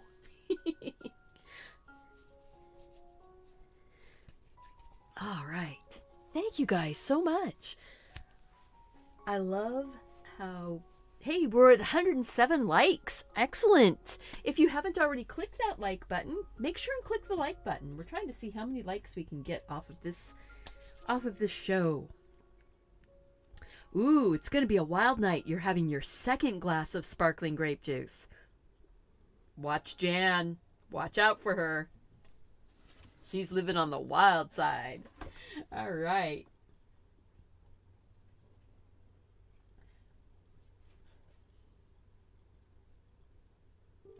Ooh, that's pretty. Without the hands, doing the plate with that little swirled, it's like an apple tart.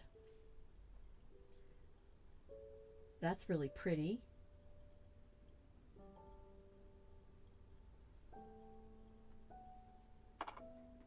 I think I'm going to do that. So, what we will do is I will make the plate really big.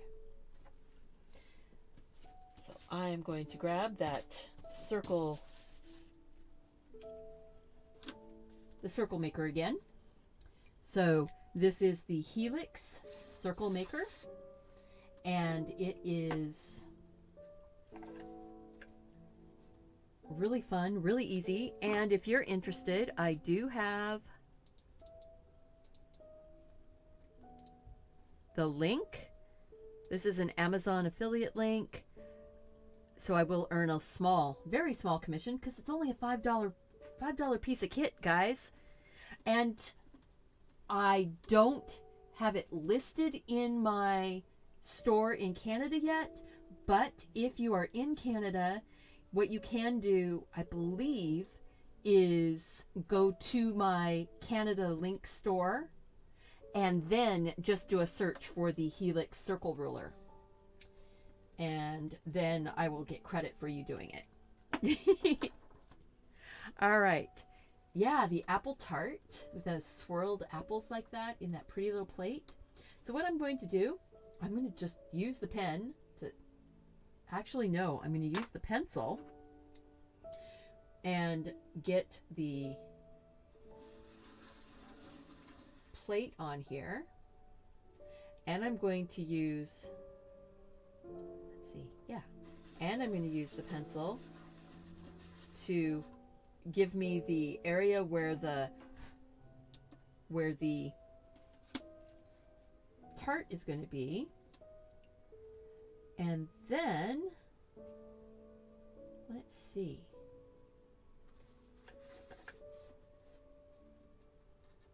How many little bumpity bumps? So then I can go, it's on 180 right here and 0. So I'm going to go and mark 180 and 0. And then I'm going to mark 90 and 270. I'm going to break this into 8. And then I'm going to do, let's see, halfway between 90 and, ooh, don't move, halfway between 90 and 180. My brain, that's 90, gets divided in half. 90, 45, I know, but I'm just looking here going 90, 100, 10, 20,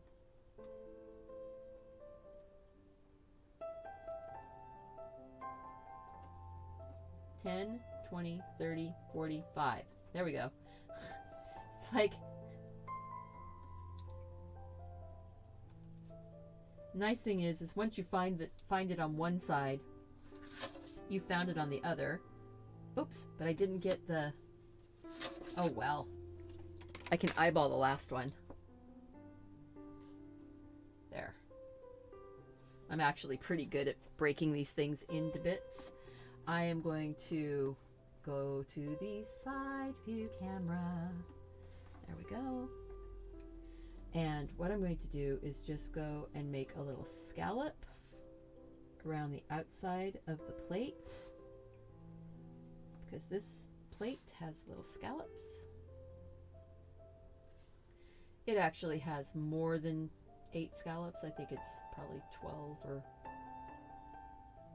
Yeah, I think it's 12 scallops, but I'm not interested in doing that many.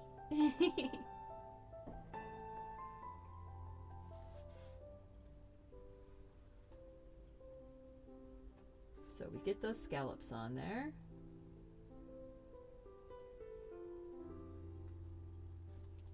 And there are 3 flower motifs. 1, 2, 3.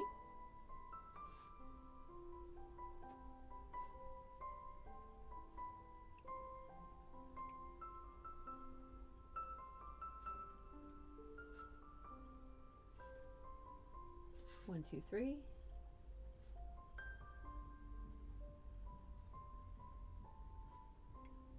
And just put the petals in. Kind of making my petals look a little bit more poinsettia-y, kind of.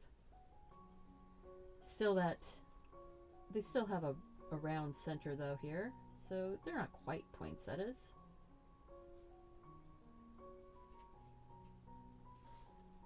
And then I'm going to say there's a vine, and a vine, and a vine.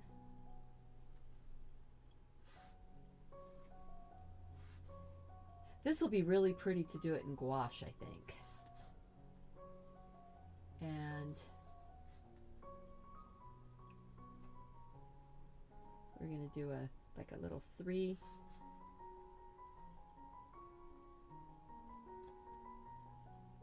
petal coming off of it.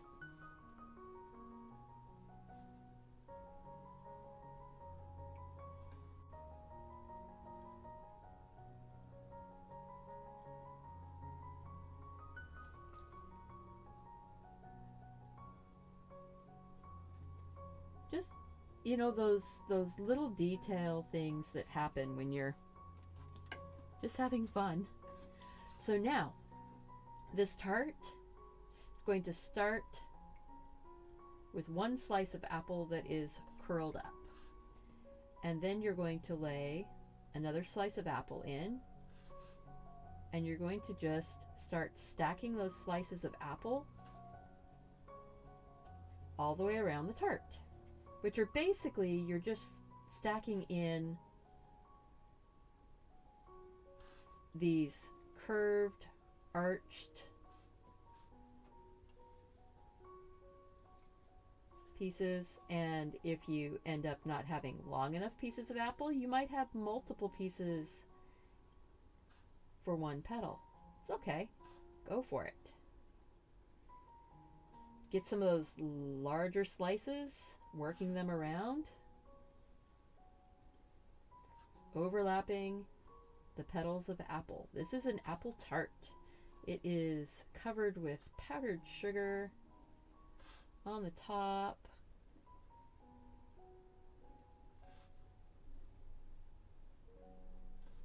Working it all the way out to that edge. And then how's that look? So yummy. It could be a rose too, right? That could be a rose. But I'm saying this is apple, and I'm saying that they didn't peel the apple, and that's why you've got this really nice edge at the top of your apples. A place for the powdered sugar to land.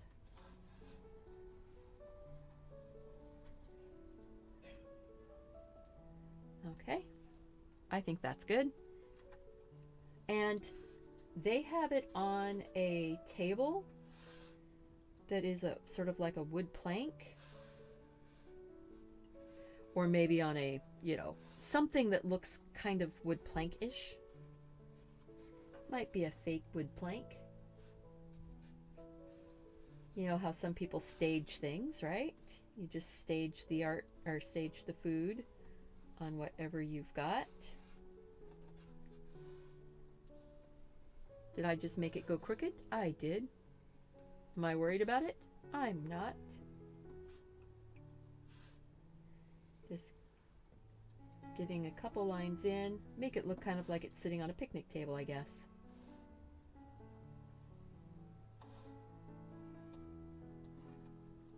There. That's sweet. That is very sweet. All right.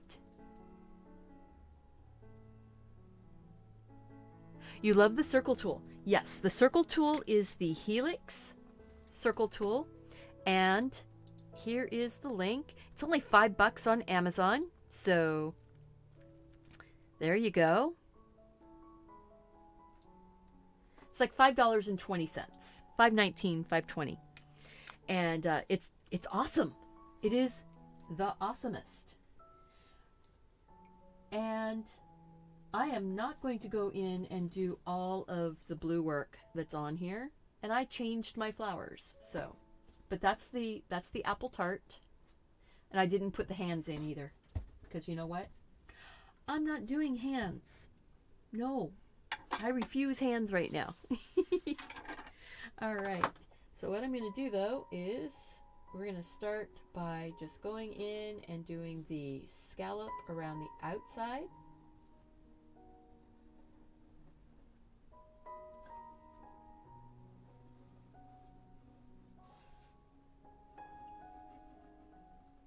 There we go. So are you guys feeling the calm and cozy vibe with the different designs that I've been doing? I am. I am feeling it. I think I'm going to go like this, and I'm going to make my petals different because I want to. They're going to be more daisy-like, I think.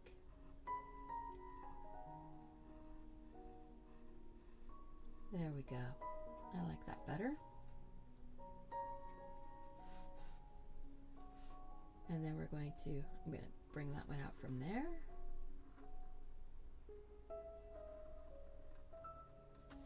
And make it thicker. And then rotate. I'm going to do a single petal and then a petal on either side. Just a little 3 petal. Just because. Make a circle for the flower, and then I'm going to just do the basic easy daisy. Kind of a lazy daisy. Notice I'm not even picking the pen up between the petals. This one you just go out and back, lazy, lazy daisy. And then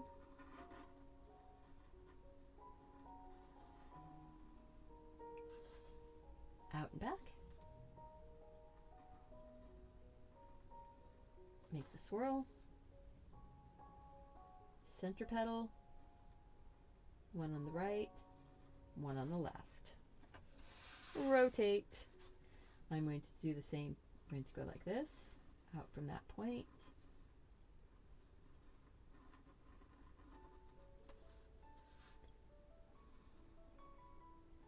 Out and back. Center petal, left, and then right. Rotate. Do the lazy daisy. See, and I even moved the center of my flower a little bit, didn't I? And that's okay. It's fun to do things like this. It is so much fun to draw and doodle and come up with fun designs Look at photo references, get ideas.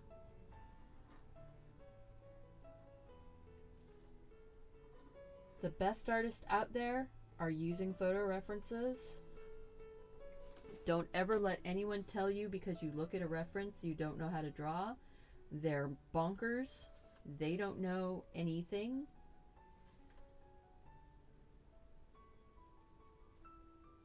You can't draw something if you don't know what it looks like. All right, I'm going to start up here at the top. Out and back.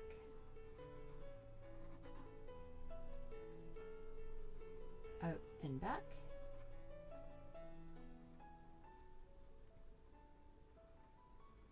Three petals. Out. Around. And I'm just following it back to the flower. And then the other side of the leaf or the flower. Center, left, right. Okay. Isn't that sweet? It's so fun to do things like that. Now, the center was like one piece of apple that was all curled up. And then we just start working our way around, overlapping those slices of apple. My pencil lines are just guides, and I may or may not follow my pencil lines. It's okay. The pen line is the one that's going to stay. So if I'm happy with the pen line, that's all that really matters. We're just stacking those up, kind of like bricks. It's good to offset when you're making an apple tart like this and you're spiraling your apple slices.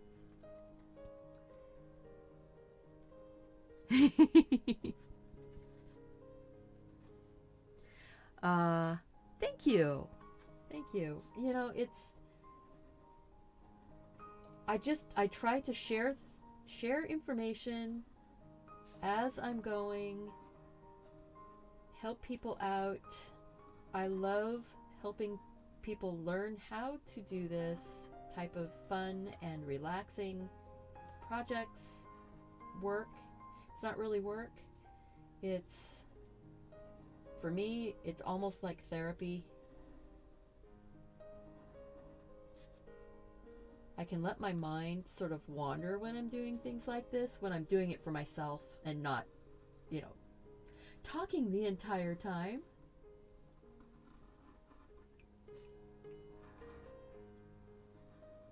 It's so funny, I can hear my sparkling pineapple coconut water. I can hear it talking to me. It's bubbling, and the little bubbles, the effervescence is making noise right next to my ear because I have it up on a table next to me.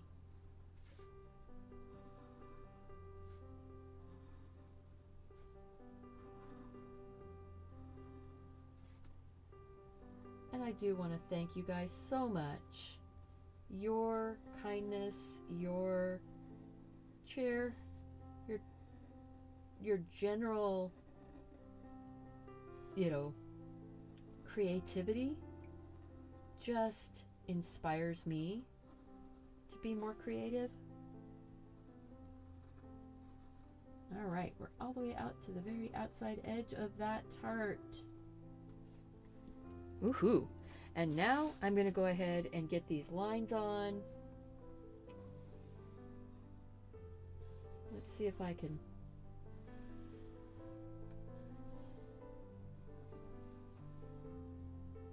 See what I do. Okay, so if I go to that side of the line, that works. So sometimes you'll draw a line, and when you're splitting it like this over a distance, you'll see that this side needs to be on that side of the line. This one actually kind of crosses both lines, so it's just going to go here. And put my straight line going here, and then drop down my line. Most of the detail is going to go in when we put the color on, however we put the color. I am putting a bit of dark right there. Shows that the plate is sitting on top of something that has some space behind it. Like it's real planks and not just painted planks.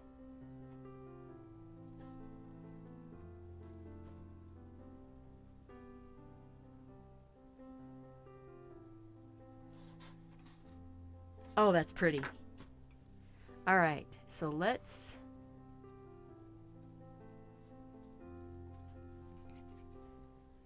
see. Let's go back to the top down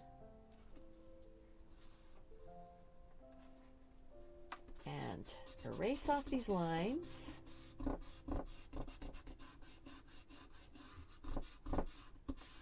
See, look at that.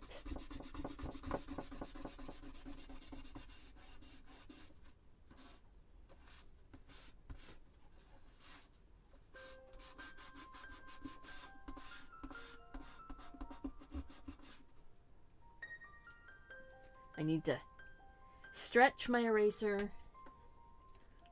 kind of get those. Oh yeah, you got your fuzzy slippers. I did the fuzzy slippers.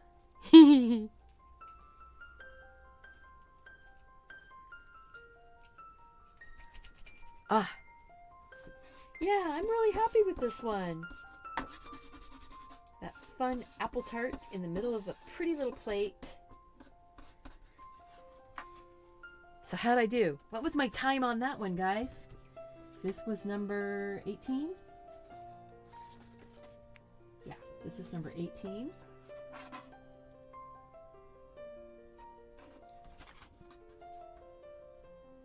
That is pretty. All right. Okay, guys, I need to do a quick intermission. So get ready for the fun little... it's a little over 2.5 minute intermission, and I will be back. Oh, my hands are working just fine. And I am working on top of a slanted board, so I'm not leaning over as much. So here goes the fun intermission.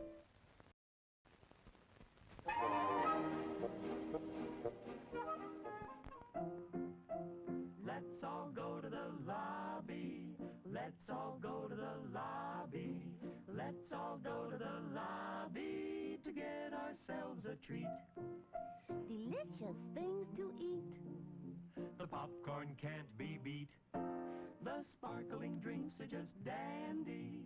The chocolate bars and the candy. So let's all go to the lobby to get ourselves a treat. Let's all go to the lobby to get ourselves a treat.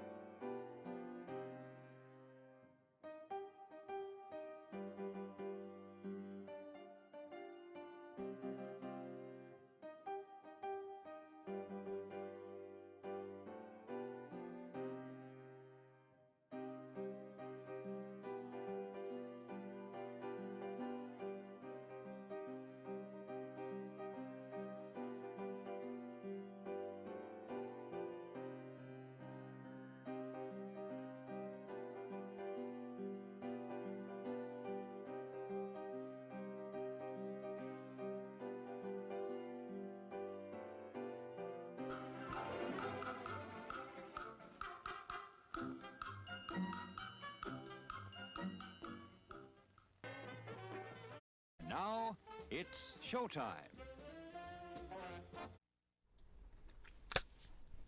Hey guys!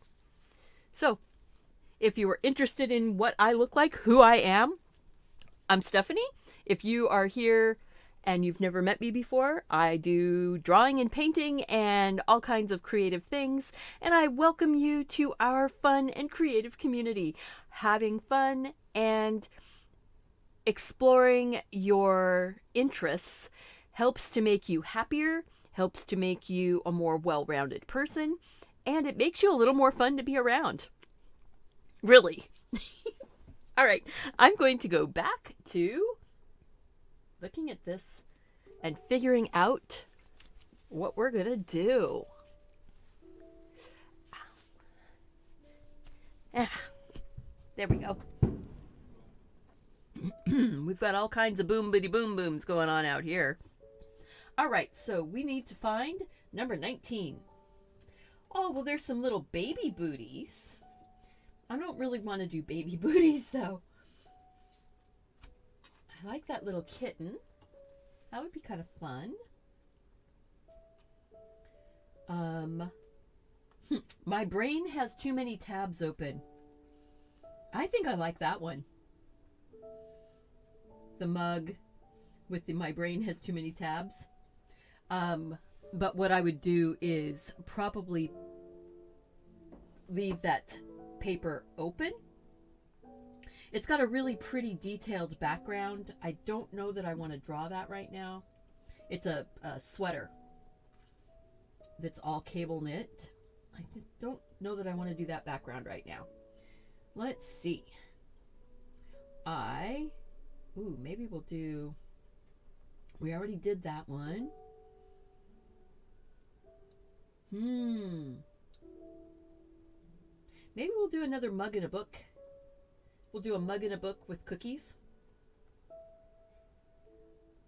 I like that. I'm not necessarily going to do the unicorn decoration on the mug. I think I might leave the mug blank just so that we can, pardon me, just so that we can work on lots of things. It is going to be an up and down. I am going to say that there is a window. I like windows in my pictures. So we're going to get this window.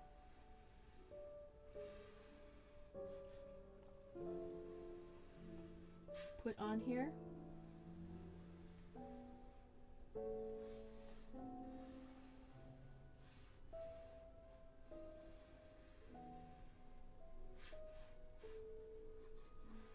And this window looks like, I don't know if it actually has the stained glass, but it makes me think of that. So I'm going to put like a little stained glass on here.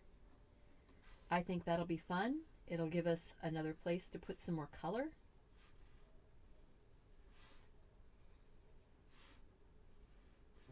There we go. See? That's all done. That's all done. And now I'm not going to put the cloth in the background of this, and I am going to have the cup up a little higher.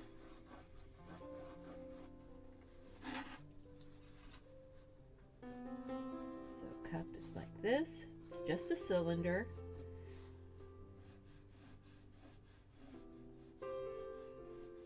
The base needs to match the top. So the top and the base need to match. My goodness. Yeah, the fireworks are going now. I'm going to say that the handle is actually coming off the back side. Needs to be more flat. There it is. Not so high. If it was up high, then I would be looking at it at a different angle. Really, you're not going to see much of the handle from this angle. But I just wanted it, I want it there.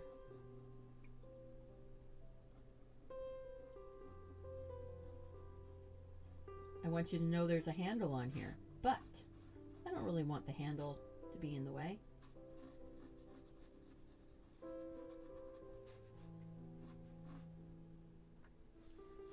See, that one has the spoon going that way. No.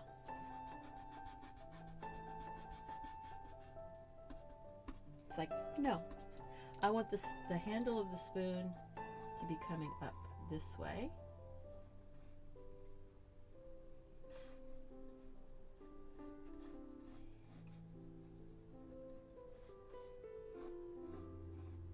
And now I hear a siren.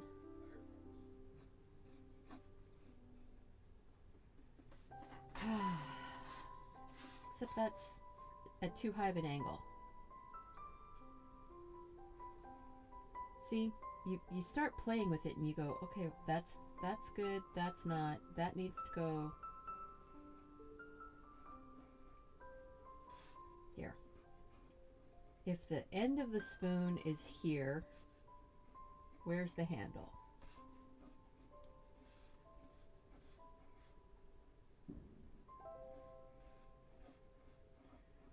See, that's how I'm going to figure out how to put the handle in. I'll just draw the whole spoon.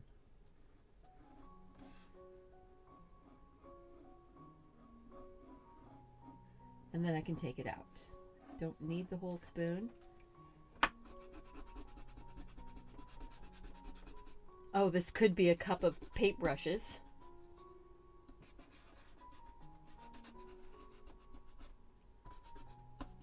Okay, you know what? It's a cup of paintbrushes. It's not going to be a spoons. It's going to be a cup of paintbrushes. I'm going to go, the handle is down here. That's going to go there.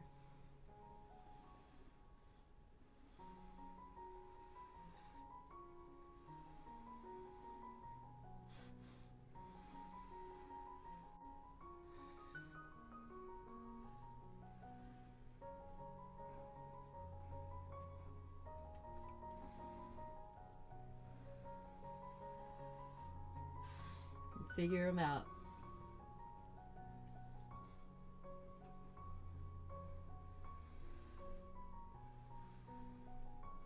It's like, ha ha ha.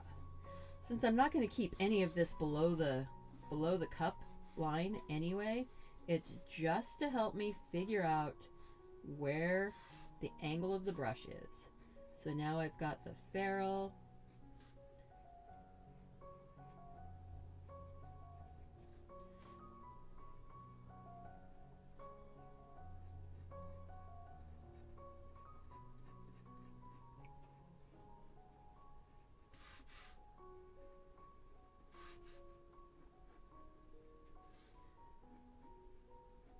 We've got a, let's see, maybe I'll come down here. That's going really tiny. I think that's kind of a brush like that.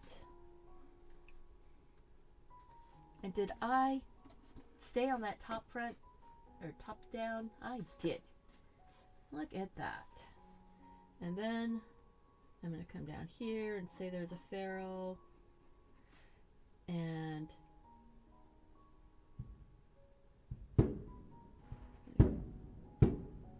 go up and then have it be, maybe make that an angle brush.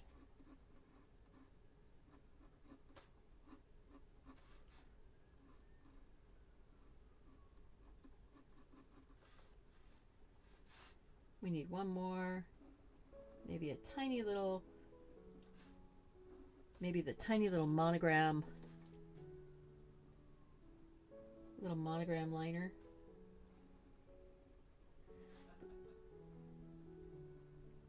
What's that?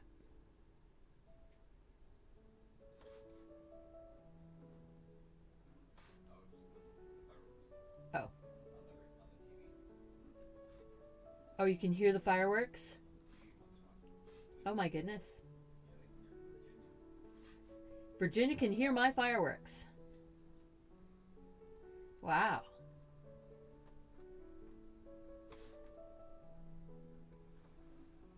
There. I'm not happy with that angle brush. I'm going to make it into a different one. Just because. I think it's going to be... Oh, it could be a mop. Be a fluffy mop.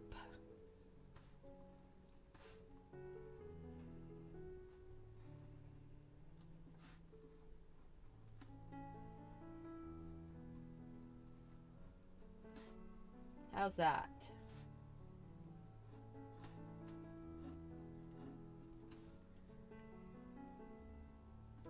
Ah, well, I am so glad that these are comforting and calming. They're making me really happy. And you guys are making me so happy too. I am so surprised that so many of you have stuck with me for the whole show. Or for most of the whole show. If you haven't been here for the whole thing, you've been here for most of it. Many of you have. So now I'm going to clean those brushes out of there. Just clean those brushes, you know?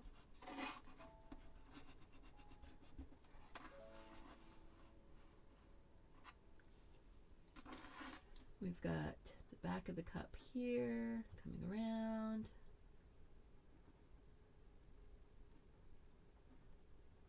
Go.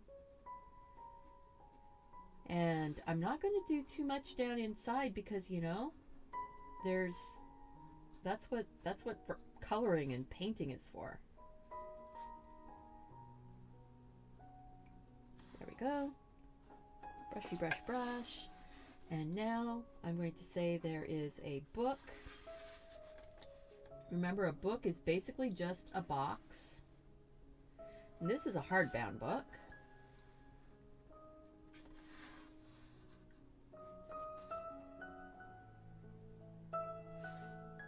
It's going to go back that way and off the page. So back here at the back edge, there's like a header tape thing, and then all of the pages are actually attached to that. The spine isn't a flat piece, it's a little bit rounded. You've got that header tape that the book block is attached to. The edge of the cover, because this is not a paperback, this is a hardback, so the cover actually has thickness, and it does indeed extend beyond the book block. So go to the inside of it there, and then this one goes to the outside of the book block.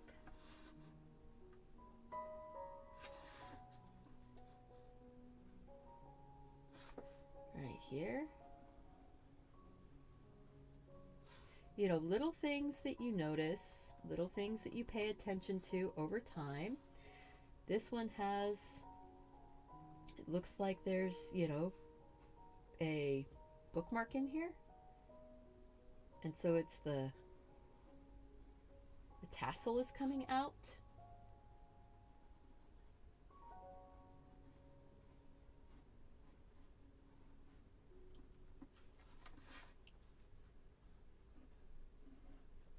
And there'll be a few little lines here and there. If you wanted to, you could just do like little V's at the back here. And that is like where the signatures of the book are attached. The signature is a folded unit of pages. That doesn't feel like it went over far enough. There it goes.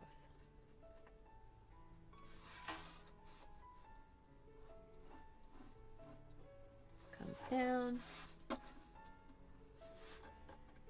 comes around. There we go.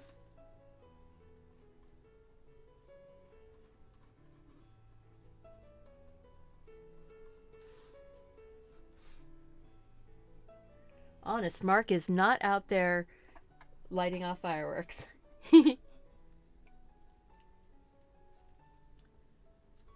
Oh wow.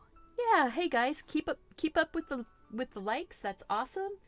Thank you so much for being here. I appreciate you.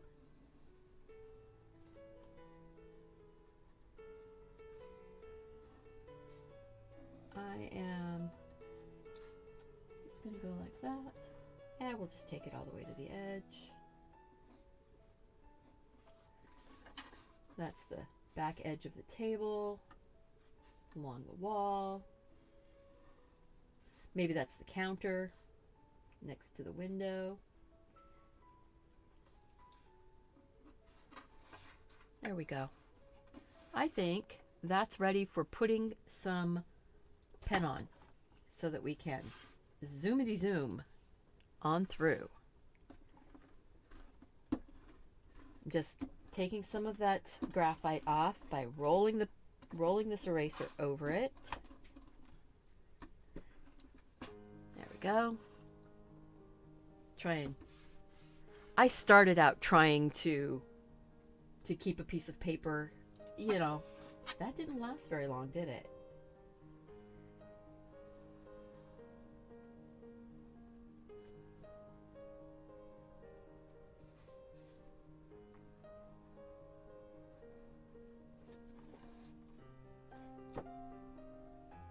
And maybe my diamond isn't perfect.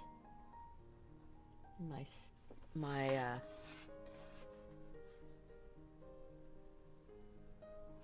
stained glass. But you know what? It makes me happy. It makes me happy, happy, happy. Flowers in your hair, flowers everywhere. Oh boy, you know that it's getting late when Stephanie starts to sing.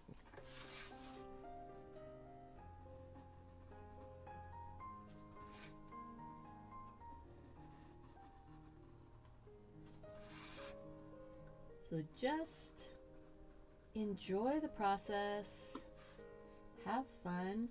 This is a long, long day.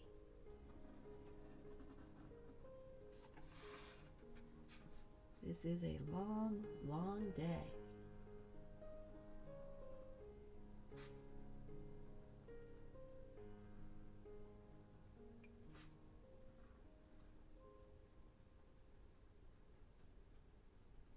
This is a mop brush, and it looks a lot like a makeup brush.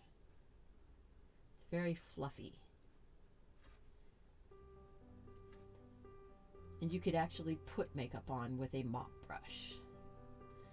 It's so soft.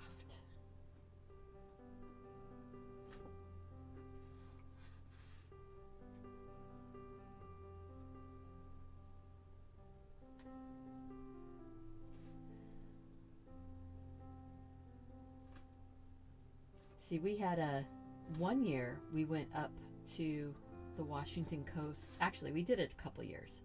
We went to the Washington coast for New Year's. And it was like being in a war zone. There was so much fireworks going off constantly. That's like a flat brush.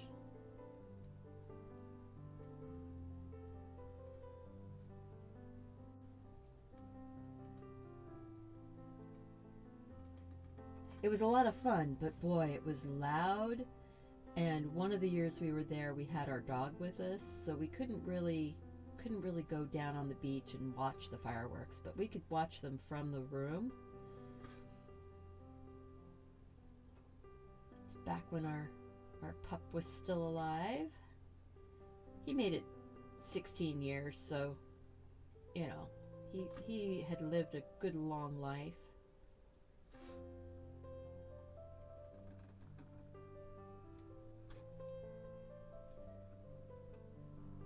Yeah, these brushes, they've got some interesting kind of spindly handles on them. I don't know. Don't know who their brush maker was. Oh, right. It was me.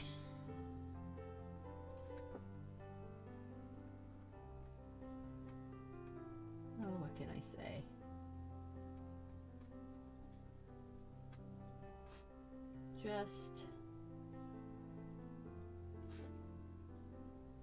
Just dealing with all of the, actually, it looks cool. It still looks cool. This brush probably was left in the water too long, and the paint started popping on the handle, and it started getting a little bit too loved, not loved enough. So that's like the sword type brush, except that it shouldn't be getting thinner right there. It should be getting thicker so that it has a place to go into the handle. And then the handle goes thinner as it goes away from the ferrule. I'm telling myself this. You know, maybe I'll remember.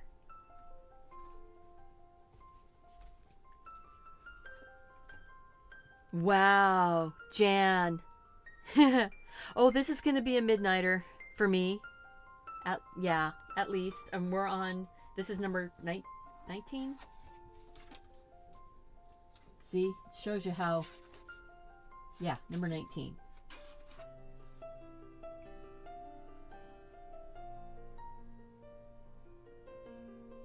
You know, because even when I'm doing simple ones, I always seem to find a way to make it more involved, don't I?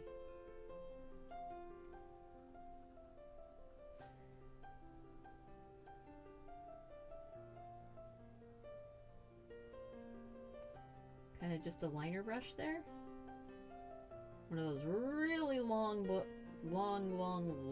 liner brushes.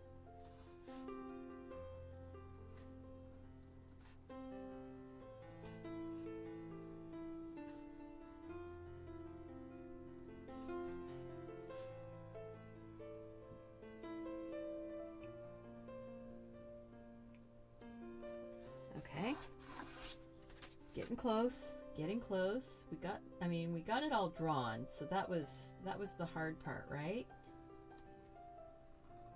Now we're just tracing over our lines.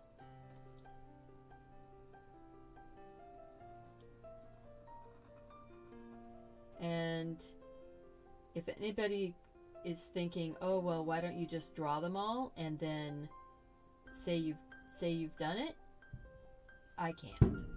I've got to ink them, because if I want to get this done as a book for tomorrow night to be uploaded and all scheduled and ready to go, I have to finish. It's my own challenge, you know? It's my own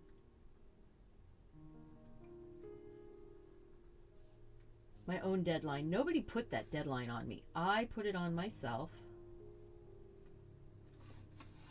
It's like, oops, that line went weird.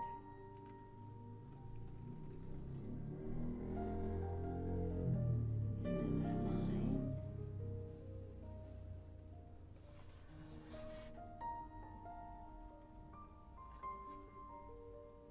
Maybe it's a funky metal cup or something. I don't know. Okay, that's the inside.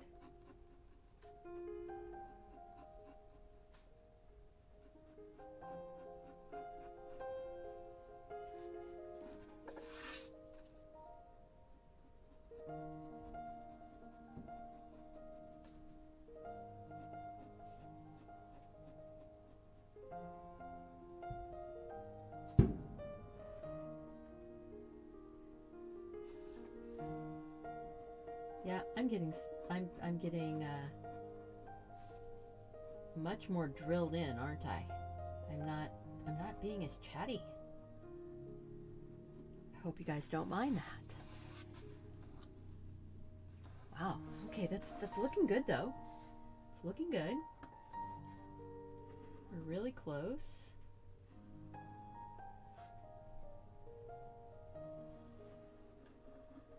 Cover.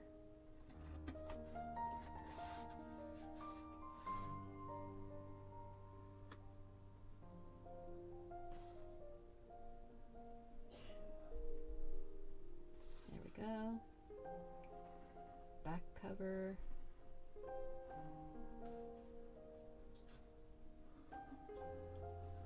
Going out. Remember that there's thickness on a hardbound book in the cover.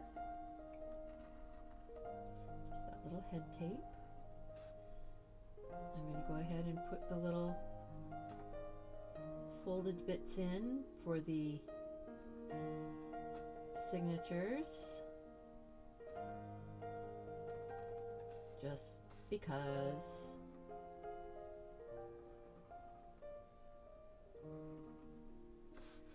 Tie a knot.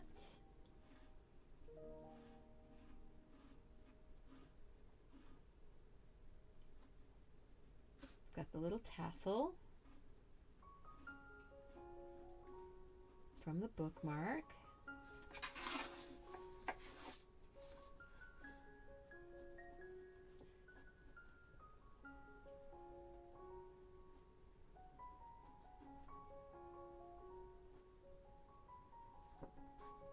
Little separation in a few spots. Thickness to the top cover. Whoops.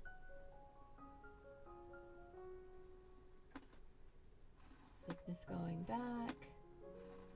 Thickness to the book block.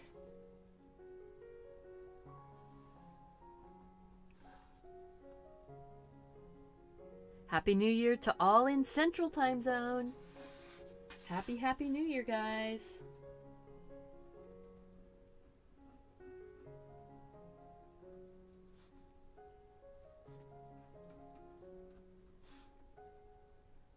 I'm not putting anything on the cover right now. I don't know if I even will. It might just be a colored cover when we do the books, or when we do the painting.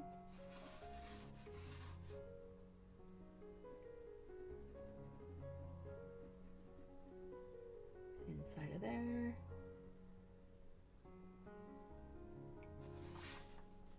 All right, let's go to the top down, erase it, and see what it looks like.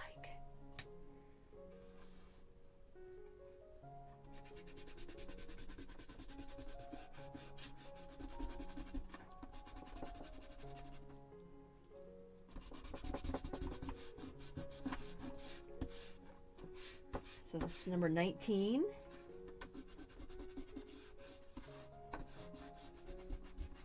I'm catching up. I'm catching up.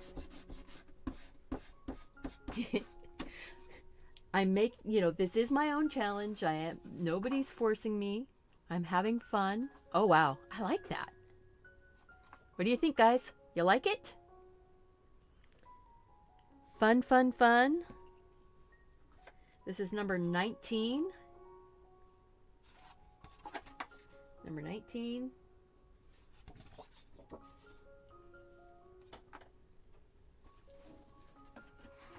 All right. Put the heart on that.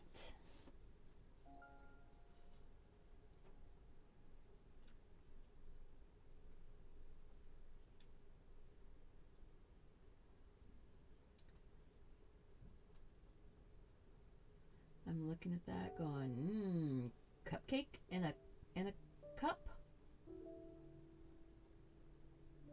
That's a nice kind of basic. I think I have a few different cupcakes in a cup.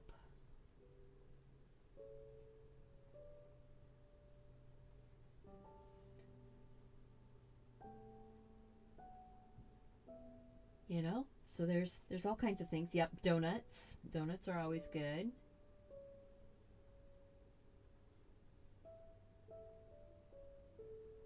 That one's pretty. I like that. Let's go with something like that. That's a nice, pretty. It leaves us room because I'm not going to put the pattern. I'm not going to do. Would you please stop it? I'm not going to do the pattern on the little cup, the little teacup. I'm going to have it just be plain, which gives us room to be able to do patterns when we're painting. And this little periwinkle flower is very sweet. And even the napkin with that extra spoon. I think that one will be really pretty.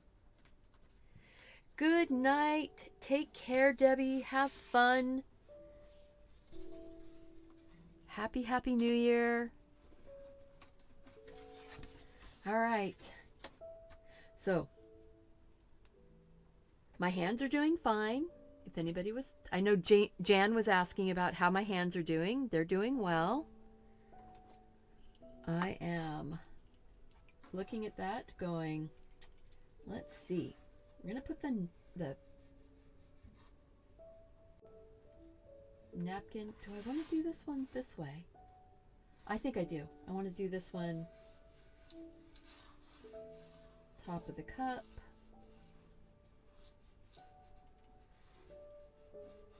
Bottom of the cup. This cup does not have a handle. It is like a Japanese teacup. No handle. It does have a little foot. So it has a sort of an ankle and then a little foot.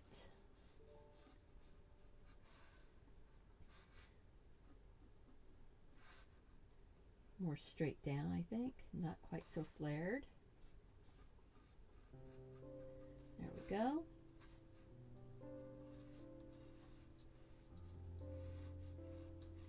Yeah, I can't use the circle maker for this one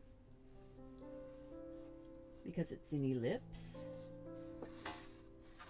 So let's turn it upside down and take a look. And it really looks off. So I need to swing this edge over here out a little more.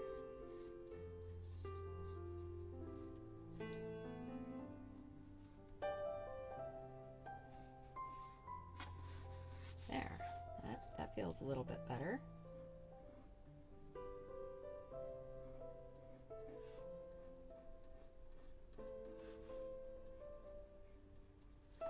All right, that feels a little bit better.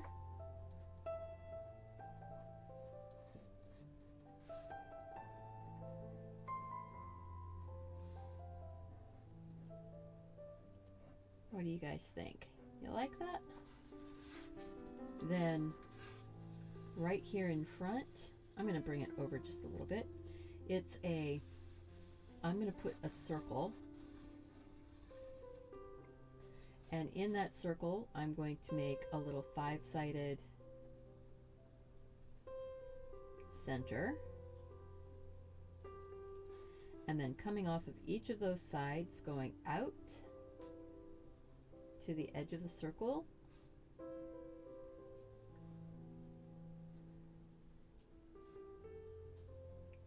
Like that is the petals of the periwinkle.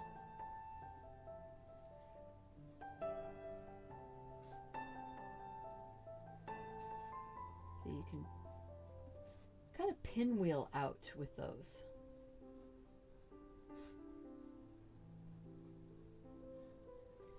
Like that. And then way down inside, the stamen, the pistil,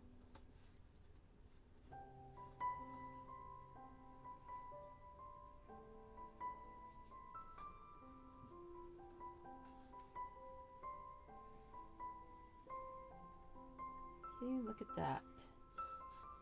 Lovely, easy. Very happy with that. Now I'm going to take and lay cloth napkin on the table.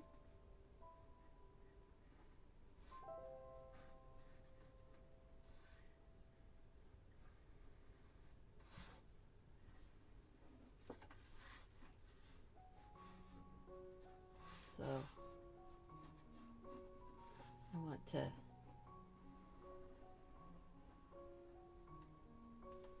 get that on there.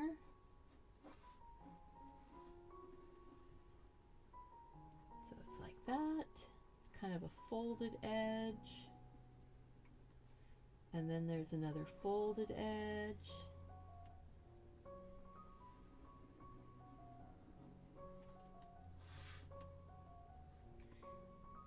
And this is almost like a little fringed edge along this.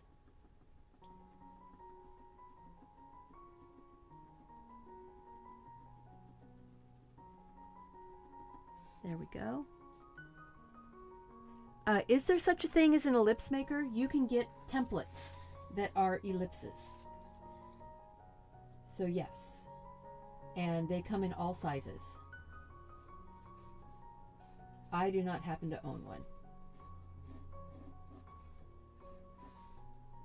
Most of my templates are from when I was doing work for my dad when he had his architectural drafting company. And I did remodel redraws for people who were doing remodeling. Let's see, and then the spoon,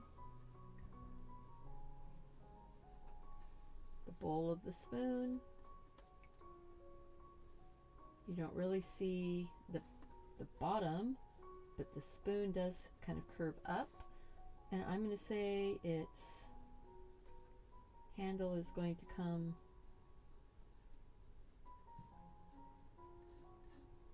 let's see,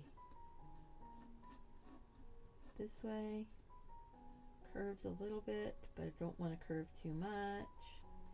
There's a bit of an edge to the spoon.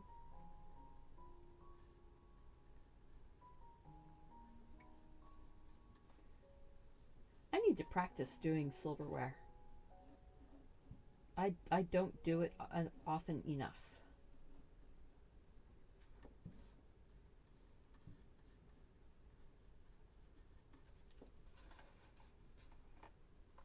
That spoon does not feel quite right. But part of that could just be because there's so much glumpiness around them.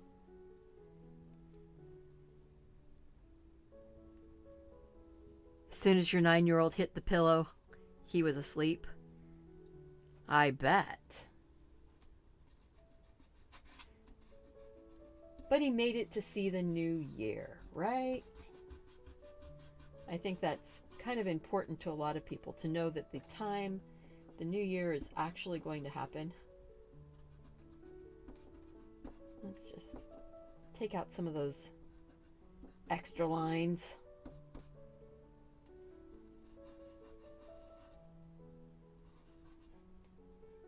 Yeah, see, once I cleaned that spoon up there, that actually doesn't look too bad. Ah, all right. So let's go ahead and, oh, I didn't clean out the inside of that leaf. Oh, well, you know what? I probably should just grab the pen. Let's just grab the pen and start, instead of drawing with the pencil again,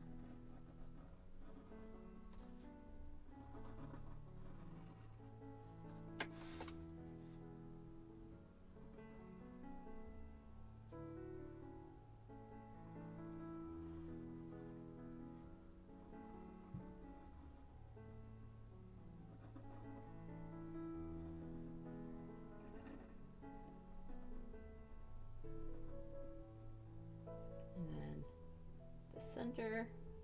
It's pretty dark down in there, and it does get some kind of flower fold marks.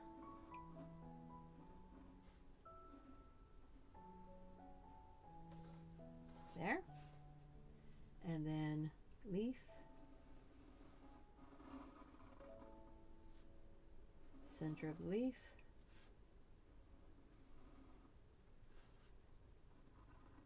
Leaf, Center of the leaf. Leaf. Center of the leaf. It's going to go all the way back in between those petals. There we go. I'm going to say that one, you can kind of see the back edge of the leaf inside there. So I want to say thank you to all 32 people who are in here right now. We've had, I think, as many as about 75. And to have 32 people still here, you guys are rock stars. And I want you to know that I see you. And I appreciate you. All right. Now I'm going to say this.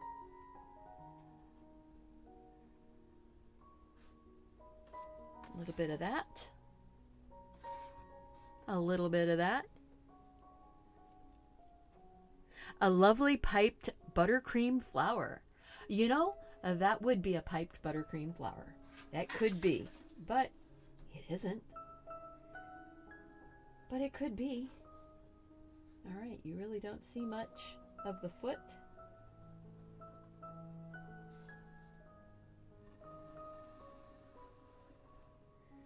When you turn it upside down, you can see when you're really off.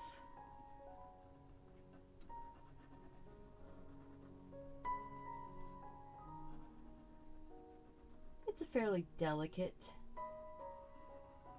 teacup. It's fairly thin, and one of the things with the Japanese teacups and the sake glasses and things like that, they would make them so thin that they could put pictures in the thin bottom, and when you held it up to the light, you could see like the little geisha girl face, kind of like a cameo.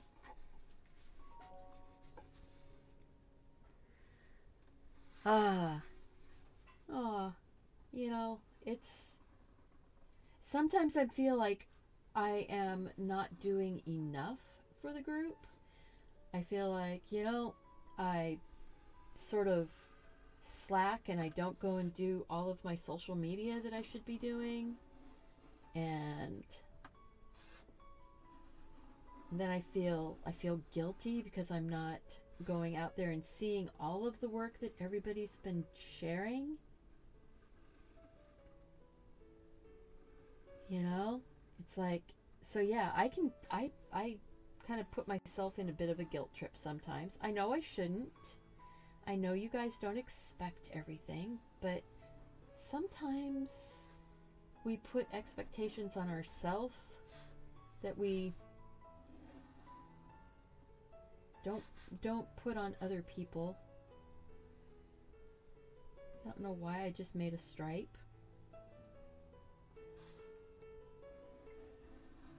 I'm not going to stripe the whole thing. Maybe it's just a pattern in the fabric that's not really striped. It's just texture. And down here on the ends.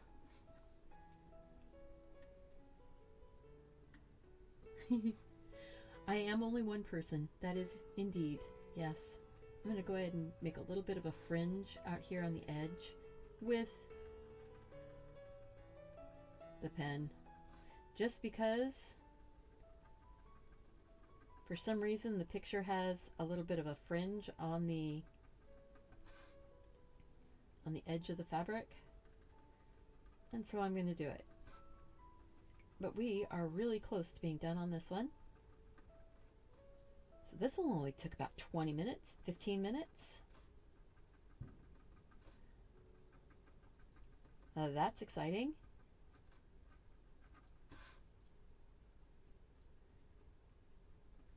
You know, sometimes it's hard to know.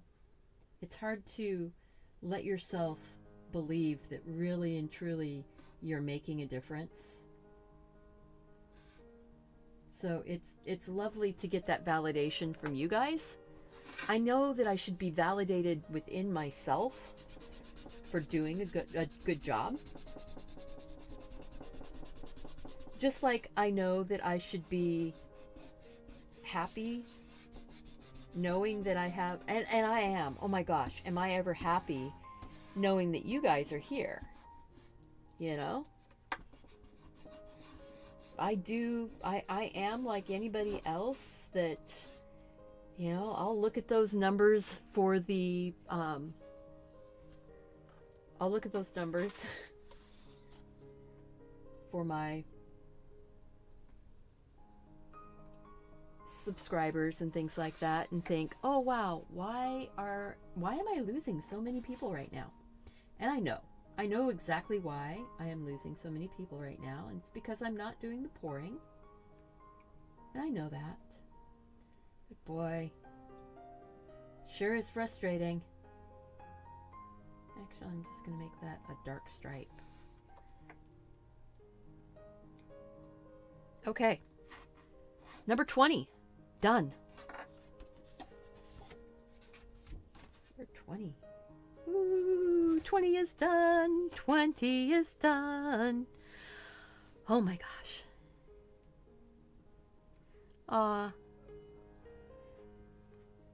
I'm fine the way I am right now and where I'm at. Yes, I thank you. I agree. I am fine right now. I am fine where I'm at. And I'm fine because I have you guys here watching the shows, commenting, participating in the groups, sharing your art and your love with me. Thank you. I really I'm not a pouring artist. I'm an artist. Yeah.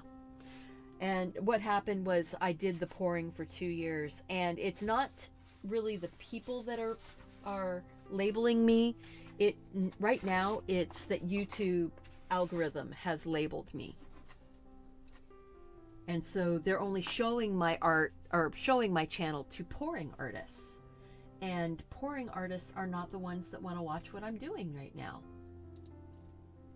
You know? So it is what it is. And I know that.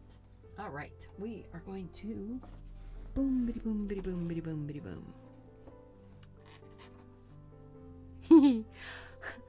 Well, I'm pretty eclectic too. We are a good team, a good matched up team, guys. All right, let's look here. What are we looking at? Cinnamon buns might be nice. Sometimes having coffee, sometimes having coffee with your friend is all the therapy that you need. Yeah.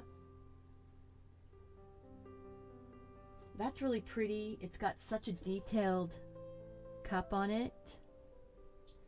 Yeah, I know their analytics are crazy. It is what it is, I know. Ooh, how about a French press? I haven't done one of those. I don't need to do the dates in the front here. I could do the French press and these fun cups. Maybe make just one of those cups and have it on that. I like that. Why don't we do a French press? Like I said, I've never done a French press before. I mean, I've done French press coffee before. I've never used a French press for tea, though. That's interesting. What an interesting and delightful idea, actually. Cinnamon buns on a piano. Sue, you keep trying for your piano. One of these days, I might actually make a piano. I might do the piano, but not this time. This time right now, I am doing a French press. So a French press is a tall cylinder. I probably need to move over with it because there's a handle, unless I put the handle on this side. I don't want the handle on that side. So it's a tall cylinder that has a plunger. So it's got a handle here.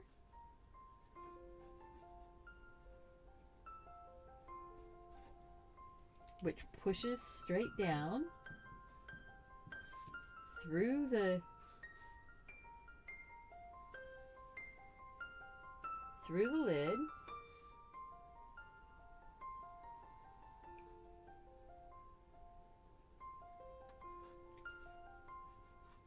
There's a metal band that holds the handle on.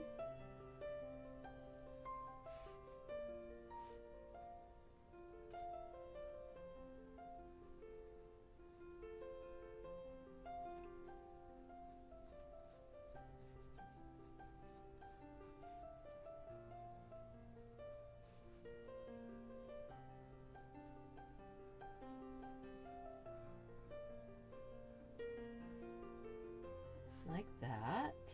Okay. Metal band. Handle goes on either side of the metal band.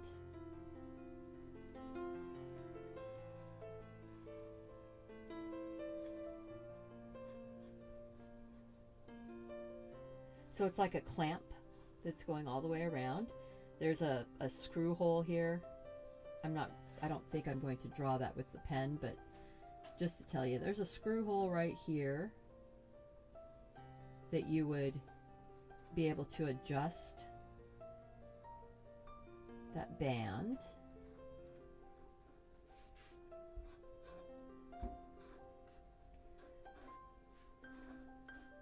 The glass cylinder comes straight down, straight down. There's a plastic base.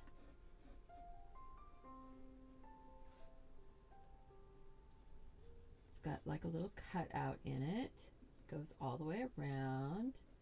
This comes straight down, and then it flares out to a foot.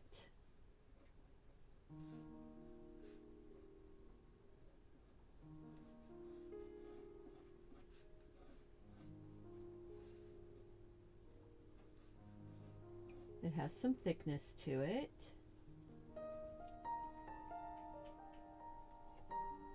Lou, you've been watching off and on all day? Oh, thank you. Have I drawn a picture of a Bible and coffee? I have not done a Bible. I do have one that I did that is a book with, where'd it go? It's a book with brushes on top, but it could have been a coffee cup. And it has the bookmark coming out of it. So I tend not to do words on my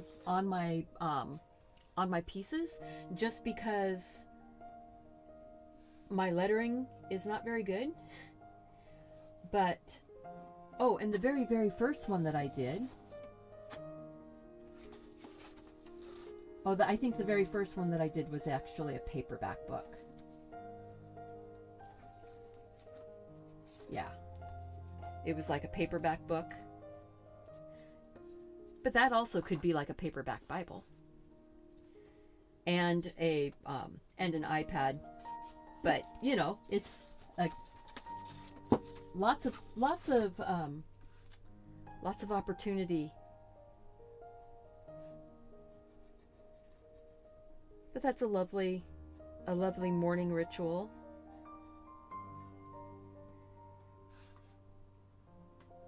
Okay, so I'm going to say there's a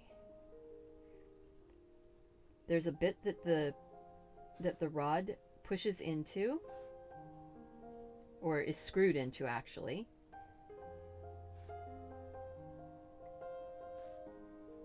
Just like that handle up there, it's screwed into.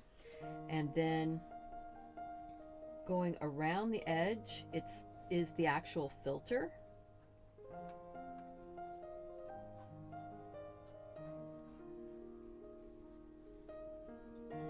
And this is another one of those ellipses.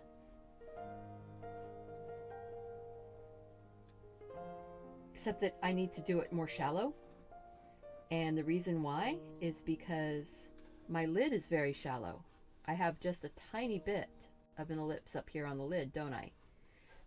This in here would match the lid.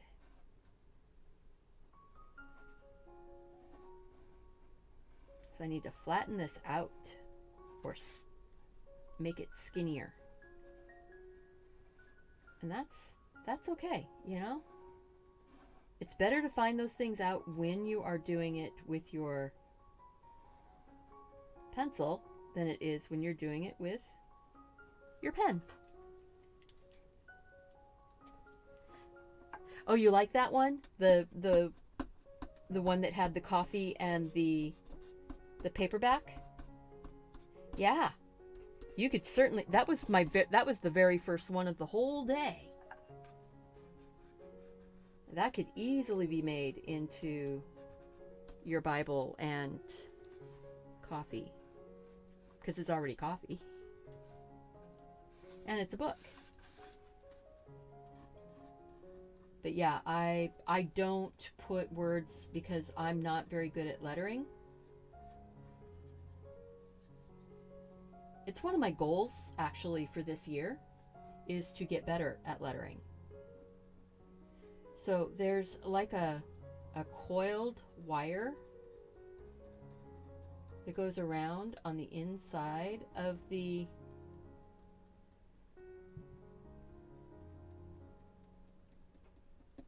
filter. And then there are little holes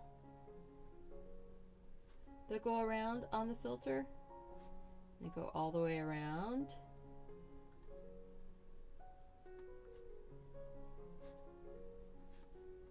And then there's like a mesh piece that's underneath. That's the finer filter that pushes down along the edge. And then you've got all of your tea that is down all the way inside. So, or coffee. So you have your coffee grounds or your tea down here. And I am not going to presume or which one people want to put in there, so I'm going to leave it blank. But you would push down and everything in the bottom here would hold all the grounds or the tea leaves down. And then you would have coffee up above. See, very, very lightly, I would see a bit of that band.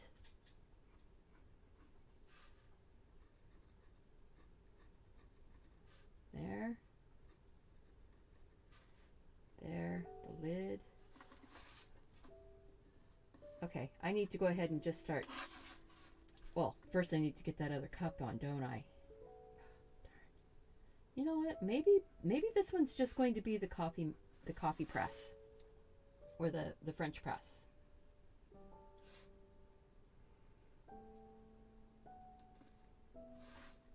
Or I could put,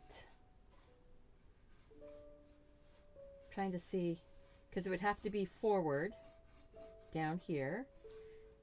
It's going up like this. And then this one's very much like a flower pot. It reminds me of the flower pot. I know they're the stackable, kind of like the 60s stackable coffee cups.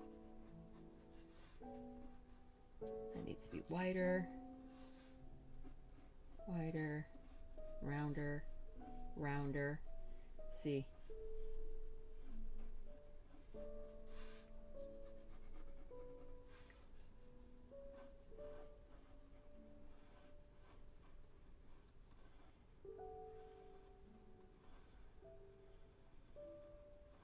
Much rounder like that.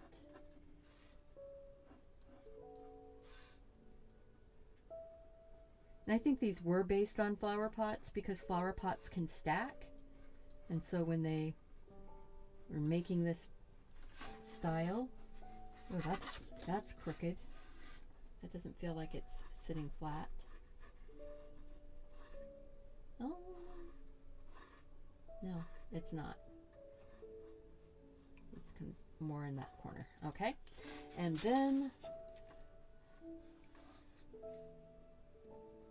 right here, Coming down, staying on that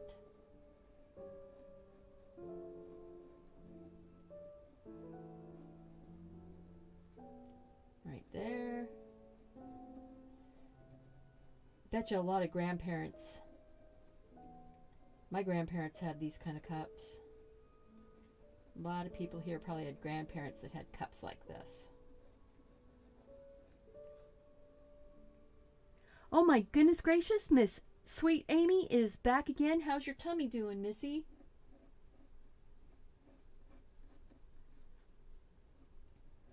Shouldn't have had that Chinese for dinner.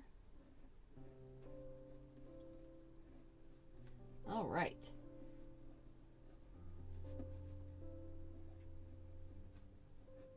Okay. That's good. That's good. I'm not gonna...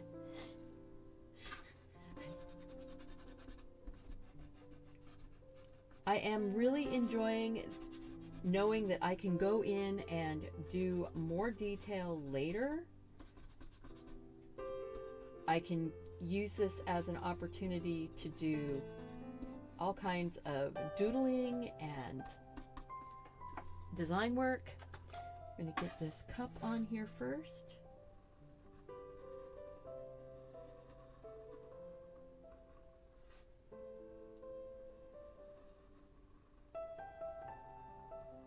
Am I worried about going too wonkety with my lines? Not really.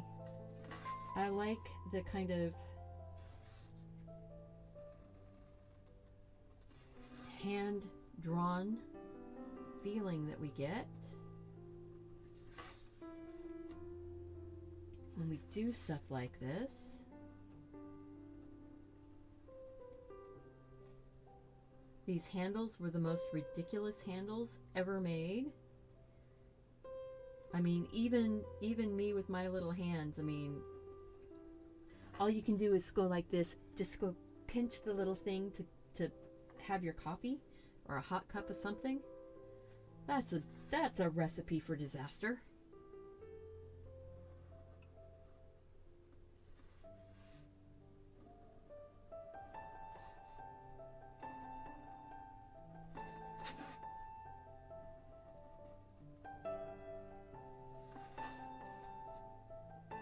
Oh. Yeah, well, I like I said, I like Chinese food, but generally speaking, Chinese food does terrible things to my tummy. So, you know, I'm kind of like more than happy to just make my own.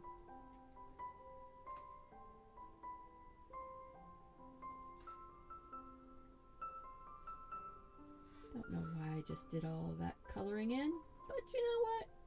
It's what I did.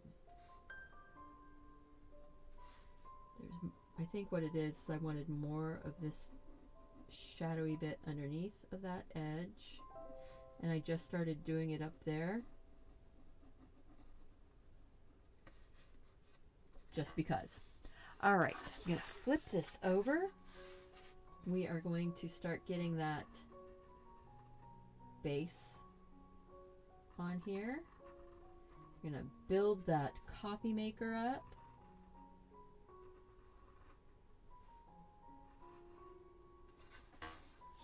Nice thing is,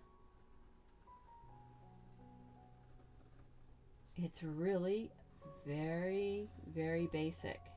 It's basically just a cylinder with a few little things added on. So get the top part of the lid on top of the glass.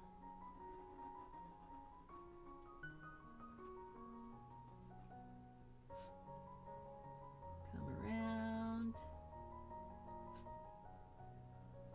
Get that little grommet hole where the rod is going through, the presser bar rod, or presser rod, up to the knob.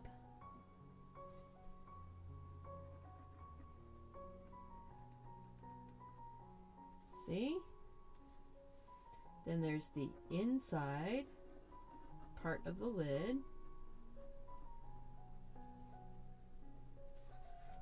There's the rod coming through, going all the way down to the filter. The filter has that little nub that the rod has access to screw into. We've got the metal band. That's the back side of it. Goes around.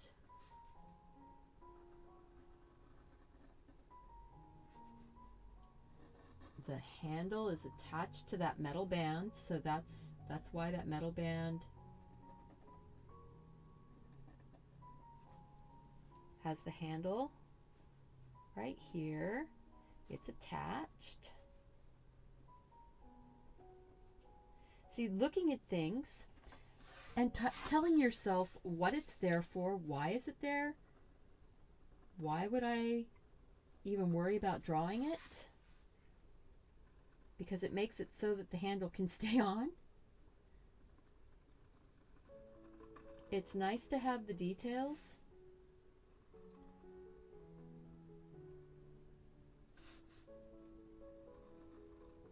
A few details can make something feel more real.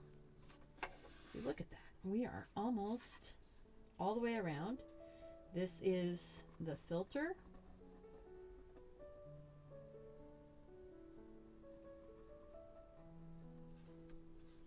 There is a metal mesh that's underneath of that.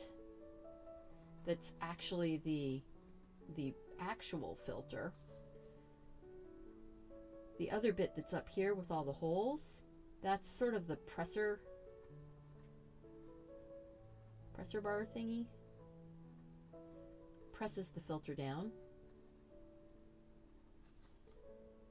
These would be all ellipses, and they would be probably on in a specific pattern, but I am not worried about that. I am going and putting my little metal coil that keeps it pressed against the outside of the glass.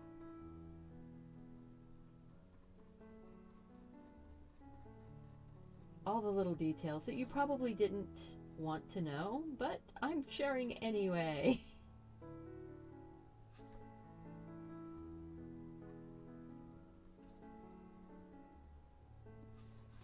All right.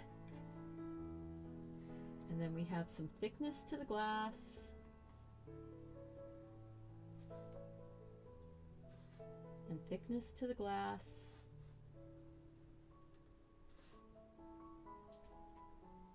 And I'm not worried about all of the stuff down inside right now, except for maybe putting a little bit of a line that would be this black plastic base.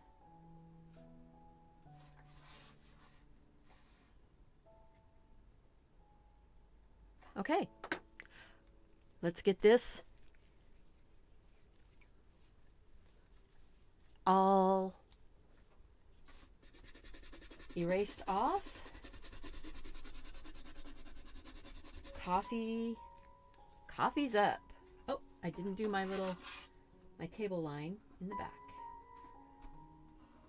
Horizon line, whatever we want to call it.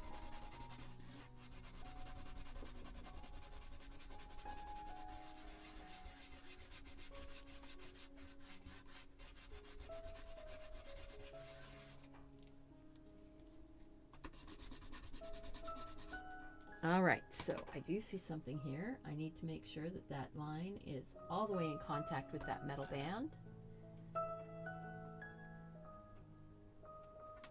And I am not going to worry about anything else on that one. Let's take a look at it from the top. So now we've got a French press and a cup of coffee with one of those cute little stacking cups that makes absolutely no sense for the handle because it's so tiny. But that's okay, because we just are going to move on. But it's fun. And the handle really is like that. See? See that handle? It really is that tiny little handle just up on that band. So I didn't make that up. I coulda, but I didn't. This is number 20. Yes? No, 21. That's 21. 21. We're getting there.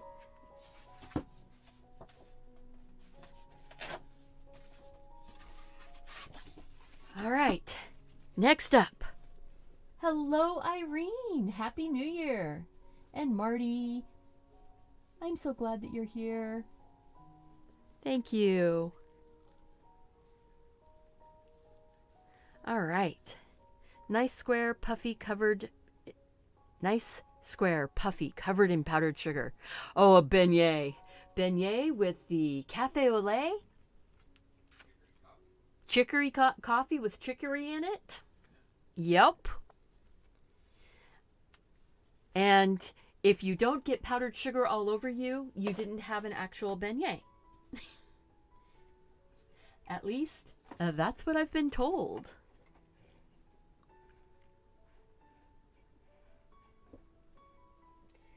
Yeah. Yummy stuff. It is yummy stuff. Oh, ooh, maybe. So I'm getting down here. Let's go ahead and go for a cute teapot. Oh.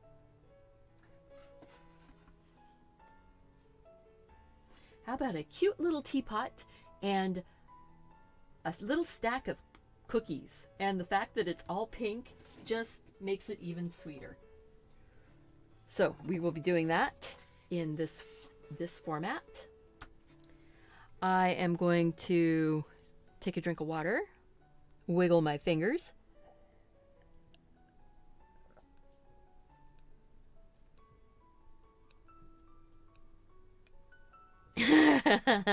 Okay, good. I'm glad that I had the right facts. I try to have the right facts, you know? And thank you so much. Hey guys, if there's anybody here that hasn't already, click that like button or subscribe to the channel. It would really be a helpful thing to me. It would just warm the little cockles of my heart if you would do that. Macarons. Yup. We're going to do a plate with macarons. But first off, we are going to draw. You got watercolor for Christmas in tubes, and you can't wait to re-watch the videos and learn how to use them. Excellent. That is excellent. All right. First up, we're going to get this cute little teapot on here. It is kind of like the little Brown Betty teapot, sort of a British teapot. Has this fun little spout.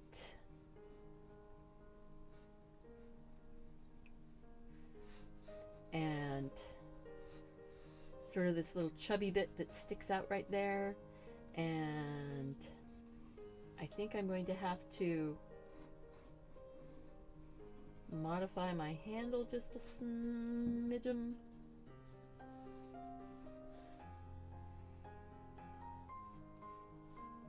Coming like that, going like that.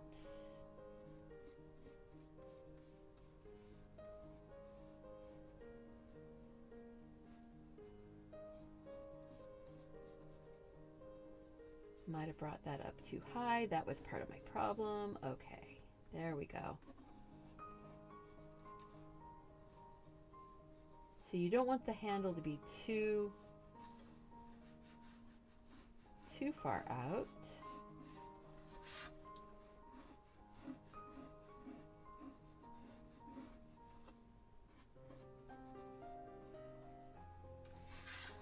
This one reminds me of Mrs. Potts from Beauty and the Beast. Absolutely. Just has that wonderful shape.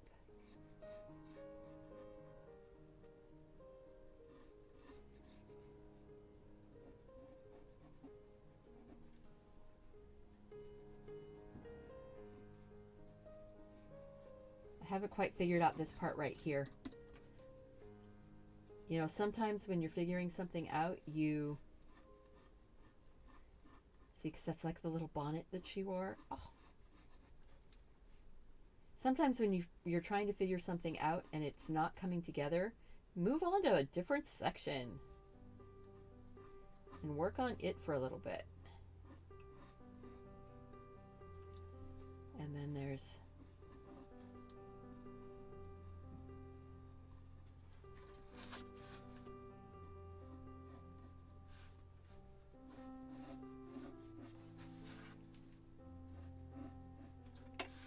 and now there would be a little bit of a foot around the base. Just a little bit of a foot.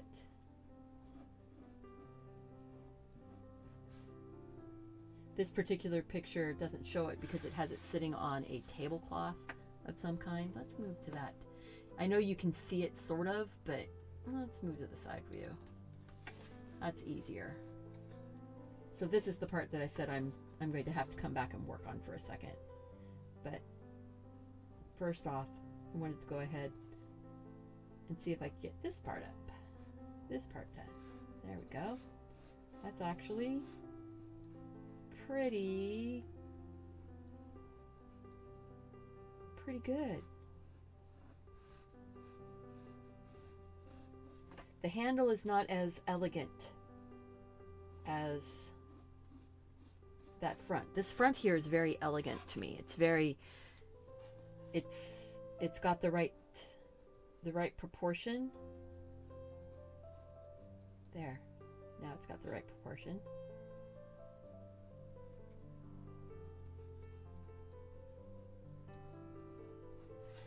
Or close enough. This handle is wrong. Who am I ignoring? It is not an elephant. Are you going to be doing any elephant teapots? This is not an elephant teapot. Elephant teapots are loose. Ooh. See, I'm an elephant. See my trunk?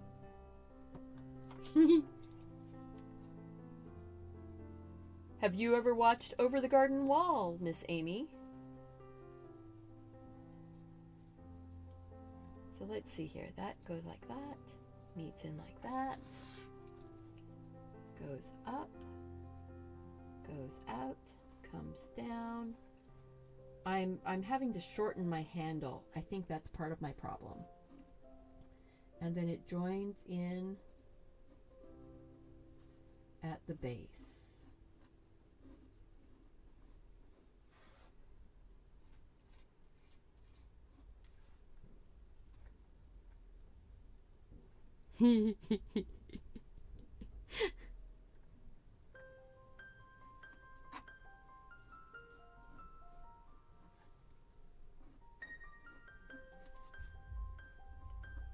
This is just the first teapot that I've done on this challenge, so you never know, Miss Amy. There might still be a teapot.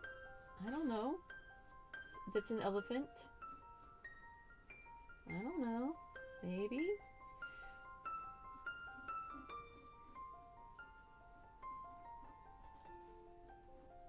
Sue's been asking for a piano, and I haven't done that for her yet either.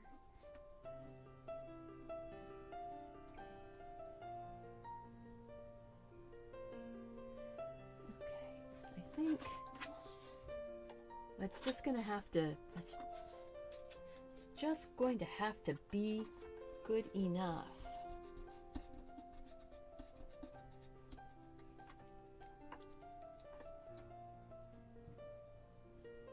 There, maybe up, down,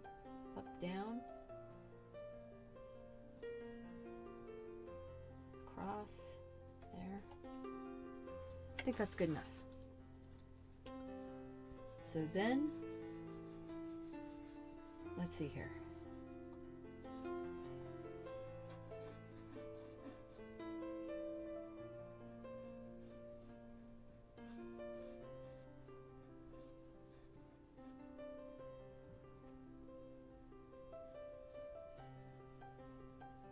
just get that drawn on here. Lovely, not too domed, not too footy.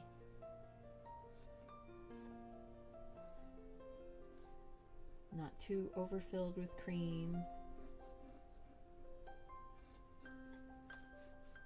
Want it to be a little more domed, not too flat.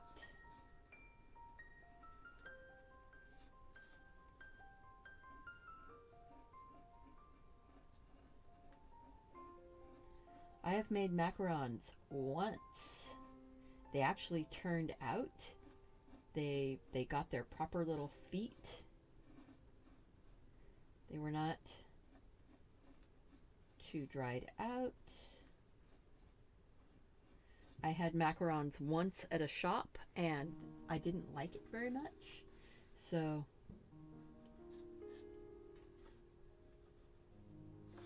maybe I'm going to stack these a little bit differently. I'm not going to, let's see, maybe make two that are kind of on their edge.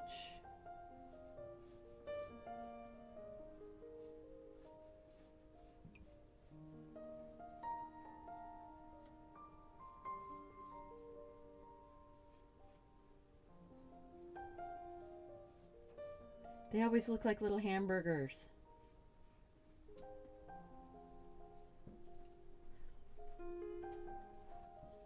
Okay, so now who's asking? Okay, hand it to me. Mark said, Sue, here you go. He drew you a piano. And that's a Mark Bergeron original. There you go. Yes, macarons are an almond flour cookie. Macaroons are a coconut shredded cookie with eggs and sugar. So I have made both kinds of cookies. Macarons and macaroons can both be made gluten-free. So that's fun. And let's see, maybe this one. Trying to see if I can pretty much get this one flat back on the table again.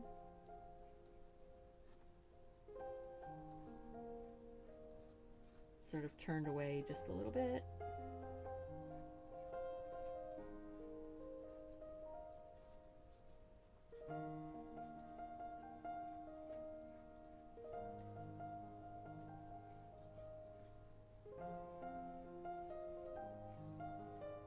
Yeah, it's always interesting when you watch a baking show and they're told to, to bake macarons and they keep calling them macaroons.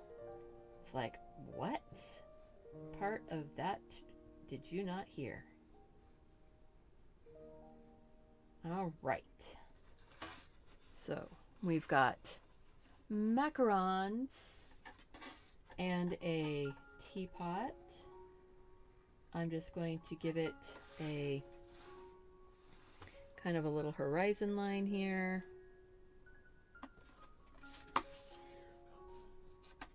What's that? Happy New Year Mountain Time. Oh yeah. Yeah, the macaron is the almond one. That looked like one of those old-time pianos that played by itself, Mark. The ones on Gunsmoke.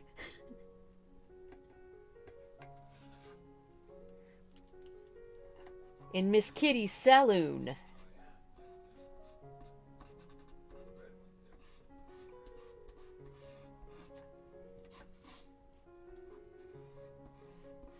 Was it Fess Parker?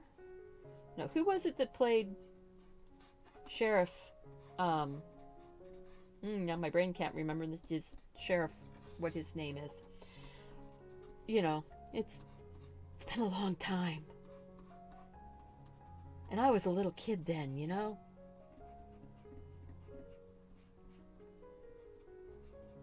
right, I'm just gonna erase some of those lines off. We're gonna get that pen and start drawing in the little drawing in the little hamburgers. I say these always look like little hamburgers. Ah. Matt Dillon. Yes. Sheriff Dillon. So I'm going to stand up for a second. Wiggle my tush just because I was sitting forward on the chair. And when you sit forward on the chair, sometimes it cuts into the back end of your backside and your get-along gets a little got. So I'm going to start, I think, on this side over here. I'm just going to jump in.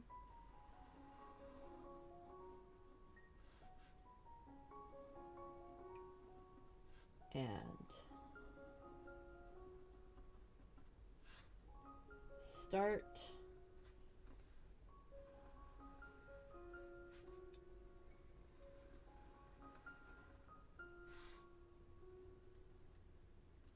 Even though I would normally do the cookie first, I just sort of jumped in. I wanted to get that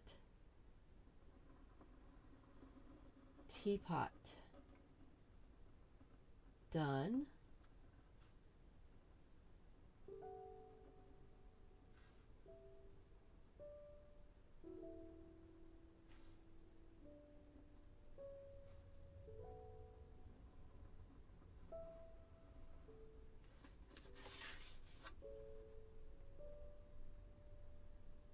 Yeah, I never know on these teapots. It's like,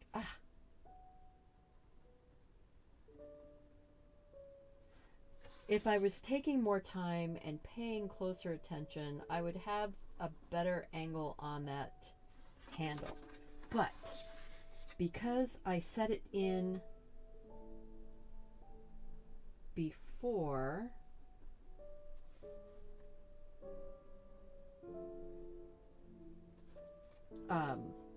before figuring out where the handle was supposed to go, I kind of squished the handle. It's just one of those things. It just happened. But it's still cute.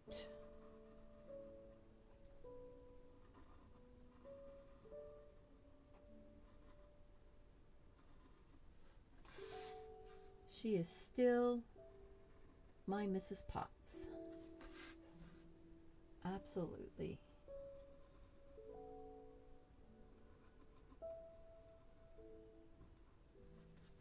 Okay, so we've got that, we've got that. Now we're going to go right here and I'm going to give it that little edge. And then it's going to be flat underneath of it. And this will be all that foot. And then the dome over the top.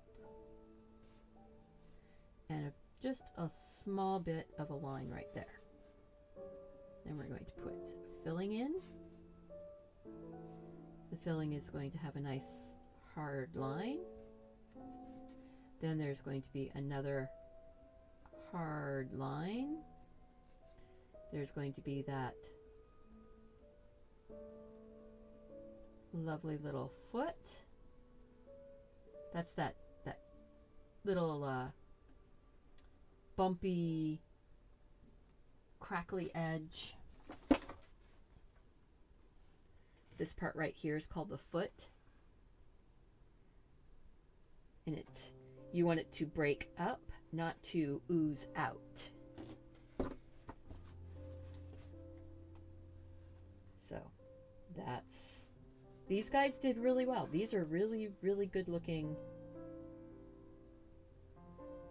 macarons. Okay. Give it that lovely little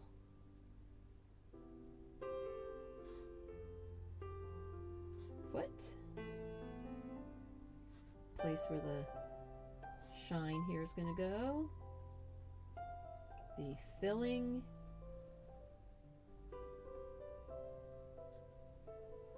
bottom of the cookie, the foot. Like I said, they always remind me of little hamburgers. Like the original little sliders or something. And then we're going to go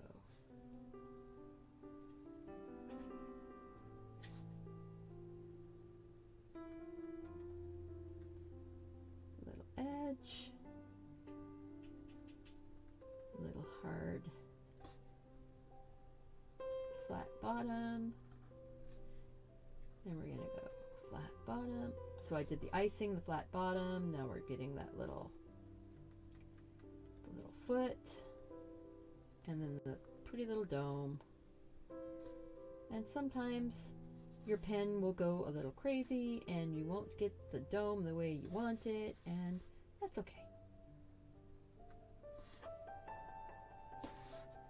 And we're going to put horizon line.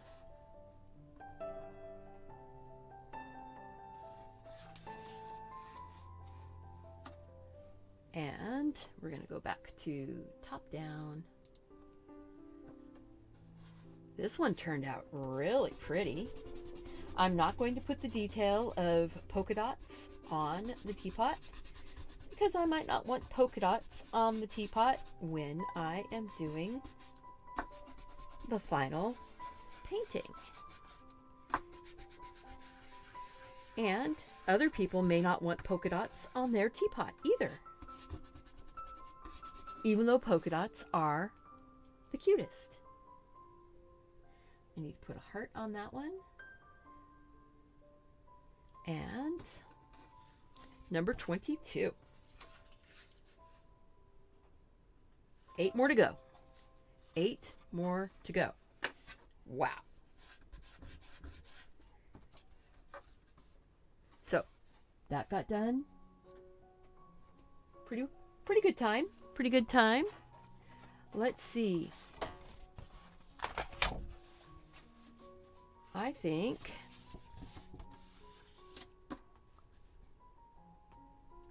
let's see. See, I've got lots more teapots. There's teacup, teapot. I kind of like the shape of that teapot. Sort of an oriental Japanese type teapot. I'm not going to put the design on it. Not putting patterns on anything this time. I think I am going to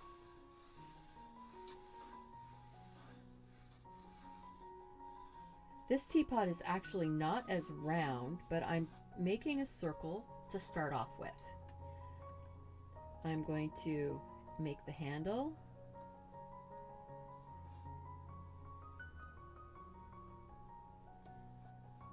It has kind of a little,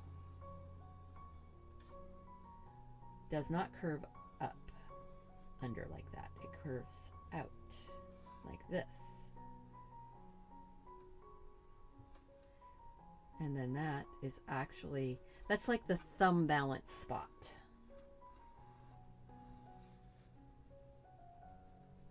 So let's do it like this.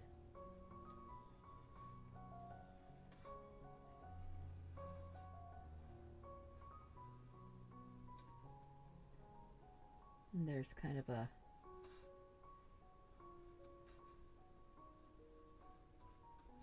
join like that, and then this one actually kind of comes up a little bit more with a bit of the back flattened out, and then the top, but the base is kind of flattened out a little bit.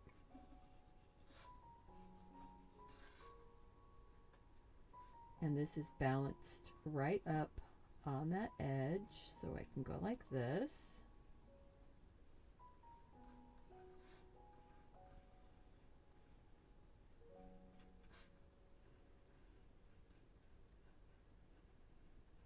So let's see.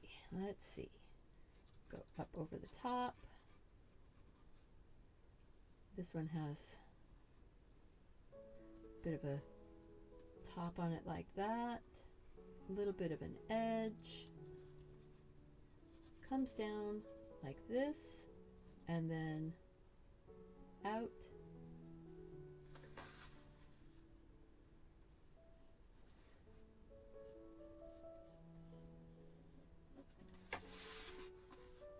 Feels like it's tipping.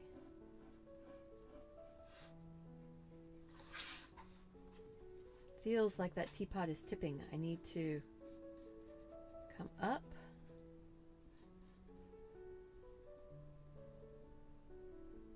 And not like that.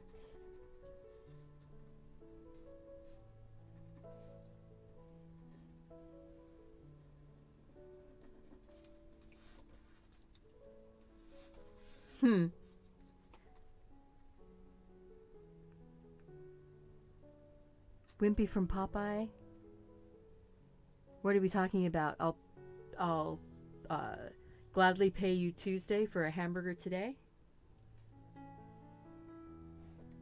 That was Wimpy. Okay,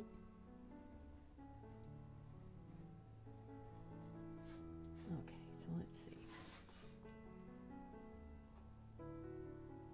It just, oh, I see. It's because this feels like it's too far over. Bring that back this way a little bit and not be so tippy downy. There. Is that better? Feels better.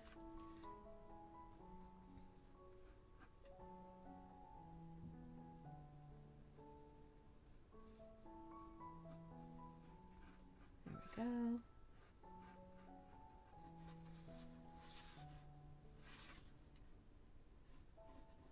Okay, so I am totally shocked and amazed that I actually have 30 people still in here. Wow, you guys are rock stars. Sticking with me. Totally.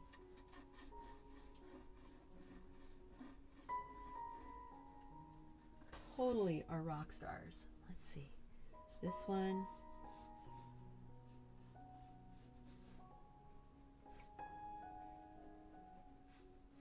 Makes me think of an egg cup.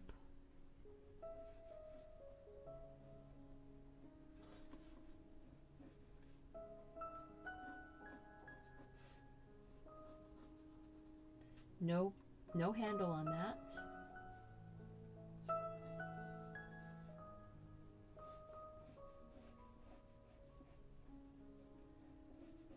We've got,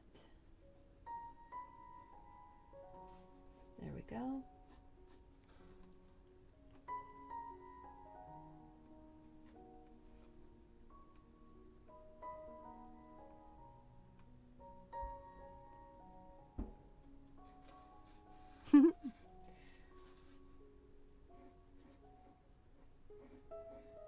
Jan, you're not the oldest person here. You're younger than me.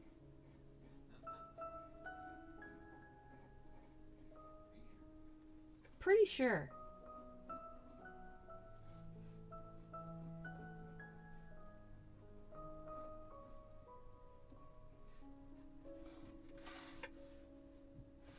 That does, maybe that will make it feel better. Needs a little bit of a foot also.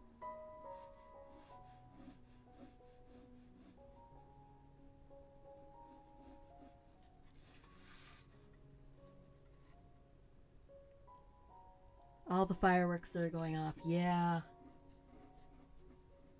Well, there's been many of the fireworks you guys have been able to hear that are going off outside my window. Okay, so let's see. I like that. Let's go and give it just a bit of a table line behind it here.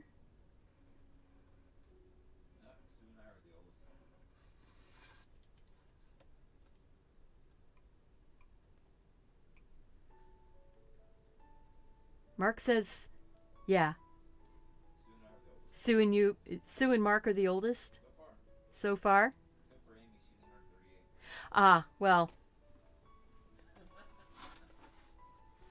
That's awesome, Amy. You're very well preserved for that age. Okay, so.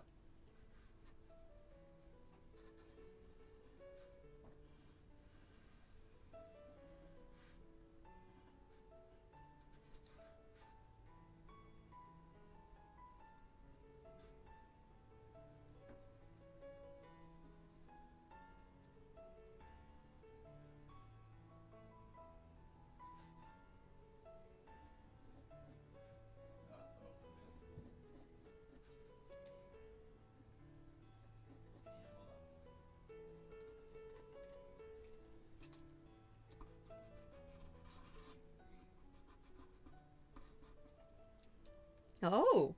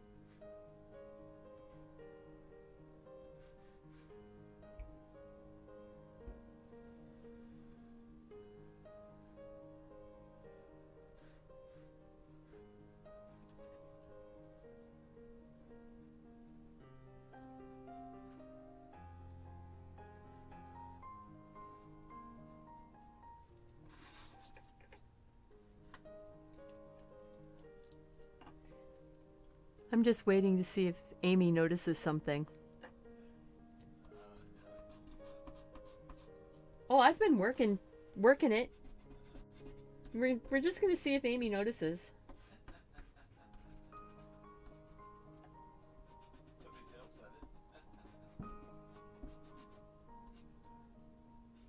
You know.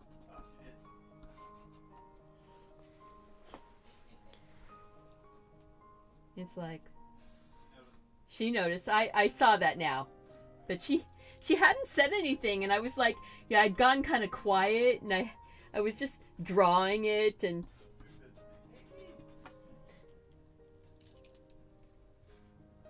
I've got to figure out the ear though. The ear is kind of, you know, before I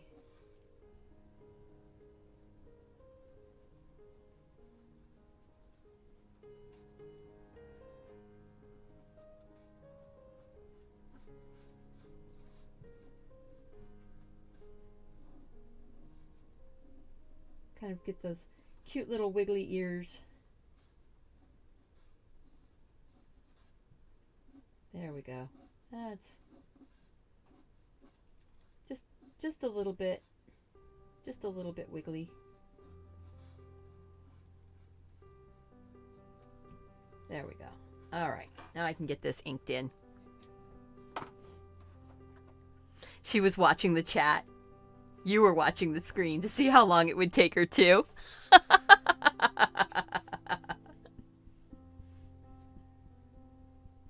Oh my goodness, Sue says the piano must be next.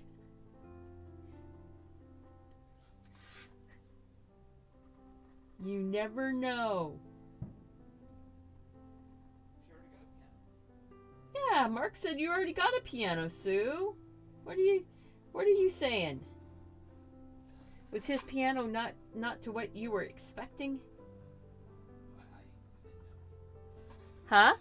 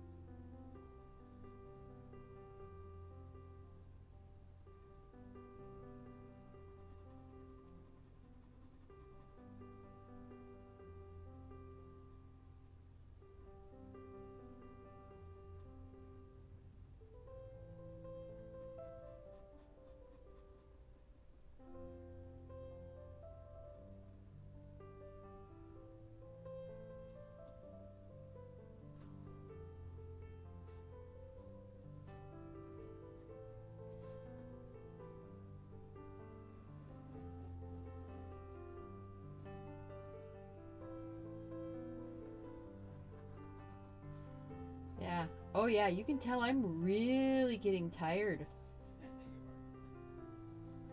I'm totally zoning into getting the artwork done.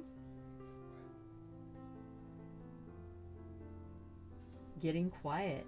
Ooh. Actually, I don't feel that tired.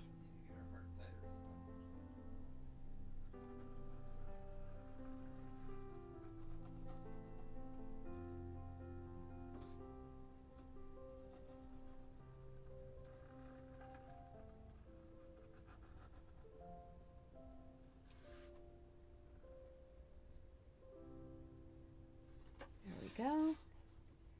Looks like he's wearing a little beanie hat.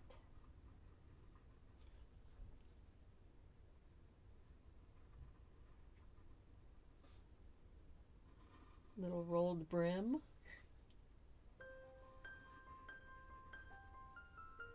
That is so funny.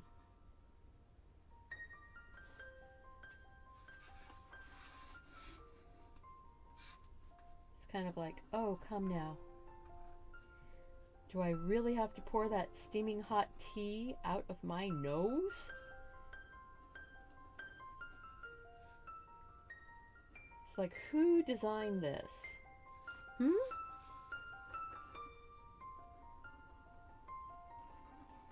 Well, that's what that little guy is thinking. He's like, really?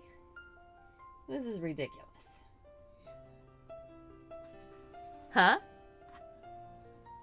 So the Eco Pen is on Amazon. It's in my favorite doodling and art tools on my Amazon store.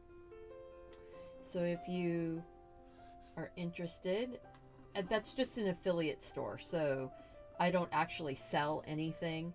It's just my favorite tools. And it is awesome because these have a lovely 0.38 tip. They are waterproof. They dry almost instantly.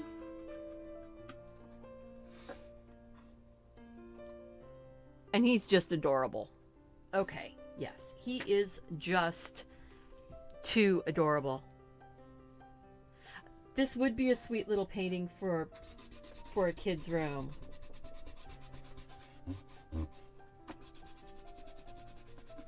And this could be a boy or a girl kid room.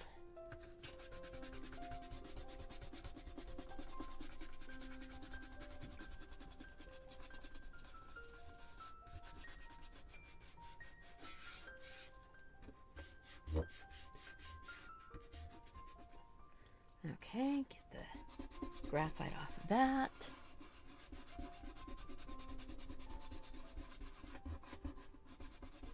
So that is number 23. You can tell when I'm starting to get really tired. 23, yeah. Okay, good. Keeping track. 23. All right. So let's see. Let's see. Come on.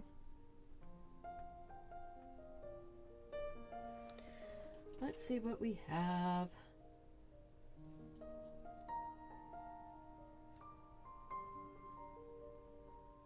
As I'm scrolling through, if you see something that you're like, oh, yes, do that, let me know.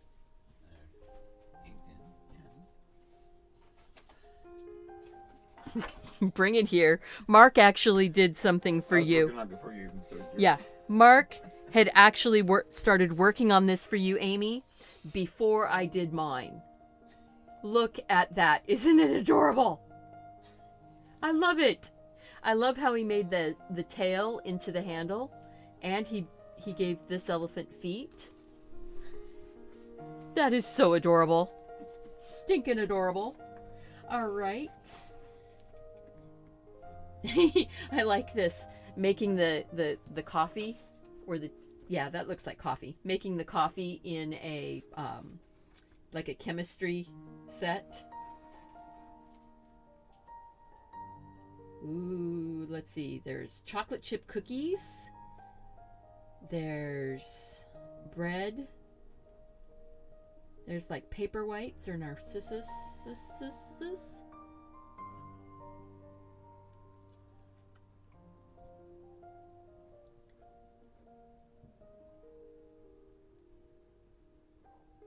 Oh, there's that kitty with the, yeah. Okay, I'm back to that kitty. That one right there. I'm gonna see if I can do it. See if I can do it, or see if it turns into being a dog. Keep the head small.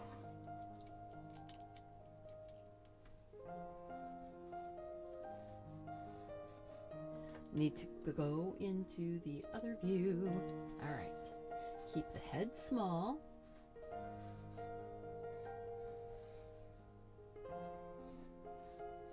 We've got the front part of the body, the chest, a leg that's going down, and a leg that's coming forward.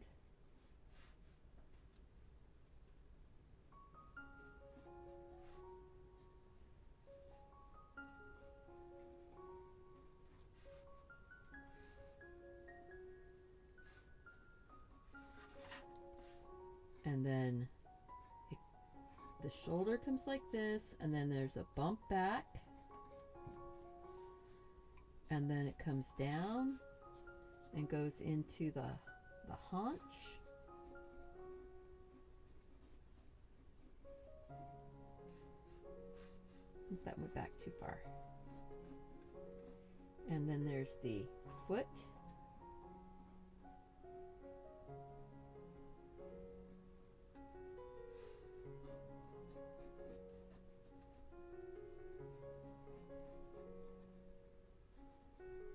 Into the shoulder blade, so that's coming down the back. That kind of goes up a little bit.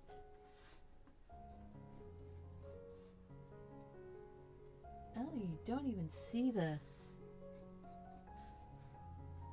Okay, that head is too far down. That's what it is. That head needs to go up.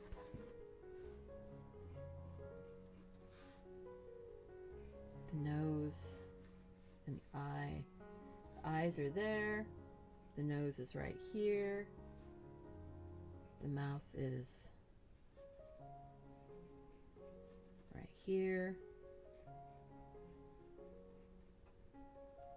The ear is there. The little Joseph's pocket thingy, or whatever it is, the pocket right there. You don't really see the other ear. That's interesting.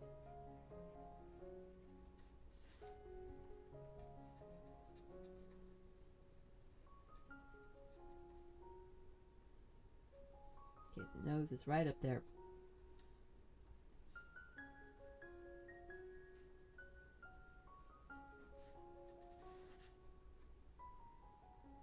There's a bit of a, like that. Comes down to the shoulder. Comes out to the back end.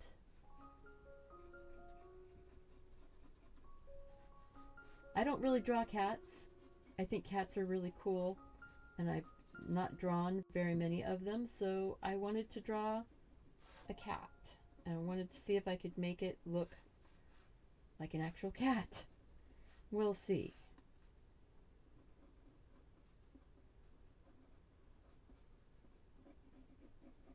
There's kind of some fluffy stuff down in underneath there. This point right here is about where it looks like there's more fluffy stuff coming across the arm.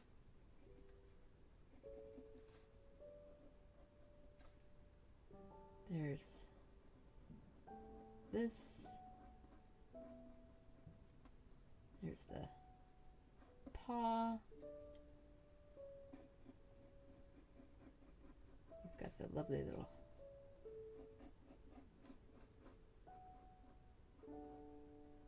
kind of comes back. They sort of lift, lift it up just a little bit.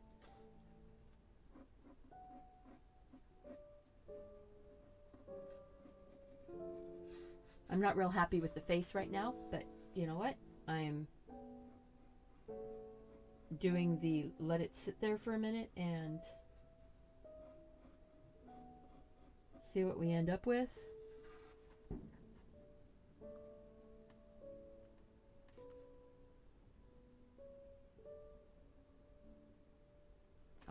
Amy, I'm so glad that you like the cute little elephant teapot, you know. It's one of those things. Okay, I have to bring this up here so I can look at that better. So the eye,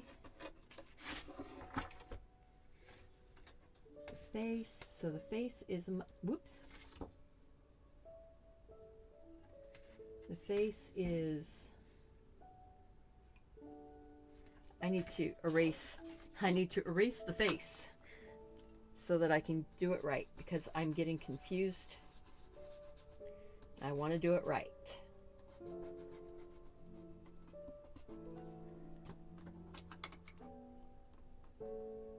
And Mark's only been here for five hours of the marathon. Yep. Okay, nose comes like this and goes nose.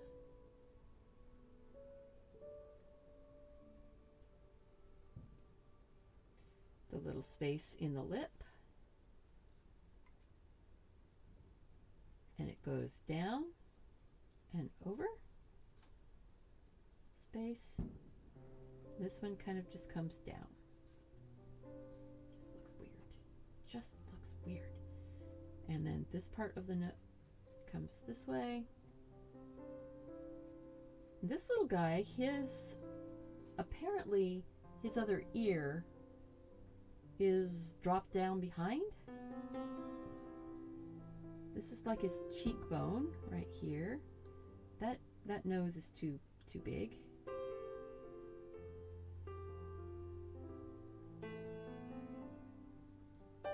His eye is basically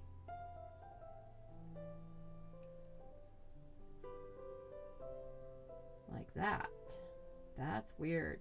Of course I choose the one that's got the weirdest looking eyes. Okay, his ear is down here.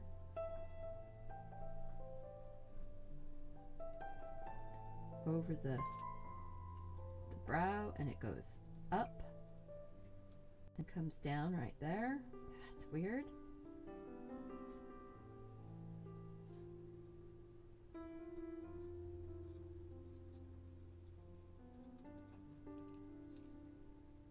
See, because it's like his other ear is folded down.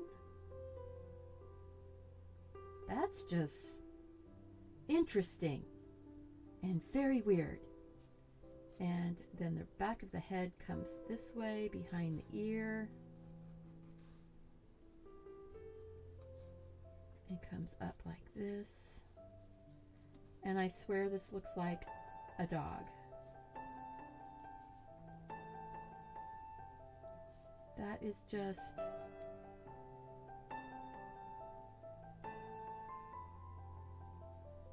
It looks like a dog. How did I do that? How did I make this little cat look like a dog?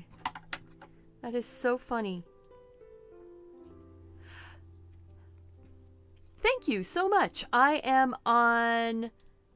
no, I think this is 24. Yeah, this is number 24 right now. So I am on number 24.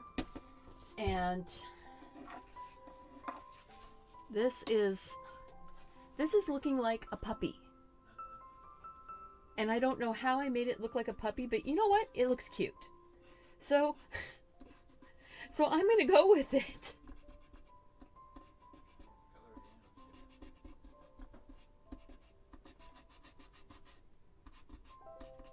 I'm going to go with it. It looks like a puppy, but I'm going to go with it.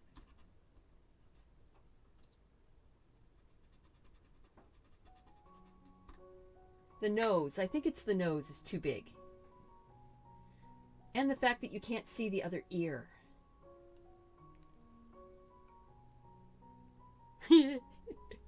Oh, it looks very puppy to me. That line right there is a little long, or a little deep. So that one there is a little deep.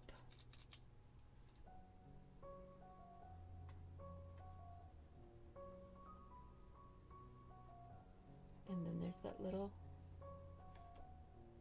Yeah, and then the nose needs to be smaller. The nose is too big. Nosectomy! We're going to get a nosectomy on that kitty. Either side of that little split. And then it's just going to be like a little teardrop. It's dark. And a little teardrop. Not quite. Little piece. And then it's just a tiny bit of a nose.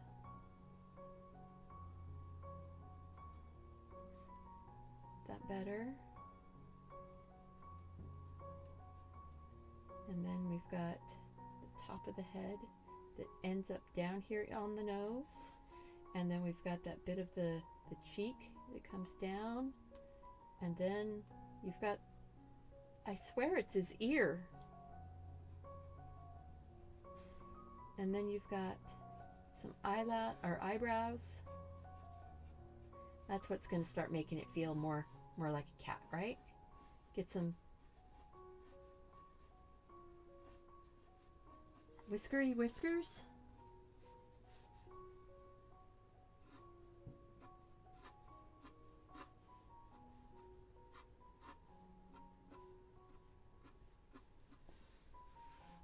Whiskery whiskers.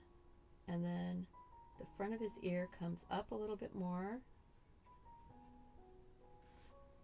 And then he's got that pockety thing right here. That if I forget the pockety thing, people are like, you forgot the pocket. And then that. Okay, so let's see. If I take this down into zoom down, zoomed out. You can't see his tail. You can't see the other ear. Why do I choose these? Why do I choose these pictures that are the most tricky? The front of his foot.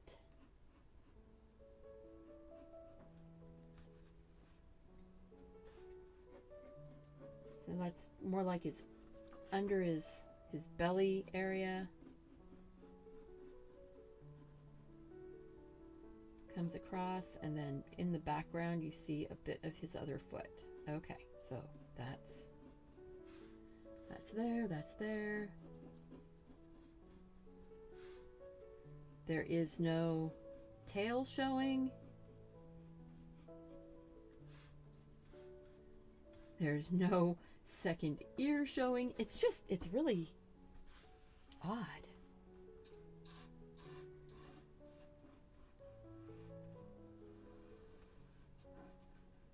Okay, I'm going to put a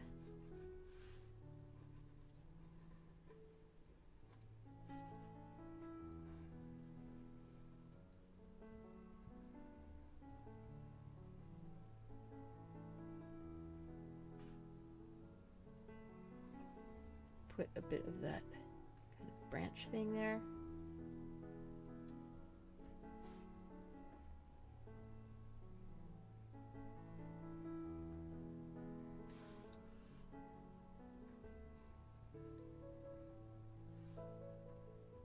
Kind of weird, but you know.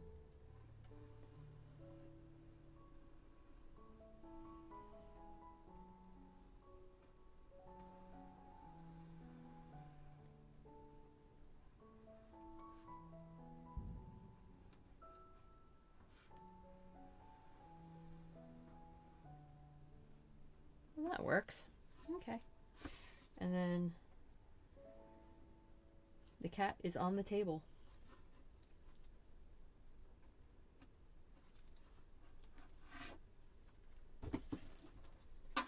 Okay.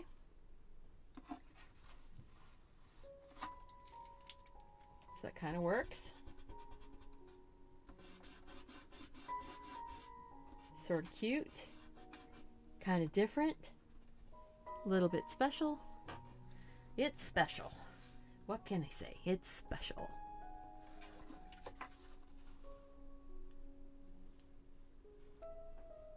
It's like, okay, I can deal with it. I can deal with it. I can live with that. All right, so top of that.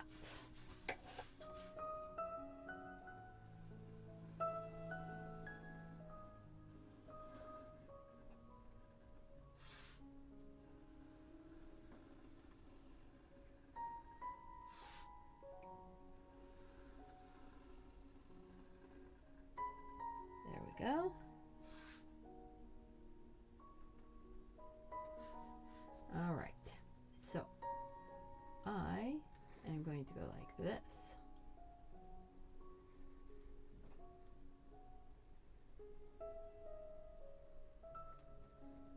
Let's see, that one is like that. And then there's kind of a flower pod.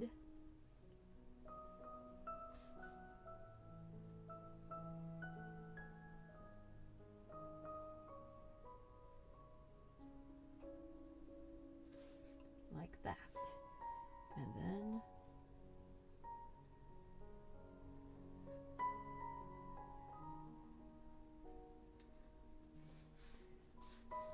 then go like that, go bump, bump,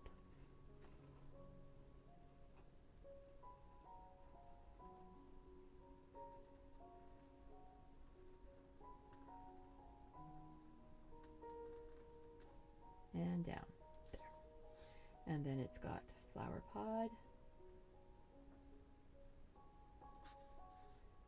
and sort of flower pod thing there, and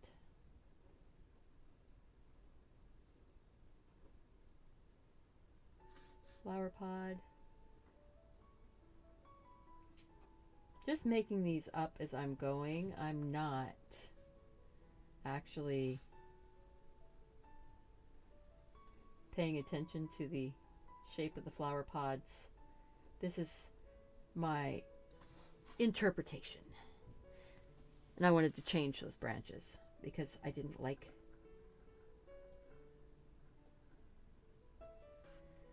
And then there's a bit of a flower pod coming up right out of the vase.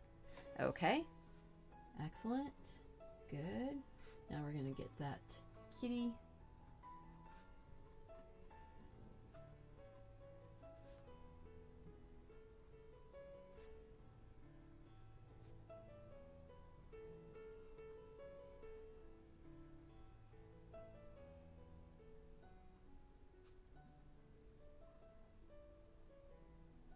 And then like this, and then like this.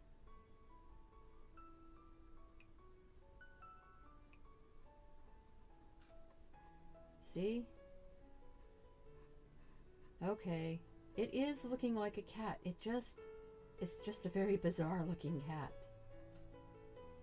The actual cat is bizarre looking, and I'm like, how did I choose that one?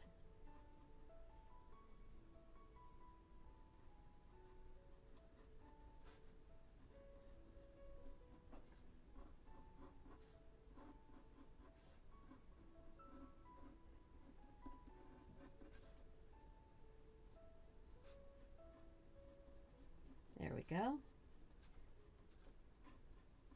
This has been quite an adventure, and I am so blessed that you guys have come along with me. This is still an adventure going on, but I do not expect anybody to actually stay. Once it's past your midnight, once it's past your New Year's, I'm going to finish. I am going to finish. But boy, this is, quite the quite the project.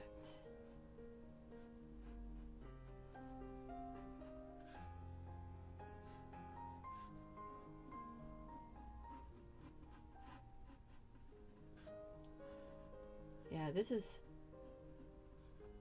a cute cat. He's cute. He is cute. I need to make sure and give him those whiskers on his eyebrows are really what started to sell it for me that he was actually a cat.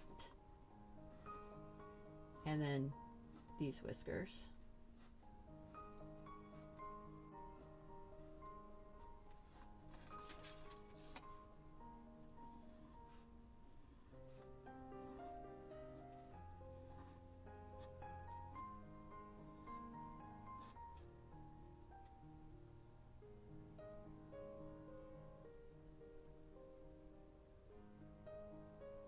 There we go.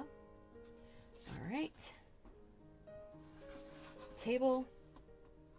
Need to make sure that he's sitting on the table because, you know, cat sitting on a table next to a breakable vase. What's that going to do? You're almost at the 12-hour mark. I'm almost at the 12-hour mark too.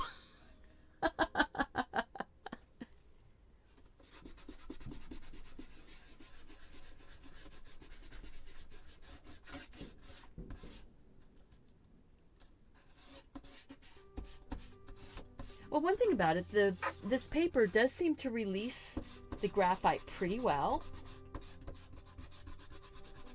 I'm not drawing super, super hard, so...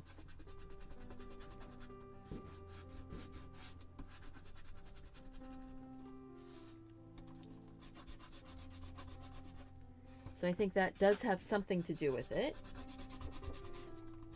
I think I mentioned earlier, this does have a very soft feel to it. The paper feels a little more delicate.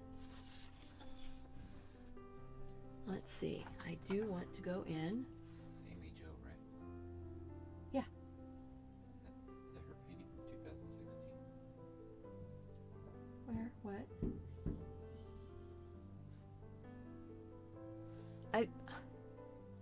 Yeah, I think so. I got the right email. Yeah. There we go. Okay. That is a very fun kitty cat. I did not put any pattern in on it. I'm going to let the watercolor do the patterning for me. Okay, that was number 24. Yeah, 24. We're getting there. Getting there. All right. Next up.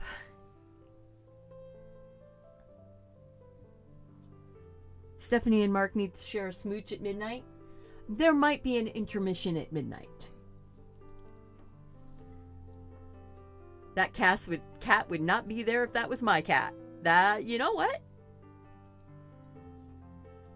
That might be.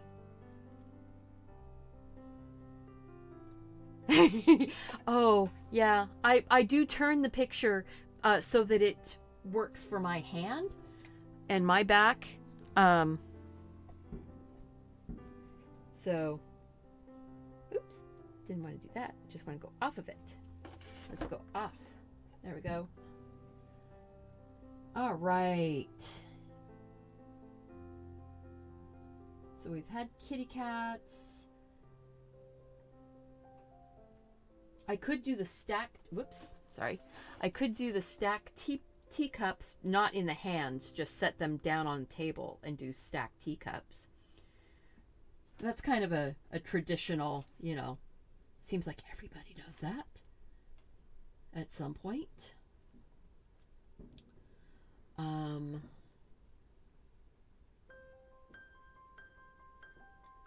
Plan ahead, planner.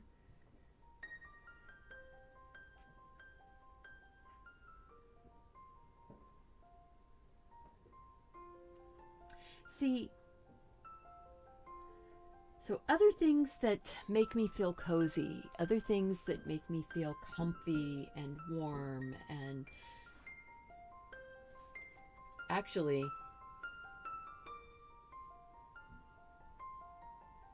the cup with the sleeves pulled up like that, that's, you know, all you know, or wrapped around a cup like this with your hands.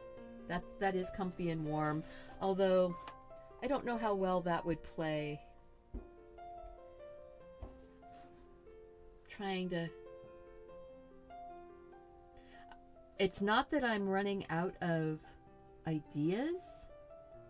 I've got lots of ideas, but some of those ideas can be really, really, really detailed.